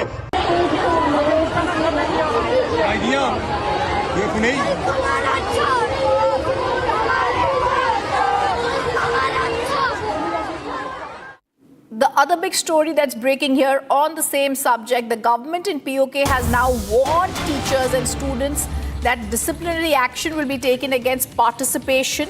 They are even scared now that children will defy Munir's army. There's a protest on this. Let me go across to my colleague Gursimran getting us those details. Gursimran, it's clear. Private schools have been told if you continue staying open, your registration will be cancelled.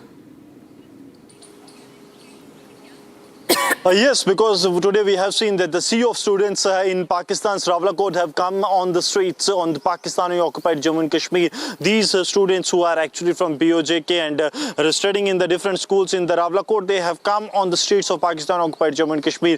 There was a sea of the students in uniform staging the protest against the Pakistani government and the atrocities being committed upon them by the Pakistani federal government and the establishment. And what they have said, that we are not terrorists, do not commit atrocities on us. They wanted peace. They were holding the banners urging the United Nations to intervene. They were urging the civil bodies, the global organizations to come and help them. And that is why we have seen that the protest after protest have taken place. Now this diktat has been issued by the Pakistani federal government that their registrations will be cancelled.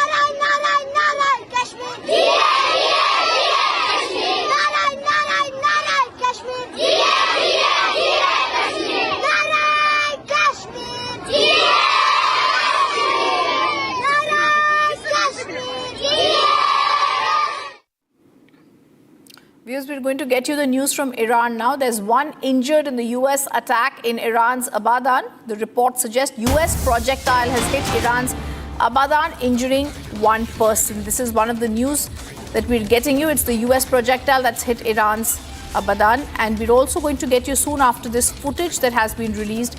Great details that are now coming from Iran about how Abadan has been hit. There is Iran smoke that's rising from Iran. We're also now getting more footage from Iran and the IRGC and what they are doing. But first, on the story, I'm telling you the news that's coming in now. It's US that has escalated its attack in the Middle East.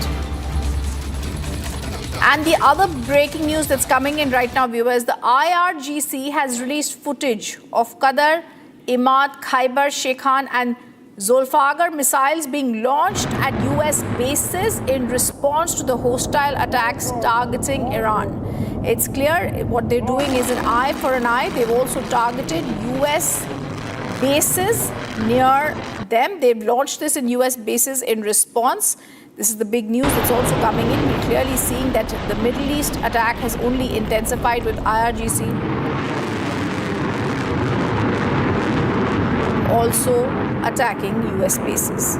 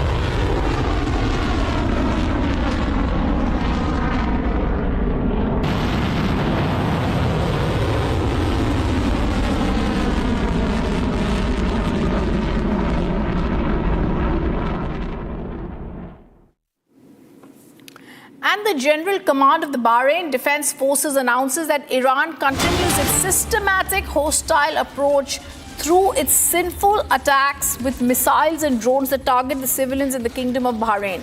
Bahrain is saying Iran is targeting civilians in the attack. That's the news that's just coming in, whereas Iran has clarified that the attack will not be on civilians, only on the bases. They've accused Iran of targeting civilians. The military has accused Iran of also in the latest attack having targeted civilians.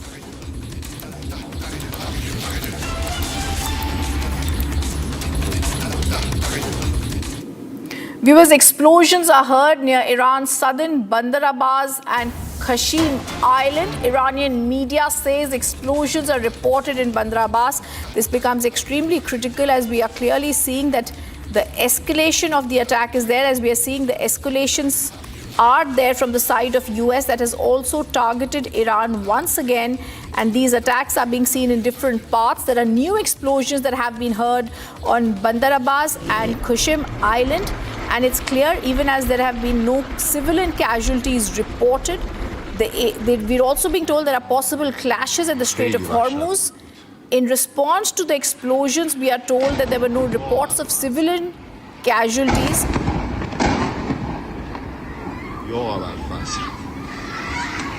The explosions came amid the escalating tensions. There are two powerful blasts in Bandar Abbas that were seen early today morning. Remember, Iran is also retaliating with missile and drone attacks targeting US military facilities in the regional countries. And they accused Washington of repeatedly violating their 17th of June Memorandum of Understanding. US President had earlier declared that memorandum as over.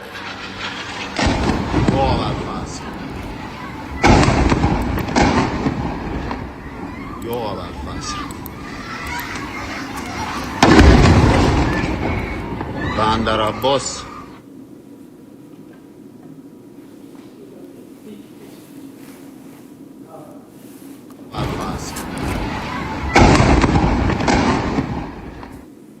Typhoon Bavi made a powerful landfall in eastern China's Zhejiang province, packaging maximum sustained winds of 144 kilometers per hour. Regarded as the strongest storm to hit the Chinese mainland this year, Bavi triggered massive evacuations, forcing nearly 2 million people out of high-risk coastal regions into emergency shelters. The National Meteorological Agency has issued its first red alert for rainstorms, along with an orange typhoon alert, leading to mass cancellations of over 1,000 flights, trains, ferry services across Shanghai, Hangzhou and neighboring provinces. Remember, before striking China, the storm system intensified deadly monsoonal landslides in the Philippines and brought severe weather to parts of Taiwan and southern Japan. 下都冲倒了，树苗南阳庄，那是许金山他们家厂店电线杆子也倒了，车也冲倒了，桥头的电线杆子也倒了，他们家都完全要淹了，他们家超市啊，满了，啥都淹了。我也车，他们的车也那样了，我们这商店也淹了，连我们家都满了，都淹了我们家，我们这商店。 把脚往上，哥哥，都淹了这东西呀、这冰箱，看看，哦。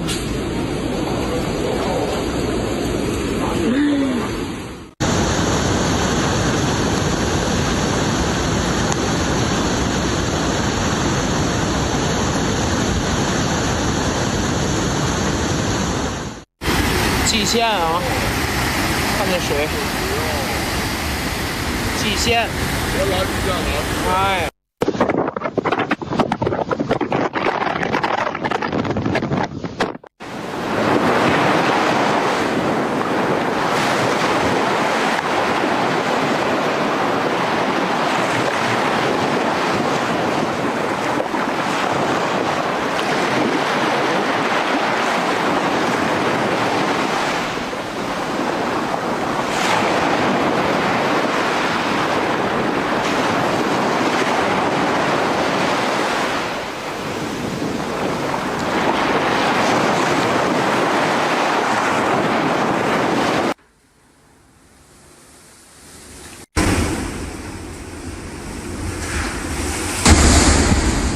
就把心没顿顿的，啊，那小朋友考干咋好？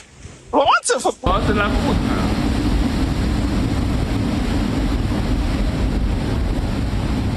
他一考的车，好像一个车是那不。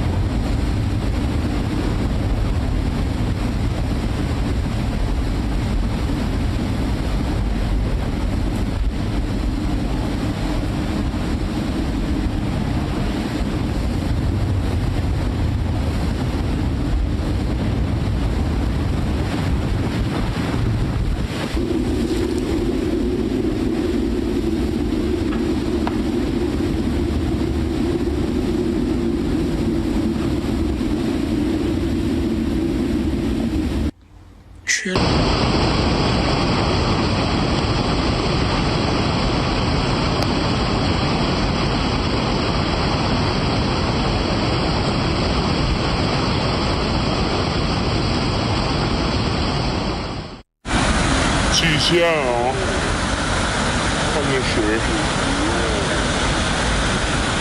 蓟县，我老叫我哎。 Let's take a look at what's making headlines across the nation.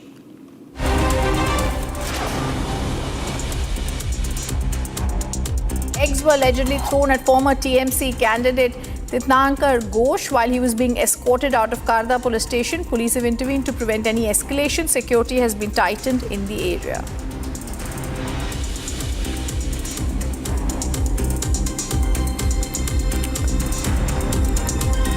Floodwaters have inundated Naharani village in Assam's Lakhimpur district following heavy rainfall. Vast stretches of crop fields, roads and pathways remain submerged, affecting normal life and disrupting connectivity. A joint rescue operation was launched after two JKRTC buses carrying Shri Amarnath Ji Yatra pilgrims and a car collided on the Jammu-Srinagar National Highway in Ramban. All the injured were shifted to district hospital for treatment. A Hyderabad sub-inspector has been booked after a video showed his 6-year-old granddaughter driving a car on a public road. He claimed he was preparing for the Guinness World Records. Police registered a case citing safety concerns.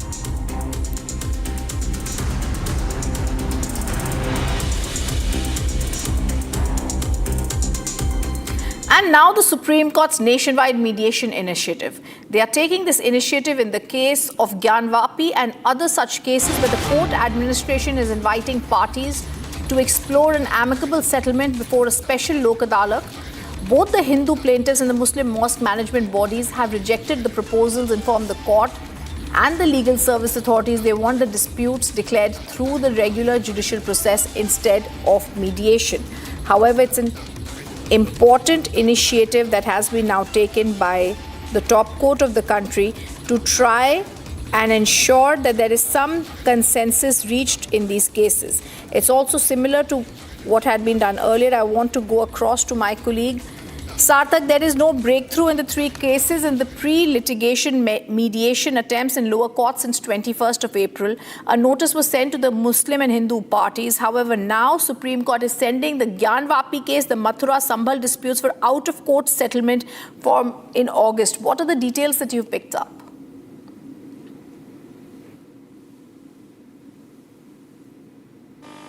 Well, absolutely. There has been a dispute between the Muslim parties and the Hindu parties regarding these 3 places of worship. One is the Gyanvapi Mosque, one is the Shahi Idgah Mosque, and the third one is the Shahi Jama Masjid. There has been a dispute between the parties for a very long time. As a matter of fact, Supreme Court had recommended these parties to go for mediation and to attend the Samadhan Samaroh 2026 that is supposed to be held on from August 21 to August 23.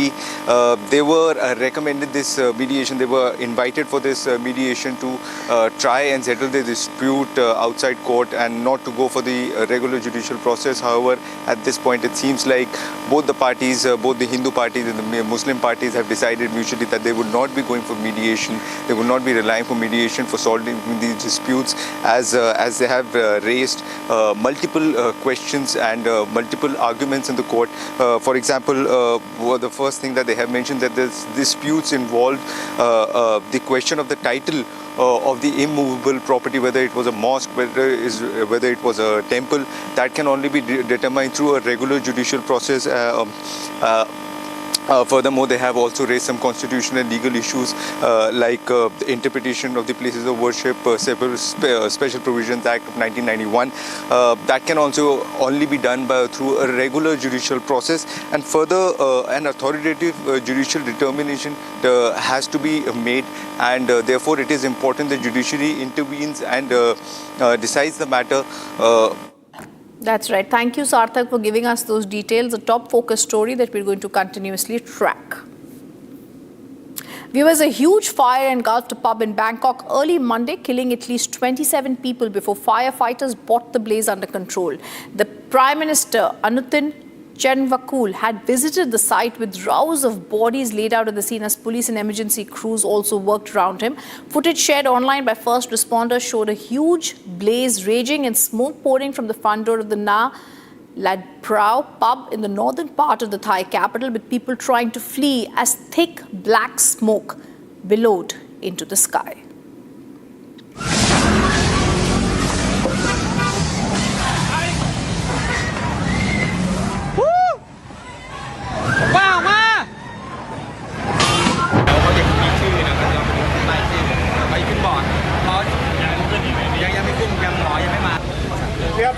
Yep. 53 people injured. ลิปวิดีโอแล้วก็แบบไฟมันลุกค่อนข้างไวมากก็เลยแบบเป็นห่วงที่ทำงานว่าใช่ก็เลยแบบรีบมาดูก็ค่อนข้างตกใจค่ะ ถ้าในเมื่อเข้าไปเอาเป็นว่าประสบการณ์ที่ผมเข้าไปก็คือโต๊ะมันก็ไม่ไหม้ปกติมันเป็นแค่ขมเหลาลงมาบนโต๊ะแค่นั้นเองซึ่งโต๊ะมันก็เป็นไม้เป็นเชื้อเพลิงอย่างหนึ่งแหละใช่ไหมครับพอมันเป็นเชื้อเพลิงเนี่ยมันต้องไหม้ถูกไหมแต่สิ่งที่ผมเห็นนะมันจะไหม้ถึงข้างบนด้านหลังทางซ้ายห้องน้ำอ่ะมันถูกมันมีทางออกอยู่ซึ่งออกมาแล้วมันจะอยู่หลังร้านไอโชว์สีชมพูเนี่ยครับมันจะเป็นลานกว้างๆเลยแต่เขาทางหน้าประตูเขาเขียนติดป้ายไว้ว่าเฉพาะเจ้าหน้าที่นะครับซึ่งมันถูกล็อกไว้ด้วยกลอนสน.พหลโยธินแล้วท่านจะทราบรุ่นน้องที่เป็นนักร้องค่ะแล้วก็มีนักดนตรีหลายคนเลยค่ะที่ตอนแรกสูญหายค่ะเพราะว่าทราบตอนแรกก็คือติดต่อใครไม่ได้เลยรู้แค่ว่าไฟไหม้แล้วรู้ว่าเพื่อนเล่นอยู่ที่นี่ก็เลยพยายามติดต่อเพื่อนๆที่อยู่ที่นี่ค่ะทีนี้มันจากคำบอกเล่าที่อยู่ข้างในก็คือว่าตอนไฟมันขึ้นมันมืดหมดเลยค่ะไฟดับหมดเลยแล้วก็มีแต่ควันเนี่ยก็คือมันก็มองหากันไม่เจออะไรเงี้ยไม่มันเป็นคนนักร้องเลยมันกำลังขึ้นร้องเลยI asked one musician that happened to be on the stage when the incident took place. He said that there was a fire at the cutout switch, and after that thing happened very quickly, and there was blasting, and everybody tried to free themselves from the smoke. Coming up after a short break, the government says it is now examining Meta's response on the child sexual abuse content and there will be appropriate action to follow.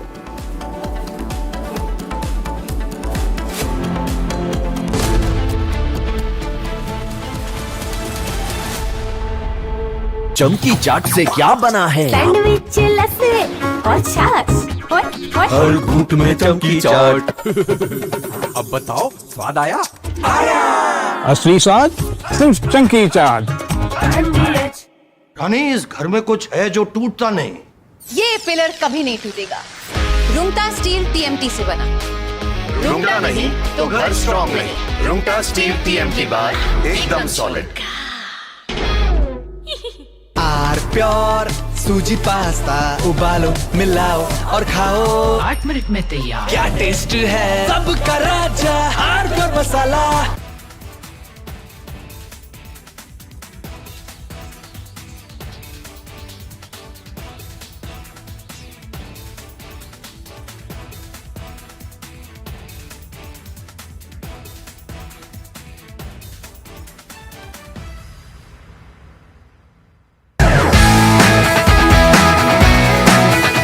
Rosa podcast wants to know, but I'm seeing a very soft version of Arnab. What did you expect? A mad guy shouting at the screen. I can't shut up.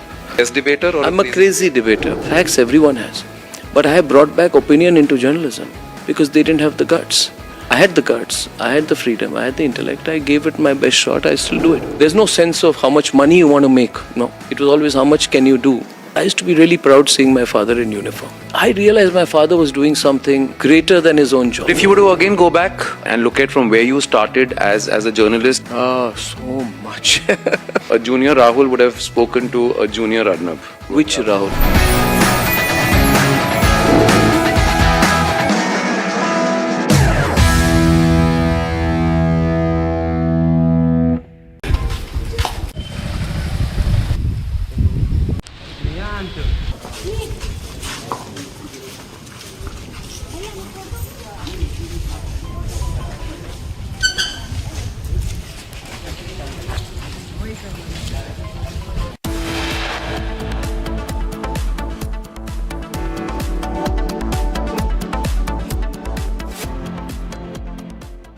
थोड़े में ज्यादा स्वाद यही तो है इसकी खास बात। वाओ मामा क्या स्वाद है। अरे मेरे राजा सबका राजा और मसाला। केसरिया से मन जोगी हुआ रे दिल झूमे देखो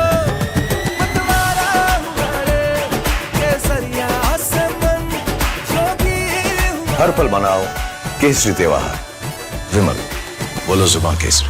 चमकी चाट से क्या बना है? आलू चाट या फ्रूट चाट, स्वाद बढ़ाए चमकी चाट। क्या बात है? स्वादिष्ट पकोड़े और परेशान, अरे चमकी चाट है इसकी जान। असली स्वाद सिर्फ चंकी चाट।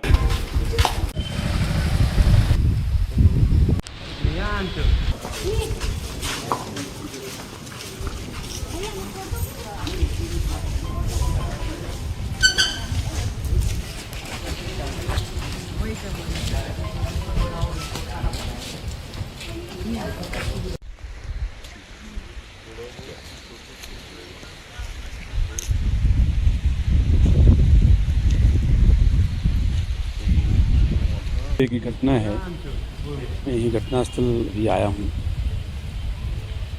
जो रात में घटना घटी उसमें महिला घर में अकेली थी। हाँ, रात में 2-3 बजे की घटना है, मैं यही घटनास्थल भी आया हूँ। जो रात में घटना घटी उसमें महिला घर में अकेली थी, उसके बच्चे बाहर थे, पति उसका जो है डेथ हो गई है।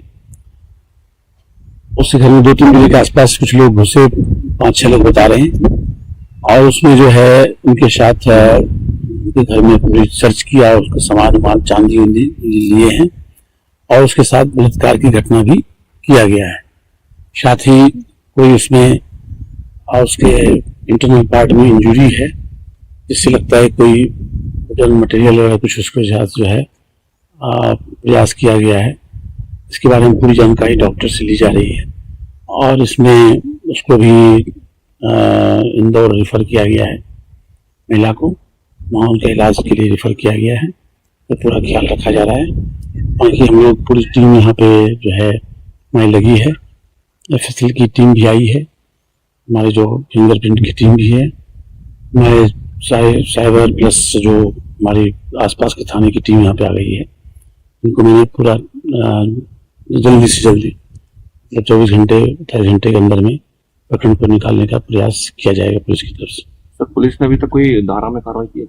हाँ, पुलिस इसमें जो है क्योंकि आदमी इसमें 5-6 बताए जा रहे हैं, तो डकैती की धारा प्लस 376 जो उसने बलात्कार किया है, इसकी धारा इसमें लगेगी।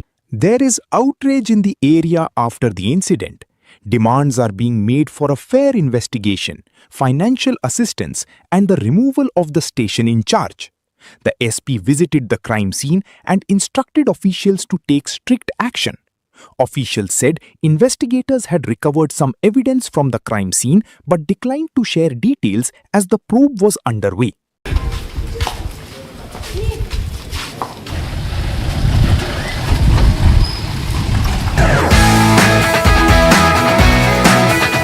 Rosa podcast wants to know, but I'm seeing a very soft version of Arnab. What did you expect? A mad guy shouting at the screen. I can't shut up.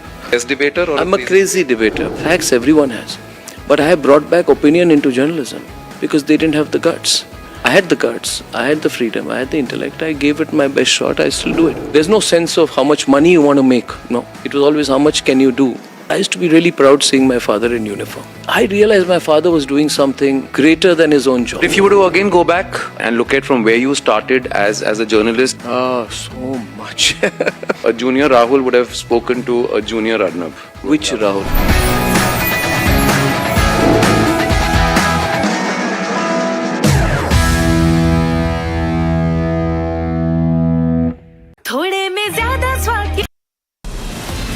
From Asia's largest news headquarters, setting the agenda for Bharat.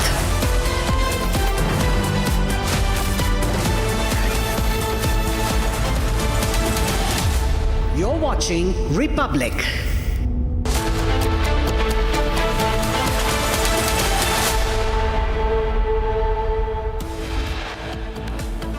The top headlines today: India shines at the inaugural edition of the Asian Under-23 Athletics Championships 2026 held in China. Finishes 4th place by clinching 16 medals across the events. The government says that it is now examining Meta's response on child sexual abuse content, appropriate actions to follow. Supreme Court 6 SIT report in Ayodhya donation theft case directs the team to issue notice to Ram Mandir Trust. After UBT Sena and CPSP split next, sources indicate 5 Lok Sabha MPs likely to make the switch to NDA. US strikes hit central Iranian region, hits air defense systems, coastal radar sites, missiles and drone capabilities along with small boats. Iran launches Eye for an Eye operation after fresh US strikes, targets US bases across Kuwait, Jordan and Bahrain. BJP sends legal notice to Jammu and Kashmir Chief Minister Omar Abdullah on 30 crore charges, demands unconditional apology.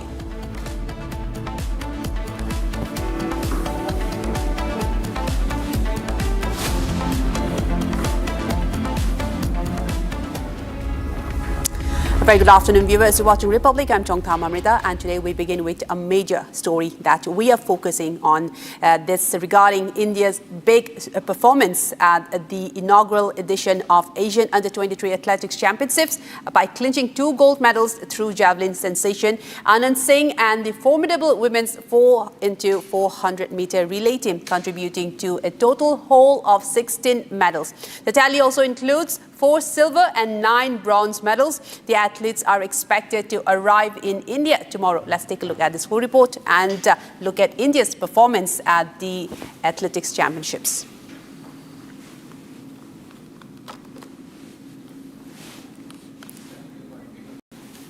Well, this is as India shines at this inaugural edition of the Athletics Championships that was held in China, and India bagged 16 medals tally, India's biggest haul in the first, India's one of the biggest haul. In fact, this is the Under-23 Championships of the track and field event, various athletics events where India scored very high. India, in fact, gained 16 medals by finishing 4th. This is in fact a very good performance by the Indian athletes, and we have also one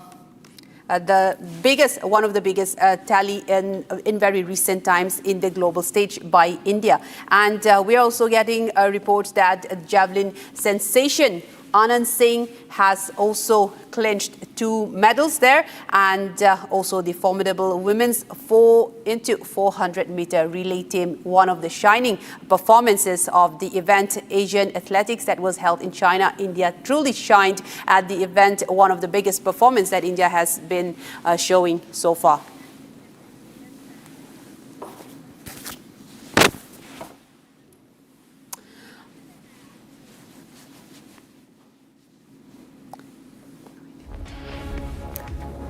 Right, and the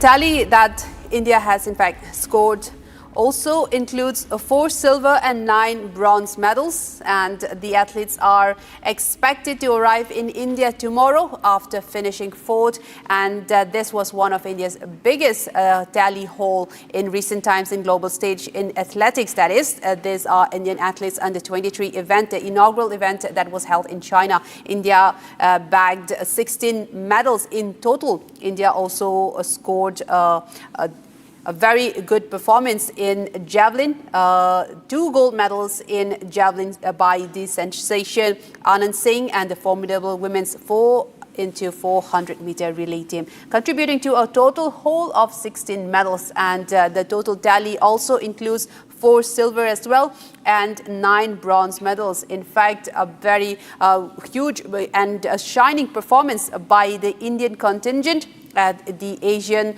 Athletics Championship Under-23 that was recently concluded in China. And the team is set to arrive tomorrow back in India after making the country proud, after flying the national flag high at the global stage. This after the relay team, in fact, truly gave a wonderful performance and a total haul of 16 medals by the Indian contingent, the under-23 contingent. And in fact, this comes at a time when other sports are also being seen. And for example, in cricket, India has been putting up very poor performance so far, separate back-to-back losses as well. While on the other hand, Indian athletes continue to shine and bring the nation pride and fame and raising the Indian flag at the national level, at the international level. And in fact, the athletes truly deserve this performance that they have given, truly deserve all the honor that's coming their way.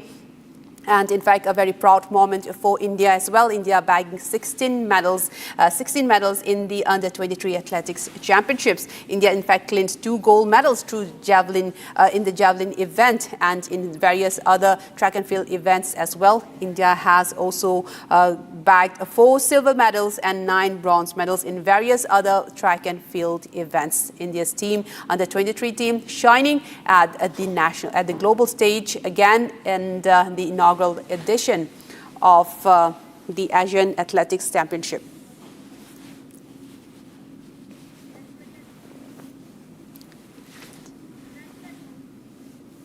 Now we also have Republic also spoke to one of the athletes there, and let's listen to this statement, that the exclusive statement that was given to Republic. So kickboxing is not a very mainstream sport when compared to India. So how do you look and what do you think are the necessity measures that can be taken to save kickboxing and develop it into a mainstream media?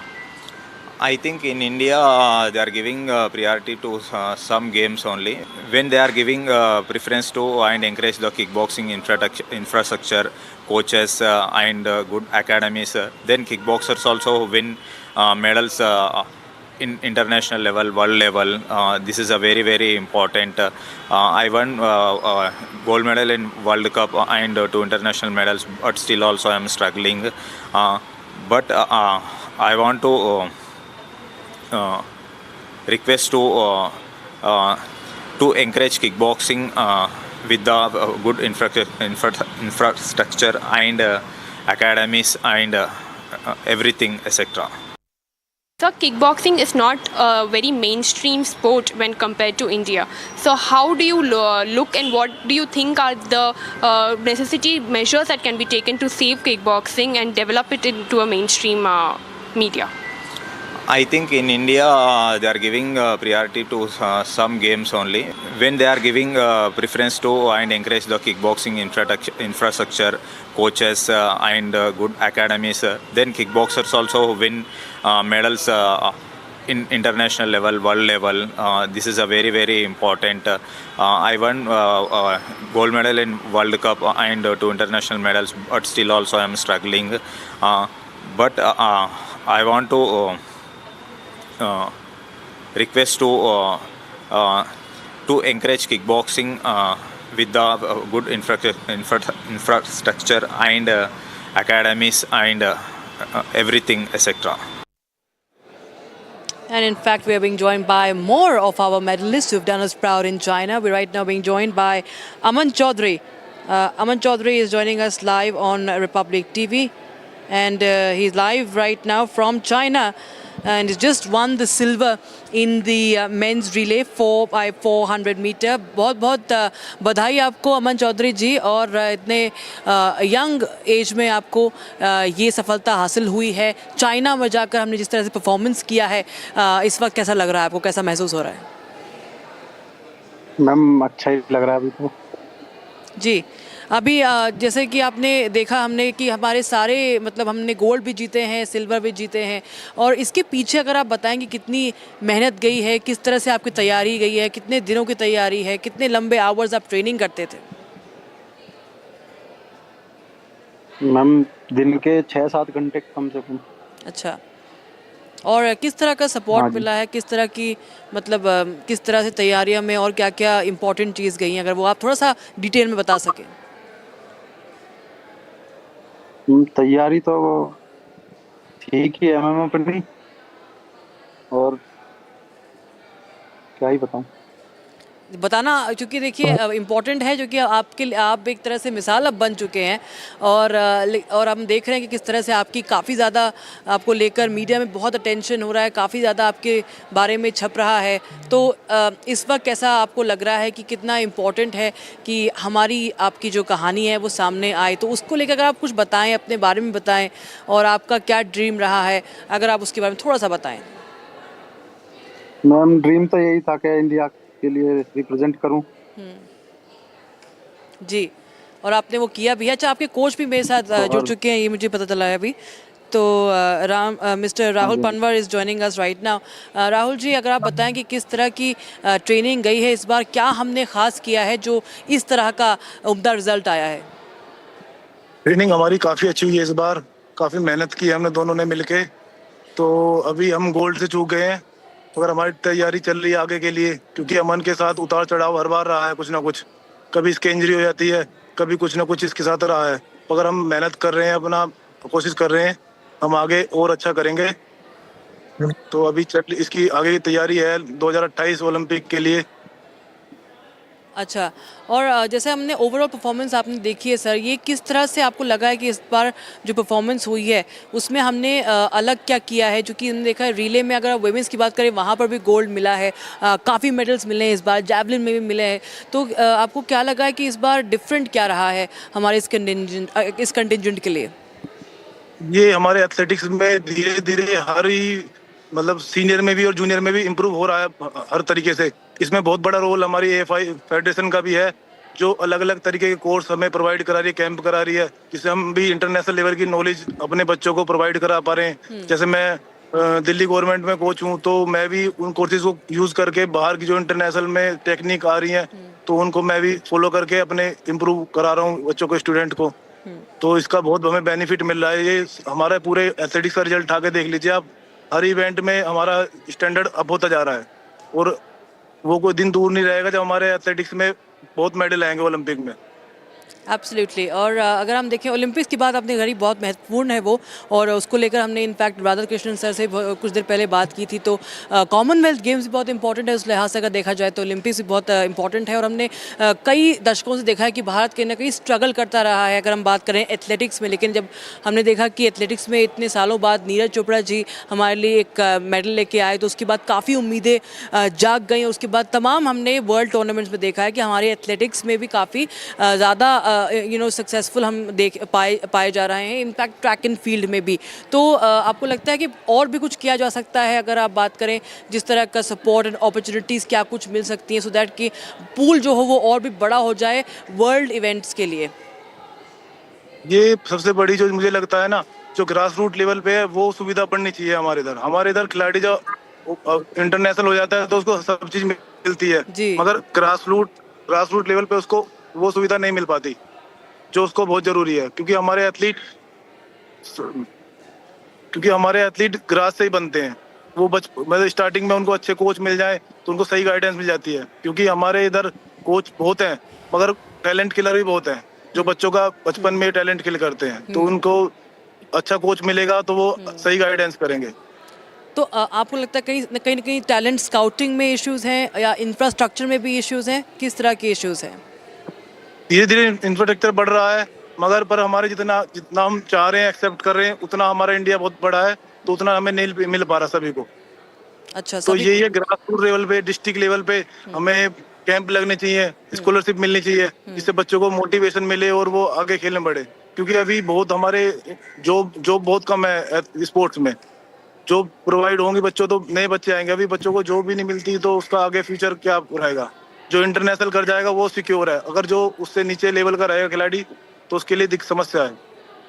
तो आप कह रहे हैं कि ज़्यादा motivation, ज़्यादा encouragement, ज़्यादा support चाहिए। जो अभी जैसे कि अभी हम बात करें, अमन की बात कर ले, और जो भी ये अंडर 23 तो काफ़ी यंग है, तो इनके लिए ज़्यादा सपोर्ट चाहिए, आप ये कहना चाह रहे हैं? सपोर्ट चाहिए बहुत ज़्यादा, बिना सपोर्ट के कुछ नहीं हो पाएगा।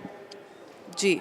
और अमन, अगर मैं आपसे पूछूं कि आपका नेक्स्ट गोल क्या है, नेक्स्ट टारगेट क्या है आपका इस मेडल के बाद? मैम अभी तो मैम 2028 ही है ओलंपिक की। अच्छा, उसकी प्रिपरेशन करूंगा। अच्छा, चलिए, बहुत बहुत शुक्रिया हमारे जुड़ने के लिए अमन और mister Rahul Panwar for joining us on Republic TV, and many congratulations to you and the team for doing us proud. Thank you so much. Back to the studios.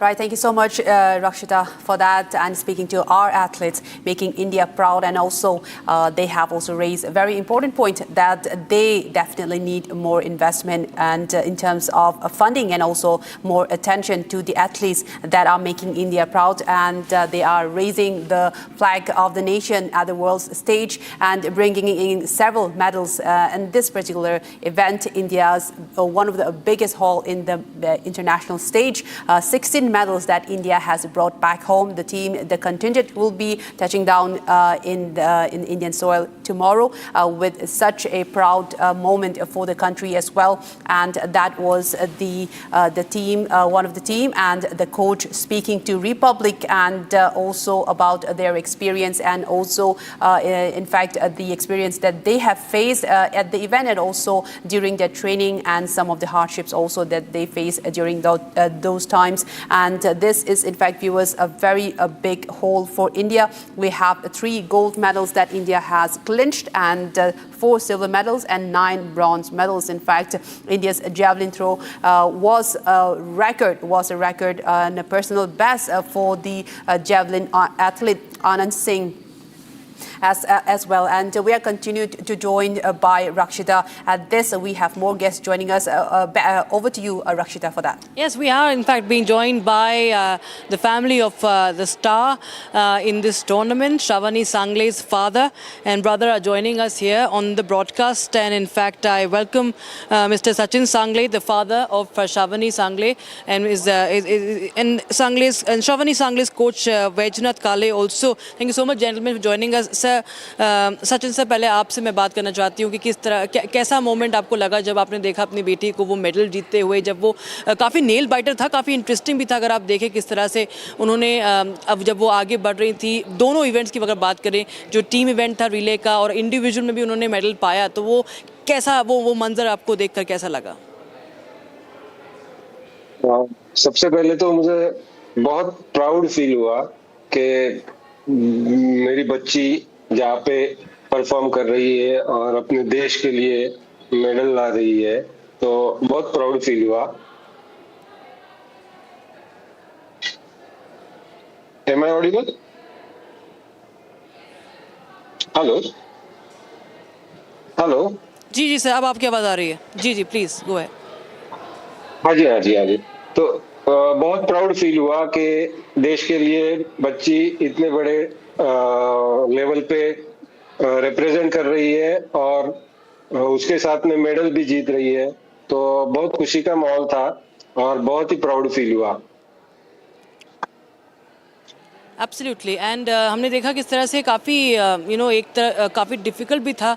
और अगर हम चाइना की बात करें, और काफ़ी बड़े बड़े ऐसे देश से के कंपेटिटर्स थे जहाँ पर वो ट्रेडिशनली हमने देखा है कि वो ट्रैक एंड फील्ड इवेंट्स में काफ़ी ज़्यादा आगे रहते हैं, लेकिन जब आपने देखा हमारी भारतीय टीम, हमारी भारतीय महिलाएं इतना अच्छा कर रही थी, तो आपको क्या कुछ लगा कि कितना कुछ बदलाव आया है अभी, और इसका श्रेय आप किसको देते हैं इस बदलाव के लिए?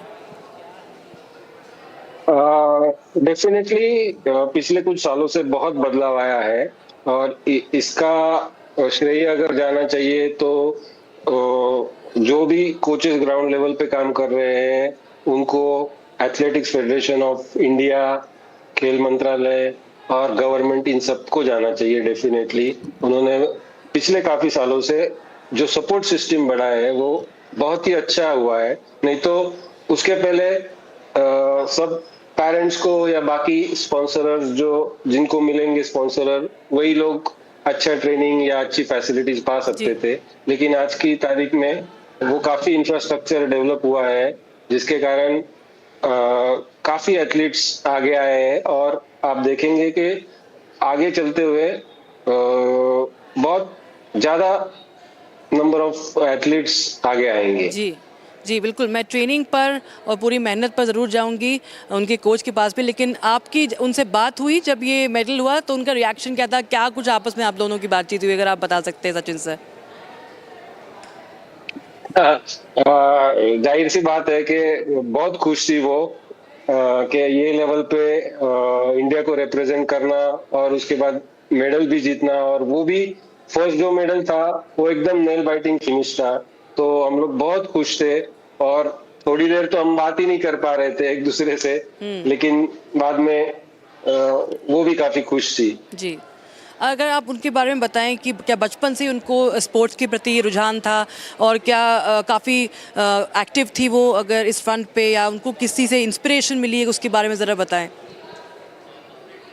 नहीं, अभी देखिए, जो हर कोई बच्चा होता है तो माँ बाप को तो ऐसा लगता है कि वो कोई डॉक्टर बने, साइंटिस्ट बने, कोई आर्मी में जाए, लेकिन इसका श्रेय मैं कोचेस को देना पड़ेगा कि वो लोग आइडेंटिफाई करते हैं और वो लोग हमें इंसिस्ट कराते हैं कि आप उनको ट्रेनिंग दीजिए, एकेडमी भेजिए।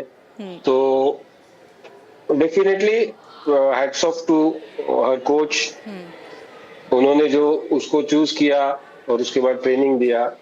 आई am really thankful to him.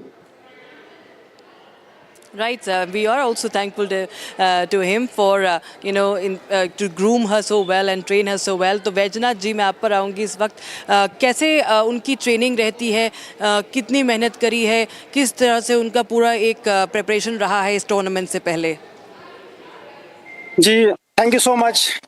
जैसे आपने कहा, ट्रेनिंग प्रोग्राम जो रहता है ये कंपटीशन के लिए पिछले दो साल से हम मेहनत कर रहे थे। उसका मॉर्निंग और इवनिंग सेशन मिला के 5-6 घंटे उनका ट्रेनिंग सेशन रहता है और पेरेंट्स का भी बहुत अच्छा सपोर्ट है। एथलीट उस हिसाब से मेहनत कर रहे हैं और हमें उसका श्रेय और फल मिल रहा है। और डेफिनेटली ये नया भारत है और नए भारत की तरह ही उन्होंने अंडर-23 एशियन चैम्पियनशिप में शुरुआत की और चाइना में उन्हीं को टीम को जाके बीट करके गोल्ड मेडल हासिल किया। जी, और हमने देखा किस तरह से जो चेज़ हमने देखी, स्पेशली जो चाइनीज़ कंपेटिटर थी साथ में उनके, जो चाइनीज़ एथलीट थी, वो हमने देखा काफ़ी इंटरेस्टिंग मोमेंट था। काफ़ी उसमें नर्वसनेस भी कहीं ना कहीं हुई होगी आपको वो देखते वक्त, लेकिन क्या स्ट्रैटेजी थी, अगर आप उसके बारे में बताएं, और उसके बाद कैसा लगा? What really worked, if you can tell us, in that event when India clinched the gold? Yeah, it's really good question. It's not about only physical training. ये mental training है, mental toughness की training है। आपने देखा होगा कि जहाँ पे नियर अबाउट 10-15 मीटर का लीड था, वो लीड काट के हमें उनको बीट करने के लिए वहाँ पे सिर्फ फिजिकल ट्रेनिंग काम नहीं आती, उस टाइम पे आपका मेंटल टफनेस काम आता है। तो नेवर गिव अप का जो मेंटल थॉट रहता है वो आपको जीत के करीब लेके जाता है और वही कि श्रावणी ने जो उसको सिखाया गया था उस हिसाब से ही इम्प्लीमेंट किया और देश को एक गोल्ड में तब्दील कर दिया, सिल्वर को।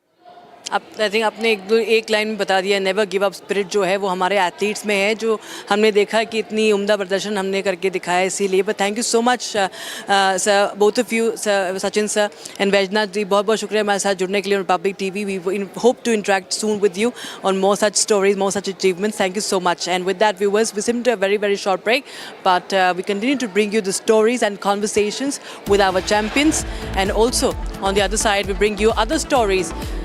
The Supreme Court has also sought the SIT report and also had given a notice to the government, to the trust. We'll get you more on that. Stay tuned.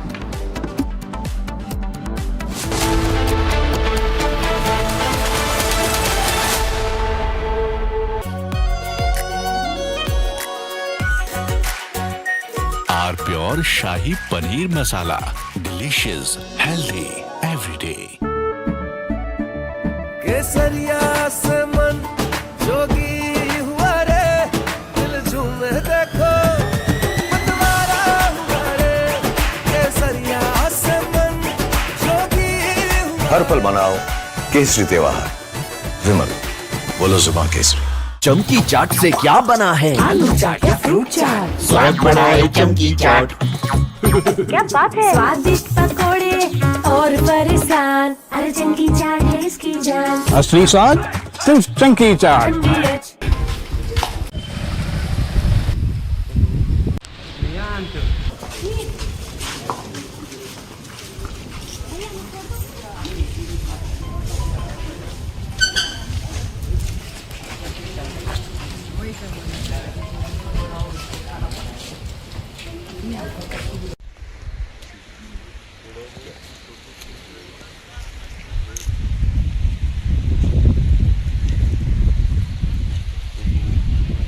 की घटना है, मैं यही घटनास्थल भी आया हूँ। जो रात में घटना घटी उसमें महिला घर में अकेली थी। हाँ, रात में 2-3 बजे की घटना है, मैं यही घटनास्थल भी आया हूँ। जो रात में घटना घटी उसमें महिला घर में अकेली थी, उसके बच्चे बाहर थे, पति उसका जो है डेथ हो गई है।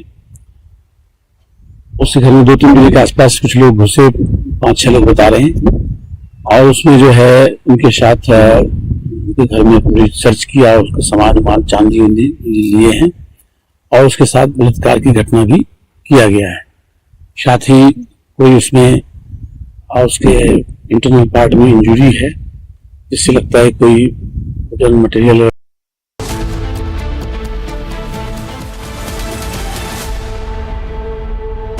प्योर सूजी पास्ता उबालो, मिलाओ और खाओ, 8 मिनट में तैयार। क्या टेस्ट है सबका राजा hardcore masala. AU savings account में मिलते हैं amazing benefits, paperless banking and higher interest, वो भी हर महीने। Money money money money every month. सोच बदलो और बैंक भी। चमकी चाट से क्या बना है? सैंडविच, लस्सी और छाछ। हर घूंट में चमकी चाट, ड्राई फ्रूट और दही बड़े। चमकी चाट से स्वाद बढ़े। असली स्वाद सिर्फ चंकी चाट।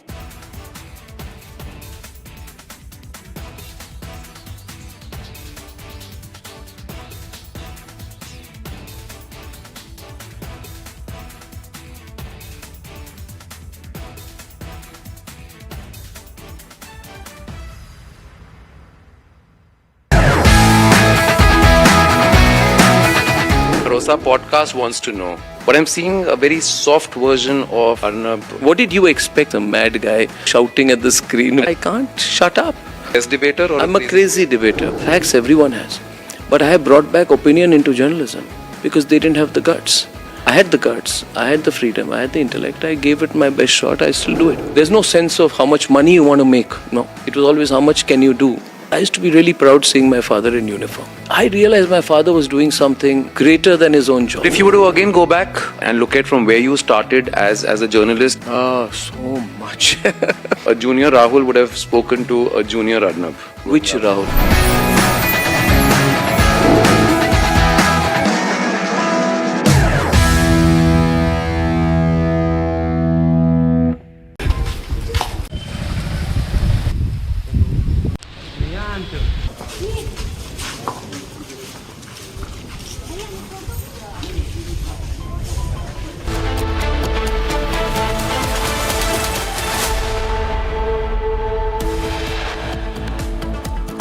India shines at the inaugural edition of the Asian Under-23 Athletics Championships 2026 held in China, finishes fourth by clinching 16 medals across the events. The government says that it is now examining Meta's response on child sexual abuse content, appropriate actions to follow. Supreme Court seeks SIT report in Ayodhya donation theft case, directs the team to issue notice to Ram Mandir Trust. After UBT Sena and CPSP split next, sources indicate 5 Lok Sabha MPs likely to make the switch to NDA. US strikes central Iranian, hits air defense systems, coastal radar sites, missiles and drone capabilities, along with small boats. Iran launches eye-for-an-eye operation after fresh US strikes, targets US bases across Kuwait, Jordan and Bahrain. BJP sends legal notice to Jammu and Kashmir Chief Minister Omar Abdullah on 30 crore charge, demands an unconditional apology.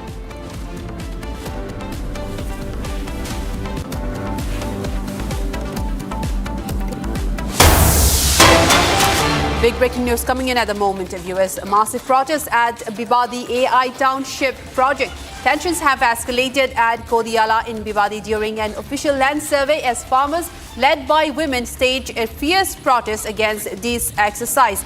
Women carrying brooms opposed the survey and demanded that officials stop the process.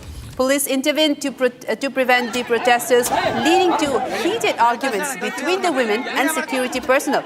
The protest later turned violent as farmers allegedly pelted stones at officials and their vehicles. The windshield of an official's car was also shattered in the process, and protesters also blocked vehicles and continued to raise slogans against the land survey, resulting in further confrontation between the farmers and the security personnel. This in Bhiwadi in Karnataka. The women have raised various slogans and protesting against the land survey that was carried out, and a massive protest was also seen at the process against the land survey that was being carried out in the region. And also, viewers, let's listen in to Bengaluru Rural MP CN Manjunath, who, when he spoke exclusively to Republic about this incident. Take a listen. I've been joined by Dr. CN Manjunath, the Member of Parliament for Bengaluru Rural, where the Biddi issue is happening for the last couple of days. Sir, now, the latest development is that when the survey officers try to visit Biddi to conduct the survey, we've seen that women have used broomsticks and tried to pelt stones, and the police had to intervene in between them. And now the police have taken into custody the farmers and the women who were protesting against the survey. How do you see this, sir? No, actually, farmers are protesting against this township for months and months. Peacefully they are protesting. And first of all, nobody has asked for this township.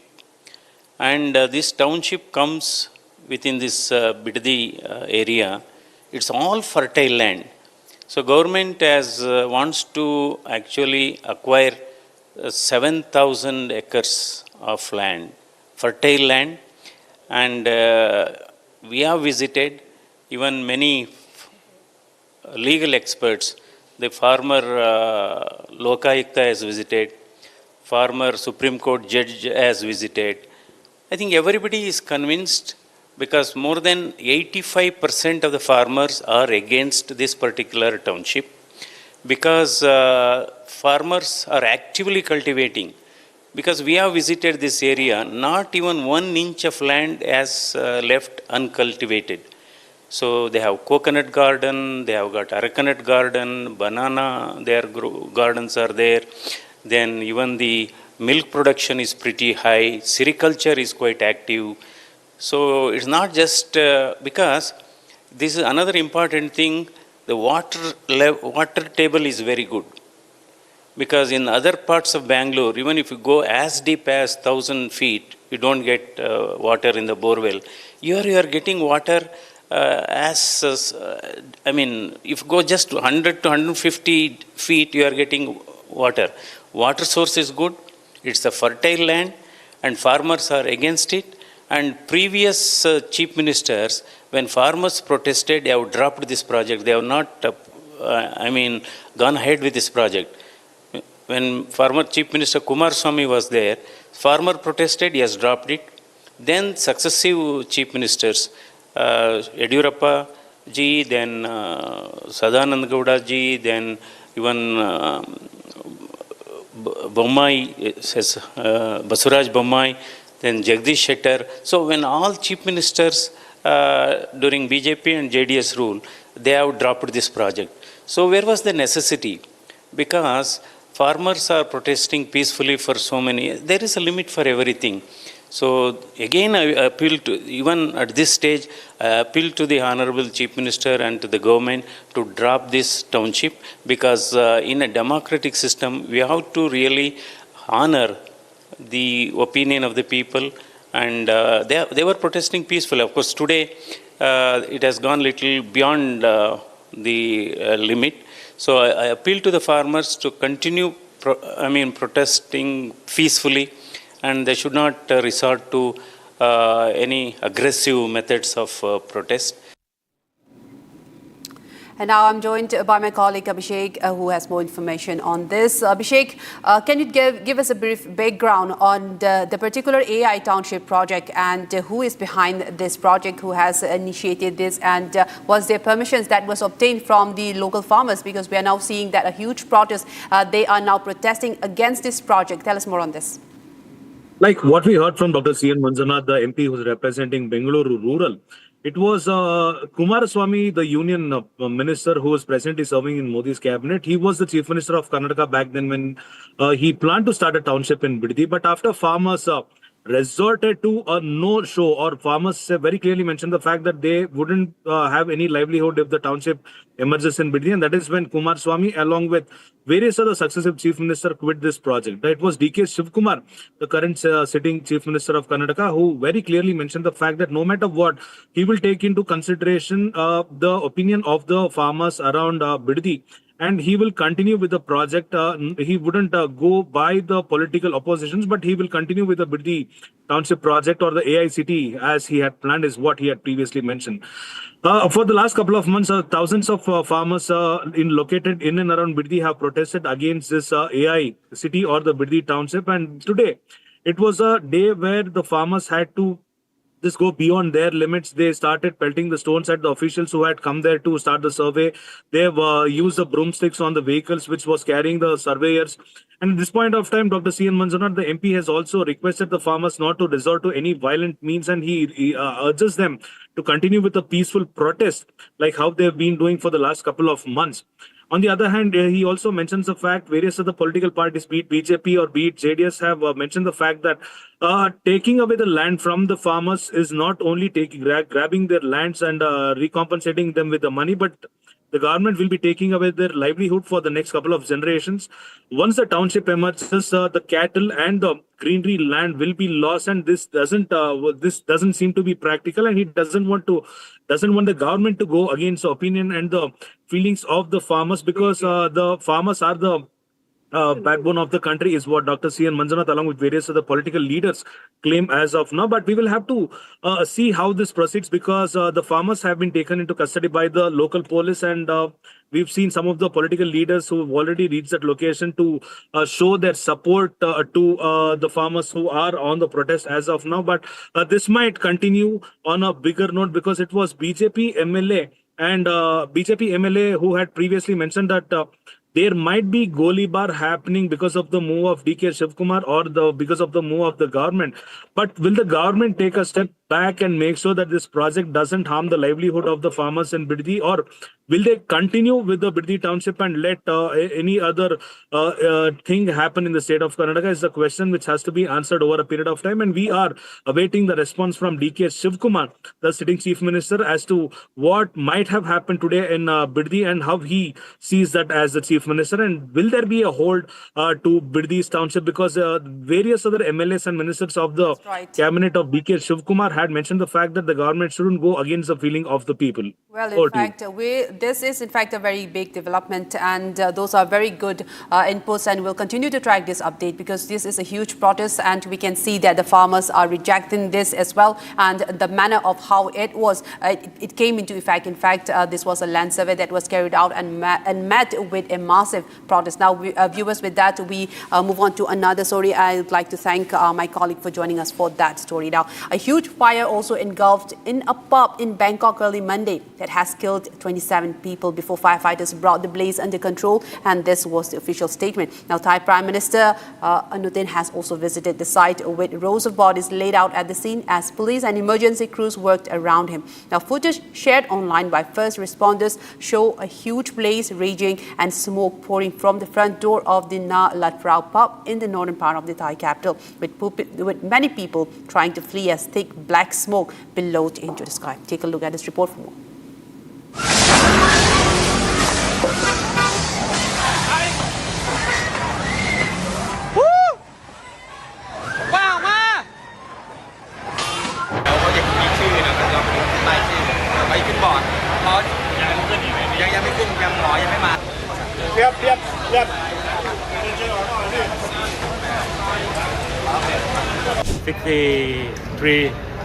People injured.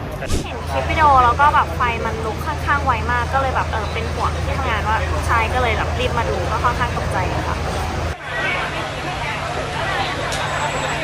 ถ้าในเมื่อเข้าไปเอาสมมติประสบการณ์ที่ผมเข้าไปก็คือโต๊ะมันก็ไม่ไหม้ปกติมันเป็นแค่เขม่าลงมาบนโต๊ะแค่นั้นเองซึ่งโต๊ะมันก็เป็นไม้เป็นเชื้อเพลิงอย่างนึงแหละ ใช่ไหมครับพอมันเป็นเชื้อเพลิงเนี่ยมันต้องไหม้ถูกไหมแต่สิ่งที่ผมเห็นนะมันจะไหม้ถึงข้างบนด้านหลังทางซ้ายห้องน้ำอ่ะมันถูกมันมีทางออกอยู่ซึ่งออกมาแล้วมันจะอยู่หลังร้านไอ้โตสีชมพูเนี่ยครับมันจะเป็นลานกว้างๆเลยแต่เขาทางหน้าประตูเขาเขียนติดป้ายไว้ว่าเฉพาะเจ้าหน้าที่นะครับซึ่งมันถูกล็อกไว้ด้วยกลอนสน.พหลโยธินแล้วท่านจะทราบรุ่นน้องที่เป็นนักร้องอะค่ะแล้วก็มีนักดนตรีหลายคนเลยค่ะที่ตอนแรกสูญหายค่ะเพราะว่าทราบตอนแรกก็คือติดต่อใครไม่ได้เลยรู้แค่ว่าไฟไหม้แล้วรู้ว่าเพื่อนเล่นอยู่ที่นี่ก็เลยพยายามติดต่อเพื่อนๆที่อยู่ที่นี่ค่ะทีนี้จากคำบอกเล่าที่อยู่ข้างในก็คือว่าตอนไฟมันขึ้นมันมืดหมดเลยค่ะไฟดับหมดเลยแล้วก็มีแต่ควันเนี่ยก็คือมันก็มองหากันไม่เจออะไรเงี้ยไม่มันเป็นคนนักร้องเลยมันกำลังขึ้นร้องเลยI asked one musician that happened to be on the stage when the incident took place. He said that there was a fire at the cutout switch, and after that thing happened very quickly, and there was blasting, and everybody tried to free themselves from the smokes and the flame.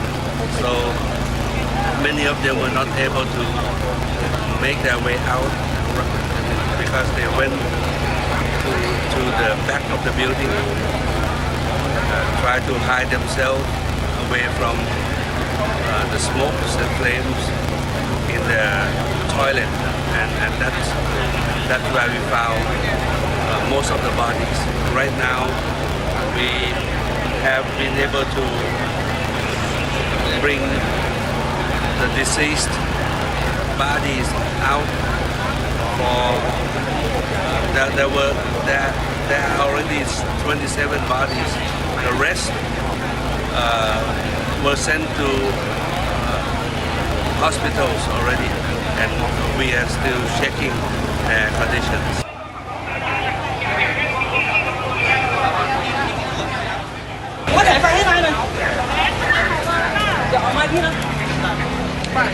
Yeah, the incident started around midnight, and then there are like 27 deaths and 63 people injured and 22 critical condition.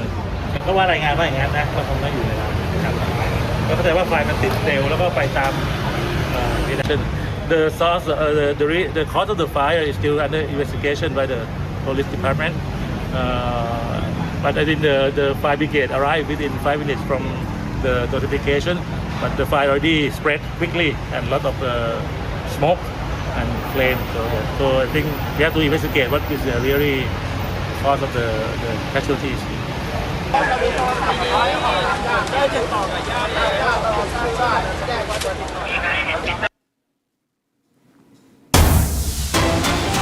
A major breaking news coming in at the moment. Yemeni media has reported that Sana'a International Airport was hit by several Saudi airstrikes.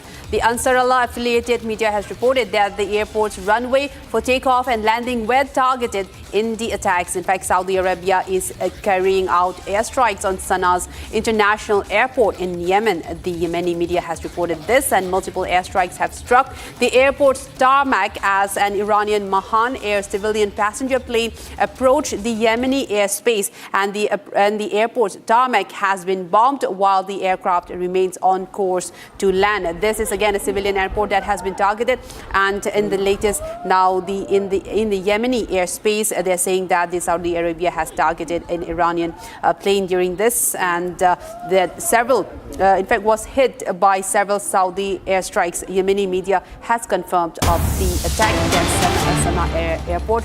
And viewers, we have more breaking news coming in at the moment now. Houthi rebels in Yemen has said that the Sana'a International Airport has been hit by Saudi strikes, and orders were given to evacuate the airport and the surrounding areas. And Houthis also said that the ceasefire is over with Saudi Arabia, and citizens in Yemen were asked to evacuate the airport area. This as war continues to escalate. Now Yemen and Houthis also say that the airport in Sana'a was in fact targeted. The tarmac was targeted as well. And they are also saying that the ceasefire with Saudi Arabia is now over.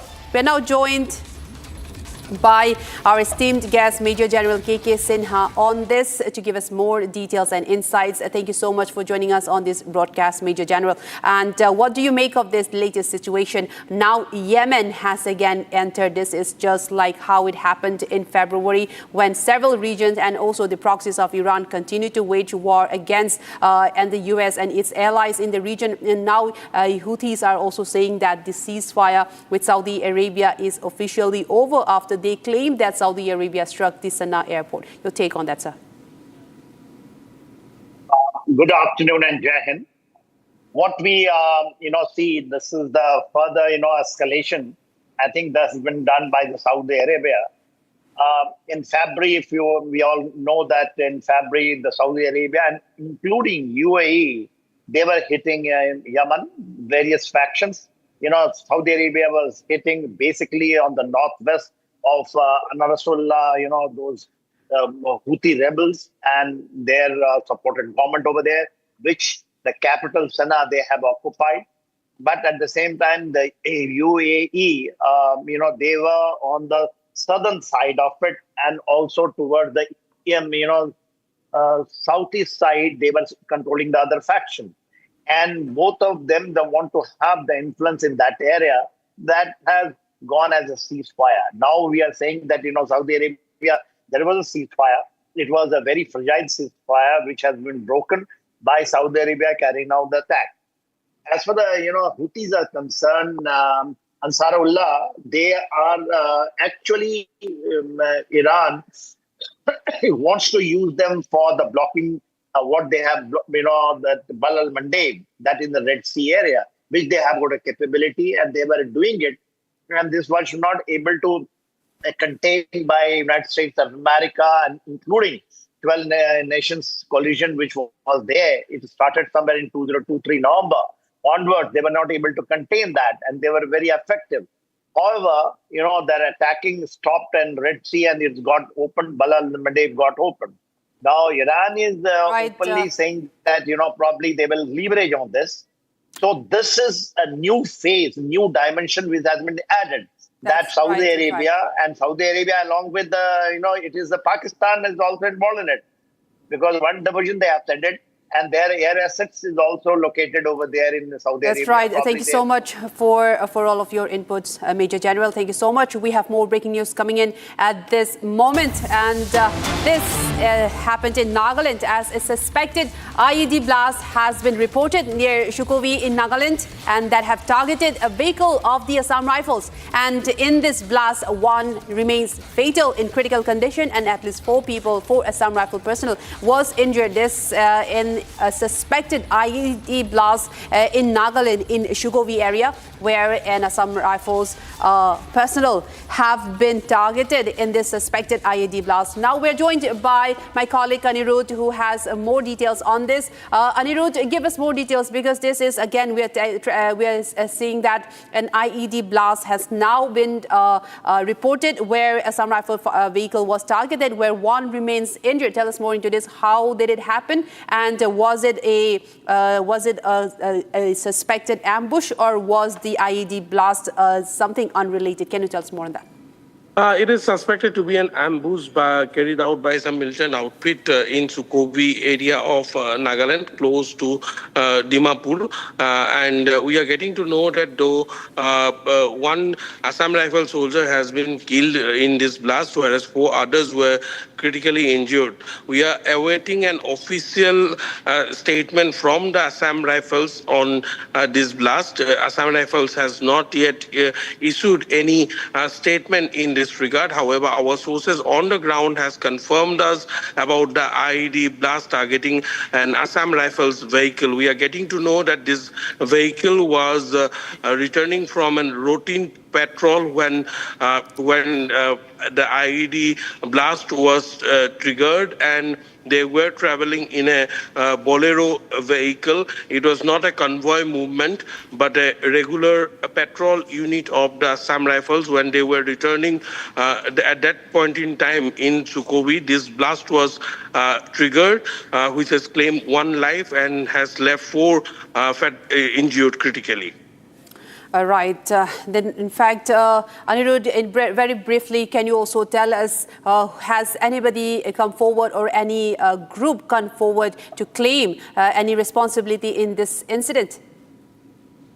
So far, no group or outfit has claimed responsibility for this blast yet. The ground combing operation has been started. The entire area has been cordoned off. Additional security forces have been deployed in the area, and we are getting to know that combing operation in the nearby area has started as we bring in this report to our viewers' studio.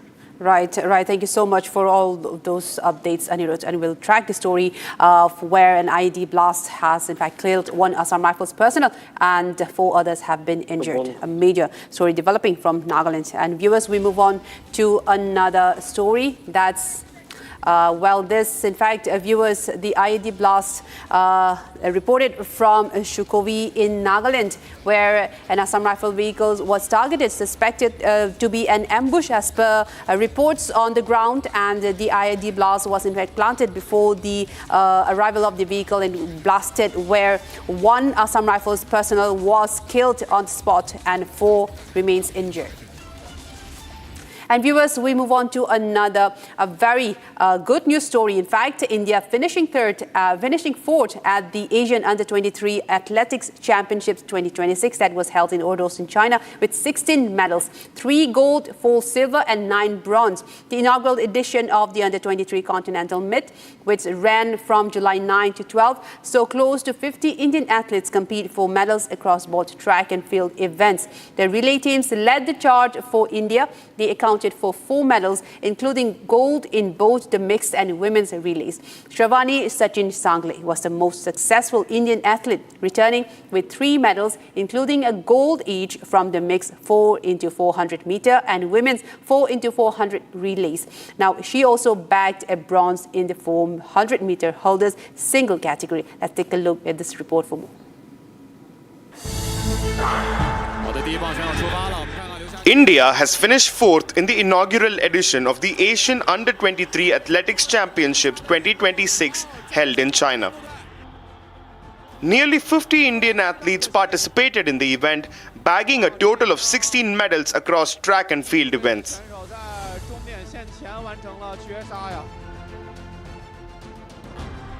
The relay teams led the charge for India, accounting for 4 medals. Shravani Sachin Sangle was the most successful Indian athlete, returning with 3 medals, including a gold each from the mixed 4x400 meters and the women's 4x400 meters relay. She also bagged a bronze in the 400 meter hurdles. Shravani Sachin Sangle gave the quartet a strong start before Sandramol Sabu delivered a solid second leg, pulling clear of her Chinese rivals over the closing 100 meters.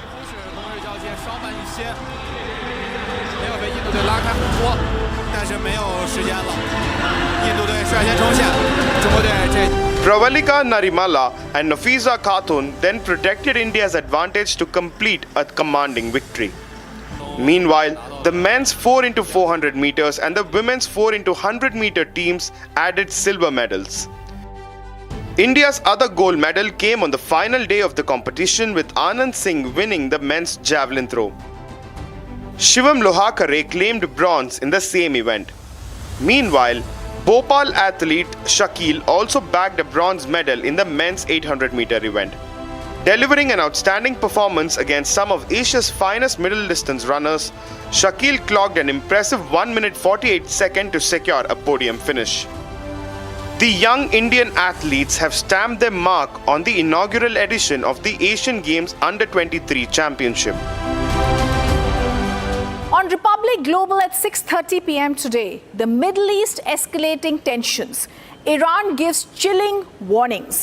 We also get you details of the Bangkok pub tragedy that shocks. All this and much more at 6:30 p.m. चमकी चाट से क्या बना है? आलू चाट या fruit चाट? स्वाद बनाए चमकी चाट। क्या बात है? स्वादिष्ट पकोड़े और परेशान, अरे चमकी चाट है इसकी जान। असली स्वाद सिर्फ चंकी चाट। केसरिया से मन जोगी हुआ रे, दिल झूमे देखो मतवारा हुआ रे। केसरिया से मन जोगी हर पल मनाओ केसरी त्योहार। विमल, बोलो जुबान केसरी। थोड़े में ज्यादा स्वाद, यही तो है इसकी खास बात। वाओ मामा, क्या स्वाद है? अरे मेरे राजा, सबका राजा आर्थिक मसाला।